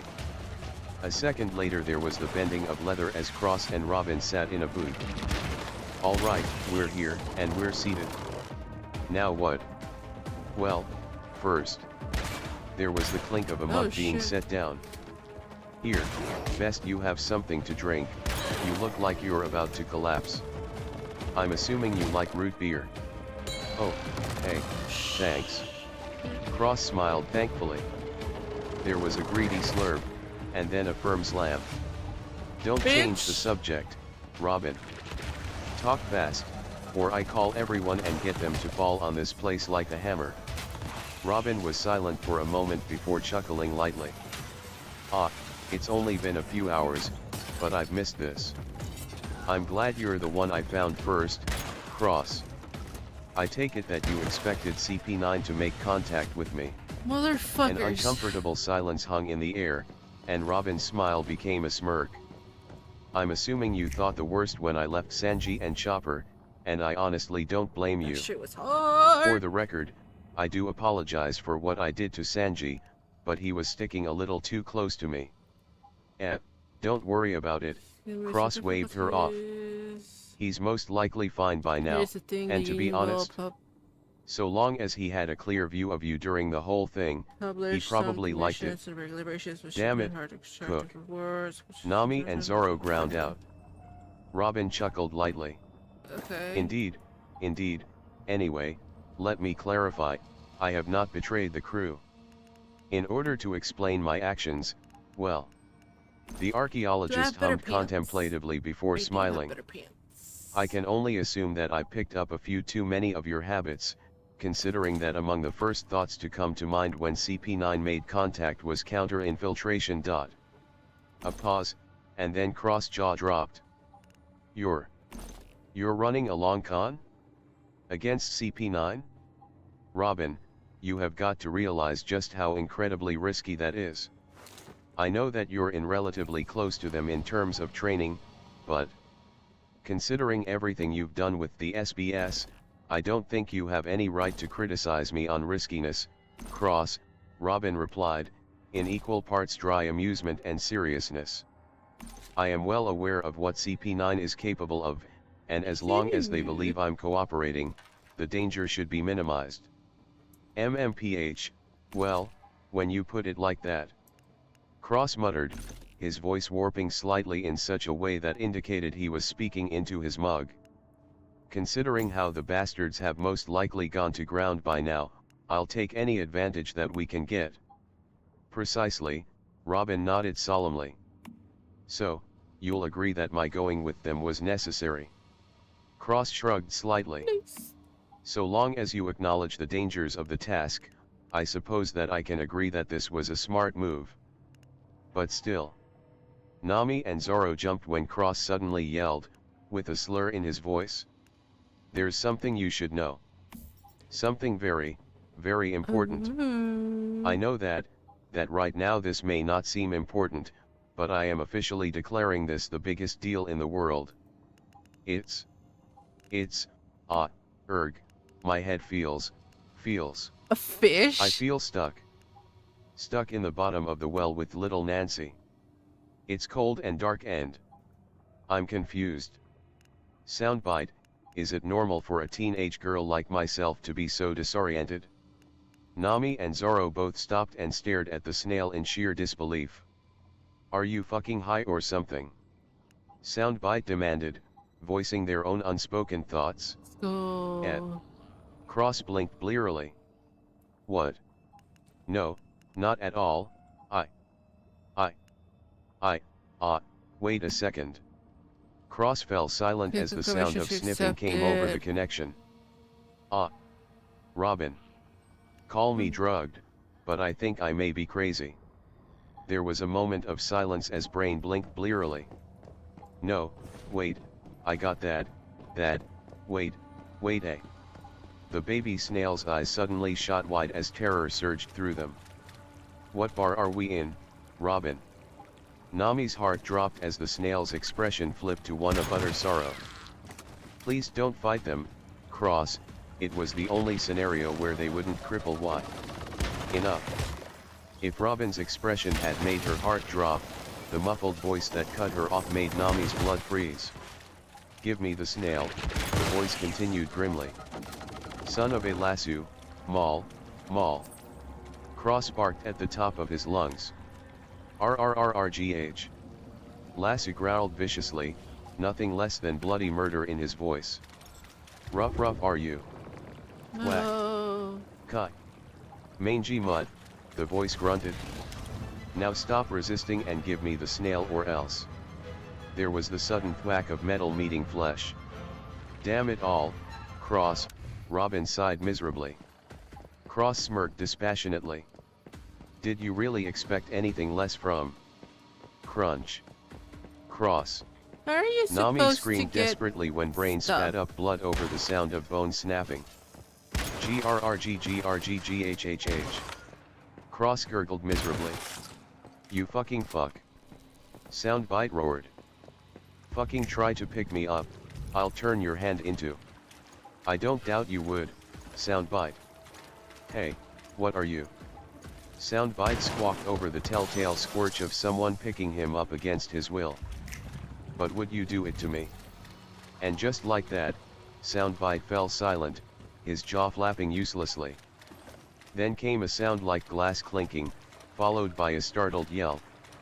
Soundbites was clearly horrified, then he swiftly adopted a pleading expression.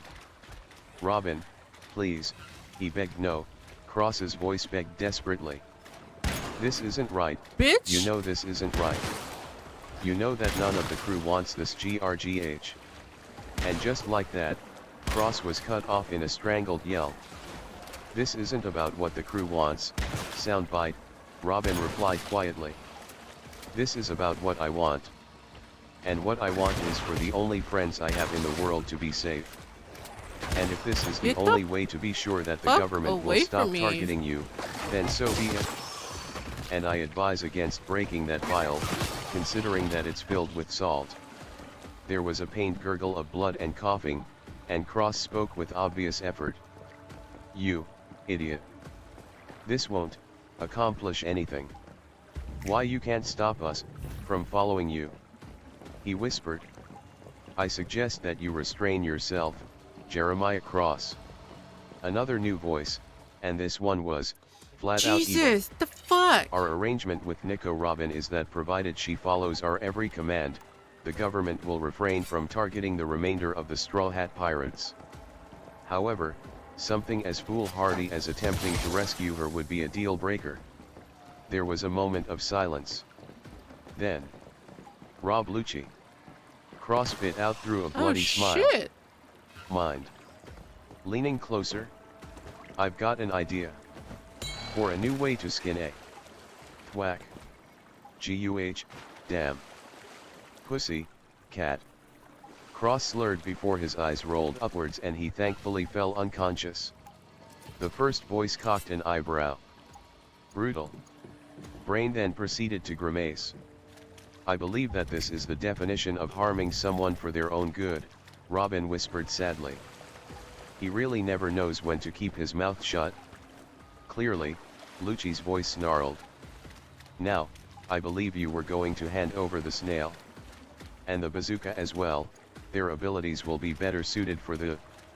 Our agreement was to leave the remainder of the crew alone, Robin interrupted sharply. Do you seriously expect us to consider a couple of animals on equal ground with humans, said the first voice. The surrounding temperature suddenly dropped by a matter of degrees.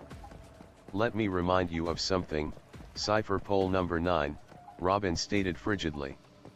The only reason I'm coming quietly is that you promised that if I do, you'll leave my crew alone. This applies to all 18 of them, human and otherwise. I assure you that if you attempt to compromise on that at all, I will render it impossible for you to take me alive. One way, or the other. Nami and Zoro swiftly grasped the implications, and whatever doubts they'd been harboring in the deepest, darkest corners of their minds about Robin's loyalty died fiery deaths. Then the archaeologist sighed. All we need to do is take the transceiver. Bitch! Without the SBS, the Straw Hats are no more dangerous than a typical Grand Line pirate, Cross even less so. So be it, Lucci stated, and there was a clear sound of rustling leather and metal. For the time being, however, we'll need to deposit them somewhere that the rest of the crew won't think to low colic. For a few minutes, all Zoro and Nami could do was stare at their baby transponder snail in horrified silence. Finally, Nami forced her jaw to work. I'll take Brain and tell everyone else, you keep hunting, she whispered numbly. Yup. Zoro grunted as he tossed the baby snail into her hands and broke into a run down the street. Shit she. Nami hissed frantically as she punched in Pinky's number. We need to find them soon, or else. She lapsed into silence as she bit her lip. Oh. The first thing I processed as I woke up was that I was sporting a splitting headache. The second thing was a lack of comfort. Grimacing, I leaned up with a tortured groan and blinked around blearily. My vision blurred and wavered slightly as I tried to concentrate. Splash. Gah. But that all went away when I was snapped awake by almost a gallon of water smashing me in the face. Act. I hacked and shook my head in an effort to clear my vision. For whatever reason, I was standing in the mouth of a trash-filled alleyway, covered in a goodly amount of garbage myself. However, that garbage didn't last that long. Because it was raining absolute buckets and the canal in front of me was violently overflowing. I turned my gaze up at the cloud-filled sky, unable to suppress a whimper of terror. Laguna. I'd missed a full 24 hours. What the hell happened to me? MMPH. I snapped my attention to the ground, and was greeted with the sight of a gagged soundbite making his sluggish snailish way towards me, and sporting a large steel case bound shut with a manual latch. I snatched up soundbite and worked the obstruction out of his mouth. Whoa! The instant his airway was clear, he burst out, lasso's in the case, he doesn't have enough space to transform. Right, got it, gimme a second, I nodded wearily as I staggered towards the box and undid the latch, allowing the doggun to headbutt his way out with a greedy gasp. I fucking hate boxes. Lasso gasped thankfully. Glad to see you're both alright, and I'm sorry to rush you, but can either of you please tell me what just happened? I demanded. You first. Soundbite shot back. I'm with the snail, Lasso nodded in agreement. Your head took more of a beating like than the rest of us combined, are you sure you're alright? I groaned in aggravation. No, guys, I'm fine. I've got a headache, but I'm more annoyed Did I than win? anything. Did I win? Just Did I tell win? me Did what I F. win? I paused as I rubbed my head, and in the Yes, I process dislodged won. an unfamiliar weight from the top of it Motherfuckers. that I hadn't noticed before. I blinked before bending over and picking it up. Then a firestorm of emotions hit me as I processed exactly what it was. A hat. A black, leathery cowboy hat. I huffed and panted as my brain finally connected the dots of the last few memories I had, at which point my I'm lips doing split in a alright, and vicious thank you so snarl. much. Alright, correction. I worked very hard on her. I'm more than just alright. I'm Just here pissed. playing once human. Cross-brainin'. I'm actually Yes, having a lot we of fun realize with that it. this chapter is late. Apparently, we've set our Like standards the too title high says, after I'm all. listening to a So, fanfic while playing henceforth, games. we're doubling So our I'm time. pretty chill. We will still strive to update weekly, of course, And but I from just now beat a on, big our ass deadline will be monster. bi-weekly updates. It's either that or we keep falling behind, and I think it's clear which is worse between the two.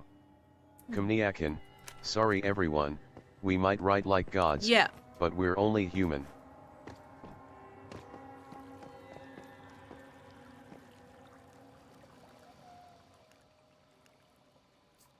Oh.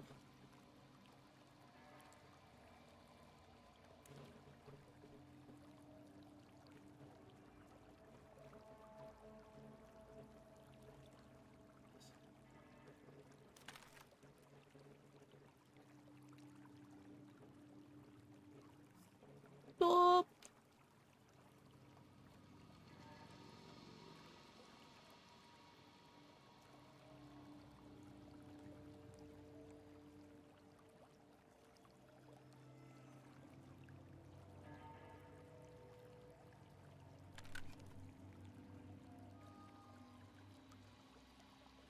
Just highlight the whole chapter.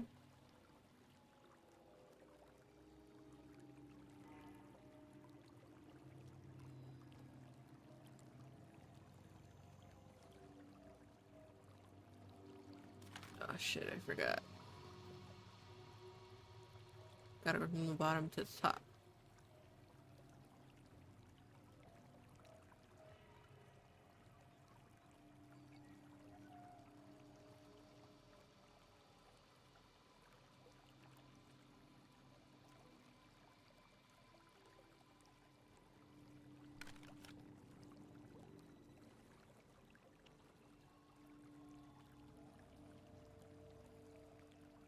What is going on?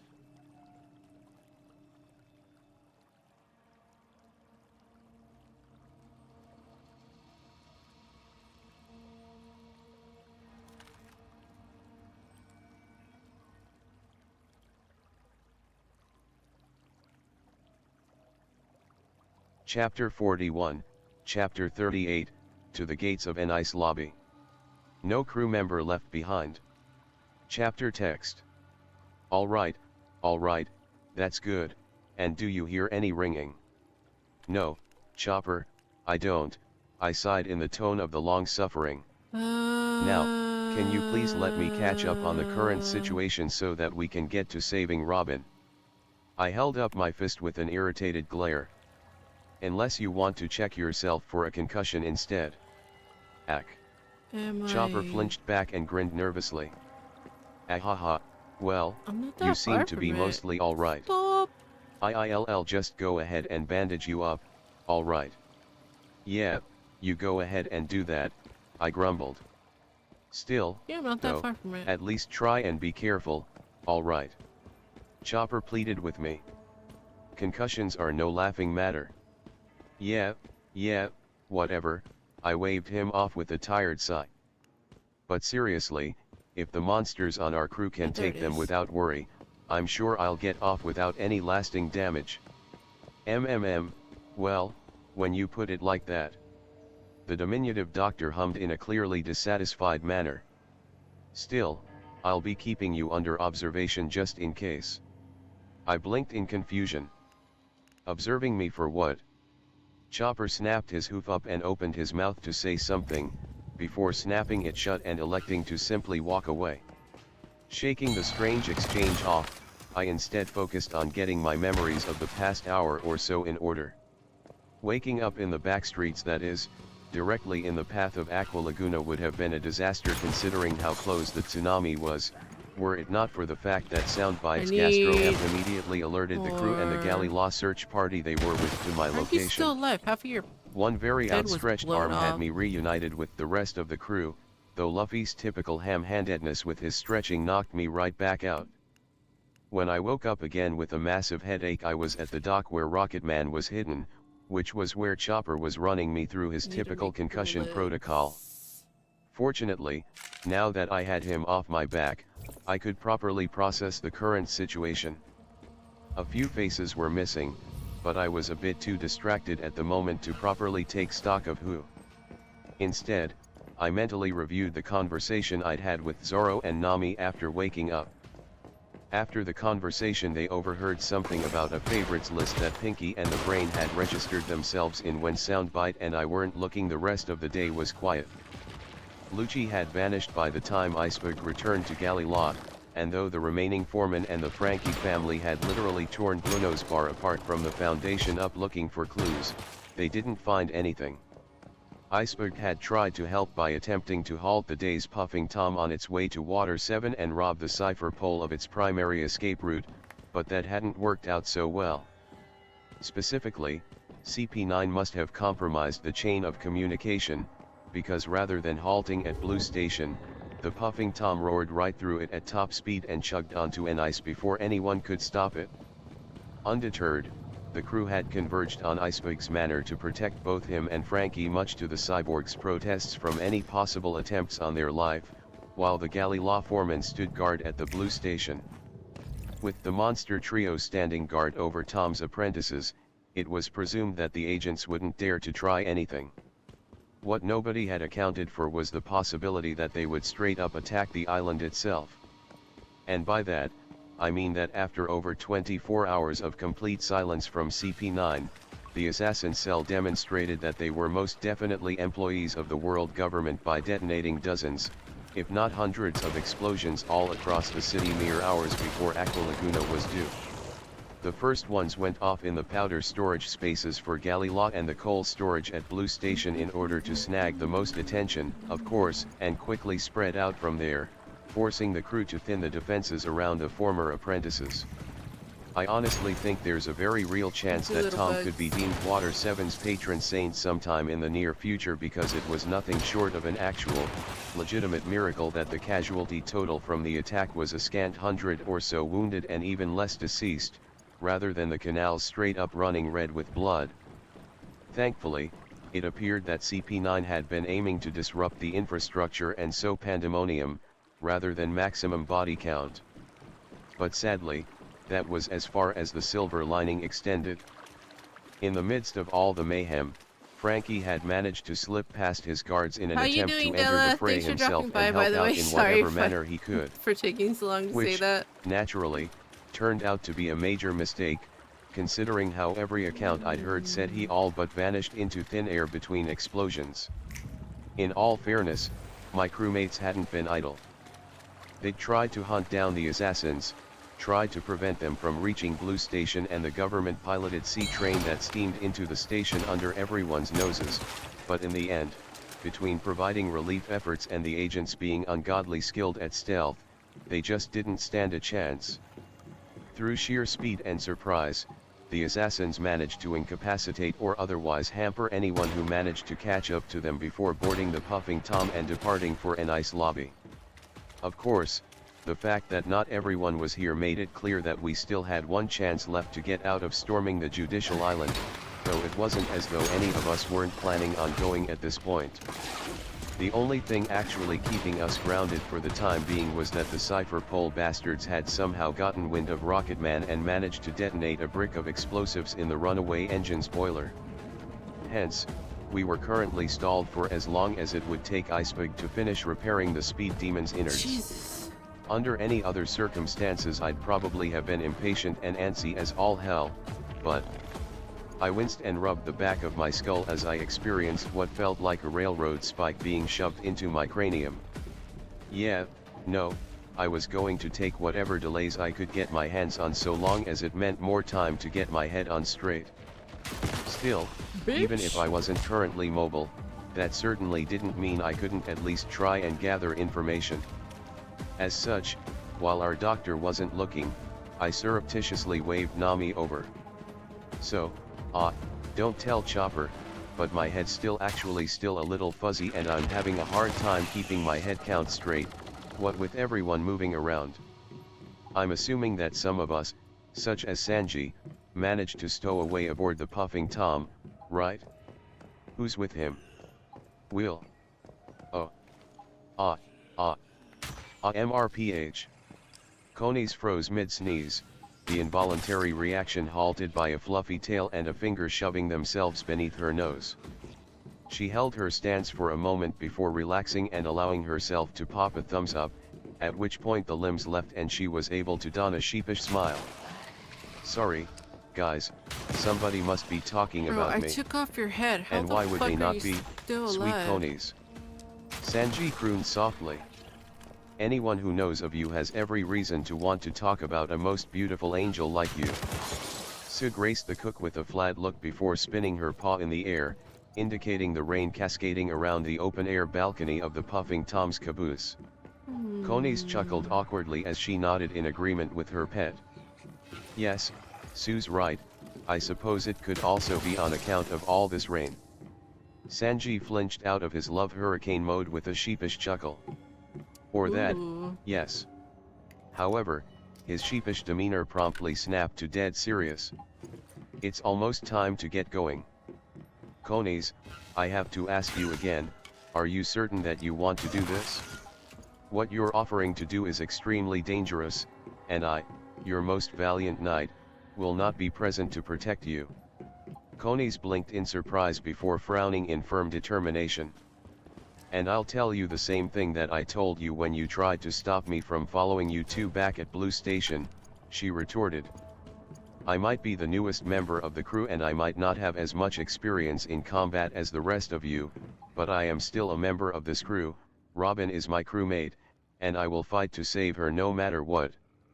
So, I will be going into this train and I will be serving as a distraction while you two make your way to Robin. Conies smiled beatifically.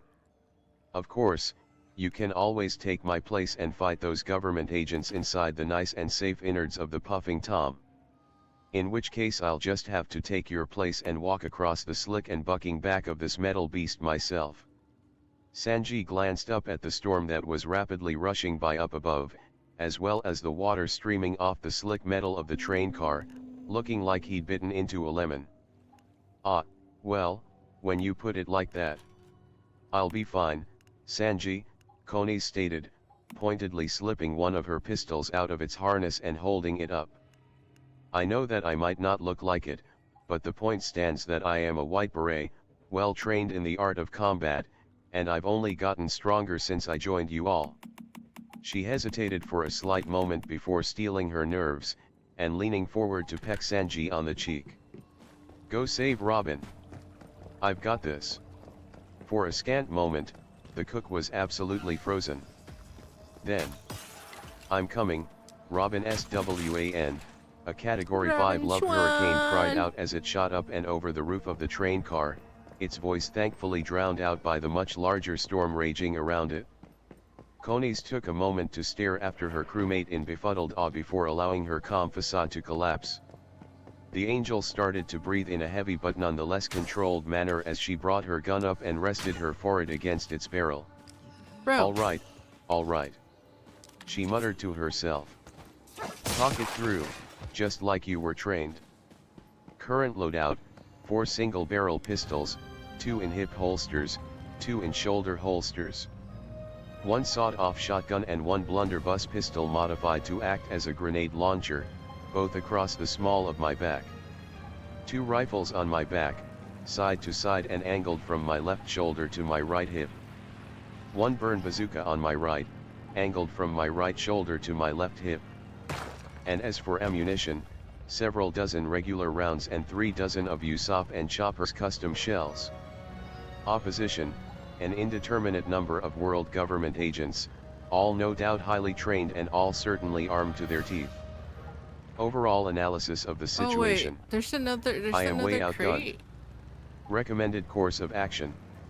She swallowed heavily and glanced up at the heavens. Run like hell. Oh, this is going to Suel. The white beret was yanked out of her nascent panic by a soft huff from her hood, followed by the light nip of fangs on her neck. Coney stared over her shoulder and met Sue's flat gaze for a moment before smiling gratefully. Sorry, she apologized in a thankful tone. I was getting too caught up in my emotions, but you're right, enough waffling. And besides, she looked forward with fresh determination. I'm a straw hat. She pulled her goggles up from around her neck and over her eyes before unslinging another of her single-barrel pistols and holding it at the ready. We live to do the impossible. And with that, the gunner squared her shoulders as she stood before the door, her breathing slowed in anticipation. Ready? She asked softly. Sue huffed in agreement. All right. Coney's grit her teeth. Reaching in 3, 2. Without further ado, Coney's lifted her leg and snapped it out in a side kick. The lock and hinges of the door put up a brave fight, but nothing could save them from shattering almost instantly. The resultant force turned the door into a high-speed projectile of reinforced wood that cannoned down the middle of the car's aisle and bowled over almost a dozen government agents in the process. Coney's didn't wait even for the door to hit the back of the car before she dove into the caboose after it, rolling across the carpet before popping into a kneeling position with her guns raised. Pistol on us, duo, she whispered to herself before starting to unload.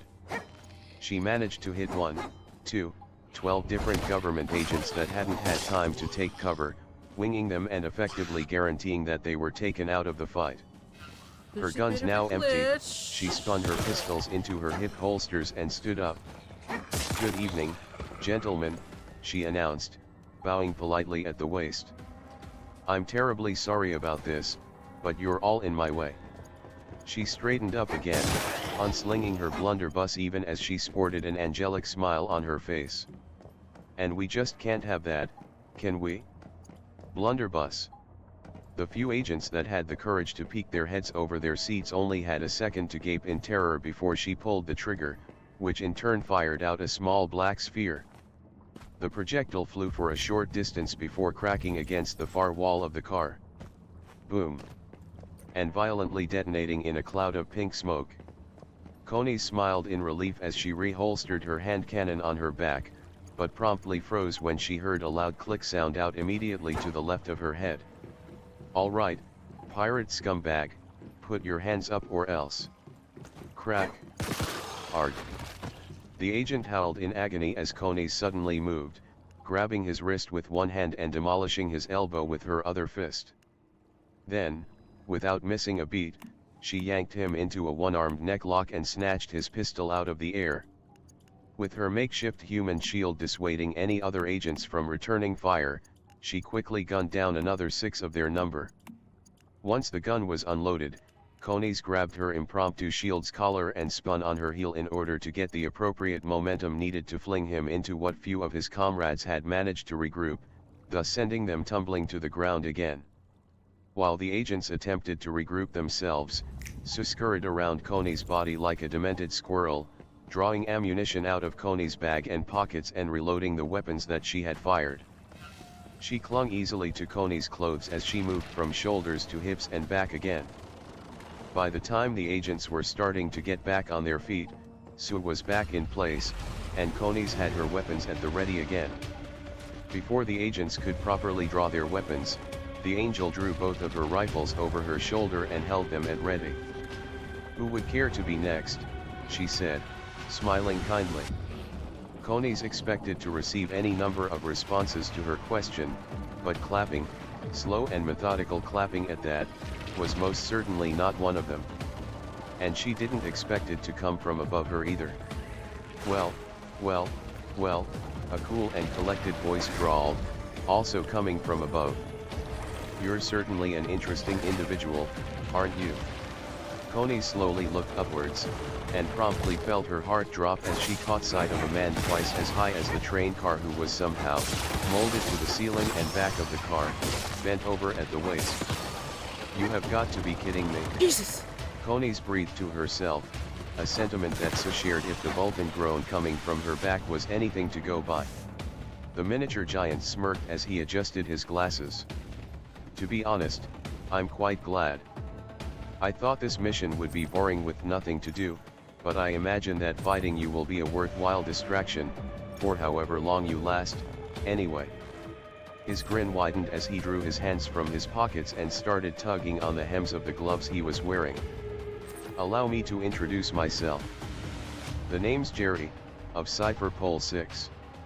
I like boxing and beating the tar out of criminals. Now, come on.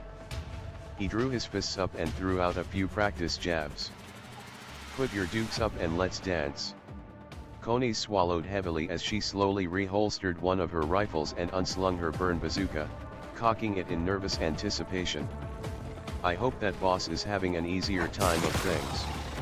She whispered to herself. Oh. This is most definitely not a man's romance, boss muttered to himself as the wind, rain, and waves lashed at him. The dugong was clinging to the edge of the puffing Tom's cars, slowly inching his way towards Robin's car. Between the cold, the slick metal, and the necessity to maneuver around the windows, it was slow, unpleasant going. Well, actually, he glanced upward thoughtfully as he slowly shuffled along. On second thought, going through an ordeal such as this with the intent of rescuing a comrade, a female one at that, who gave herself up to try and save us. Has made me that is reluctant truly, to face each he pumped other. a flipper in the air. A man's romance.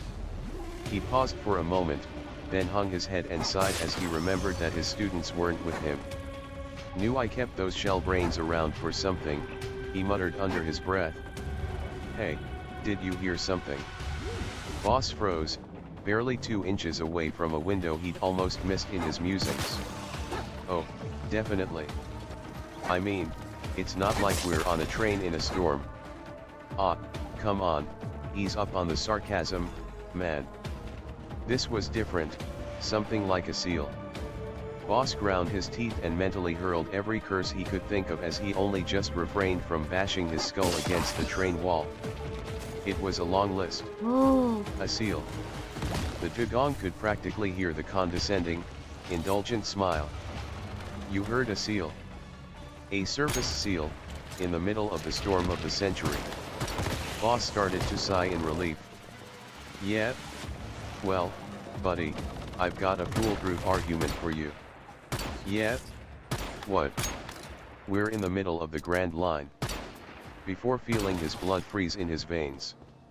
There was silence for a moment, and then the window above Boss popped open and a world government stooge popped his head out, staring straight down at Boss. There was a tense silence as the pirate and the agent stared at one another. The agent broke first, adopting an exasperated scowl. Oh, you have got to be act. The man was unable to finish his statement on account of Boss grabbing his collar, yanking him out the window, and tossing him into the sea in one fluid motion. The dugong snarled in frustration as he flipped onto the windowsill and snapped his dart out, spinning it in a circle as he took stock of the mob of agents readying for combat before him. Agents with a lot of guns, he might add. Moving fast, the dugong leaped into the train car, rushed to the front, and rammed his elbow into the lock of the door, warping it beyond use. With the agent's only possible route of egress blocked, he faced down his approaching foes with grim determination. Sanji and camaraderie be damned, he thought to himself. That witch of an archaeologist owes me for this, damn it. Oh. Ah, wait, hang on a second. I held up my hand to stop Nami as a thought occurred to me. You said that Sanji, Konis, Sue, and Boss are all on the Puffing Tom, right? Yeah, our navigator nodded with a nervous smile. They had to leave Brain at Blue Station so that the members of our crew still here on Water 7 could stay in contact, but while we were still connected, we could hear Konis giving Sanji hell. Seriously, she might not look or act like it at times, but that girl's got a will of. Yeah, she's impressive, believe me, I know, I waved Nami to silence. Not what I was gonna ask. I nodded my head at where the rest of our crew was impatiently milling about. My head feels less like it's being drilled open and more like there's just someone pounding around inside, so I've been able to get a clean head count. If those 4 are the only ones who got on the train, then where the hell is Usopp?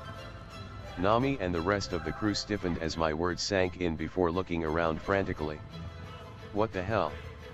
Nami demanded in shock. Hey, Usopp, where are you? Luffy belted out at the top of his lungs. Did anyone see where he went? Chopper asked nervously. Not a clue, sorry, Donnie shrugged. Yeah, Rayfei tacked on as she gnawed on the thumb of her flipper. Last I saw him he was pacing around muttering something about, lying better or something. I dunno, it was a bunch of gib. Fwoomph. Gah. The heck. What the... The cause for our distress was the fact that a freaking explosion had gone off in the middle of the dock, spewing smoke everywhere and absolutely obscuring our vision. For a second everyone started to panic, myself included, before freezing as a blast of noise roared out through the smoke. Chingo.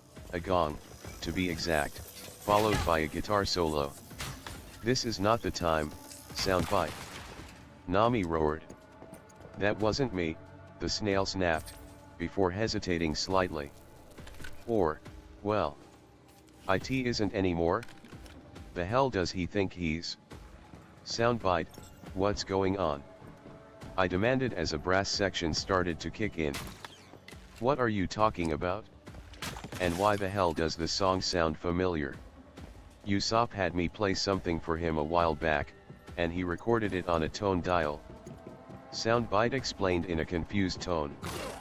But I have no clue what he's. Suddenly, words cut through the music, and my gut and jaw dropped at the same time as I realized where I knew the song from. Oh, The Wind Carries My Amy. From Sniper Island far away. I finally got my jaw working and managed to roar over the cacophony. What the hell do you think you're doing, Long Nose? Unfortunately, going by how he kept plowing on, it seemed that he'd elected to summarily ignore me. When I take aim, it's straight and true. Lulu la la lu. I ground my teeth as I glanced at Soundbite. Where is he so that I can slap the stupid out of him? The snail immediately shook his head. He's bouncing the music around the room, and there are too many workers in here to tell which is him. Whether you're a man or mouse, lock on. Usopp proclaimed proudly. I will put your heart in my sights, lock on. BOMF. Gah. Again? Seriously? There was a renewed round of protests as a second explosion, this time a smokeless one at that, suddenly detonated somewhere, the sheer force blowing away all the yet lingering smoke and revealing a certain cloak-wearing individual perched on top of the Rocketman's smokestack. Behold, the cloak-wearer bellowed confidently. I am the Grand Master of Sniper Island. The flawless marksman, the infallible sharpshooter, he who has fired 100 shots and missed not even once. I am Sniper. Wood. GYAH. The cloak-wearer leaped off the sea train with an agonized holler when a blast of steam suddenly hit him from below. He then unceremoniously face-planted on the dock. Will you stop screwing around, damn it, a grease-stained iceberg demanded as he stuck his head out of the cabin's window. Getting this hunk of junk moving again is hard enough as is without your bullshit impairing my vision. So why? The cloaked man mumbled into the dock. He waited a moment for Iceberg to get back to work before popping up into a proud stance, finger jabbed in the air and his very familiar mask on display for all to see. Behold! Usopp proclaimed. I am Sniper King. Are you serious? Most of the crew demanded incredulously, myself included. So cool, shouted Luffy, Chopper, and the teenage Dugong warrior squad. I snagged the back of Leo and Donnie's shells and hauled them up to glare level. Don't tell me you two actually buy this farce. Leo snorted derisively. With that nose. He wishes. but hey, you gotta give a man props where he's due, Donnie shrugged. The presentation is top-notch. My eye twitched before I forced myself to drop the dugongs and march towards my obviously insane crewmate. Pardon me, everyone, I need to have a word with our guest. Before anyone could respond, I reached Usopp, spun him around so that he was facing away from everyone, and slung my arm around his shoulders in such a way that it was very clear I could headlock him if I wanted to. Alright, what the hell do you think you're doing? I hissed under my breath. The so-called Sniper King promptly began blustering. Whatever do you mean, good sir? The entire world knows of the Straw Hat Pirates, even Sniper Island.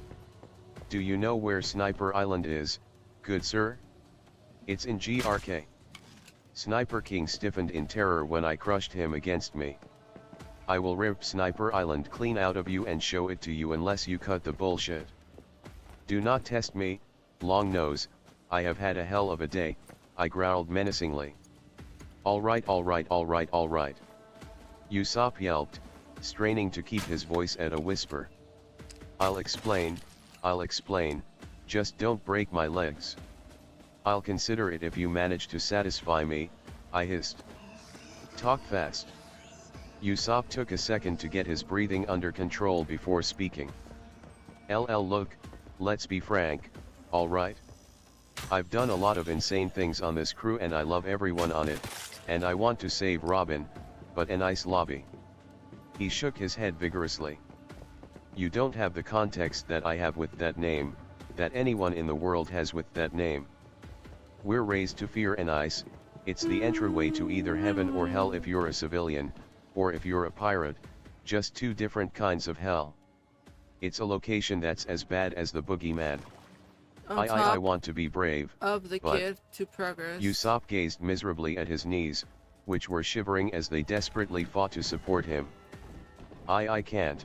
I know I can't. What? I'm too scared but I want to save Robin. So I'm compromising and taking your advice. When the hell did I ever suggest doing this? I demanded incredulously. Well. Usopp flung his hand up, probably in an attempt to stop the fist I had cocked.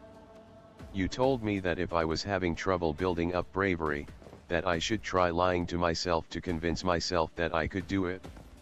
And I tried that, I did, but no matter how badly I lied, I was too scared to go and fight alongside you all. So. My jaw dropped as realization hit me. So you made up someone brave enough to go in your place. I could see the shaky grin stretching behind his mask. Pretty smart, huh? I rapped the butt of my palm against his forehead. Does this look like the face of someone who approves in any given capacity, you stupid? I started to hiss before pausing and forcing myself to take a few breaths and calm down. Sorry. Again, hell of a day, sporting a concussion, my temper's a little bit wild. But Usopp, I continued, shaking my head. You don't need to do that. Usopp, in the end, no matter how you cut it, all of the bravery that you manage as Sniper King is the same bravery you can manage as yourself. All of this is unnecessary. You hear me? Usopp was pointedly silent for a moment before jerking his head to look away. I felt a vein pop on my forehead, and I opened my mouth to continue chewing him out, when suddenly a much more satisfying way to convince him came to mind. Plastering a smile on my face that I knew looked fake, I loosened my grip on him and patted his back. Well, if that's your choice, then I suppose that's that, nothing I can do about it. I stepped to the side and gestured to the rest of the crew. Go ahead, Sniper King, tell the rest of the crew why you're here. I said warmly. Soundbite opened his mouth to say something, but I donned a sadistic grin as I popped a finger up to silence him. This was going to be fun. Usopp hesitated a moment as he tried to divine what kind of game I was playing, but he eventually elected to go back to his previous pose with his finger pointing in the air. Sniper King. So cool, the usual suspects cheered again. However, unlike last time, Chopper paused shortly after cheering and tilted his head to the side in confusion. "Ah, hey, Sniper King," the Zoan doctor raised his hoof questioningly. "Not that you're not really cool and everything, but why are you here?" "Oh, yeah." Luffy stuck his hand up as well. "And have you seen Usopp anywhere? He's our sniper and we can't find him." Usopp snapped into yet another pose, his fingers cradling his chin. "Your questions are fortuitous, for they both share the exact same answer. For you see, your comrade, Usopp, he told me of your plight." Dangerous. He held his fist before his face and shook his head in a most dramatic manner. There's so much to explore. "The injustice, the inhumanity." His words moved me like none before. Sadly, however, the superhero crossed his arms and bowed his head solemnly. "For all that I could tell that your most skilled sniper wished to aid you in the rescue of your crewmate, he informed me that his will was just not up to the task. As such, he begged me to take his place in your crusade and..." Liar. Crack. GRK. Usopp choked as he slammed to the ground at my feet, his nose bent way out of shape. "Ack, what just happened?" "PFFF. I snorted through the hand I was using to hide my smile. "You just tried to tell Luffy that one of his crewmates tried to run from a fight to save another crewmate? What do you think just happened?" I could see Usopp's eyes widen behind his goggles. "Ah, SHWAGH.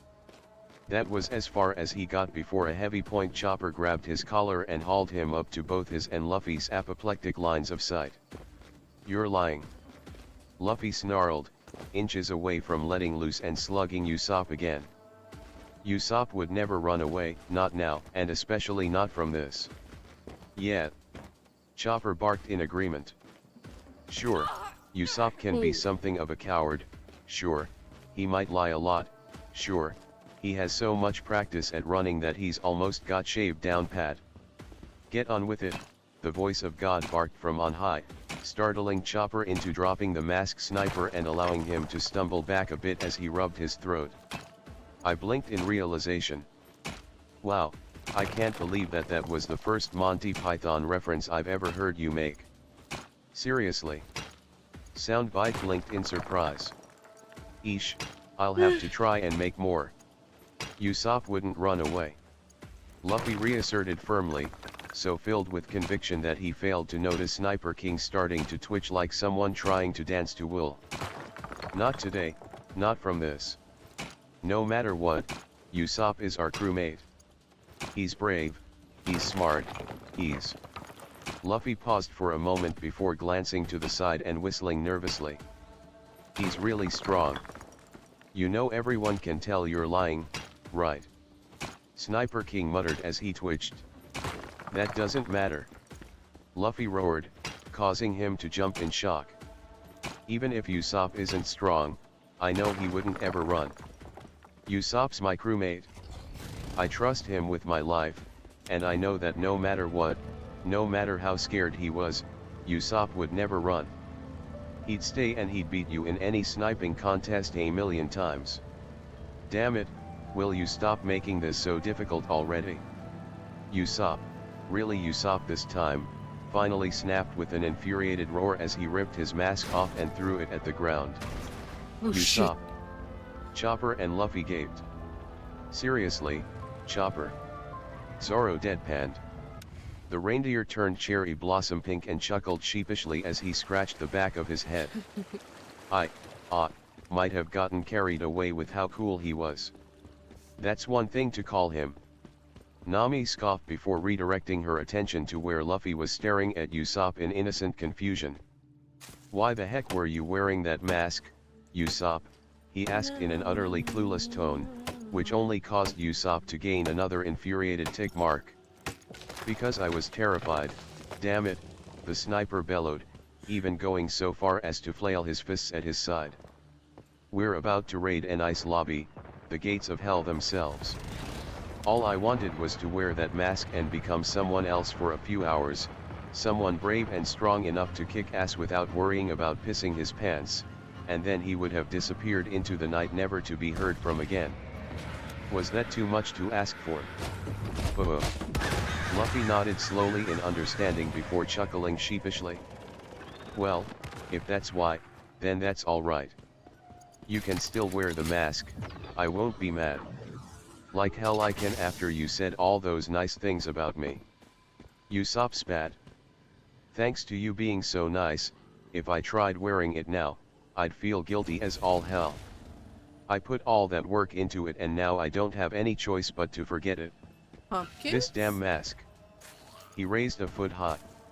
Is totally useless. Crack. And brought it down dead center on the mask.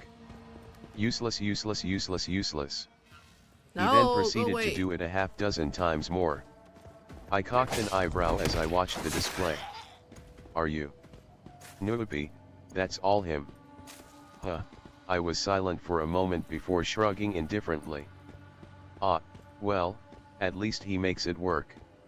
I then grinned as I noted that Usopp had finally stopped his stomping in favor of just standing around and panting. With that out of the way, I walked up to him and slung my arm around his shoulder again, this time in a friendly manner. Satisfied. Usopp took a moment to finish catching his breath before looking down at the shattered mess at his feet. Yeah, I actually think I am. Glad to hear it. I then leaned down, picked up a fragment of the mask, and looked it over. Fare thee well, Sniper King. You were, actually kind of cool, I'll admit. I grinned proudly as I looked at Usopp. But it seems like our sniper's outgrown you a little early. As is only just. Nope. I stated flatly as I tossed the fragment off the dock without a second of hesitation. I could put up with a lot of insanity, but there was no way that I was dealing with that. So, Nami drew attention to herself with a clap of her hands. Now that Usopp's finally managed to grow at least half a pair. Hey. It seems like the only thing we're waiting on so that we can. She sighed in resignation. Officially cement our status as the most infamous pirate crew since the Roger Pirates, is for. Whoa. Nami was cut off by Rocketman blowing its stack again, only this time it wasn't a mere whistle. It was a roar of pure mechanical power that shook us all straight to our bones. Iceberg jumped out of the engine's cabin, wiping his hands off on a rag. He's good to go. Though, of course. He gave Kokoro a warning look. Once he starts, he's not going to stop. You realize that, right? Wait, you mean that the brakes on this monster don't work? Vivi squeaked in terror. Why do you think it's locked away in here? I scoffed. Tom may have been a genius, but he couldn't get everything right the first time. Rocketman is the prototype, and it didn't get its name for shits and giggles, it got it because it's nothing but a runaway train. Though, really? I grinned eagerly. I don't see what the big deal is. Brakes. Soundbite cackled. Where we're going, we don't need brakes. And gaga. Ain't that the truth? Kokoro cackled as she climbed into the train's cabin. Fair warning though, we'll be passing 88 by a wide margin. I slammed my hand down on Soundbite's shell when I noticed his ecstatic grin. Sounds tough. You can get into a quote off after we turn an ice inside out. For now, though. I spun my finger in the air. Mount up. There was an obvious right. reaction inside the monolith. Some grinned as he slammed his fist into his palm. We'll go hop on our King Bulls and hook up with you guys on the way to the tracks.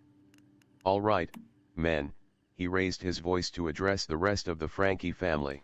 Let's go in together. Let's go get our big bro back. I'm curious about that troublemaker inside. The rest of the disjointed family bellowed at the top of their lungs before following their second-turned leader out of the dock. And meds for us as well. Cross. Now, let's I go. glanced back to see that Kiwi and Mozu had lingered behind. What is it, you two? Why did they take big bro Frankie? Kiwi asked. Yeah, I thought all they wanted were those blueprints that you destroyed, Mozu added. I suppose I should explain that. I gotta All go eyes wake up fell a on jillion Iceberg, pieces of who was armor. grimacing. Frankie is a nickname that I gave him. His real name is Cuddy Flam. When Tom was taken away several years ago, Frankie was alongside Kokoro and I, and he was unable to cope with the injustice of Tom's sentence.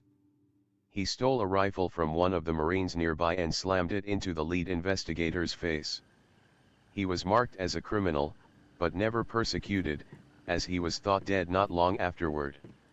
For good reason, I picked up, drawing everyone's attention back to me. Frankie stood on the C-train tracks, attempting to keep it from running armed only with a bazooka and his own wool. He failed, and was cataclysmically injured. The only reason he survived is that he drifted to a scrap ship, where he rebuilt his body with iron. When he finally made his way back to water 7 years later, Iceberg encouraged him to discard his real name and only go by Frankie to avoid persecution. Iceberg stared quizzically at me for a few seconds before shaking his head. Perfectly accurate, and if you survive storming and ice, I'm going to enjoy hearing the explanation. Cube deviation rounds. But even so, 64, 85, you don't think that CP9 would have gone out of their way to take him when they already had Robin? I asked. The reason for that is simple. That bastard agent that Frankie pistol whipped all those years ago? He never fully recovered. He's got leather covering half his face to hold it together. And since then, he's become the chief of CP9. And while I'm sure he's pissed as all hell about not being able to get his hands on the blueprints, he's sure as hell petty enough to get Frankie kidnapped so that he can get his revenge. Iceberg grimaced darkly. Yes, well, I'm sure as hell not letting that happen. Polly, Lulu, Tilestone. Sir, the three shipwrights barked in unison, snapping into uniform salutes. The foreman stared his men down, causing them to flinch self-consciously. I imagine that even if I didn't tell you to, the three of you would sneak aboard the Rocketman in order to accompany the Straw Hats and get some measure of justice against our old comrades, right? Ah, well sir. Polly muttered, looking away sheepishly. Shut it. The rope master's jaw snapped shut with a click. Iceberg eyed them silently for a moment before sighing. Well, if you're going anyway, I might as well make it official. Listen up. The sudden shout caused the trio to snap to attention again. I already dismissed Keku and Khalifa myself, but Lucci is still technically an employee of Galley Law. I am not happy with this situation. So, here. Iceberg drew an envelope from his pocket and handed it off to Polly. The shipwright looked it over in confusion. Eh? What the? An envelope of cash? The hell? Severance pay, Iceberg explained in an appropriately cold tone. I don't expect you to fight Lucci one-on-one, I recognize that he's too strong for that, but one way or another, make sure that he gets that envelope. The foreman crossed his arms with a scowl. Let's be clear, I don't want Rob Lucci's name to be associated with Galley Law for any longer than it has to be, do I make myself clear? Sir, yes, sir, the shipwright saluted proudly. Well, now that we're all good and settled. Kokoro called out. What say we get this show on the road, huh? Right there with you. I grinned eagerly as I clambered into the Rocketman's cabin, with the rest of the crew right behind me. I settled on the cushions nearest the window as everyone came inside, and consequently was within earshot of a certain exchange. Iceberg, can you watch after Mary while we're gone? I mean, if you have time between the damage. No, it would be my pleasure. I winced, hard, as I remembered that little detail. At least Iceberg had agreed, but even with everything she was doing, at this point, there really wasn't much I could do except hope for a miracle, or bargain for one. But I shook those thoughts off as Usopp boarded, everyone else either milling about or sitting down. All right, everyone, hang on tight. Kokoro belted out from the engine. The runaway sea train Rocketman is now departing from Water 7 with an ice lobby as its terminus. Full steam ahead. You ready for this? I asked Soundbite eagerly as I stood up and hung my torso out of the window of the train car. Damn straight, the snail hooped. Hey, what the? I need to... Get back in here, you moro. Whoa. Vivi was cut off when, with an almighty jerk and roar, the sea train shot out of its dock like a freaking cannonball. Seeing it was one thing, but riding a sea train, well, it was something else entirely. Riding even the prototype, it was easy to see how the sea trains managed to brave waters that swallowed ships on a daily basis. They fought the Grand Line and always came out on top because they were complete and utter monsters. Speed, power, durability, all aspects that the iron horses had in spades with which they could stampede over the Grand Line without a moment's worry or hesitation. Honestly, even in spite of the current situation, even in spite of the danger and worry I felt, in face of the sheer speed of the Rocket Man, of the conflict between nature clashing against machine. PFF. What else could I do but laugh in ecstatic glee? Ha ha ha ha hey hey hey hey hey. Woohoo, this is awesome. Best ride ever. Wahaha. You morons are going to get yourselves killed. Nami screamed from within. Soundbite and I paused and glanced at one another before grinning ecstatically. Worth it, we chorused. Idiots. Still, even as I laughed and cheered, I couldn't help but feel some measure of concern in the back of my mind for our comrades off on the puffing Tom. Oh. Conies took a moment to regain her breath before glancing at Frankie. All right, you ready? The blue-haired cyborg cracked his head side to side as he rolled his shoulders. So far, I've been beaten, tied up, and then tossed in a train car like little more than luggage. Trust me, I am super. Ready, he growled eagerly. All right, then. Conies took a step back from the door, her grip on her underslung bazooka tightening. Breaching in 3, 2. The angel stepped forward and slammed her heel in the dead center of the door, blasting it off its hinges and into the car. Shank. Where it only managed to fly forwards a few feet before splitting into uniform planks of wood that even went so far as to land in a neat stack at the back of the car. Captain T-Bone snorted as he stood up from his post-swing stance and resheathed his sword. Now, the dilapidated captain wheezed in a scolding tone. You should be more careful. You could have hurt someone with that stunt of yours. Conies and Frankie both gaped. We're dead, they summarized flatly. And now that you've so rudely intruded into my car. T-Bone rumbled as he slowly marched up to the two, towering above them like a human-sized giant, before sinking into a sitting position as one of his subordinates produced a full-fledged tea set before him, from which the captain picked up a cup and took a sip. Would you care to relax and join us for a cup of tea?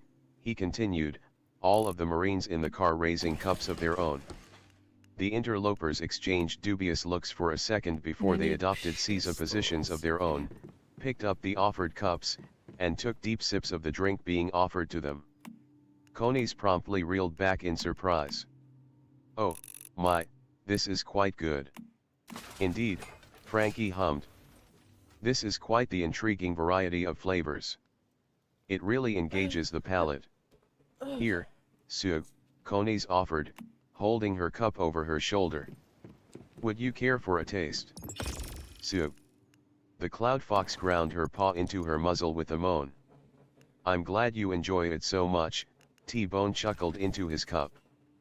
It's my own personal blend. It's difficult to acquire all the necessary components, but I find the taste to be well worth it. I can't help but agree with you there, Frankie nodded his head in agreement. I'm tasting some bits from North Blue, West Blue, New WORL. Smash. Why the hell are we just sitting around drinking tea? Frankie roared as he put his fist through the floor where his tea set had been moments earlier. T-Bone gave Frankie a flat look as he held the set out of range before handing it off and looking at the Angel and Cloud Fox in the room. You are Conies and Sue of the Straw Hat Pirates, yes. The two nodded their heads hesitantly. I trust, then, that you are familiar with the name Ophiuchus? I myself am known as Scorpio. Conies gasped in realization before leaping to her feet and waving her hands frantically as she interposed herself between the captain and Frankie. Wait, she pleaded hastily. I know that this must sound insane, but he's a friend of Crow MMPH. Sue, the fox said with a tone of warning. Conies stared at the fox for a moment before nodding, upon which she removed her tail from her mistress' mouth. Ahem, he's a friend of a member of our crew, Conies corrected carefully. What? Frankie squawked in shock. Ally, to be specific. I wouldn't go so far as to call us friends quite yet, especially with his most grating attitude, T-Bone corrected. Sue rolled her eyes with a scoff. Ally, are you nuts? Frankie demanded indignantly. Cross has done his best to verbally tear the Marines a new one. Why would any Marine want to be the ally of any member of your crew? Perhaps. T-Bone posited calmly. Because there are some Marines who realize that Jeremiah Cross is actually correct about the current state of the Navy's morality or lack thereof, as it were. And with the inability to ignore it any longer, such Marines are faced with the option to either leave the Navy or fight against it. Not through piracy, nor through open revolution, or not quite yet, at least. Instead, we have chosen to bide our time and build our numbers, an endeavor for which Ophiuchus has proven to be an invaluable resource. I know it sounds crazy, but it's true. Conies insisted desperately. Captain T-Bone and his friends. That classification is accurate, T-Bone nodded. Are working with C. Ophiuchus to try and make the world better. Conies cast a light glare over her shoulder as she rubbed the freshly bitten part of her shoulder. Frankie snorted derisively as he backed down slightly, but not a lot. Give me one reason why I should believe all this and not punch this guy's head clean off. T-Bone cocked what little of his eyebrow remained as he jabbed his thumb over his shoulder. Would the fact that I subdued the CP7 agent waiting in the next car be sufficient? Frankie and Conies both snapped shocked looks at the captain. They then moved to the doorway in question and exited to the next car. 5 seconds later, they were back with disturbed expressions on their faces. I didn't think anyone could top Satora's level of ugly, Conies shuddered. Clearly, I was wrong. So much ramen. Frankie moaned. And all from his nose, to boot, T-Bone snorted. I incapacitated him when he tried to serve that foul concoction of his to my men and I. Honestly now, I do believe that I did the wide world of cuisine a favor. Conies glanced over her shoulder with an uncomfortable grimace. There's codes I can only for imagine this how shit? Senji would have reacted to that. Frankie hastily shook his head and redonned his grimace. Still, that doesn't mean anything. You could have just taken that bastard down because he was a freak. That doesn't say prove anything about you and the Straw Hats. T-Bone rolled his eyes with a weary sigh before gesturing to one of his men, who produced a transponder snail from a briefcase he was holding.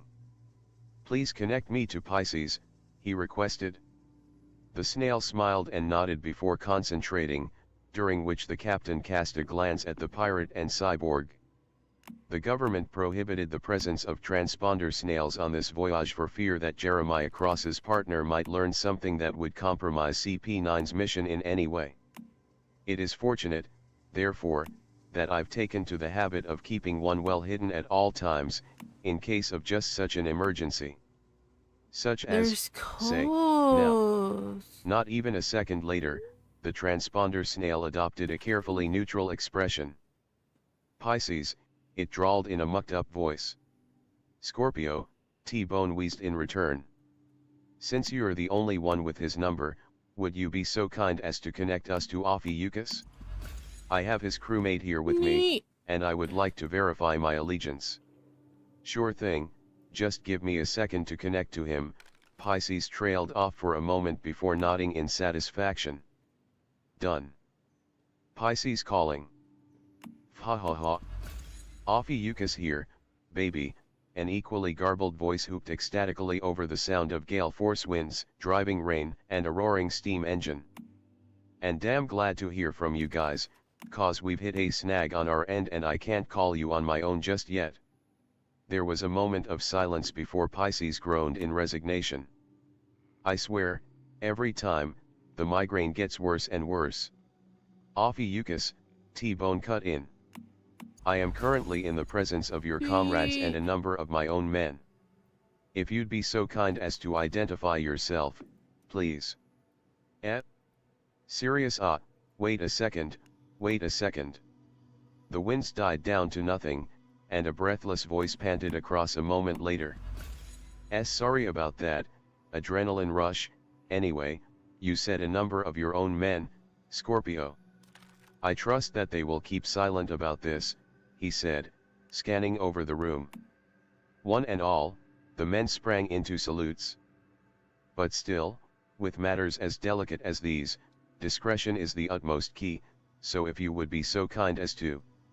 Yeah, on it. So Little Dipper, if you would. Codes. Little Dipper, my Harry left. Suddenly a staticky crackling noise erected around the captain, the angel, and the cyborg. There. Done. And call me Little Dipper again and I'll tear your ear off. Duly noted, Ophiuchus, or rather, Cross assured someone who could only be soundbite. You know, I should be surprised that you actually have this kind of alliance in the Navy, Cross, Frankie began. But after you tricked CP9 into showing themselves, I'm really not. I don't think anything you say can surprise me now. Don't challenge him, roared everyone in earshot. Yeah, Frankie, Cross snickered tauntingly. Or would you rather Cutty Flam, for the sake of nostalgia? Frankie twitched slightly before snorting. That doesn't prove anything, Kokoro said that in front of you yesterday. True, but she sure as hell didn't call you number 36. Strike 2, Cross. I told you that one my...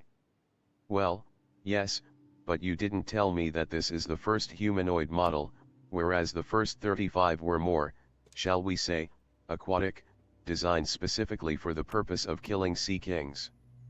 Specifically, a very persistent and centipede Y1. Cross was silent for a second before grinning widely. I totally hit the nail on the head and Frankie's frozen, isn't he? You never fail to amaze and horrify, Cross, T-Bone sighed wearily. Tell me about it. Pisces groaned. But nevertheless, moving on while Frankie recovers. Cross said, his tone becoming more serious. Status report on the Puffing Tom. The train has 7 compartments. The rearmost held a large group of agents led by Jerry of Cipher Pole number 6, T-Bone stated as he glanced at Conies. Your gunner has dealt with them, I presume. Conies nodded in agreement as she worked a crick out of her neck. The boxer was slippery, but I eventually managed to deal him a head-on blast with my bazooka. T-Bone nodded. Moving on, the 6th held only 2 agents and Frankie. The 5th is mine, the 4th held wands of CP7, who I dispatched myself, and the 3rd holds Nero, the newest member of CP9. The agents themselves wait in the 2nd car, and Nico Robin is in the 1st. And the rest of the crew. Boss and Sanji are making their way to Robin on the outside, Su spoke up out of the blue.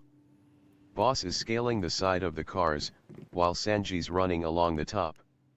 Conies went in through the back in order to act as a distraction.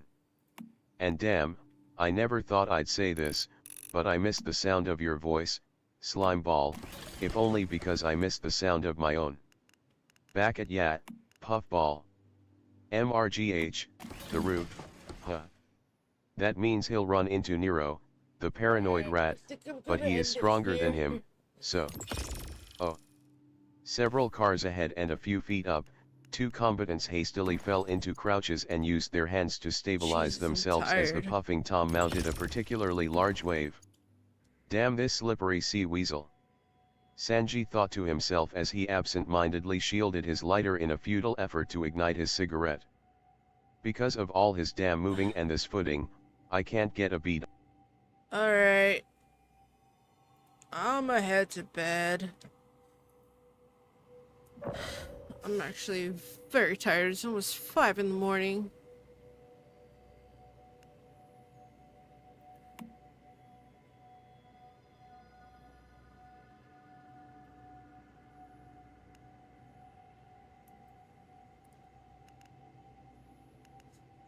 Fuck? Events for what?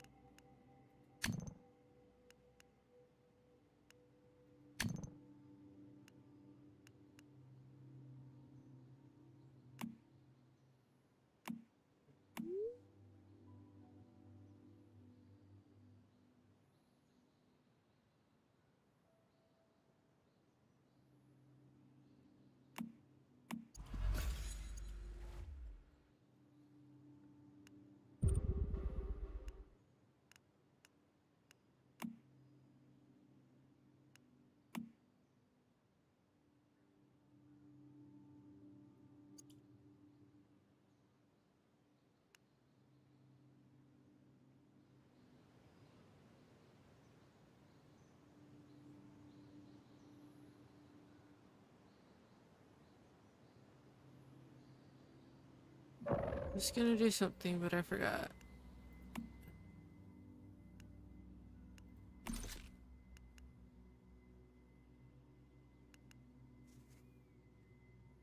Alright.